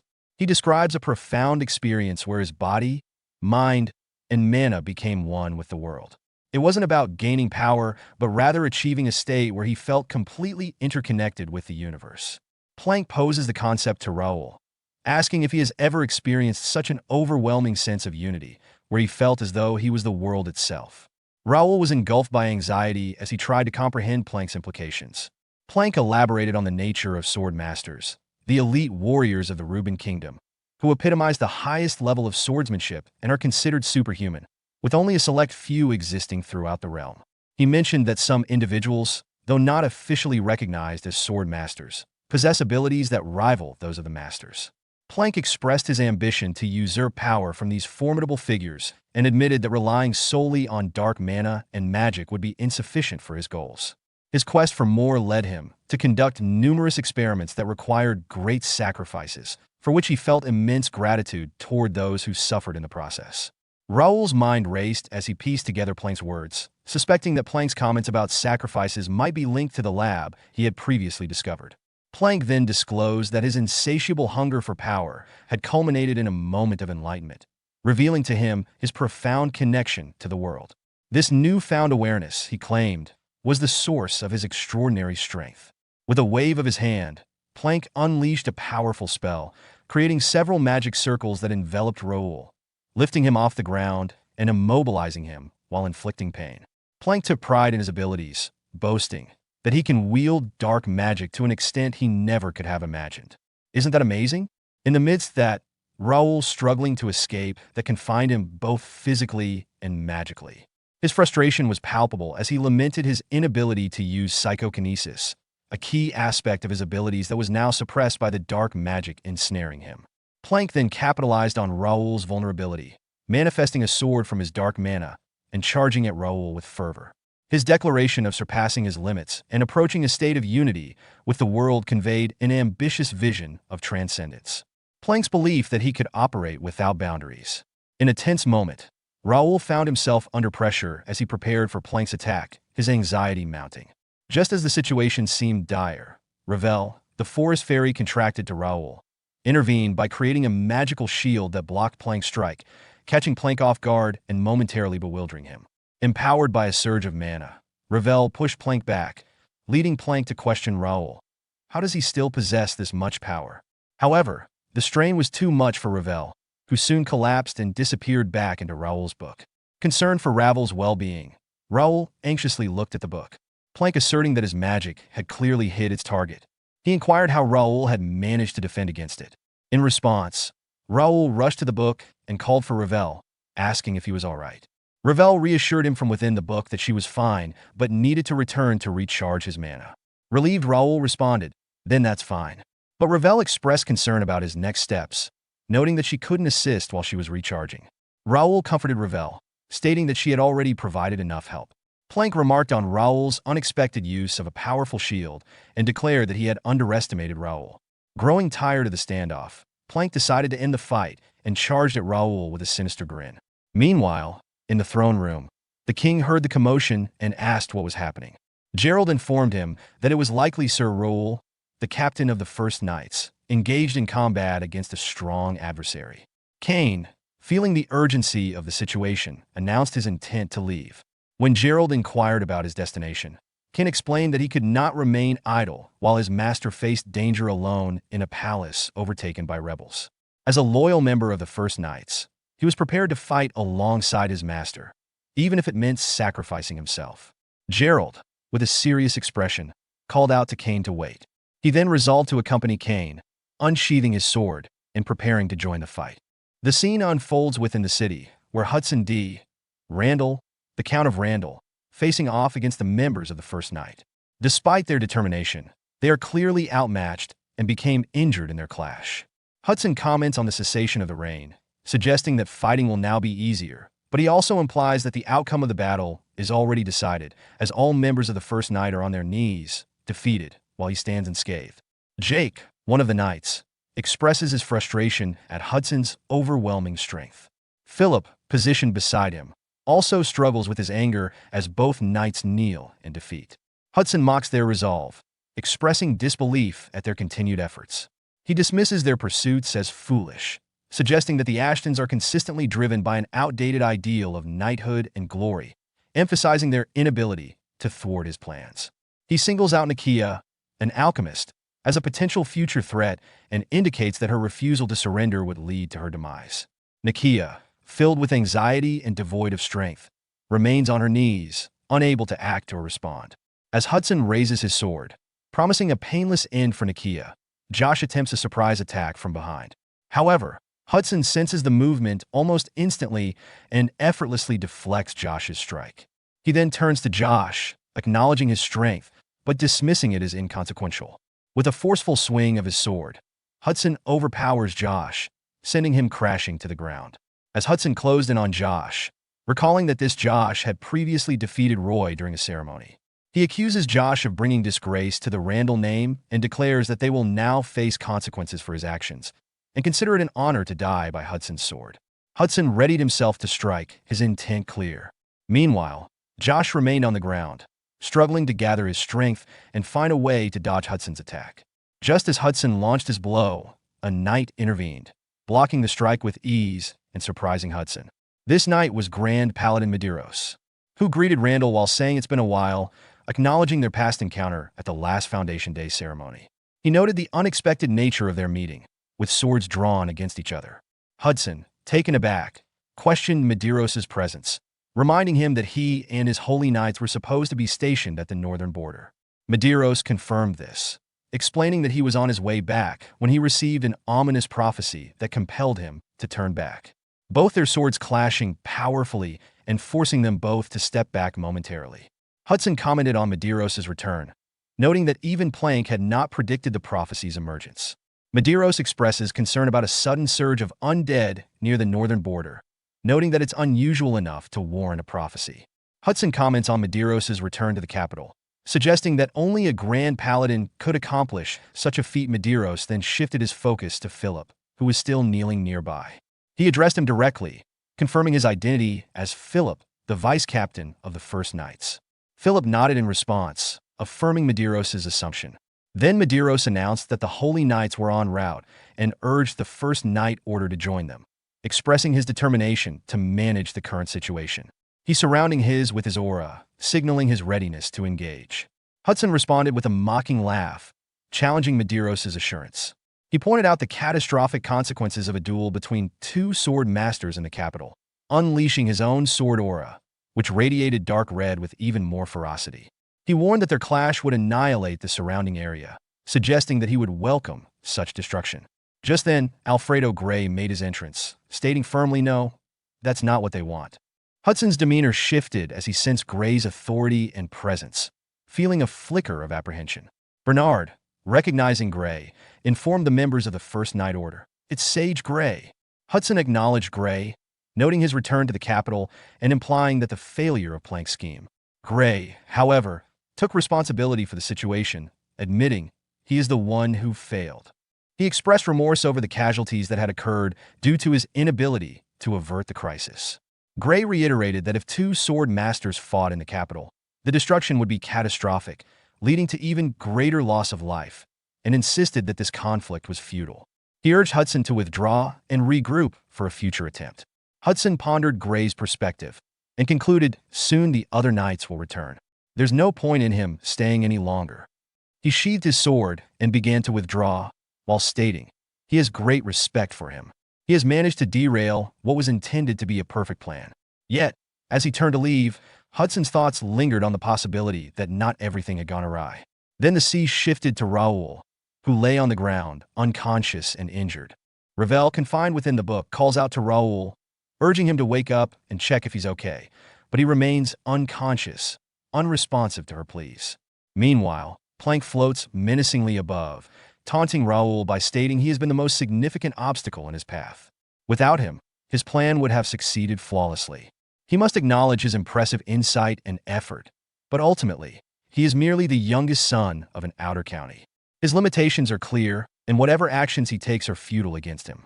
He is a being that evolves continually, intertwined with this world, and his resistance is meaningless.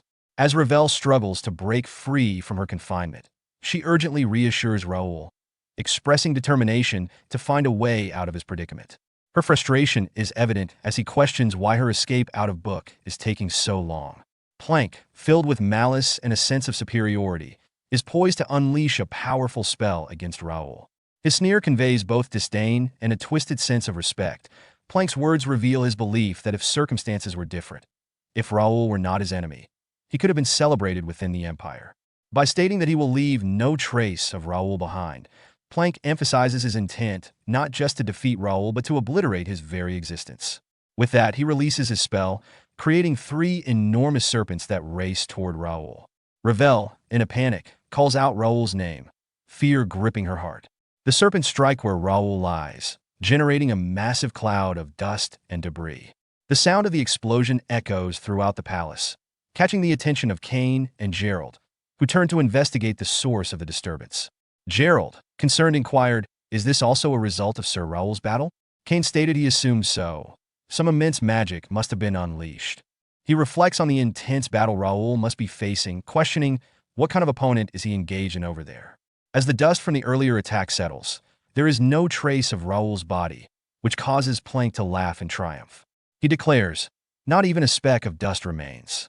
This is far better than." However, his amusement is short-lived. Suddenly sensing Raul's presence behind him, he turns just in time to be struck in the face by Raul's punch, sending him staggering backward and causing him to spit out blood in shock. Plank gasps, asked how is he still alive? At the same time, at the palace's back gate, Dalton charges forward and attempts a sword strike, which is blocked by Viscount Jose, the captain of the Royal Guard. Jose pushes Dalton away with considerable force, but Dalton quickly regains his composure and lunges again, catching Jose by surprise with a swift counterattack. Dalton delivers a double sword strike, forcing Jose to retreat and creating significant space between them. Frustrated by Dalton's tenacity, Jose shouts, "You arrogant fool!" as both combatants take their fighting stances and rush at each other once more. Dalton continues to press the attack, pushing Jose backward with relentless blows. Members of the Imperial Hound observe the fight and comment on Jose's struggle. One remarks, "He's really having a hard time against that kid," while another adds, "What a pity. No wonder it was so easy to take over the kingdom." Marco notes, Captain Jose earned his title through his family, but he's still a high expert. Sir Dalton, he is much stronger than he had anticipated. Meanwhile, Jose, feeling the pressure and growing increasingly flustered, mutters under his breath, "This is getting annoying." Dalton reflects inwardly, realizing he has been talking a big game, but this is harder than he anticipated. Jose earned his title for a reason. He can't back down. He needs to keep him busy to distract the others.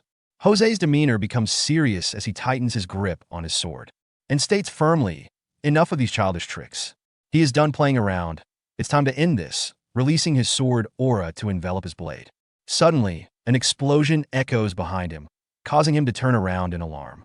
He demands to know what was that noise. A knight rushes in, panting heavily, and called out to Captain Jose, shouting they have a problem. The Holy Knights have returned to the capital and are charging toward the front gate. Most of their troops are stationed on the opposite side. The front gate won't hold for long. Jose's anxiety grows as he absorbs the news about the Holy Knight's arrival. Marco interjects, "So Paladin Medeiros is here." Dalton adds, "Thank goodness he noticed something was wrong." Jose's subordinate knight looks to him for guidance. Jose urgently instructs the knight to abandon the palace and retreat, emphasizing the need to relay the same orders to the Empire's soldiers. Jose tells Dalton that they will settle their conflict later, and remarks that Dalton is fortunate to escape this encounter. In response, Dalton taunts him, warning him to be careful as he makes his escape.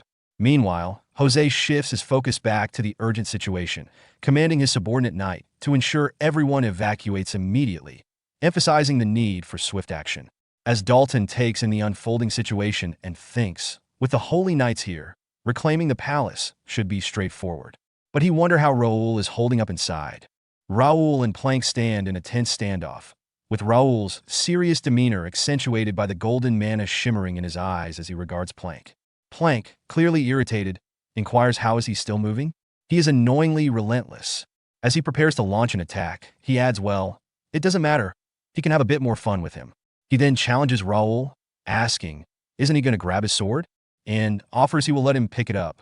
However, before he can finish, Raul abruptly closes the distance, ready to deliver a punch. In a swift reaction, Plank conjures a shield of dark mana to protect himself from the blow. The impact pushes him back, prompting him to swiftly create a sword and shout how could he have the audacity to attack.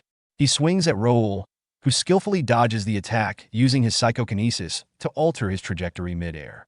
Plank, caught off guard, realizes the extent of Raul's abilities. Raul then positions himself to deliver a punch charged with Regnita power. Plank attempts to block it with his dark mana shield, but it shatters on contact, forcing him further back. Flustered and confused, Plank questions what is that power? How does he still have this much strength left? He was nearly dead. How can he push him back now? Shortly after, Plank rushes forward with dual swords, but Raul successfully blocks one by grabbing it, leaving Plank stunned and wondering, how is this possible? In that moment, Ravel finally charges her mana and escapes from the confines of the book, thinking, finally she's out. She turns to see Raul fiercely countering Plank's attacks, which makes her nervous. She wonders is that really the Raul she knows? As Raul launches another punch that Plank barely manages to block, yet the force of it still sends him staggering backward. Raul stands firm and confident in the face of Plank's disbelief as he questions how Raul retains such power despite being on the brink of death. Plank is baffled, suggesting that Raul's strength should be impossible, and he is on the verge of accusing him of using some trick to gain this advantage. As the conversation unfolds, Plank's attention shifts to his dark mana sword, which is beginning to fade. This prompts a change in his demeanor.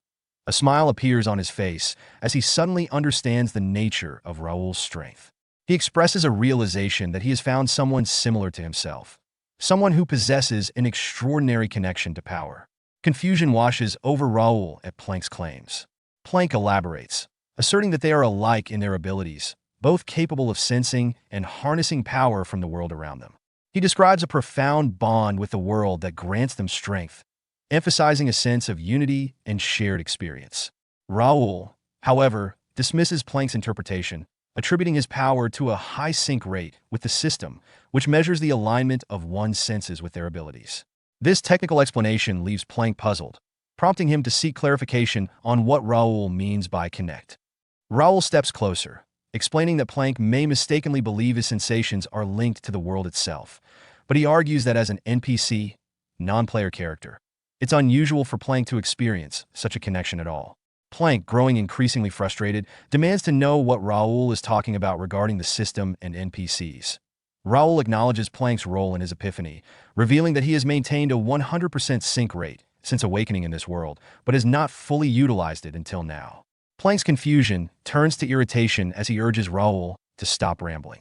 In a decisive moment, Raul activates his psychokinesis, immobilizing Plank and lifting him off the ground. As Plank's anxiety escalates, he grapples with the sudden turn of events and questions what is happening.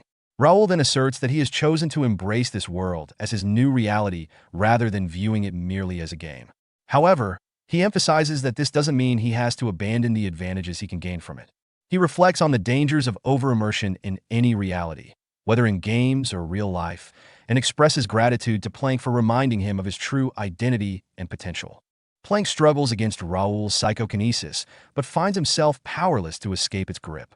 In a moment of explosive aggression, Raul delivers a powerful punch that sends Plank crashing backward, resulting in a hard fall that leaves him coughing up blood. Before Plank can mount a defense or recover, Raul uses his psychokinesis again to pull him closer, seizing his face and slamming him into the ground with tremendous force, demonstrating Raul's dominance in the confrontation. Still trembling from the impact, Plank desperately unleashes dark mana around his body in an attempt to regain control over the situation. Sensing the surge of power, Raul instinctively jumps back, avoiding Plank's grasp and creating space between them. Regaining his composure, Plank defiantly declares that Raul, a mere child, cannot thwart their perfect plan. He dismisses Raul's efforts as futile, proclaiming that the kingdom is doomed to fall to the Empire and dark mana, with Raul's family and knights destined to be remembered as failures. He savors the thought that Raul will die without witnessing the downfall of everything he holds dear. Raul interrupts Plank's monologue with annoyance, criticizing the lengthy dialogue typical of NPCs, and asserts that he is already aware of the quest details. Expressing his boredom, Raul demands to skip the chatter and finish the fight. The battle reignites as Plank attempts to restrain Raul by conjuring several massive hands. But Raul anticipates the attack and skillfully evades them using his psychokinesis. In a retaliatory move, Plank summons a gigantic serpent, boasting that Raul cannot escape him. However, Raul counters with a single, powerful swing of his Regnita punch, effortlessly obliterating Plank's serpents and leaving him in shock at the display of strength. Capitalizing on Plank's momentary confusion, Raul targets the ground beneath him, using psychokinesis to pull both the earth and Plank towards him. As Plank comes within striking distance, Raul delivers a devastating punch directly to Plank's face, sending him crashing down and breaking the floor beneath him.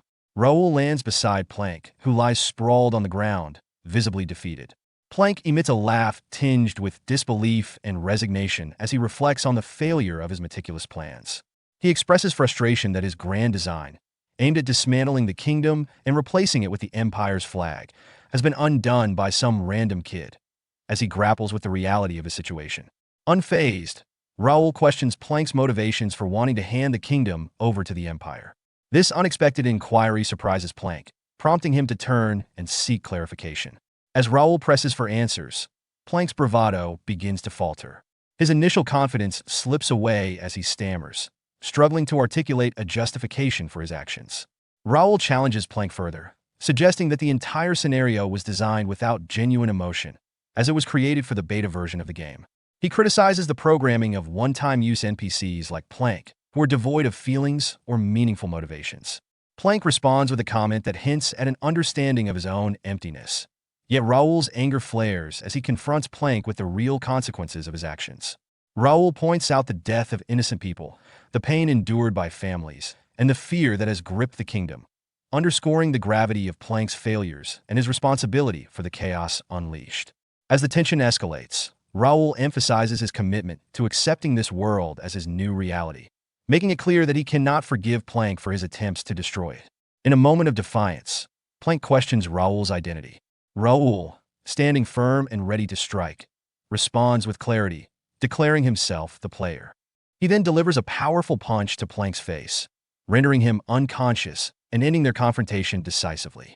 Exhausted but resolute, Raul stands over Plank's fallen form and remarks, "This was a tough quest," reflecting on the challenges he faced and the weight of the battle he just endured.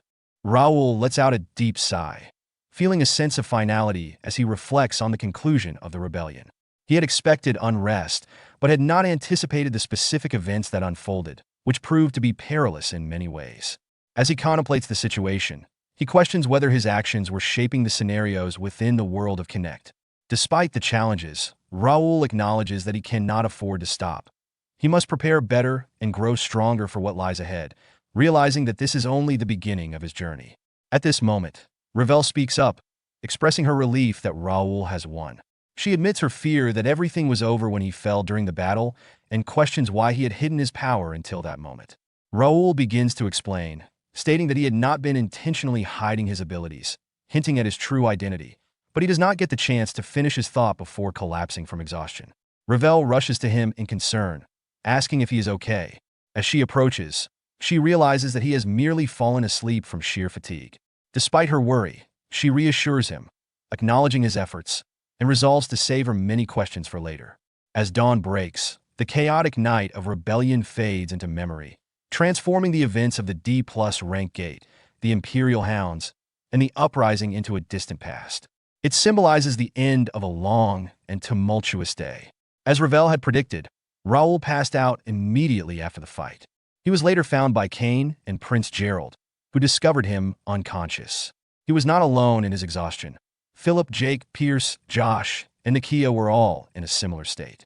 They had all pushed themselves beyond their limits, necessitating 3 days of sleep to recover from their intense efforts during the battle. Meanwhile, the king has survived the upheaval, but remains unconscious. His health further deteriorated due to the stresses of the rebellion. He is taken aback to learn that the third prince orchestrated the uprising, a revelation that adds layers of complexity to the political landscape.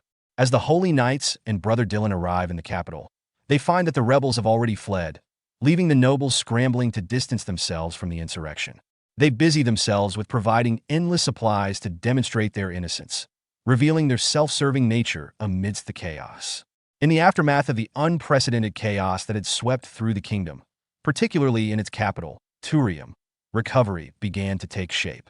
A few days later, a significant ceremony was held at the king's palace, where the sixth prince, Gerald, addressed a gathering of knights, those defended the kingdom during rebellion. He praised Sir Raul D. Ashton, the third son of Ashton County and the acting guild master of the First Knights, for his pivotal role in quelling the rebellion. Gerald acknowledged Raul's bravery in protecting the royal family and the people, as well as upholding the honor of the knights. In recognition of his valor and service, Gerald, on behalf of the ailing king, bestowed upon Raul the title of Viscount, along with land and a residence in the capital, encouraging him to continue his loyal service to the kingdom. As Raul reflected on this moment, he thought about his journey over the past 6 months. He recognized that since leaving Ashton to enroll in the academy, he had finally established a solid foundation for himself within the kingdom. On the same day, another significant meeting took place, with Prince Gerald explaining the absence of his father due to illness and that he would be representing him in the discussions. This set the stage for a deeper examination of the circumstances surrounding the rebellion. Melvin D. Ashton, Raul's father and Count of Ashton, voiced his discontent at the proceedings, lamenting, "What is there for them to say? They weren't even present during the rebellion. It's a shame." His sentiment was echoed by the silent Marquis D. Templeton, the Duke of Templeton, who shared in Melvin's disappointment. However, Pidel D. Greer, the Marquis of Greer, raised a critical question. How could a single individual orchestrate this rebellion? How did no one in his department notice? Carson interjected to clarify the complexities of the situation, stating he didn't act alone. The third prince, Randall, and other nobles aligned with him collaborated with the empire. Medeiros contributed to the discussion by reframing the event, suggesting some might refer to it as a rebellion, but it was essentially an invasion by the empire. This situation should be viewed as war, not merely as civil conflict. Clifford D. McNeil, the Marquis of McNeil, mocked the situation, laughing derisively and calling the empire of warrior families foolish. Meanwhile, Dylan, who chose to remain silent and not partake in the mockery. Alfredo Gray, on the other hand, expressed grave concerns, noting the significant damage inflicted upon the capital and the considerable losses suffered by the academy, particularly as many scholars had participated in the rebellion. He recognized the irony that the individual who ultimately stopped the rebels was also from the academy. In this tense atmosphere, Prince Gerald turned to Raul, seeking his insights as the one who had brought an end to the rebellion.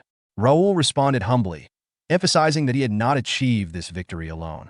He credited the unwavering resolve and persistence of the First Knights and other knighthoods, urging the assembly to focus on the strengths they still possessed rather than lamenting their losses as they prepared for the future. Count Melvin Ashton, Raul's father, felt a surge of pride as he listened to his son's words. Supporting Raul's sentiment, Prince Gerald asserted the need for unity among the warrior families, declaring that while the empire may currently be silent, a state of war had effectively been declared. He stressed the precarious position of the kingdom due to their losses and the importance of collaboration to protect their realm. Meanwhile, Raul's internal reflections acknowledged the empire as a legitimate threat. However, he sensed that an even more significant challenge loomed ahead, realizing that the true troubles had only just begun. The scene then shifted to introduce a young man with blue hair, Kim Il-woo, who expressed excitement about the situation, exclaiming, "Wow, this is awesome. This is actually a game." This character was identified as a 25-year-old player who had just entered the Connect world. In that moment, a system window appeared, announcing the completion of a significant update, stating Connect's open beta update has been completed. Kim Il-woo marveled at the immersive experience of the game he had entered, stating this game is amazing. It feels just like the real world. Reflecting on his life, he thought about how his unremarkable existence had taken a fortunate turn when he was selected as a beta tester for a virtual reality game called the Kinect system. He recalled the skepticism surrounding the game, which was often labeled as a scam or a human experiment, yet he approached it with low expectations. To his astonishment, upon activation, an interface window appeared before him, welcoming him to the world of Kinect and asking, "Would he like to log in? Please select yes or no." He pressed yes, and instantly found himself transported into a vibrant new world, filled with possibilities. He was amazed to discover that it was not a scam or an experiment, but rather a genuine virtual reality experience that promised much more. As he took in his surroundings, he marveled at the vivid sensations. He could smell the fresh air, feel the wind on his skin, and observed that even the NPCs, non-player characters, appeared lifelike. However, he had a fleeting concern, wondering if the pain in this world would also be as real, which he found somewhat frightening. At that moment, the mayor of the Free City, Mira, Ronaldo, greeted the gathered crowd of newcomers. Kim Il-woo noted the excitement in the air and thought to himself, "An event already? This doesn't seem like a tutorial." The mayor continued his address, acknowledging the recent rebellion at the capital. Intrigued, Kim wondered if this was how the game began, already setting the stage for conflict. Ronaldo reassured the crowd, stating, "He knows that many of you were scared by this unprecedented situation, but he is here to tell them that the kingdom still stands strong. The reason is the pride of their city, a hero among heroes who quelled the rebellion. Raul Ashton and his First Night Guild are here. Please don't be afraid to tour around the Free City." As Ronaldo spoke, he felt a wave of nostalgia and satisfaction, thinking to himself, how long has it been since he last received such a cheer for a speech? Thank God he sided with Sir Raul. As Kim Il-woo contemplated the significance of the First Knights, realizing they were likely a major faction within this virtual world, he pondered about Raul Ashton, wondering what kind of person he might be as the hero of the recent rebellion. Meanwhile, in the palace, Count Melvin Ashton, Raul's father, affectionately pulled at Raul's cheeks, filled with pride. He exclaimed joyfully, "It feels like just yesterday he was begging to be sent to the academy. He has already accomplished so much and brought great honor to their family." Raul, modestly downplaying his achievements, stating he was just lucky. At this moment, Dylan, Raul's older brother, interjected, asking about the fate of Randall, the instigator of the rebellion. He mentioned that all members of the Randall family, including those from the branch families, had been captured. Count Melvin responded, "Given the nature of the matter, the decision lies with His Majesty, but he believed most will receive minor sentences." Dylan then elaborated on the situation, stating that factions from the main Randall house who supported the rebellion had fled to the Empire, while the remaining family members likely had little involvement. He proposed a strategy of maintaining a state of house arrest on the captured members to ensure minimal oversight and prevent further rebellion. Count Melvin agreed with Dylan's assessment. However, Raul interjected with a warning about another potential threat, that Jaden County should be put in watch list.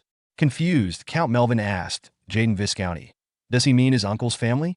Raul explained that his uncle had maintained indirect contact with the Randall family through Baron Gender's family and had been frequently seen with the Minister of the Interior, who had instigated the rebellion. He expressed concern that, while it may not be apparent, Jaden County likely had a deeper involvement in the rebellion. Dylan supported Raul's claim, asserting that youngest is not wrong. They've been quiet for years, but he think it would be wise to be cautious. Count Melvin nodded in agreement, instructing his sons to keep a close watch on the families associated with the rebellion. He then reflected on Raul's growth, saying he used to think he was just a child, but he has matured so much. This father has no more regrets. The kingdom will need him even more now, and he believed Raul will do his job. Raul affirmed his father's confidence with a simple yes.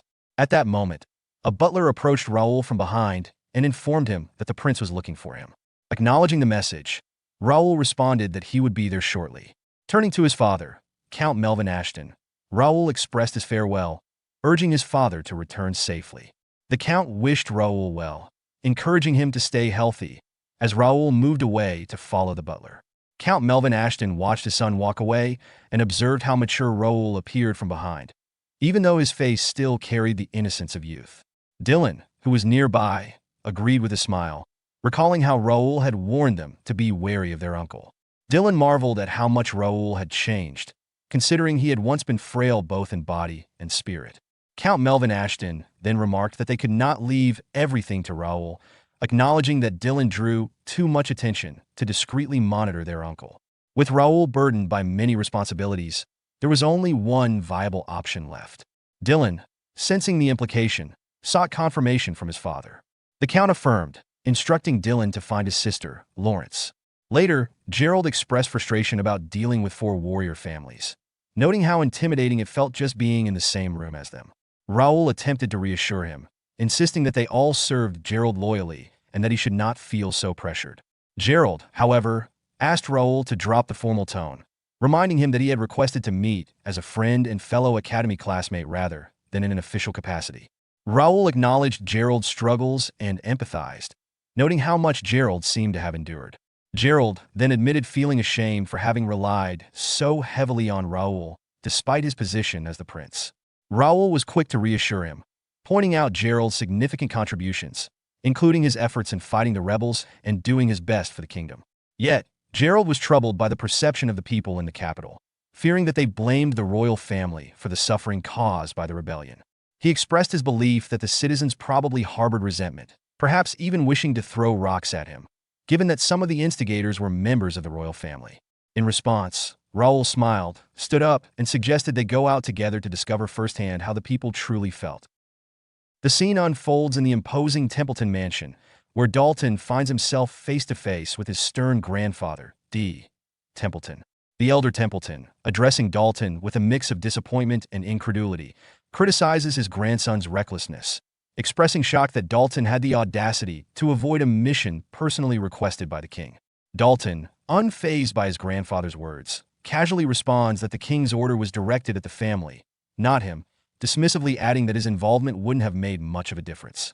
This flippant remark earns him an intense glare from his grandfather, who clearly disapproves of Dalton's attitude. Unwilling to meet his grandfather's piercing gaze, Dalton looks away, his demeanor betraying a hint of discomfort. Breaking the tense silence, his grandfather sighs deeply, his frustration evident as he reprimands Dalton. He reminds his grandson of the values he hoped to instill by sending him to the academy: discipline, honor, and a sense of responsibility, fitting for a Templeton. He emphasizes that Dalton needed to establish his own identity, not live in the shadow of his grandfather, the renowned swordmaster. Dalton, now visibly uneasy, drops his gaze further, avoiding his grandfather's judgment. Sensing his grandson's discomfort, D. Templeton speaks again, this time with a faint smirk. He remarks that despite Dalton's behavior, his efforts to guide him haven't been entirely futile. This unexpected comment catches Dalton off guard. He looks up at his grandfather, confusion written across his face, uncertain of the meaning behind those words. D. Templeton expressed his surprise upon learning that Dalton had joined the Gate mission and fought against rebels to protect the people, a stark contrast to Dalton's usual indifference and lack of initiative. Dalton, amused, asked, "Really?" D. Templeton, acknowledging Dalton's defiance of his advice, praised him for bringing honor to the Templeton name through his actions. Dalton briefly smiled at the unexpected praise, but it quickly faded when D. Templeton suggested that granting him freedom might be better for both him and the family. Confused, Dalton looked at his grandfather, unsure of what he meant. Sensing his confusion, D. Templeton explained that if Dalton felt burdened by the family's expectations, he would no longer force those responsibilities upon him. Instead, he suggested that Dalton might find his place with Sir Raoul's first knight, even supporting the idea of Dalton joining him. His grandfather's suggested hinted that this path could also prepare Dalton for future challenges. Disturbed by the implications, Dalton nervously asked, "What does he mean?" D. Templeton expressed his belief that, after the failure of the rebellion, the Empire would no longer try to incite internal unrest within the kingdom. Instead, he anticipated the Empire preparing for a full-scale war, with the rebel forces that sided with them likely joining the conflict. He assured that if the kingdom faced the Empire in direct battle, he, as the swordmaster, would not remain powerless. At the Ashton mansion, Homer was giving swordsmanship lessons to the children, demonstrating proper sword handling. As he spoke, he noticed Raul approaching and acknowledged the children's hard work. Homer respectfully greeted Raul, but his attention shifted to Prince Gerald, who stood beside him. Homer inquired about the prince's presence, to which Gerald explained he was there as a student from the academy. Raul intervened, asking Homer to act as though he didn't recognize the prince, as the new members wouldn't be aware of his identity. Homer agreed, and Raul commented on the enthusiasm of the new recruits, noting how energetic they seemed. Homer explained that, since all available spots were filled, the new recruits had been classified as candidates. Many of these youths had been affected by the recent rebellion, having lost their families or homes. Prince Gerald, feeling uneasy, observed the children practicing. Raul then suggested they ask the children about what the prince and he himself had come for and walked over to a 15-year-old boy who was practicing with a wooden sword. Raul asked the boy's age and, upon hearing he was only 15, expressed concern that he was too young for the knighthood. Raul asked why the boy wanted to join, and the boy nervously responded that he wanted to be stronger. Raul probed further, asking, stronger for what? The boy, with conviction, explained that he wanted to protect his family and the kingdom from the empire. He admired the knights who risked their lives for the king, as well as Count Raul, who had defeated the rebellion's leaders, and Prince Gerald, who had stayed on the front lines. The boy wanted to fight courageously against the empire, just like them. Prince Gerald, still nervous, observed a young boy practicing with a wooden sword. Raul noticed his tension and tapped him on the shoulder, pointing out that many youths, like the boy, had gathered from across the kingdom, emphasizing how the people viewed the royal family. Prince Gerald, initially hesitant to speak, became serious and approached the child, asking for his name. The child replied, Arthur, to which the prince smiled and complimented him on his name. In an unexpected move, Prince Gerald knelt before the child, which left both Homer and Raul stunned. Raul, in particular, wondered why a royal would kneel to a commoner. The prince then addressed Arthur with sincerity, acknowledging his bravery despite his young age. He expressed his respect for Arthur's courage and apologized for the hardships the child had faced due to the prince's own past failures. Prince Gerald vowed to carry on Arthur's bravery and protect the kingdom, pledging that he would never again be weak, even if it meant sacrificing his own body. His words, filled with determination, reflected a commitment to lead with strength and honor moving forward. King Thaddeus III of Reuben was believed to have died during the failed rebellion in Connect, but he survived in critical condition. The second prince was killed in the rebellion, while the third prince fled to the empire, which led to the fourth prince ascending to the throne. Raul reflected on his initial goal of changing Ashton County's fate, not caring about the succession to the throne. However, he realized that the ideal candidate for the crown had always been right next to him, Prince Gerald. Gerald addressed a young boy, Arthur, telling him he would remember his name and hoped Arthur would one day become a knight of the kingdom. Arthur agreed, and Raul watched, thinking that Gerald embodied the qualities of a leader the kingdom needed in times of war: brave, unifying, and humble. Raul recognized that Gerald, the sixth prince, was destined to be the next king of Reuben. Later, Raul and Gerald entered the mansion, where two teacups were placed before them, signaling a moment of calm after the events. Raul pointed out Gerald's unusual gesture of kneeling before a commoner, suggesting it could have caused trouble if the boy had known who Gerald really was. Gerald admitted he wanted to show his gratitude and explained that the boy had taught him an important lesson. Raul reminded him that, while the young people would become stronger, the kingdom needed leadership in the present. Gerald acknowledged that the right leader was right in front of him, Raul Ashton, now regarded as the guardian of Reuben. He added that the people depended on Raul. Raul responded by emphasizing that reliance alone wasn't enough. The kingdom needed someone who could unite all kinds of people: nobles, knights, mercenaries, and even vagabonds. The king was ill, and most of the heirs were either dead or missing. He pointed out that Gerald was the only one capable of taking on that leadership role, offering his opinion as a friend. Surprised by Raul's words, Gerald then asked if Raul would support him when the empire stops its overt actions and waits for the right moment to ignite a full-scale war.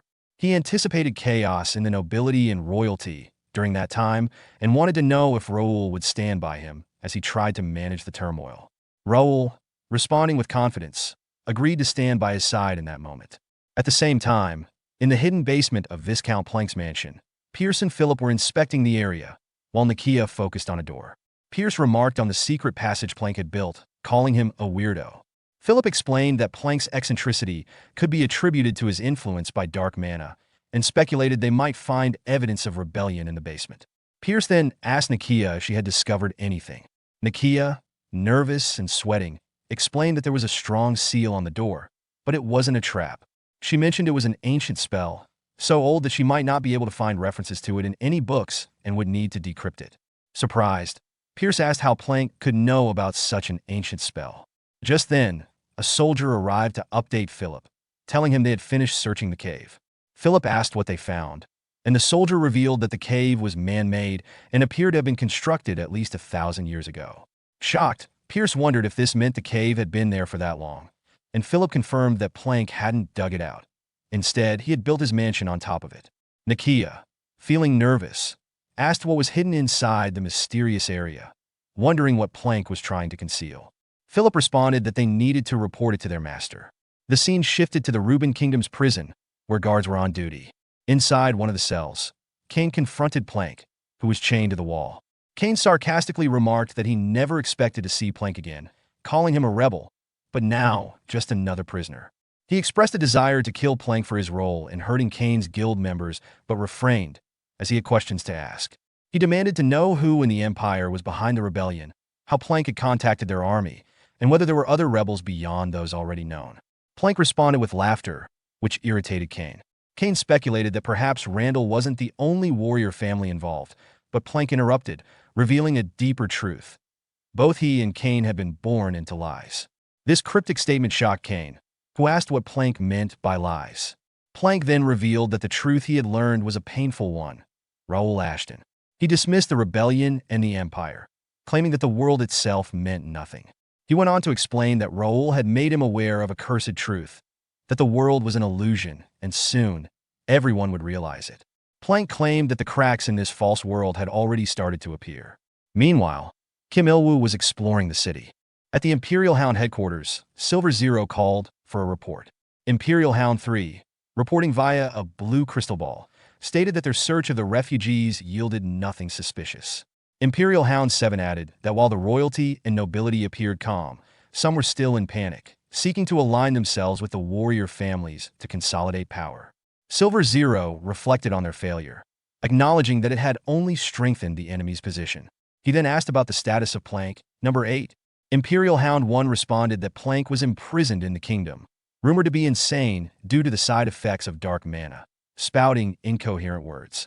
Silver Zero, growing serious, reminded the group that the Emperor was deeply disappointed in their failure. He asked Imperial Hound 1 if he was aware of the consequences. Imperial Hound 1, nervous and shaken, took responsibility for the failure and vowed to do everything possible to make amends. It was revealed that Imperial Hound 1 was Viscount Jose, the captain of the Royal Guard of Reuben Kingdom. Silver Zero sternly warned the Imperial Hound members, "You better, or you'll be dead if something like this happens again." Imperial Hound 9 then pointed out that he was responsible for their failure, referring to Raul Ashton, who had once again foiled their plans. Imperial Hound 6 blamed Plank for failing to control Raul, noting that he was not only a classmate of Prince Gerald, but also rumored to be manipulating Gerald's rise to the throne to gain control over the royal family. 6 emphasized that Raul was no longer just a rookie, but had become a major threat to the Empire, urging action before he grew even stronger. Silver Zero listened in silence before surprising everyone by declaring, "Let Raul Ashton be." Both Imperial Hound 9 and 6 were stunned by this response. Angered, Silver Zero's red aura flared as he asserted that he would personally monitor Raul Ashton from now on, stressing that it was time to take him seriously. Meanwhile, at the training center, Jose and Dalton were sparring against each other. During their sparring session, Jose launched a powerful sword strike, but Dalton was surprised when Jose's attack pushed his sword backward. Jose maneuvered Dalton into a vulnerable position and attempted another strike, but Dalton used his left-hand sword to deflect the blow, causing Jose to fall to the ground. Sitting on the floor, Jose muttered in frustration, acknowledging that his attack had failed. Dalton reassured him, praising his technique and explaining that if he hadn't been dual-wielding, he would have been in danger. He noted that he had underestimated Jose's technique, thinking he relied solely on strength. Jose, feeling disheartened, admitted that while his skills weren't enough to match Randall, the sword master, Dalton pointed out that every knight aspired to reach that level. However, Dalton questioned why Jose focused specifically on Randall, as he was so different from Jose. Jose, trembling with emotion, confessed that Randall was not his goal, but rather an opponent he wanted to defeat. He recounted his failed attempt to fight Randall, where he couldn't land a single blow despite giving his all. He felt the gap between himself and the sword master was insurmountable and, at this point, didn't feel motivated to pursue that level of mastery any longer. Dalton smiled and remarked that despite Jose's challenges, he still wanted to defeat Randall. Dalton acknowledged that most people would give up after facing such overwhelming odds, But Jose was different. He was seeking a way to overcome the impossible. Dalton admired this resilience, calling it the attitude of the first night. While Dalton pondered the interesting people around him, he wondered where Raul had hurried off to. Meanwhile, Raul had arrived at the basement of Plank's mansion, where he was inspecting a powerful seal on a door. Nikia explained that the ruins beneath the mansion were unfamiliar to her, but the seal appeared dangerous, requiring careful preparation to unseal it. Philip added that whatever was sealed likely wasn't good, given its connection to Plank. Pierce suggested leaving it alone, but Raul, reflecting on his past experiences exploring ruins, decided to take on the task alone. He assured the others that he could escape quickly if things went wrong and told them to rest while he worked. Surprised but understanding, all of them left, and Raul continued studying the seal. Alone, he muttered to himself, ready to begin his exploration of the ruins. Raul was contemplating how to open the door, realizing that even Nikia couldn't identify the seal, making it seem nearly impossible to unseal. He considered that it might be an ancient or fairy spell, but he wasn't sure. Suddenly, an idea came to him, and he called out to Ravel. When she appeared, Raul asked if she knew about the seal. After examining it, Ravel identified it as a fairy seal, an ancient spell used by fairies. She wondered why it was there, noting that only a few fairies had the ability to use such a spell. Raul then asked Ravel if she could unseal it, to which she replied that it couldn't be unsealed. She explained that while many people view seal spells as locks, this one was more like a guard. You can open a lock, but a guard can only be bypassed by someone with the right qualities. Raul reflected on this, considering whether the guard without a soul was more complicated or simpler than he initially thought. Raul, after pondering for a moment, stepped up to the seal and declared his identity as Raul Ashton, seeking to visit the owner of the seal. Ravel nervously watched as Raul closed his eyes to concentrate. Suddenly, a guard's voice emerged from the seal, questioning Raul's claim to be Raul Ashton and accusing him of lying. The guard refused to open the door, insisting that Raul leave. Raul, visibly shaken, began sweating at the guard's response. Ravel, angry, defended Raul, insisting that there was no lie and that only fairies would use such deceptive tricks. However, the guard remained silent, offering no further explanation. Raul, deep in thought, wondered if the guard knew about his previous life before he was reborn as Raul Ashton. He became determined to get past the guard, believing that there might be answers inside, particularly regarding why he had awoken in Raul Ashton's body. Resolute, he touched the seal once more, this time stating his previous identity as Bae DoHyun, a player from the game Connect, hoping to unlock the door. Ravel, anxious, asked if it had worked. The basement began to shake, and a bright blue line appeared on the seal, signaling that the gate was opening. Raul, observing this, wondered how the seal recognized him and what lay beyond it. Ravel, nervous, called out to Raul. He reassured her, explaining that the process had been easier than expected, and though he knew she had many questions, they should finish what they came to do before discussing it. Ravel agreed, and they both moved toward the now open door. Meanwhile, Kim Il-woo had just logged out of the game and removed his VR headset. He looked around his room, marveling at the experience, then posted online, expressing how incredible the game Connect was. He described it as feeling like being transported to another dimension, indistinguishable from the real world, with every sense perfectly implemented. He mentioned not feeling tired despite playing for 10 hours and admitted he couldn't tell which world was real. He also hinted at something significant happening in the game, encouraging others to try it too. Other users started commenting, with one person asking if Il-woo had been selected for the beta test. A second person commented, questioning why he was praising the game so much, suggesting he might be from the game itself. A third person responded sarcastically, accusing him of just seeking attention. The second person continued, dismissing Il-woo's comments, saying he shouldn't be near any marketing department. Annoyed by the criticism, Kim Il-woo sighed and muttered to himself, "Say whatever you want. Spend the rest of your life clicking your screens." However, he soon noticed a more positive comment from another beta tester, who was impressed that Kim had started in Mira, a well-known starting point in the game. The tester shared that Mira was a great starting place with many quests and helpful NPCs, and asked if Kim could share more about it. Kim Il-woo saw an opportunity and decided it was time to focus. He thought he understand now. With that, he picked up his VR headset again, determined to learn more about the game before the open beta. Raul and Ravel entered a cave through a sealed door. As they moved deeper, Ravel grew nervous and questioned if it might be a trap. Raul reassured her, emphasizing that nothing could threaten a fairy like her. However, Ravel pointed out that a seal is a form of fairy magic, and anything a fairy conjures could still pose a danger. Raul observed the cave's strange atmosphere and noted the unusual concentration of magic, which seemed to light up every corner. Ravel warned that the further they went, the denser the magic became, urging Raul to be cautious. Raul thought to himself that the magic concentration was so high that the cave might be one of the highest-level dungeon ruins. He wondered how he had missed it when he was Crash and questioned whether the scenario had changed due to his presence. Despite his thoughts, he acknowledged that such a place shouldn't have appeared out of nowhere. Suddenly, Ravel spotted something ahead and shouted to Raul, directing his attention to a bright light shining at the far end of the tunnel. Raul, confused, tried to make sense of what he was seeing. Raul and Ravel reached the end of the tunnel and entered a vast room where a large black gate stood in the center. As they approached, Ravel noticed the black miasma surrounding the gate and questioned its origin, remarking that no fairy would release such magic. Raul, deep in thought, wondered if the gate was the legendary Dark Gate, a portal to the demon realm, also known as the Gate of All Disasters. Despite his past challenges as Crash, he had never encountered such a hidden space. He speculated that if the gate had remained hidden, demons could have flooded the upper world. He questioned why the gate was here. While Raul was lost in thought, Ravel alerted him to a presence behind them. Raul turned to see a figure with blue eyes and long silver hair, surrounded by a powerful magical aura. The man gazed at Raul intently. Raul, sensing an unfamiliar threat, dropped into a fighting stance, puzzled by his inability to detect the man's aura earlier, despite the powerful magic surrounding him. He wondered who the figure was. The man spoke, addressing Raul. "Sheath his sword, stranger wearing the face of Ashton.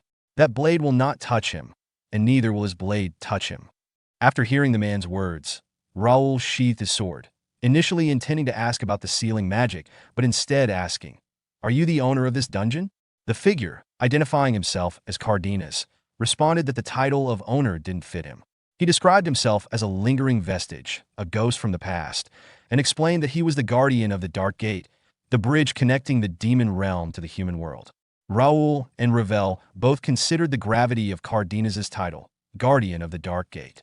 Noticing Ravel, Cardenas asked if she was a fairy, as it had been a long time since he had seen one. Surprised, Ravel asked, "You can see me?" Cardenas confirmed that he had learned many spells from the blue-haired fairies of Lake Valardia, adding that it had been 1,000 years since then. Ravel was astonished and recalled the legends of fairies from Valardia, exclaiming, "Wait, really? Did you say 1,000 years ago?" Cardenas reaffirmed that he was merely a specter bound to protect the gate, but he then turned the conversation to Raul, asking, "Stranger wearing the face of an Ashton, who exactly are you?" Raul, feeling nervous, became the focus of Ravel's questioning gaze. Raul, after a deep sigh, placed his sword into his inventory and admitted that there was nothing left to hide, as he had already confided in Ravel. He explained that his real name was not Raul Ashton, but Bae DoHyun, also known as Crash. He revealed that he was originally from Earth, not from this world or the demon realm. Raul had been murdered by his enemies, but mysteriously woke up in Raul Ashton's body. Although he didn't fully understand the reasons, he viewed this as a second chance at life and had chosen to live on as Raul Ashton. Cardenas then inquired if Raul's motivation was driven by revenge. Raul acknowledging his bitterness, but explaining that revenge was not as simple as it seemed. He clenched his fists and stated that, with this second chance, he had learned from his past mistakes and was determined to achieve what he couldn't before and rise to the top. He chose to live his life as Raul Ashton. Cardenas fell silent, deep in thought, before commenting that Raul's story was interesting. However, he decided to halt the conversation, telling them to stop for now. Both Raul and Ravel were left confused by this abrupt change. Cardenas then drew his sword, his expression turning serious as he warned, "We have an uninvited guest." At that moment, the dark gate behind them started emitting even more black miasma. Raul and Ravel quickly turned to face it. A demon emerged from the gate, greeting Cardenas. "It's been a long time." The demon taunting Cardenas for his apparent decline in strength and failure to surpass his mortal roots. Fumus, ranked 98th among the demons of the demon realm, maintained his haughty demeanor, reveling in the perceived upper hand. However, Cardenas, unfazed by the insult, stood his ground, pointing out Fumus's enduring foolishness, which had persisted across centuries. His firm declaration underscored his resolve to confront and stop the demon. Fumus, unfaltering, responded with a sinister smile. He remarked on Cardenas' unchanged personality and dismissed any notion of civility, channeling dark energy to forge his weapon. The air grew thick with tension as he declared the start of their battle. Meanwhile, Cardenas firmly instructed Raul, an onlooker, to stay out of the fight, asserting that this was his battle alone and warning the mortal to keep his distance.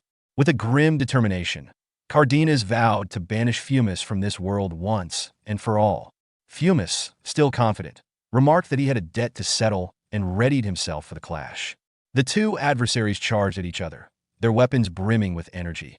Fumus's blade wrapped in a foreboding dark aura and Cardenas' sword glowing with a vibrant greenish-white light. Their strikes collided with intense force, creating a dazzling display of sparks and shockwaves. Outside the sealed door in the underground passage of the Plank Mansion, Nikia, Philip, and Pierce anxiously awaited Raul's return. Pierce expressed his growing concern over Raul's delay, wondering if something had gone wrong. Philip, ever the voice of reason, speculated that Raul might be struggling with the complexities of the seal or searching for a solution to break it. He urged the group to trust Raul's abilities and remain patient. Nikia, however, appeared visibly uneasy, her discomfort betraying a deeper concern. Pierce noticed her distress and questioned her about it. Though she initially brushed it off with a nervous chuckle, Philip pressed further, asking if her worries stemmed from the magic circle they had encountered. Nikia admitted that the unfamiliar nature of the spell unnerved her. She revealed that since their arrival at the mansion, she had sensed an otherworldly energy, a faint but unmistakable presence that felt foreign and overwhelmingly ominous, as if it did not belong in their world. Inside the sealed gate, the intense battle between Fumus and Cardenas reached a fever pitch. Their swords clashed with incredible force, releasing shockwaves that reverberated throughout the chamber. Raul, observing from a distance, was forced to step back as the sheer power of their blows disrupted the air around him. As he steadied himself, Raul couldn't help but marvel at the scale of the fight. He thought, even without a mana blade, this demon, Viscount Fumus, wields power beyond anything I could handle. And yet, this so-called Guardian Cardenas is able to stand toe-to-toe with him. Just who or what is this man? The duel raged on with neither combatant managing to secure a decisive advantage. Cardenas' unyielding resolve clashed with Fumus's calculated ferocity, their strikes lighting up the dim chamber with bursts of energy. But the stalemate broke when Fumus, with a mocking sneer, abruptly retreated toward the altar housing the dark gate. With a sinister grin, he drove his sword into the altar, shattering it in a single decisive act. The consequences were immediate and catastrophic for Cardenas. His once brilliant aura dimmed and flickered, and his very existence began to distort like a fragile projection on the verge of collapsing. Raul and Ravel froze in shock, their disbelief written across their faces as they watched Cardenas stagger, his strength draining rapidly. Fumus, relishing his apparent victory, erupted into triumphant laughter. As I suspected, he gloated. This altar was the source of your immortality and power. Its long abandonment has already weakened you over time, but now, with it destroyed, you've lost everything. I should thank those pathetic humans who let this place fall into ruin. They've unwittingly paved the way for me to finally settle my debt. Wrenching his sword free from the broken altar, Fumus stepped forward. Cardenas collapsed to the ground, his flickering form barely holding together. Fumus approached with an air of satisfaction, looking down on his fallen foe. Most demons, he mused, are little more than mindless beasts driven by bloodlust and stupidity. They'd have charged in recklessly, trying to overwhelm you with brute force. But I'm no mere beast. I'm an executive of the demon realm. I use my intellect. Ever since our last encounter, I suspected this altar held the key to your strength. It's almost disappointing how quickly this battle ended after centuries of waiting. But no matter. I'll savor the moment you disappear.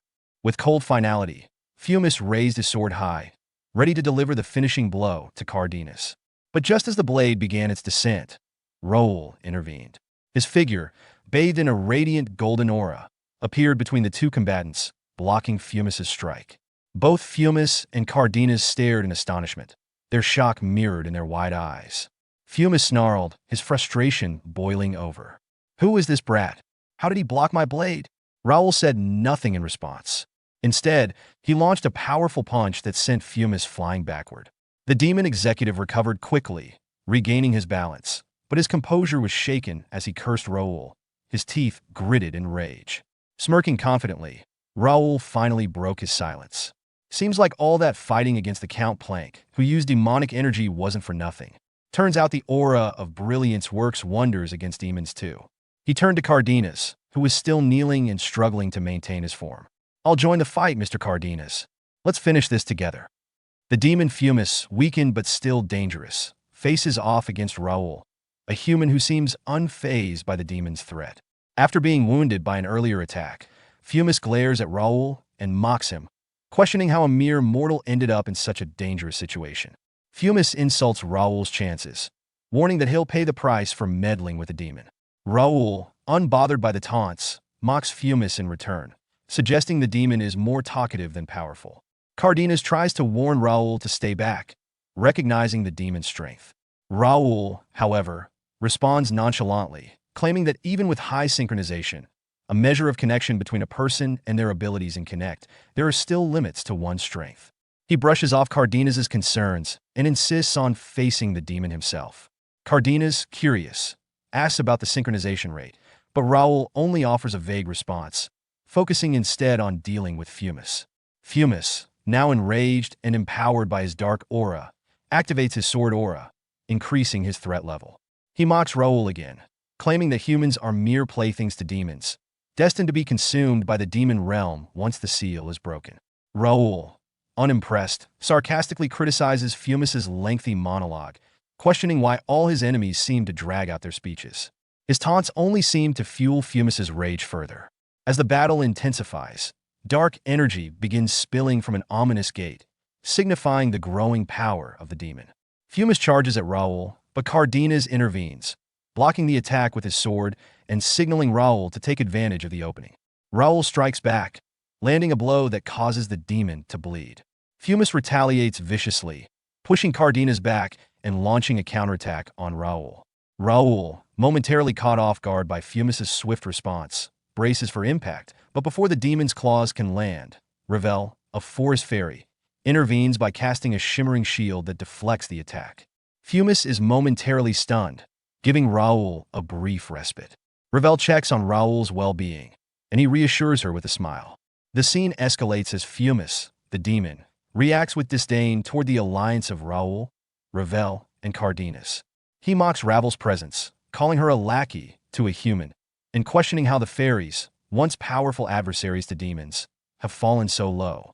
Ravel, standing firm in the face of his insults, defiantly counters, stating that fairies like her are not subservient, but rather friends, a concept that a demon like Fumus would never understand. Raul, grateful for her support, asks if she can fight alongside them, to which Ravel responds with unwavering determination, saying she won't sit idly by when fighting a demon. Fumus sneers at the unlikeliness of their alliance, human, fairy, and wraith, and declares that because of their involvement, he will no longer hold back. His aura intensifies, and his scales harden as he promises to show them the breaking of the gate's seal before killing them. The demon's transformation marks a significant increase in his power, and he warns them that demons will flood their world once the seal is broken. As Fumus prepares for the final blow, Cardenas, ever the tactician, attempts a sneak attack from behind. However, Fumus easily blocks the attack, mocking Cardenas' efforts and suggesting that his weakened state, as a wraith without his powers, makes him incapable of stopping the seal from breaking. Cardenas responds cryptically, indicating that the key to protecting the seal doesn't lie with him, but with Raul. Fumus, skeptical, turns toward Raul, who uses his psychokinesis to hurl several rocks at the demon. Fumus dismisses the attack, breaking the rocks with ease, thinking it to be an insignificant distraction. But as Fumus focuses on the rocks, Raul closes in, using the moment to attempt a sneak attack of his own. Fumus, realizing too late, prepares to strike Raul, but Ravel intervenes, casting a restriction spell that immobilizes the demon. With Fumus momentarily incapacitated, Ravel shouts for Raul and Cardenas to act, and the two warriors charge forward, unleashing a flurry of strikes with their mana blades. They overwhelm Fumus in a series of swift blows, causing the demon to fall, heavily wounded. His body lies still, seemingly defeated. Raul, breathing heavily and sheathing his sword, thanks Ravel for saving him, acknowledging that without her intervention, he would have perished. Ravel, ever modest, downplays her role but adds a crucial point. Being a fairy, she is inherently a demon's natural enemy. Despite their apparent victory, Cardenas remains uneasy, warning that the battle is not over. The trio turns their attention to Fumus's fallen body, which begins to emit a dark, ominous aura. Cardenas explains that the altar, which was holding the demon's power in check, is weakening. If it collapses completely, Fumus's strength will be restored, and the situation will spiral out of control.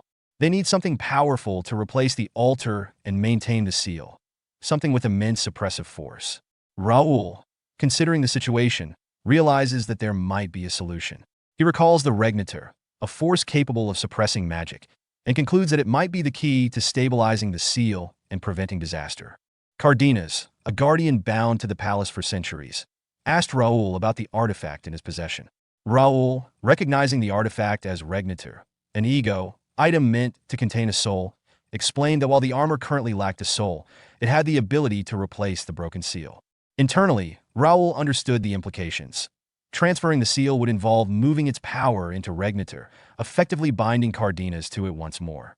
This decision would bring Cardenas' 1,000-year-long guardianship to an end and force him to decide whether to continue his duty or choose a different path. Cardenas reflected on his long, grueling role as the protector of the seal. For a millennium, he had been tethered to the palace, training nobles and knights and defending the kingdom against invaders and traitors alike. Though the years had been fraught with challenges, he had remained steadfast in protecting the seal, fulfilling his purpose despite betrayal and hardship. Before Cardenas could voice his decision, disaster struck. The roof of the chamber collapsed, sending debris and sand cascading down upon them. Raul and Ravel reacted quickly, retreating to safety. From their position, they surveyed the now-buried chamber, relieved to have escaped unharmed. Raul sighed deeply, grateful for their fortune. In the midst of the chaos, a system window materialized before Raul, capturing his attention. The announcement outlined significant changes to the world of Connect. Mana density had increased, enhancing people's mana compatibility and proficiency. Plant and animal growth had accelerated, leading to a higher chance of mutation. Dark forces were beginning to stir, raising the risk of hidden seals being exposed. Some non-player characters, NPCs, had transitioned into scenario NPCs, gaining heightened relevance in unfolding events. Raul understood the gravity of the update. The changes heralded the arrival of stronger and more dangerous enemies. However, there was a silver lining.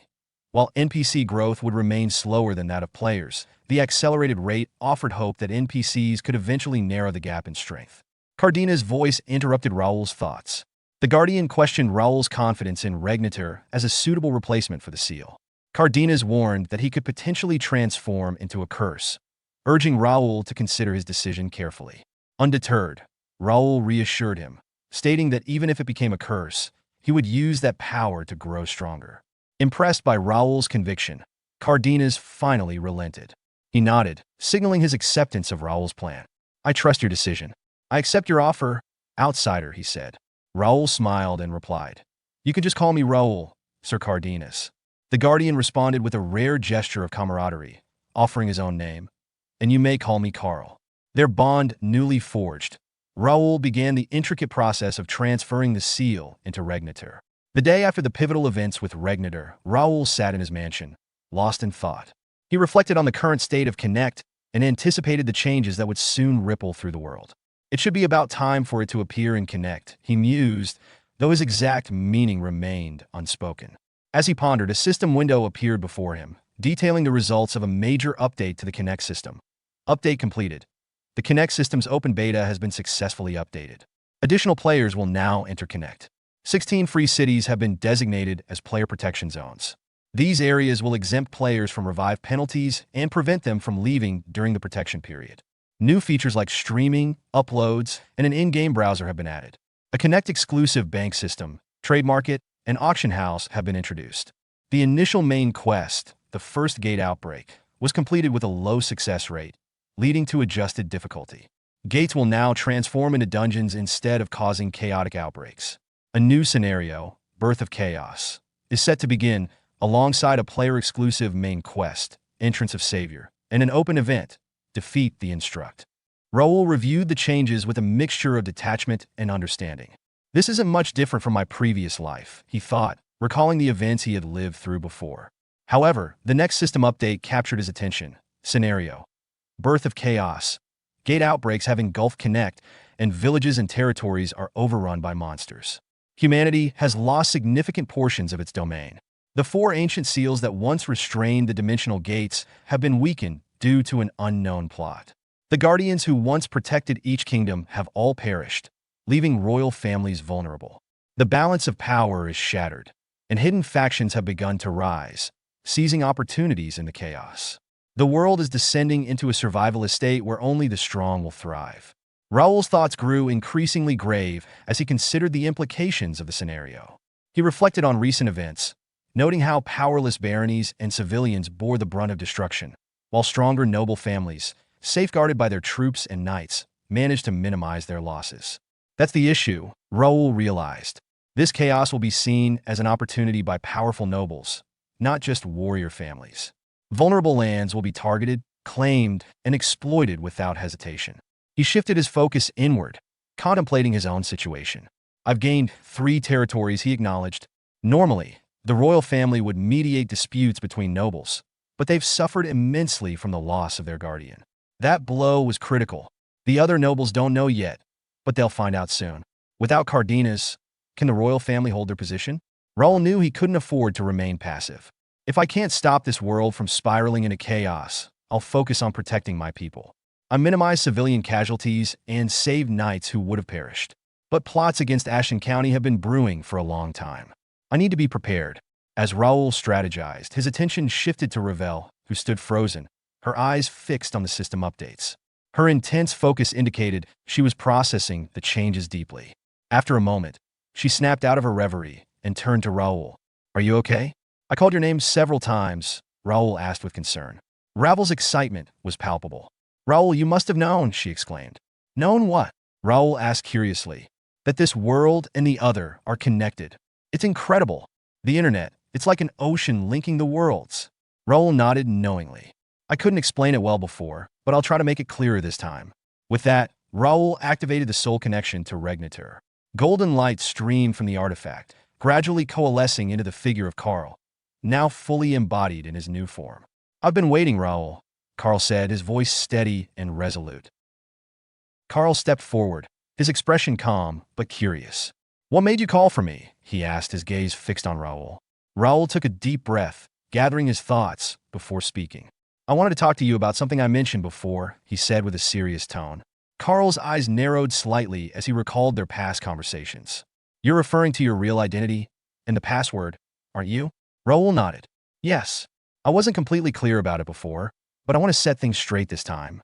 Now that we're in a bond that will last forever, I don't want to keep any secrets from you. I want to be honest about who I am and what's really going on.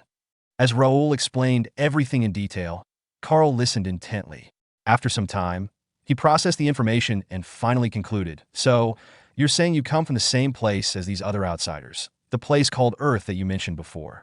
Ravel, who had been silently observing, turned to Raul, her expression one of confusion and concern.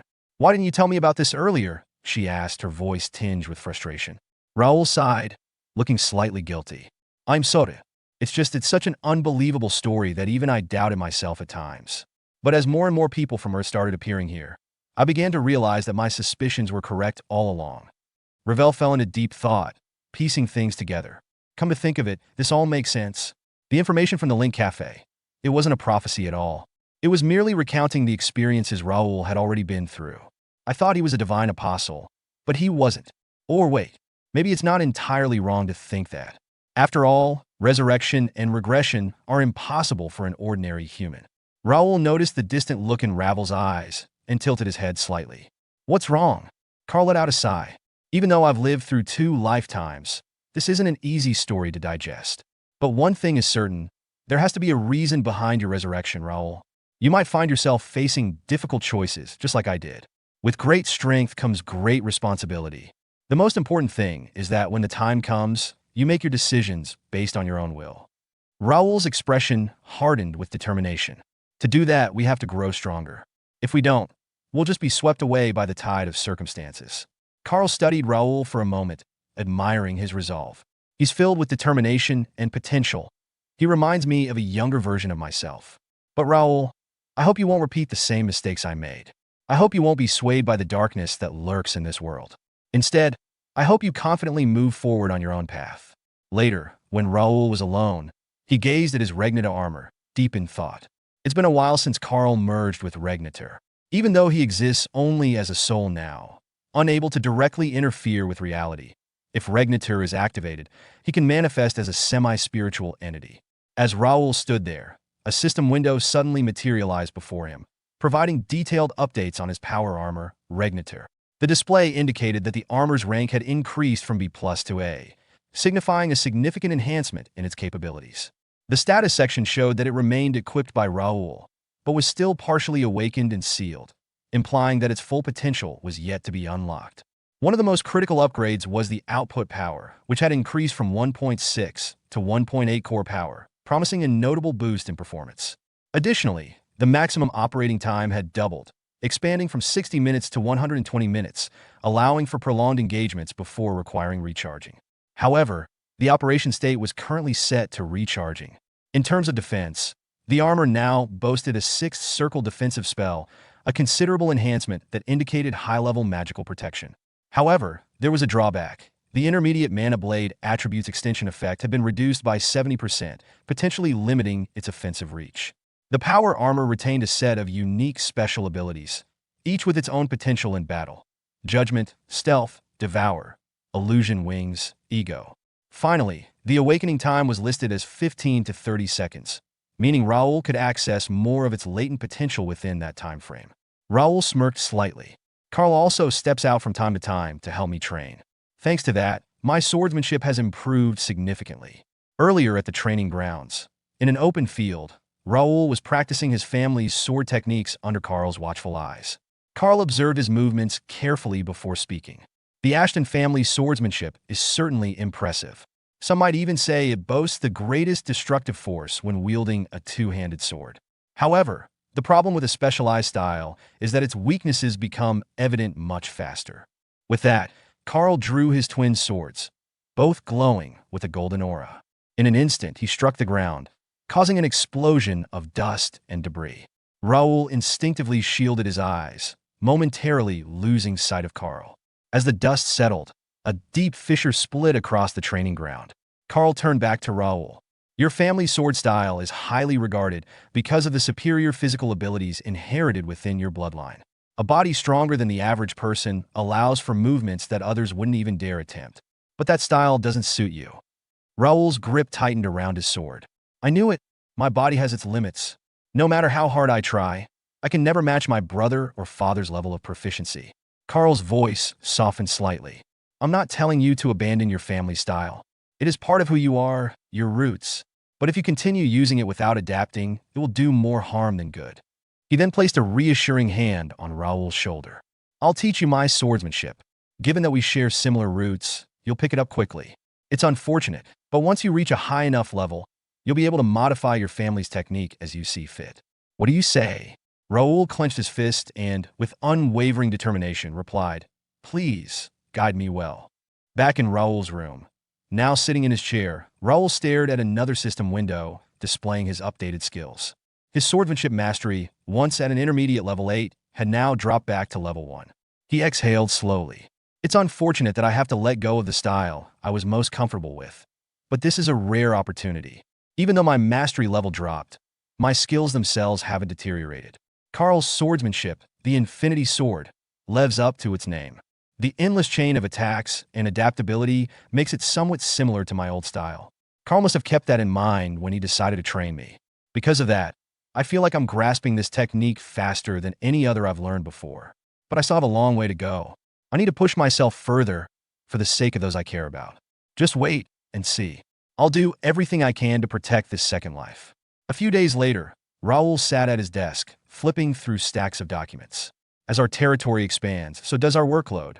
We've stationed guards near the gates to prevent them from turning into dungeons.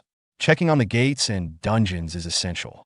Additionally, for resource-rich dungeons or ones with valuable monsters, We've assembled a specialized raid team centered around our guild members. Each time we clear out monsters and guardians, the hunting gauge fills up. Once it's maxed out, the final boss, the dungeon master, emerges. Taking it down means the dungeon collapses. However, by strategically managing the guardians, we can regulate dungeon stability and avoid unnecessary risks. Just then, a knock echoed at his door. "Come in," Raul called. Kane entered, carrying a stack of papers. "Master, I brought the documents you requested. We've successfully tracked down nearly all 2,000 newcomers, except for 17 who arrived during the first and second waves, particularly those in Marcus Kingdom's free city, Ignet." Raul flipped through the pages, nodding approvingly. "You did well. It must have been difficult sending scouts so far." Kane bowed slightly. "It's my duty." Raul smiled faintly. "Thank you. This information will do for now. Go and get some rest." As Kane left, Raul's eyes returned to the papers. New players keep appearing each week. Half a month has passed, and we're already on the third wave. If the information I seek is in here, I may need to rethink my plans. Now then, Crash, the top solo player of Connect. "Where are you?" Sometime later, as Raul meticulously sifted through the stack of papers before him, he let out a deep sigh and ran a hand through his hair in frustration. "Nothing, absolutely nothing," he muttered under his breath. No matter how thoroughly he searched, he couldn't find a single mention of Crash. He had exhausted every possible lead, utilizing every scrap of personal information he could recall, yet there was no record of him anywhere. Not in Connect, not on Earth, and not even in relation to Bae DoHyun. The top player of Connect, Crash, seemed to have vanished without a trace, as though he had never existed in the first place. Raul leaned back in his chair, his expression darkening. When I first confronted my past self, I debated whether I should try to involve him in my plans or pretend not to recognize him. But in the end, it was a meaningless dilemma. He rose from his seat and gazed out the window, lost in thought. At this point, it no longer matters. Though, if I'm being honest, I didn't want to meet him. His voice softened as he reflected on the life of Bae DoHyun. He was an orphan, with no family to protect or support him, and only a handful of genuine friends. He lived a life of solitude. A life marked by rejection, alienation, and hardship. But despite how cruel and unforgiving that existence was, Raul closed his eyes briefly before continuing. That was my life. Bae DoHyun had been distrustful, self-centered, and resentful of the world. If not for his talent and his encounter with Connect, he might have lived a life indistinguishable from that of a complete failure, aimless and forgotten. Yet, despite his many flaws, he was also someone who could never turn a blind eye to injustice. Once he made up his mind, he was unwavering, his conviction unshakable. Clenching his fists, Raul grit his teeth in frustration. I thought that maybe this time, things would be different. In my past life, no matter how much I searched, I could never find my biological parents. But this time I wanted to find them. I wanted to support Bae DoHyun, to prove to the world that even someone from an orphan background, someone with nothing, could succeed. Not just in the game, but in reality. I wanted to see him find love, start a family, and live a life filled with happiness. Was that just a foolish dream? He exhaled heavily, his voice tinged with resignation. But there isn't even a single trace of Bae DoHyun left. As he reflected on his past and present selves, Raul couldn't deny how much he had changed. He and Bae DoHyun were one and the same, yet so vastly different that it wouldn't be wrong to consider them separate people. The once sharp-edged, defensive nature of Bae DoHyun had been eroded away by Raul's upbringing, a life filled with love and care. Before he knew it, companionship had become his new normal. These days, he even found extended solitude to be unsettling. If someone were to call me a hypocrite for this, he murmured, I wouldn't have a single word of defense. Yet, in the midst of these complex emotions, his purpose had never been clearer. This place is my home now. My family, my territory, my friends, they're all that matter. If anyone dares to threaten what is precious to me, I will never forgive them, even if it means turning the entire player base into my enemies. With Bae DoHyun erased from existence, things had in some ways become simpler.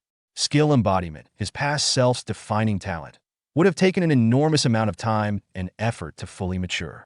The disparity between ordinary rankers and Bae DoHyun, who had mastered skill embodiment, was staggering. But that advantage was now gone. For now, I can proceed without worrying about opposition from other players. Rankers only begin to shine when they fully master skill embodiment and develop their unique abilities. If the world has forgotten Bae DoHyun, then I will remind them. His gaze hardened with determination. I will reclaim Bae DoHyun's place, no matter what. 15 days after Connect's official launch, a single announcement sent shockwaves through the community. First unofficial event in Connect. Recruitment notice for First Night Guild Academy cadets. The free cities of the Ruben Kingdom, already renowned for their extensive support for players, had once again captured the spotlight. At the heart of these groundbreaking policies was the First Night Guild, which had just unveiled an exclusive academy dedicated to training players. Recruitment for the first generation of cadets had officially begun. The academy welcomed all players who had completed their first job advancement, regardless of their chosen class or profession. A total of 600 cadets would be admitted, divided evenly among 4 specialized branches with 150 slots each. The training program would last for 3 months and was entirely free of charge. Graduates would receive honorary guild member status, granting them priority access to guild-related quests and missions. Additionally, those who excelled would earn the rare opportunity to take the formal guild membership exam. Successful candidates who became official guild members would gain access to exclusive equipment, rank-based salaries, and specialized training sponsorships tailored to their respective professions. Recruitment was set to begin on February 1st, and the application deadline was fast approaching. The moment the announcement dropped, the Connect community exploded into chaos. This is insane. I need to craft some gear and get to as soon as possible. Too late, buddy. Haven't you heard? The free city teleport restrictions kicked in. Props to me for taking the portal to Mira last week. What the hell? Isn't this blatant favoritism? This is going to completely break the balance. LOL, another sucker complaining. Classic. Has anyone visited the First Night Guild branches? Their members are stacked with insane gear. I'm getting in no matter what. You? Not a chance. I'm the one getting in. Y'all acting like you're getting accepted. Keep dreaming. If you don't make it into the academy this round, you're done. The competition rate is already 5:1, and it's only going to skyrocket from here. Facts. Connect Corp just confirmed they'll be selecting 3,000 players per week. In 3 months, that's 40,000 players in total. Why are they running this event so soon? Shouldn't they wait until there are more players? Quit whining and take it up with the First Night Guild. This isn't even an admin-run event. Raul watched these discussions unfold in real time on his system window. Amidst the sea of messages, one particular comment stood out. Hey, Connect admins, you watching this? Open events in other countries too, or I'm storming your headquarters. Responses flooded in immediately, like you'd even get past the front door. The admins have no say in this. The announcement literally said they can't intervene unless it's a special case. I heard their HQ lights have been on all night since yesterday, but they're scrambling for answers. Raul smirked as he read through the heated exchanges. Players blaming the admins. Some things never change, no matter the era. No matter how well-balanced an event is, someone will always be dissatisfied. He leaned back, reflecting on the bigger picture. Newbie-friendly events make veterans complain. High-difficulty events make casual players rage. But in the end, it's inevitable. When profit-driven corporations select administrators, true balance is impossible. His expression turned serious. The First Night Guild Academy is something I've been preparing for a long time. By securing the free city mayors as business partners, I laid the groundwork for these player support policies. Naturally, players will flock to the free cities of Ruben, where the best conditions await. And when they do, the First Night Guild will be there to handpick those with the greatest potential. His eyes darkened. This is something that must be controlled, because even though I can't see them, they are out there, manipulating everything from the shadows. The Connect administrators. To me, they are just as much of an enemy as any other. In the mid to late stages of the game, the original purpose of Connect's management had been entirely eroded. Once a neutral governing body meant to oversee fair play, they had devolved into little more than tools for the powerful, mere puppets manipulated by those with influence. Events that were supposed to be impartial had instead been rigged in favor of guilds backed by massive corporations, and hastily assembled tournaments were used to promote nation-sponsored guilds. Even though Connect's AI worked tirelessly to resist the management's overreach, there were limits to what it could block. The administration's influence in shaping the game's trajectory remained undeniable. However, this time, things would be different. The upcoming recruitment event was never just about scouting new talent or improving the First Night Guild's public image. It was an experiment, one designed to test how much an event like this could influence Connect as a whole. Typically, game events were conceived, planned, and executed entirely by the management. However, Connect was meant to be a world of free will. As an NPC, Raul was pushing the boundaries, testing whether he could create events and issue quests independently. Up until now, he had encountered no interference. The First Night Guild had moved unchecked, free to host large-scale events that directly affected players. That alone proved a crucial fact. Manipulating the players from within Connect was not only possible, but could be done without opposition. The administrators, sitting high above, had likely assumed they would always have complete control over the players. But that illusion was about to be shattered. Things wouldn't unfold according to their wishes anymore. No, not this time. A smirk played on Raul's lips as he contemplated this. The scene transitioned to the free city of Mira, inside the mayor's mansion. The opulent hall was filled with a warm glow as the mayor greeted his esteemed guest with open arms. "Oh my, welcome, young Master Raul," the mayor said with an easy chuckle. My apologies. I should address you as Viscount now." Raul responded with a polite nod. "I hope I'm not intruding. I realize you must be busy." The mayor waved a hand dismissively. "Nonsense. Formalities like that aren't necessary between us." Raul observed the man carefully. The mayor was in a remarkably good mood, which wasn't surprising. Just a year ago, Mira had been a humble rural town. Now, it had risen to prominence as a central hub of commerce and activity. From the mayor's perspective, Raul was likely the architect of his success, a benefactor who had played a crucial role in the city's rapid development. "Well then," the mayor continued, "what brings you here today? Anything you request, Viscount Raul, will be granted without hesitation." Raul turned slightly, gesturing toward the figure beside him. The individual was draped in a black cloak, their face obscured from view. "There's someone I'd like to introduce to you," Raul said calmly. The mayor's eyes gleamed with interest. "Oh, now this is intriguing. You wouldn't introduce me to just anyone." Raul nodded. "This is a player who will be working with me from now on. His name is Crash." At that, the cloaked figure lowered his hood, revealing a sharp gaze and an air of confidence. "Nice to meet you, Mayor," Crash said smoothly. "I'm Crash." The mayor studied him for a moment before breaking into a grin. "Oh dear, it seems I should be the one seeking your favor instead. You're going to be quite the valuable ally to our city."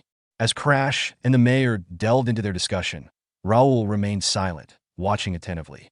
Some time later, Crash exited the mayor's office after their conversation. The mayor, still beaming, called after him. "Please, don't hesitate to reach out if you ever need assistance. I'd rush to help you without a second thought." Crash turned back with a polite smile. "Thank you, Mayor. I appreciate that. I'll see you again soon." Once he was gone, the mayor turned to Raul and chuckled knowingly. "As expected, I can never get ahead of you, my lord. When did you manage to bring in another outsider?" Raul responded with a faint smile. "It happened naturally. He's a skilled individual, highly capable and full of potential. I figured it would be beneficial for you to know him." The mayor's laughter grew heartier. "With your keen eye for talent, no further explanation is needed. I'll be sure to keep a close watch on him." Later, as Raul prepared to depart, the mayor personally escorted him to the mansion's entrance. "Take care, Viscount. Thank you for your hospitality," Raul replied before stepping into his carriage, where Crash was already seated. As he settled in, Crash turned to him. "So, what did the mayor think?" Raul smirked. "He doesn't fully trust you yet, so he'll be keeping an eye on you." Then, in an instant, the truth was revealed. Raul had been disguised as Crash all along. And he said to Kane, who disguised himself as Raul, "Your disguise skills are terrifyingly good. I can't believe we actually managed to fool the mayor." At that moment, Kane, the one who disguised as Raul's, reverted to his original form. He remarked, "I'm just glad I could be of help." Raul removed a small ring from his finger, its shimmering surface distorting slightly before revealing his true appearance. "This little thing is quite reliable," he mused. "It's the ring I received from Vice-Chancellor Greyback at the Academy." A translucent window materialized in front of him, displaying the item's details. Grey's polymorph ring. Description: perfectly alters the wearer's physical structure to match a designated appearance. A second notification followed. Second identity. Grade unique. Description: grants the user an alternate identity that can be switched at any time. Applicable for rank calculations, party play, and quest participation. Limitation, experience, and achievements are calculated separately for each identity. Discrepancies in skill level between identities may lead to exposure. Raul smirked. This new update introduced the second ID system, a highly expensive consumable available only in the player store. But the price was worth it. With this and the ring, I've secured a new identity, Crash. Now, I can freely move as a player within Connect. His eyes gleamed with determination. Now then, let's return to the real task at hand. Meanwhile, on Earth, inside the towering Connect office building, a tense atmosphere filled one of the company's largest meeting rooms. Several employees sat around a long, polished table, murmuring amongst themselves as they exchanged confused glances. Section Chief Kim, do you know what's going on? One employee asked, breaking the silence. Kim shook his head. Not really. We were all called here so suddenly, and no one's given any details yet. A brown-haired woman frowned, tapping her fingers anxiously against the table. What in the world could be so urgent? Beside her, a red-haired woman leaned in slightly and lowered her voice. Could it have something to do with the First Night Guild Academy? She speculated. Their hushed conversation continued for a moment longer, but the uncertainty in the room remained thick. Then, the sound of the door opening abruptly drew everyone's attention. A man wearing glasses and a sharp business suit entered with a composed but serious expression. His presence immediately commanded silence. Is everyone here? He asked, his tone calm yet authoritative. This emergency meeting was called due to an urgent development. The man was none other than Chai Li-wan, the planning director and head of Connect's headquarters. He glanced at his watch briefly before directing his gaze toward the large projector screen behind him. As the lights dimmed slightly, a presentation slide appeared on the screen, displaying bold text. First Night Guild Academy Entrance Exam Special Course, Combat, Live Broadcast Scheduling and Advertisement Negotiation. Murmurs spread through the room as everyone read the title. Before they could react further, Chai Li-wan spoke. I'm sure you've all heard about the upcoming First Night Guild Academy Entrance Exam. He began, his voice steady but edged with something unreadable. One of the exams, specifically the combat assessment, will be broadcasted live by Connect. However, here's the part you might not expect. The proposal for this plan came not from our internal team, but from the First Night Guild itself. The mastermind behind the proposal is none other than their guild master, Raul Ashton, with his designated proxy, Crash. And to top it off, the final approval for this plan came directly from the president. The moment those words left his mouth, a wave of shock rippled through the meeting room. Employees exchanged bewildered looks, and whispers of disbelief filled the space. The First Night Guild proposed it, someone muttered. Another voice, sharper with confusion, followed. Wait, you mean the NPCs? They were the ones who submitted the plan?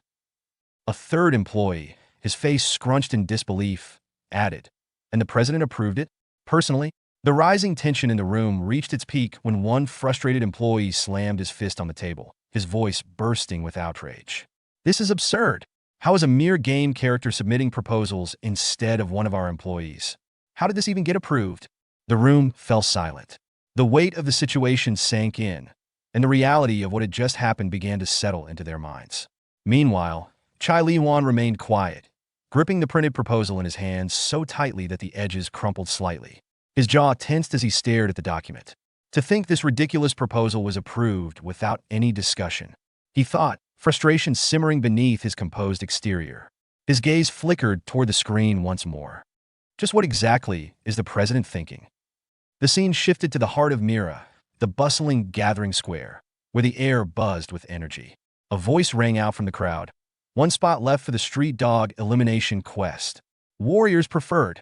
Another voice called out, selling a warrior's two-handed axe and leather greaves. Great prices. Yet another shouted, looking for a group. Level 17 archer here. The square was filled with players moving around, shouting, and advertising their needs, creating a chaotic yet lively atmosphere. Among them, Raul, disguised as Crash, sat on a nearby bench, watching the players go about their business. As he observed the scene, a thought crossed his mind. Blending in among players while using my past life's appearance. It almost feels like I never reincarnated. A strange sense of comfort settled over him, prompting him to murmur under his breath. It's weirdly comfortable. Meanwhile, his contracted fairy, Ravel, was intently focused on checking the Connect game's main page. As she scrolled through updates, something caught her attention, and she turned to Raul with urgency in her voice. Raul, an announcement just got uploaded to the main page, and there's a commercial alongside it. Raul raised an eyebrow. Really? What's it about? Ravel's wings fluttered as she skimmed through the online chatter. I think it's going viral. Every community is already talking about it. A smirk played on Raul's lips. Nice. We just have to be ready for it. Keep monitoring the main page and the player cafes. Let me know if anything new comes up. You got it, Raul. she said with a nod. As Raul leaned back on the bench, he let his thoughts wander. So far, everything's gone smoothly. Honestly, I expected it to be much harder. I wasn't even sure if a guild with an NPC as its master could successfully negotiate. But the talks went better than I'd imagined. Connect will definitely push this forward. It's their chance to shift player complaints in their favor and boost their business at the same time. They'll prepare for it thoroughly. Everything's going according to plan. Excitement stirred within him. I wonder what's going to happen next. Yet, beneath his confidence, there was one glaring problem with his plan. I'm acting like a regular player, but Crash doesn't actually exist in the real world. If someone from the Connect company ever asked to meet me in person, I am screwed. That was when Ravel, still glued to the system window, suddenly spoke up. You said an AI manages Connect system, right? Then, can we just ask the AI directly? Raul blinked. Maybe, but I've never heard of anyone contacting the AI itself. Usually, we go through customer support, not the system administrator. Ravel tilted her head and pointed at something on her screen. Really? Then what's this button here? Raul squinted at her interface, but nothing stood out to him. I don't see anything. What does it say? It says, call system admin. Raul's eyes widened. Wait, what? His heart pounded as a wild thought crossed his mind. Call system admin? I can actually contact that AI. If I can do that, maybe I can figure out how I ended up reincarnating in this world. The Connect system admin might know something. Before he could say anything more, Ravel chirped, I'm pressing it.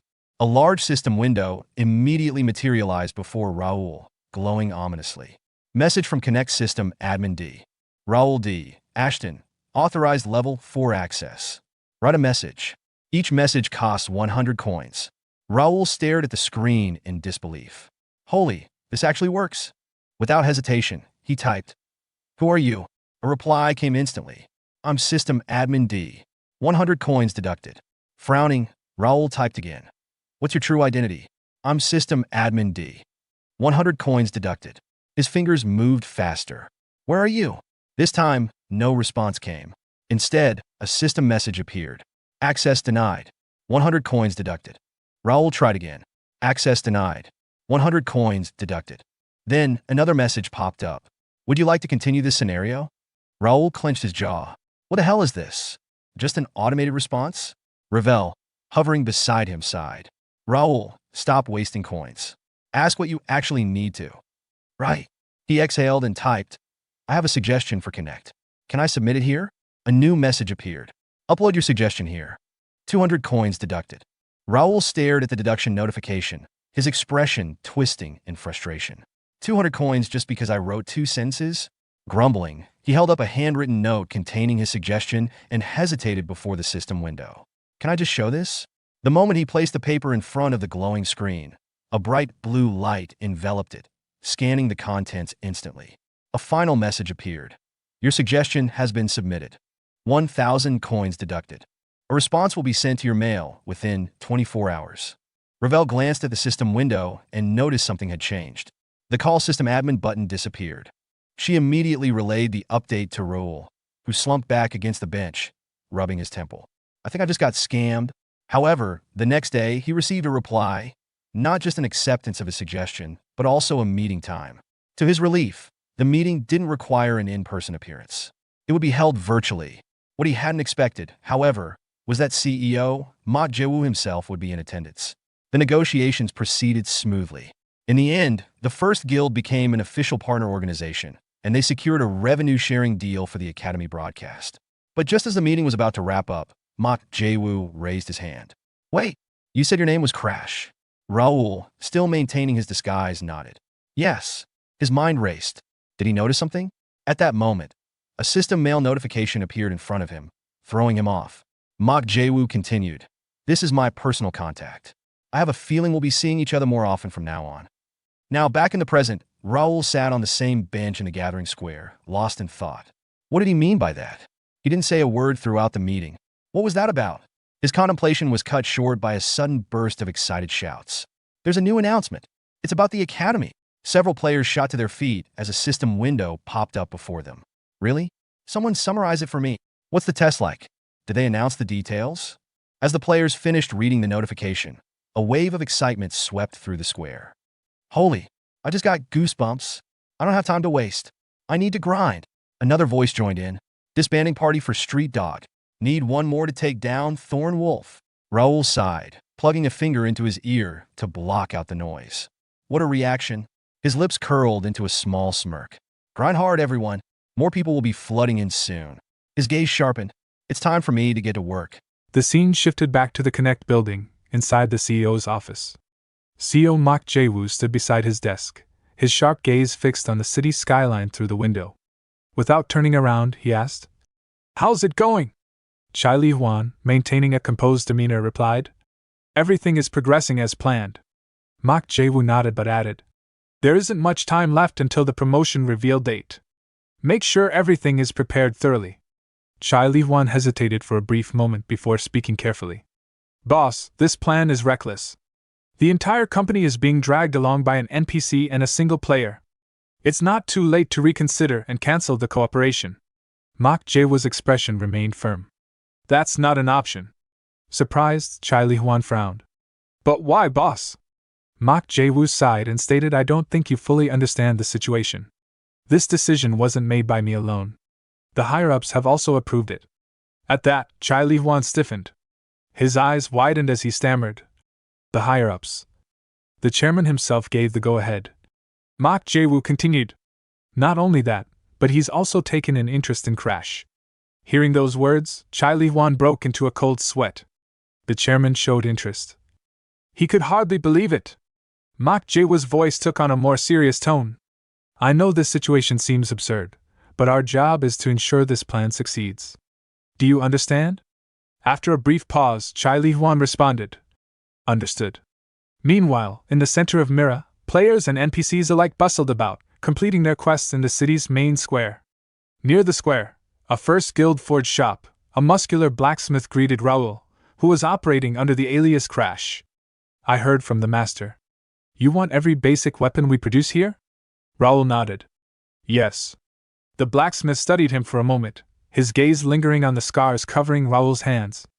"Those marks, they're not just for show," he thought to himself. Instead of commenting, he said, "Follow me. We need to figure out your grip and size." "All right." Raul agreed, following him inside. Inside the forge, the blacksmith presented him with an array of weapons. "These are the standard weapons we craft here." Raul picked up a sword, examining its balance and edge. "And he thinks it seems amazing." The blacksmith leaned in slightly and whispered near his ear, "They're perfect. As the master requested, they may look standard on the surface, but each one was forged by our finest craftsmen. We also engraved the First Guild logo on all of them." A small smile formed on Raul's lips. "Your master must be satisfied. These truly are amazing." The blacksmith chuckled. "You think so? Take your time with the measurements. This will take a while." Raul nodded and left the shop, calling back, "I'll see you next time." "See you later," the blacksmith responded. As Raul walked through the streets of Mira, deep in thought, he murmured to himself, "Next, I'll need to find a place to make armor. Connect doesn't have named brands yet, so if I start using items with a brand logo, it'll draw attention. This is going to be a huge event, broadcasted worldwide. Connect is moving quickly. I'll make sure people know our name." A major announcement was posted on Connect's official website, instantly capturing the attention of players and gaming enthusiasts worldwide.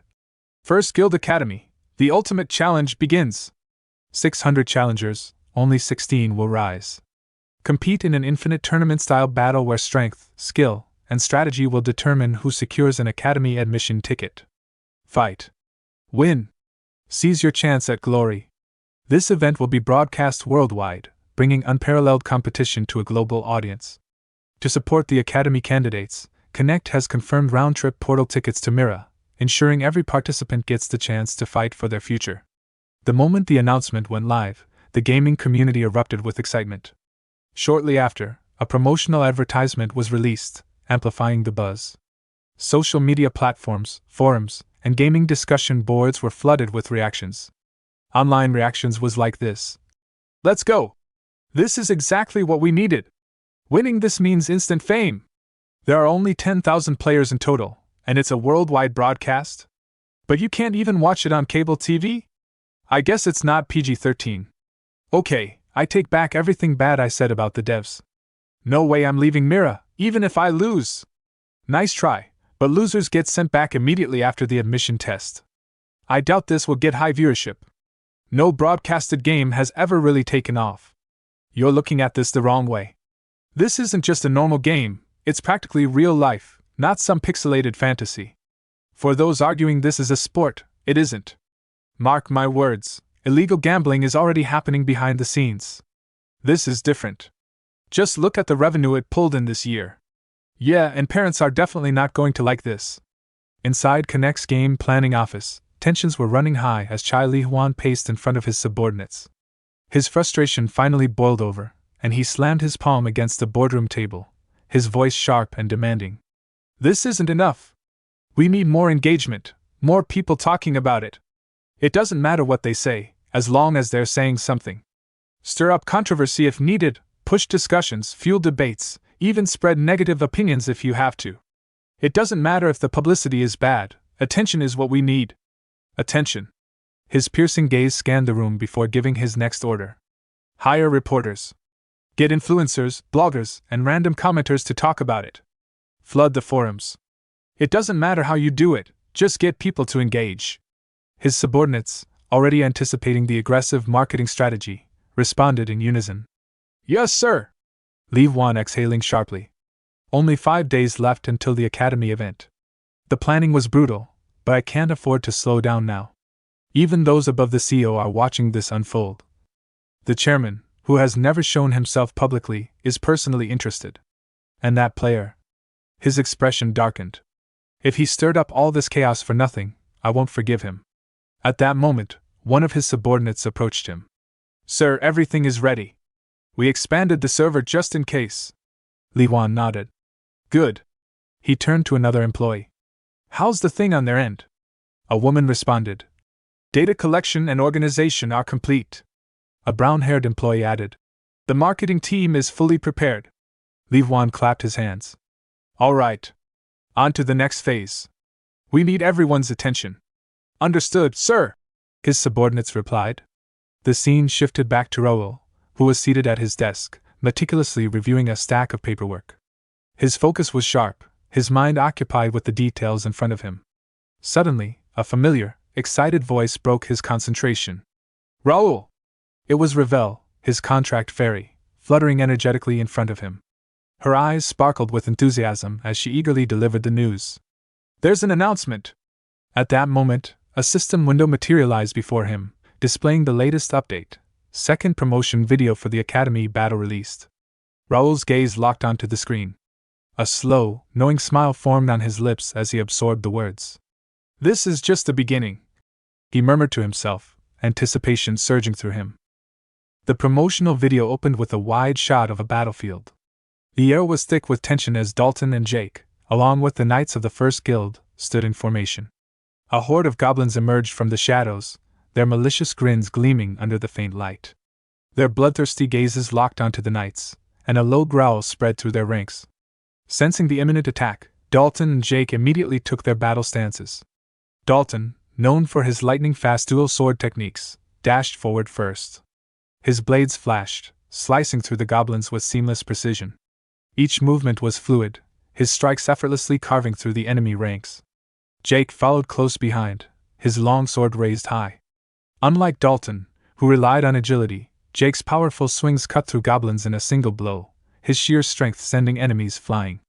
From the rear, alchemist Nikia raised her hand, her eyes glowing with arcane energy. She chanted an incantation, and within moments, binding magic surged across the battlefield, locking the goblins in place. Their movements slowed, their bodies shackled by unseen forces. Taking advantage of this, Philip, Josh, and Pierce rushed in. With precise coordination, they eliminated the immobilized enemies, their weapons striking with deadly efficiency. Then, the camera panned to the distant horizon, where the thunderous sound of galloping hooves echoed through the battlefield. Our hero rode in, his expression calm yet commanding. He pulled the reins, his horse coming to a stop atop a small hill, overseeing the battlefield. A confident smile formed on Raul's lips as he raised his voice. Do you want to be the main character? His subordinate knights immediately shouted in response. Yes, raising their weapons high into the air. Raul drew his sword in a single swift motion, the blade reflecting the battlefield's chaos. His voice rang out once more. Then fight for it and earn it. Anyone can be the main character. With that, he charged into battle, leading the attack. The screen faded to black, and the logo of Connect's first event battle appeared in bold letters. The moment the video aired, the gaming community erupted with excitement. Did you guys see that? Who was that last guy? He's the best-looking actor I've ever seen. Another commented. Did you not read the description? He's an NPC in the game. I bet he's going to be one of the main quest characters. The buzz only intensified as Connect unveiled its new unified forum, featuring real-time translation and global language support. Threads began popping up at lightning speed, the beginning of the Connect event battle. Who's going to be the first? This regional game has become the stage for a global battle. Who will win? Watching the overwhelming response, Raul chuckled, leaning back in his chair. The devs aren't as useless as I thought. Floating beside him, Ravel, his contract fairy, scanned the forums, her eyes practically glowing with excitement. Everyone's so hyped. Good thing we filmed that promotional video. Raul smirked. It took a lot of effort to film that. Ravel pointed at the community discussions. Everything is about the battle. Raul exhaled slowly, while saying what Connect offered us was greater than what we had to do for the video, his gaze shifting to a system notification that had just popped up. He clicked it open. First Guild Academy, Special Exam Official Rewards. We sincerely thank all players for their support. Below are the details of the rewards. Individual rewards, top 64 players 1 month free Connect subscription. Top 16 players 5% share of the battle's broadcast profits. Champion 10 million Korean won's prize and a 6-month contract as Connect's official ambassador. Special rewards, 1% capsule preselection for nations with top 16 players. Example, if 3 players from Nation A reach the top 16, Nation A receives 90 capsules out of 3,000. 10% capsule preselection for the winner's nation. 1 month of free subscription for all players in the winner's nation. Connect devs have prepared these rewards to shape the future of Connect with the players. We wish everyone the best. Enjoyed battle. Raul's expression darkened slightly, his mind running through calculations and strategies. Sharing the reward on a national level. That's a smart move. If this turned into a national competition, even non-players would start paying attention. The unified forum was already in chaos, filled with endless discussions, theories, and predictions. Curious, Raul pulled up the Connect Live player rankings. The system window displayed the latest standings. Live player rankings: first Bae DoHyun level 23 from South Korea. Second Louis Blake level 21 from United States. Third Lee Jin-chung level 21 from China. Seeing the names at the top, Raul's eyes gleamed with anticipation. And he stated, I can't wait for the day to come. The day of the Academy admission test, the scene shifted to the First Night Guild headquarters, where thousands of players had gathered for the test. Raul and Ravel stood by a large window, overlooking the massive crowd below. Ravel's eyes widened. There are so many people. Raul silently observed the crowd. 6,500 players had applied for the Academy. Essentially, every player over level 10 had signed up. After a thorough screening process, only 2,000 were selected. Out of them, 1,600 would participate in the battle, chosen based on strict criteria. Suddenly, a few players started complaining from the crowd below. How am I supposed to do this? I have a full-time job. Why did someone lower level than me get selected? Raul narrowed his eyes. He had already anticipated this reaction. Level and playtime. That was the standard. Players who had started at the same time as others but had less playtime and lower levels were eliminated. Talent and personality matter, but passion and consistency matter more, Raul thought. We don't need those who only log in occasionally. A lack of talent isn't an issue. What I want is a player who plays consistently with determination. Inside the guild's central square, a group of mayors from the free cities of the Ruben Kingdom arrived, their expressions filled with satisfaction. Count Raul, congratulations on the foundation of your academy. Raul turned, offering a polite nod. Mayors, thank you for visiting. Reynaldo smiled, and stated, not at all. We are thankful to be invited. It's an honor to be part of this. Raul's gaze flickered to 3 individuals standing a short distance away. They looked uneasy, nervously chatting amongst themselves. Those are the mayors who rejected my idea. He mused. They looked down on me, but now, they must regret their decision after seeing how much the others gained from me. A familiar voice interrupted his thoughts. Master, all the players are here now. Raul turned to see Bernard, his trusted butler, standing before him. A slow smile formed on Raul's lips. They must be waiting. Let's go start the event. Palmer strode confidently onto the stage, standing before the thousands of players who had gathered for this moment. A hush fell over the crowd as they waited for him to speak. Then, with a bright smile, he raised his voice. Thank you for waiting! The first Academy entrance exam, the battle, begins now. A thunderous cheer erupted from the gathered players. Hands shot into the air as excitement swept through them like a tidal wave. Palmer let the excitement settle for a moment before continuing. Hello, everyone. I am Palmer, the First Night Guild's branch manager of Mira. Before we begin, let me introduce the rules of the exam. The crowd quieted, their eager anticipation turning into focused attention. For the qualifiers, 1,600 players will be divided into 8 groups. Each group will consist of 200 players, all deployed onto a battlefield where they will fight until only one remains standing. From within the crowd, a male player turned to the woman beside him, shaking his head. I figured it'd be something like this, but a full-on battle royale? The female player crossed her arms. Then how do they decide who moves on? Palmer answered as if he had heard them. Only 8 players from each group will proceed to the next round. The selection criteria are as follows. The last player standing automatically qualifies. The 5 players with the highest number of eliminations will also advance. 2 additional players will qualify by meeting a special condition. A murmur spread through the crowd as players tried to guess what that special condition might be. Palmer raised his hand, silencing them before revealing the answer. Scattered throughout the battlefield will be hidden statues. The first 2 players to collect 5 statues each will secure their spots in the next round. A ripple of surprise moved through the players. Palmer continued. However, be warned, when a player gathers 5 statues, they will form a beacon of light for 5 seconds. Anyone nearby will see it, and you will have to defend your statues for 1 full minute to officially qualify. If you die or lose possession of your statues, they will disappear. Be mindful of this risk. Some players gulped nervously. Others grinned, already formulating strategies in their minds. The time limit for the battle is 100 minutes. If, by the end of the match, more than one player remains standing or no one has gathered 5 statues, the top 8 players with the most eliminations will proceed. Lastly, there are a few hidden rules in place to ensure fairness. You'll understand once you see them. The tension in the air thickened as the weight of the exam set in. Palmer clapped his hands together and gestured toward the enormous system screen that appeared behind him. Now, here are the groups. Good luck, everyone!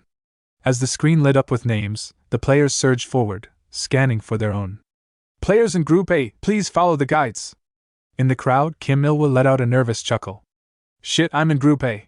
He had been hoping to observe the other matches first, to analyze different strategies before taking the field himself. That plan was now out the window. He immediately pulled up the system window, his eyes scanning the list of players in his group. Let's see. The highest level player is 25, followed by one at 24. There are about 30 players at level 23. Fortunately, the top 2 ranked players aren't in my group. But his eyes landed on 5 particular names. There are 5 high rankers among them, rank 7, 13, 16, 25, and 31. I need to keep an eye on them.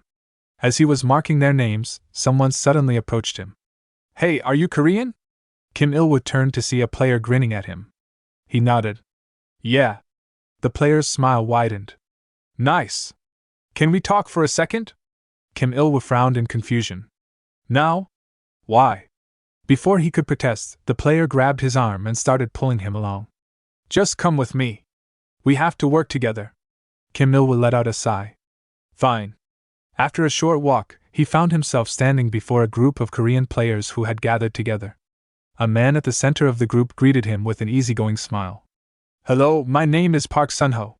I already feel much safer surrounded by my own people. Hearing his name, Kim Il-woo quickly checked his ranking. Park Sun-ho. Level 19, global rank 357, local rank 27. Park Sun-ho continued speaking, his tone relaxed but firm. As you all know, this so-called battle royale is likely to turn into a team battle. Let's be honest, no one is actually going to fight alone. A female player crossed her arms. And what are you suggesting? That we work together. Park Sun-ho grinned. The other groups will do the same. Early kills don't matter. No single player can take on a team alone. Instead of fighting among ourselves, we should focus on survival and consistent eliminations. The girl fell silent, considering his words. Kim Il-woo watched closely, his mind racing. He's not wrong. A solo player doesn't stand a chance in this scenario. At that moment, Park Sun-ho suddenly called his name. Is player Kim Il-woo here? Kim Il-woo raised his hand. That's me. Something wrong? Park Sun-ho's eyes lit up. The global rank 16 Kim Il-woo. It's an honor to meet you. A wave of whispers spread through the group. Rank 16? How much did he grind this game? Kim Il-woo frowned. Why is he hyping me up? Park Sun-ho smiled. As you know, this exam also contributes to our nation's ranking. It would be better if more Korean players advanced to the next round. Kim Il-woo felt a bead of sweat form on his temple. Okay? Park Sun-ho's tone remained casual, but his words carried weight. Can you share your kills with the others? If one person racks up too many, fewer of us will advance. Let's distribute the eliminations evenly and ensure more Koreans move forward. Kim Il-woo's eyes widened. What the hell? Park Sun-ho smiled. I'll do the same, of course. What do you guys think? The gathered players hesitated, then quickly began nodding. Sounds good to me. Yeah, let's show our unity. Kim Il-woo gritted his teeth. Bullshit. If they really cared about Koreans advancing, they'd just give all the kills to the strongest Korean. This is just a way to keep me in check? Park Sun-ho turned back to him. So, what do you say? Are you with us? Kim Il-woo felt the weight of their stares. He could sense their unspoken threat. If he refused, he would become their enemy before the battle even started. With no choice, he sighed and forced a smile. All right. I'll go along with the plan. Park Sun-ho clapped his hands. Great! That's what I wanted to hear. Kim Il-woo narrowed his eyes. I agreed, but I won't take this seriously. This is a competition. I'll use them as much as I can, then I'll leave. As the group erupted in cheers, he could only sigh. The match hasn't even started, and I already don't like this won't be easy. Some time later, all the players stepped into the battle arena, their footsteps echoing against the stone floor. Kim Il-woo's eyes darted around, taking in his surroundings. This is the battlefield? It's smaller than I expected. Is this just a waiting area? The air was thick with tension, players sizing each other up as they waited for the exam to officially begin. High above the arena, in the spectator block, Mayor Reynaldo of the Free City of Mira scanned the crowd, his gaze searching for a particular figure. The moment Count Raul entered, a wide smile stretched across Reynaldo's face. Count Raul, I've been waiting for you. Raul, ever composed, nodded as he took his place. It looks like Group A is ready now. Reynaldo chuckled. I heard you personally designed this exam. Quite impressive. Below, Kim Il-woo continued to examine the battlefield, still feeling uncertain about its size. Something's off. A battle royale needs more space than this. There has to be something I'm not seeing. As if reading his thoughts, Reynaldo spoke again, gesturing toward the arena with a hint of amusement. The space seems a bit too small for a battle royale, don't you think? Raul, unfazed, gave a slight smirk. Don't worry. Special tools have been installed for this exam. Reynaldo let out a hearty laugh. Of course. Count Raul designed this. Naturally, there's more to it than meets the eye. As the players continued preparing, Reynaldo stated, shall we place bets on who the winner will be? His suggestion immediately caught the attention of the other mayors in the viewing area. Oh, that sounds fun! One of them agreed. Turning to Raul, Reynaldo grinned. You should bet too, Count Raul. Raul considered it for a moment before nodding. That does sound entertaining. His gaze swept over the arena, scanning the players below. Many had already begun forming groups, just as he had expected. Just as I thought. People are already clustering together. How predictable. Despite the numerous high-level contenders in the crowd, one figure caught his eye, a player standing slightly apart from the others, his posture tense but composed. As Raul knew him from his past life and his name Kim Il-woo. Raul's expression remained unreadable, but his thoughts lingered. I didn't expect you to be here. Kim Il-woo. Global rank 16 from Korean. To most, he might seem like just another skilled player, but to me, he's something else entirely, an anomaly in Connect. A singularity that shouldn't exist in this game. In my past life, he was the only friend I trusted. We grew up together in the same orphanage, closer than blood brothers. While I threw myself into Connect, Il-woo lived a normal life. He worked at a small company, married the right person, and never once touched this game. Ilwa was my anchor.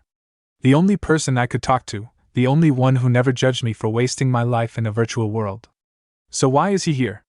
The Ilwa I knew would never have played Connect.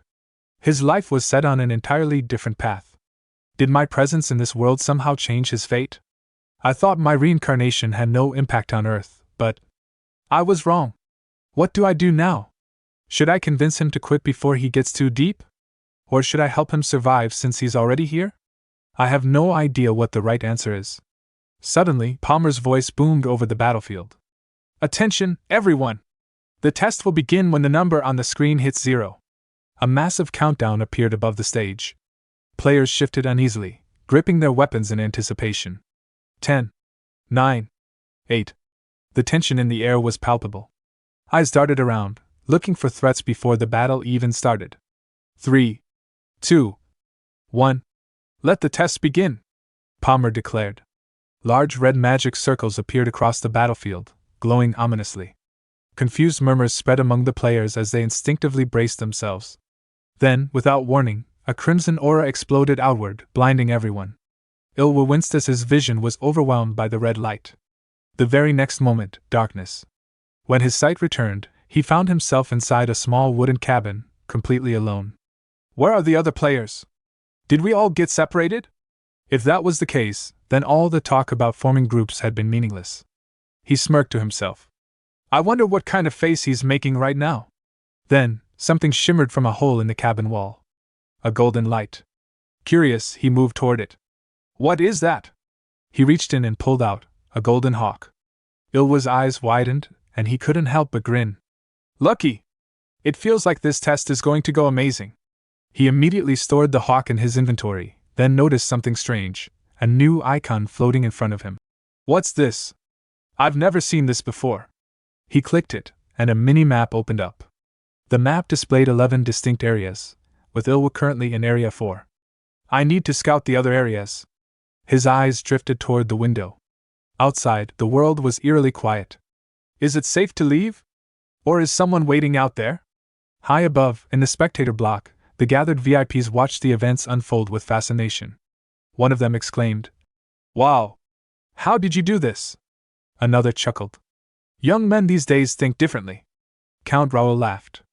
I only designed it. None of this would have been possible without Sage Grey. A spectator nodded in understanding. I see, so this is Sage Grey's work. We can see everything happening inside in real time.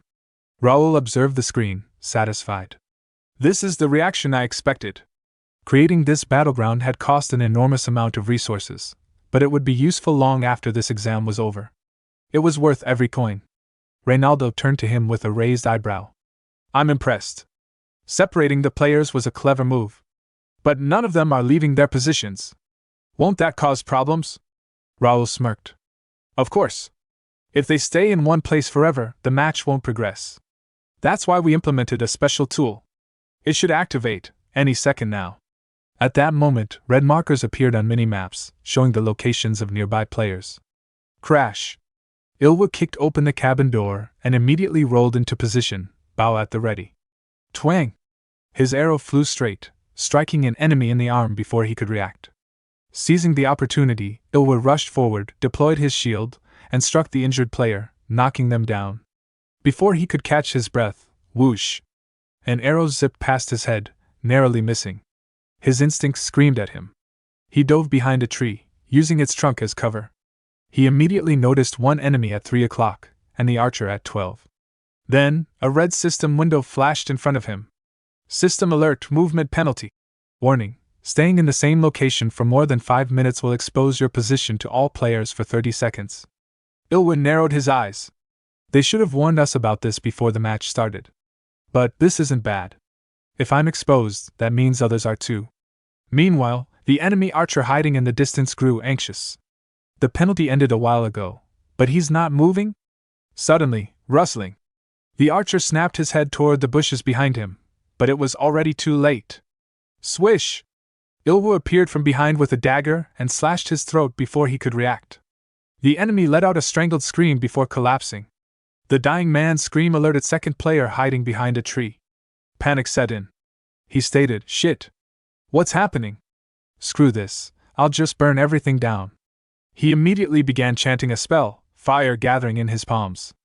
But before he could finish, a blade pressed against his neck. Unlucky. Ilwa's voice was cold. A mage all alone? Bad idea. With a swift motion, he silenced him. Ilwa let out a deep breath, his heart pounding. That was close. Wiping the sweat from his forehead, he couldn't help but smirk. This is just the beginning. Current status, he got 3 kills and 1 golden hawk. The ground suddenly trembled beneath Ilwa's feet, sending a wave of confusion through him. His eyes darted around as he steadied himself, instinctively tightening his grip on his weapon. What's going on? He shouted.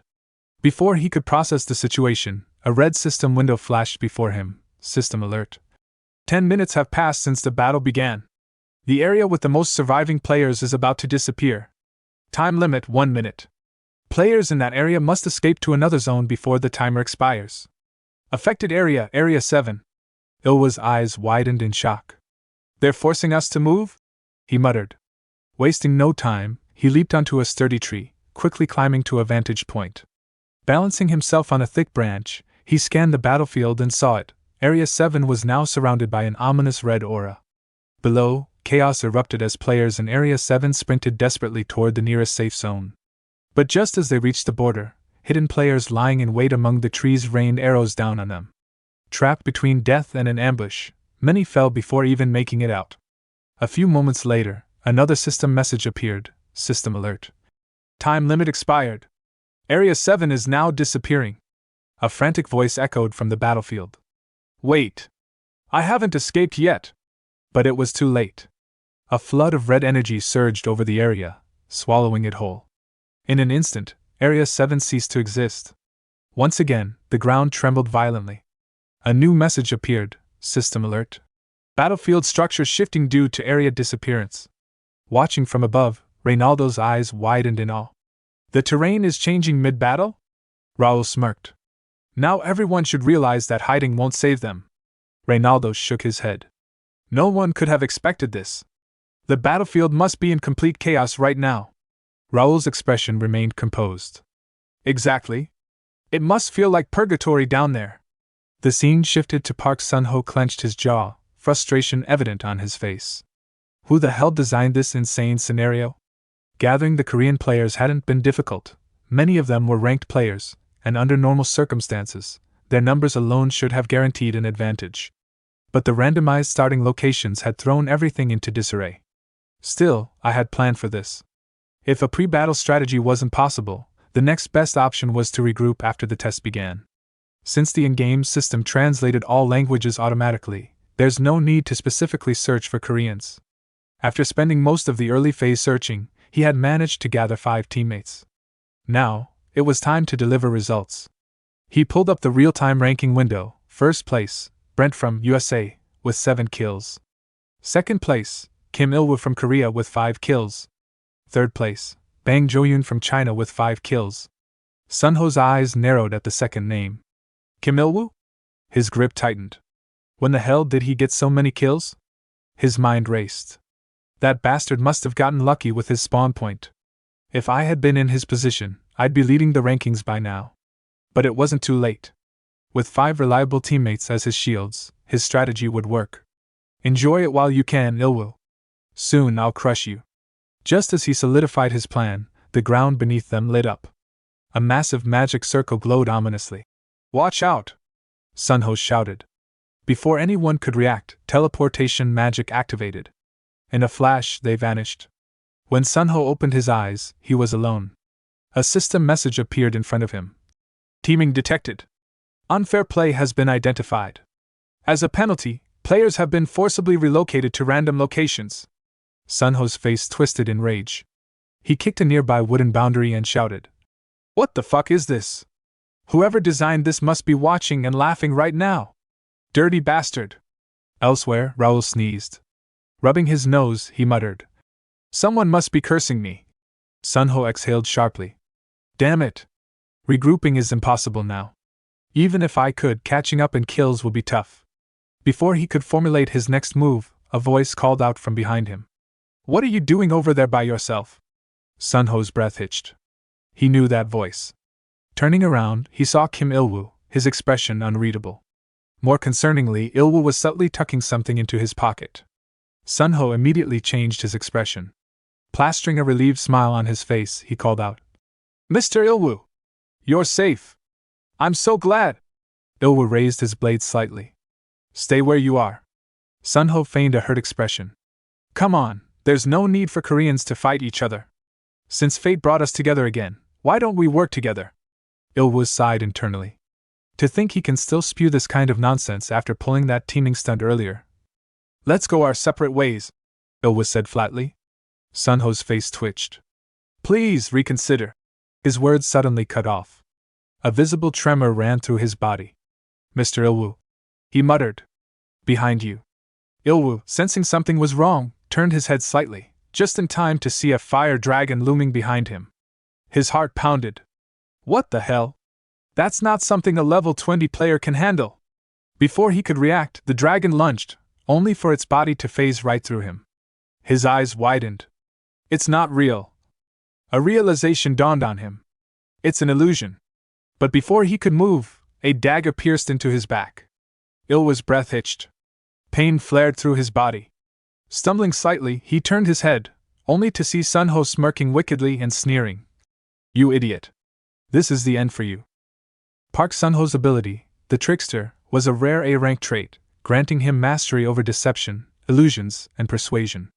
His words could twist reality, and his illusions could fool even the sharpest minds. Naturally, the flame dragon was his creation. As he pressed his dagger deeper, Sun-ho sneered. "Stupid bastard. The real attack is right here."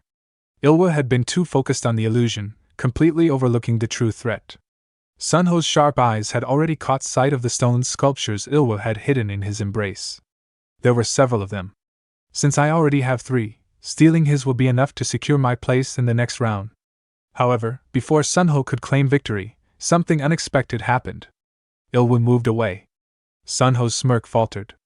How is he still moving? Then, he saw it. Il-woo hadn't been stabbed at all. Instead, he had activated shield at the last moment, blocking the dagger's strike while pretending to be wounded. Il-woo's voice was laced with amusement. "Did you really think you were the only one who could deceive people? You're even dumber than I thought." Before Sun-ho could react, Il-woo raised his dagger. "Wait, stop," Sun-ho stammered. But Il-woo didn't stop. The blade flashed. And in the next instant, Sun-ho was dead. Il-woo knelt beside his fallen opponent, searching his body. His fingers closed around the golden phoenix statue Sun-ho had been hiding. With a satisfied smirk, he muttered, "That's why you should be a decent person." Counting the statues in his possession, he confirmed. "That makes 5. He had completed the statue quest. Shortly after, the list of passing candidates from Group A was displayed. First place is Brent from USA with 11 kills. Statue quest completion by Kim Il-woo from Korea with 7 kills. And Yang Wairyong from China with 4 kills. Most kills, excluding already qualified candidates, ranked by survival time. First place Bae DoHyun from China with 8 kills. Second place Satoshi from Japan with 7 kills. Third place Manga from Germany with 6 kills. Fourth place Vasily from Russia with 5 kills. Fifth place Marcos from Mexico with 5 kills. With that, the first day's preliminary rounds concluded. As soon as the matches for Group A and Group B ended, the online forums exploded with discussion. Are these real-life level graphics? Is this really a game? Because of today's broadcast, new players are flooding in. The forums are full of clueless newbies. I didn't expect much, but this was insane. The exam was actually well designed. Yeah, I thought it'd just be a numbers game, but they actually made it fair. Props to the devs. But isn't it a problem that they don't properly explain the rules? Penalizing people for teaming up seems unfair. You're a foreigner, aren't you? It's not a team event. It's a survival game. These kinds of rules should be expected. Foreigners aren't the only ones struggling. There were idiots in Korea too. One guy played politics and still got what he deserved. Yeah, that guy talked big, but he ended up dying like a fool. The aftermath of the broadcast was massive. News outlets picked up on the event, and numerous articles about battle flooded the internet. But while the outside world was buzzing, the players inside Connect were also working furiously, especially the Chinese players, who focused on analyzing a crucial discovery: the forced portal mechanic. The scene shifted to the final winner of Group B, Li Jinqing from China, level 21. He's speaking into a communicator. So, did you figure out the scope of the penalty? A voice on the other end responded. Yes. I just finished analyzing the video. You were right, there's a pattern. Li Jinqing smirked. As I thought. The voice continued. The sample size is small, but based on the data, if more than 5 people gather together for longer than 3 minutes, the forced portal will activate. Li Jinqing's eyes gleamed. Good. Then, we'll use that to our advantage. Grinning, he added. Tomorrow will be the perfect opportunity to spread the spirit of China to the world. The long-awaited second day of the first exam began. On the second day, thanks to Li Jinqing's preparations, the Group C exam ended with a landslide victory for China. Of the 8 passing candidates, 5 were Chinese. Not a single Korean player passed. The Chinese players had paired up beforehand, strategically choosing gathering points in each zone. For example, players from Zones 1 and 2 agreed to meet at the tallest building in Zone 1. Once they met, they operated in strict 4-man squads. In larger battles, they systematically linked up with nearby teams. This tactical approach worked flawlessly. The Chinese players steamrolled the competition, sweeping through the preliminary rounds with overwhelming force. Spectators watching the match were stunned. However, after the Group C match, a lunch break was scheduled before the Group D preliminaries. This gave players from other countries a chance to come up with countermeasures. One player muttered, "If only those guys pass, we're screwed." Another said, "We have no choice. We need to form alliances, even with players from other countries." The desperation to qualify forced players to band together. By the time the Group D match began, most players were moving in 4-man squads. The survival challenge had officially transformed into a squad-based war. Raul watched the shift in strategy unfold, a knowing smirk on his face. Well, I expected this. The Chinese players just moved faster than I thought. His true goal, however, wasn't about which country won. I want to turn the players into stars through battle. In one-on-one fights, it was hard to stand out. In large-scale battles, individual talents were often overshadowed. But in 4-man squads? That's the perfect balance. Strong players will have a chance to shine. And so far, his theory held true. Outside of China's dominance in Group C, no other nation had completely taken over. Every ranked player from each country had fought their hardest and managed to qualify. But as of Group G match about to begin, the pass rates by country were, from China 14 players. From USA 8 players, from South Korea 5 players, from Japan 4 players, from Russia 4 players, from UK 2 players. The forums were once again buzzing. I expected this, but it's even worse than I thought. Nearly 200 Koreans entered, and only 5 qualified? Even though Korea had higher average rankings, they still lost. After Group C, this game hasn't been fun anymore. Honestly, I just wanted to see more flashy plays. Wait, the final group still has South Korea's #1 ranked player, right? The scene shifted to Raul disguised as Crash scrolled through the comments. Raul smirked. The main character always appears last. Closing the forum, he thought, the atmosphere is perfect. If I make my move now, I can leave an unforgettable impact. In the past, I went to great lengths to remain unnoticed, carefully avoiding unnecessary attention. Blending into the background was second nature to me. I operated in the shadows, ensuring that my presence never disrupted the flow of things. But times have changed. My mindset has shifted, and my goals have evolved. The path I once followed no longer aligns with what I seek. This time, I intend to carve out a new trajectory, one that stands in stark contrast to my previous approach. No longer will I tread the road of an inconspicuous solo player, content with moving unnoticed. Instead, I will step onto a grander stage, one where my presence cannot be ignored.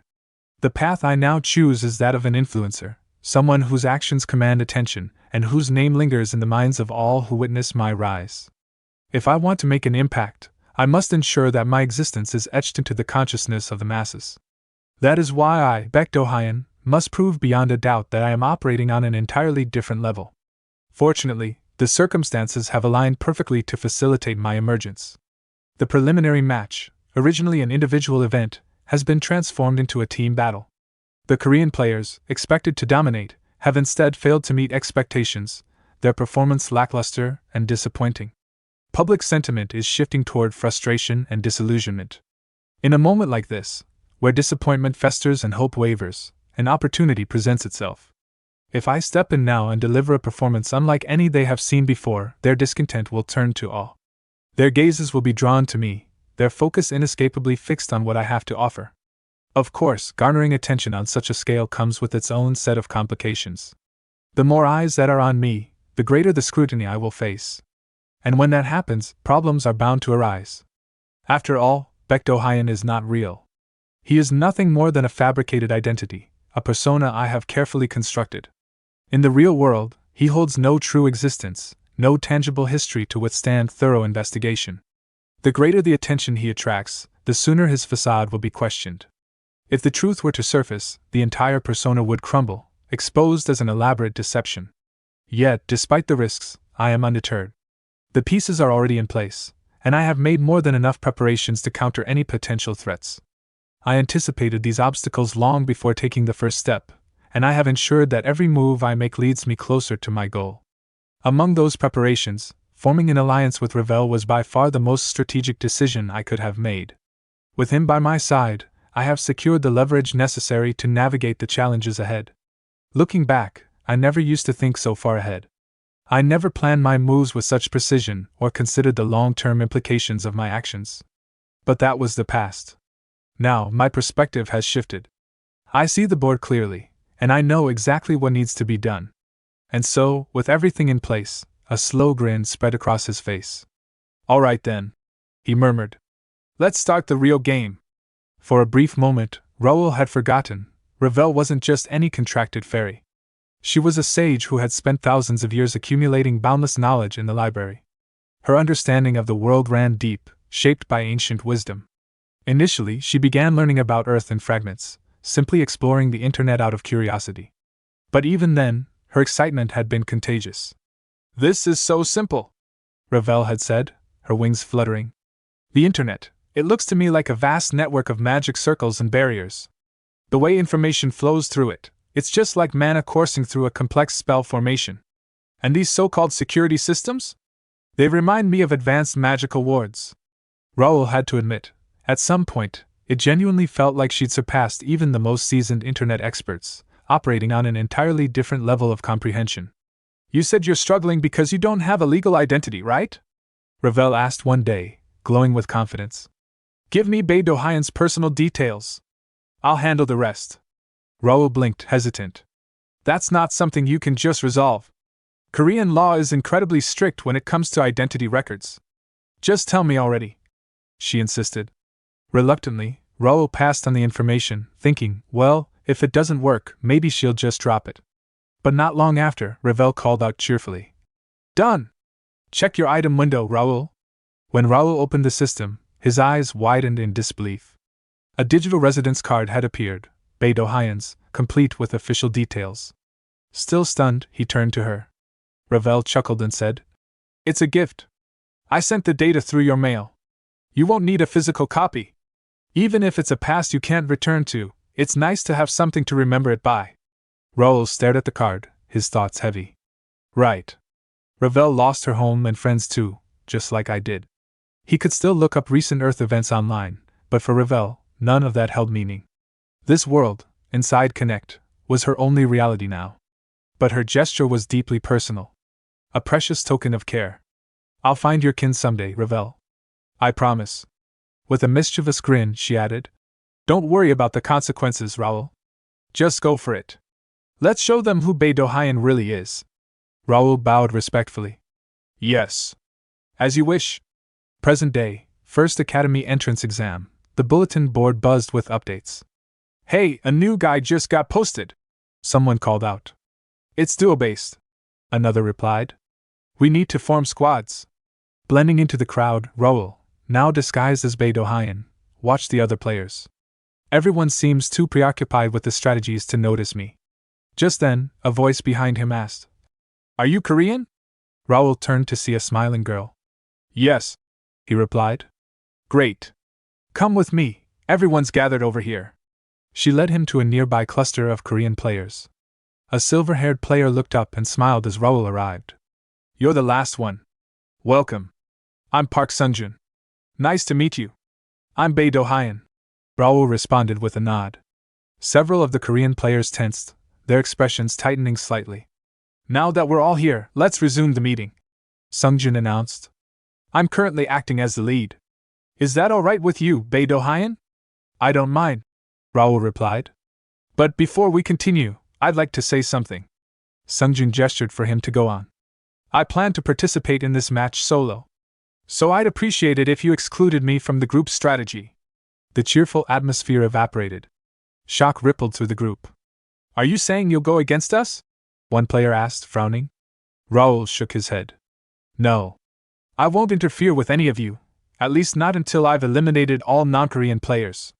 I have only 2 requests. First, secure as many kills as possible during the early stages. Second, if things turn south or you collect 4 fragments, head straight to Zone 1 when it opens mid-match. He turned and walked away. That's all. See you in the game. The girl who'd led him over and several others watched his back nervously as he disappeared from sight. A little bit later, Raul quietly reviewed his system interface, paying close attention to a specialized item, Gray's Polymorph Ring +5. This high-grade, unique artifact allowed the wearer to alter their physical appearance at will. With the recent enhancement to +5, the ring's capabilities were significantly upgraded. Raul could now manually adjust his stats within a range of 5% to 80% of their original values. Crucially, the previous penalty of a 30% reduction across all stats had been removed, thanks to an enhancement scroll Raul had used from the system shop. The only drawback that remained was a reversion to his original form if his mana dropped to 0. An additional, mysterious effect hinted that the creator, Gray, could be summoned once, though Raul wasn't yet sure under what conditions. Now fully in disguise, Raul had assumed the identity of Bae DoHyun, carefully calibrating his stats to match his fabricated identity. Though his true level was 84 in hardcore mode, he now appeared to be a mere level 23. His original job titles, Intermediate Psychokinetic, Sword Expert, and Advanced Knight, were concealed under the simple label of Beginner Psychokinetic. Likewise, his noble ties to the Count Ashton family and position as Lord of Bates were hidden, with his affiliation now listed as none. Adjusted status, Strength 41, Original 75. Agility 45, Original 79. Stamina 42, Original 76. Intelligence 34, Original 71. Mental Strength 48, Original 80. Mana 46, Original 79. Spiritual Power 49, Original 82. Senses 48, Original 81. Unique Trait, Telekinetic Meister, Grade S+, and 4 hidden traits. It's perfectly aligned with Bae DoHyun's level. Thanks to this polymorph ring and my backup ID, the odds of anyone discovering my identity are almost 0. Some players can scan status windows, so this much preparation is necessary. I'll hold back just enough to avoid suspicion. Enhancing it further might even allow stat boosts instead of reductions, but unique grade enhancement scrolls cost 10,000 coins each. I got lucky this time, but pushing it further is too risky. In the past, Raul could easily earn coins through top placements in scenario quests, but now, with more competitors, dominating was no longer guaranteed. Just then, a system announcement rang out. Now preparing for Group H match. The game will begin once the timer hits 0. Raul turned toward the large stage screen, which displayed a countdown. At last the final match. 10, 9, 8. The numbers ticked down as Raul steadied his breath. 3, 2, 1, 0. A red magic circle lit up beneath their feet. The test has begun. All participants were instantly teleported into the play zone. Raul landed in an unfamiliar area, surrounded by narrow buildings. A shop with a dragon symbol on its signboard caught his eye. So this is the battlefield. He exhaled slowly and closed his eyes. My chi sense and telekinetic abilities are definitely limited now, but I can still clearly perceive anything within 3 meters, and roughly sense movement within 10. This is me being generous. Let's give these new players a glimpse of what it's like to face someone in an entirely different league. Raul soared high into the air, his form a blur against the dull sky, before landing with precision atop a tall building. His boots met the rooftop with a muted thud, and he wasted no time surveying the surroundings. His gaze swept across the terrain, then narrowed sharply. On a balcony across from him, a lone player crouched in the corner, shaking like a leaf, attempting to hide in the shadows. Raul scoffed under his breath and retrieved a sleek crossbow from his inventory. That's their idea of taking cover? Must be a rookie. Definitely never served in the military. Meanwhile, the panicked player cast anxious glances around, clearly hoping to avoid detection. But before he could move an inch, an arrow whistled through the air, clean and fast. It pierced his skull with surgical precision, ending his life in an instant. Raul didn't bother watching the body slump over. He had already dismissed the crossbow and summoned a long spear in its place. Just then, another player across the adjacent rooftop spotted him. Their eyes met for a second too long. Without hesitation, Raul's grip shifted, and the spear floated from his hand, suspended in the air by invisible force. With a mental nudge, he hurled it forward using telekinesis. The weapon zipped through the air, grazing the player's arm before embedding itself in the wall behind him. The force knocked the player off his feet, and his sword clattered to the ground. Raul leapt down from the rooftop. The injured player looked up, his face pale with fear. Raul didn't give him time to plead. A dagger flashed in his hand, and with one clean motion, he slit the man's throat. Blood sprayed out as the player's body dropped to the floor. Raul looked down at the corpse, then turned his eyes toward the rest of the rooftop landscape. Looks like this area is mostly cleared. A faint chuckle escaped his lips. Well then, shall we keep going? Elsewhere in the battle zone, soft footsteps echoed down a desolate street. A small white fox, adorable and ethereal, trotted gracefully along the cracked pavement. After sniffing around a bit, the creature leapt effortlessly through a broken window and into an abandoned building. Inside, a young woman was already waiting. She rushed over and scooped up the fox with a warm embrace. "You did amazing, Yunbayal," she whispered with a smile. The girl was Han Seo-hyun, one of the Korean participants, and the very same one who had invited Raul to join the Korean group earlier. Her trait was rare and powerful, the ability to summon mythical beasts. Yunbayal, the white fox, was one of her most trusted companions. A voice called out from the corner. "How's it looking?" Seo-hyun turned toward the leader of her group. "This place is clear. At least in this block, there don't appear to be any enemies." The leader nodded, relieved. "I thought that fox was just for show, but its detection ability is no joke." Another player chuckled. "Well, that's good news. We can stay here a while longer then." But Seo-hyun wasn't smiling. "What if we went out to fight now?" The leader frowned. "We've already gone over this. Our plan is survival first. That's what we all agreed on." "I disagree from the start," Seo-hyun said calmly. "I said we should be more proactive." The leader's voice hardened. "That's enough. No matter what your opinion is, we're not moving. If you want to run into danger, go do it by yourself." In the back, two players whispered to each other. "She always talks big because she just sits back supporting. Thinks we'll listen just 'cause she's pretty?" Hearing the remarks, Seo-hyun bit back her frustration. "There's no point arguing. If I stay with them, I can forget about any kills. Still, going solo wasn't a viable option either. If things get bad, or if I manage to collect 4 fragments, I'll head to Area 1 when it opens mid-match." That was his advice. "And if nothing else works, I'll rely on the 2 statues Yunbayal found." Just then, the leader tapped open his system window. "Next elimination zone's about to be selected. Let's move out, stick to the formation. Also, the real-time kill rankings should be up by now." He glanced at the projected screen. A moment later, everyone in the group froze. The real-time kill rankings interface revealed a startling and decisive gap in performance among the contestants. At the very top stood Bae DoHyun from Korea with an overwhelming 21 kills, dominating the leaderboard by a wide margin. His lead wasn't just impressive, it was suspiciously extraordinary, especially considering the second and third place rankings. Second place, Shoichiro from Japan with 3 kills. Third place, Gao Xiang from China with 3 kills. The ranking also showed a sharp drop in population, with only 137 survivors remaining. 21 kills, already? Someone whispered in disbelief. Other groups scattered across the battlefield stared at the same rankings in shock. "This is insane," a player muttered. "It hasn't even been 10 minutes yet. Those Korean bastards are cheating, I swear." Another growled. "They must have found a way to group up somehow." A third suggested, nervously glancing at the figure in blue armor nearby, none other than Shoichiro, the current second-place holder. The Japanese players all turned to him. One offered, "Don't worry, Shoichiro. We've got a solid strategy." Another added, "And even if worst comes to worst, we've all agreed to lay down our lives for you." Shoichiro's face darkened. That won't be enough.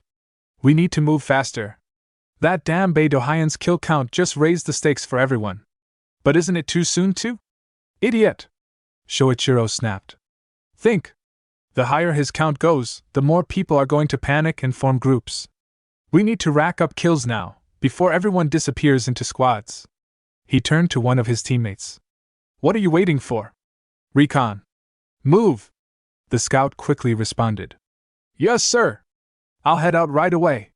As the teammate dashed off, Shoichiro's thoughts churned. Will that guy really slow down? No.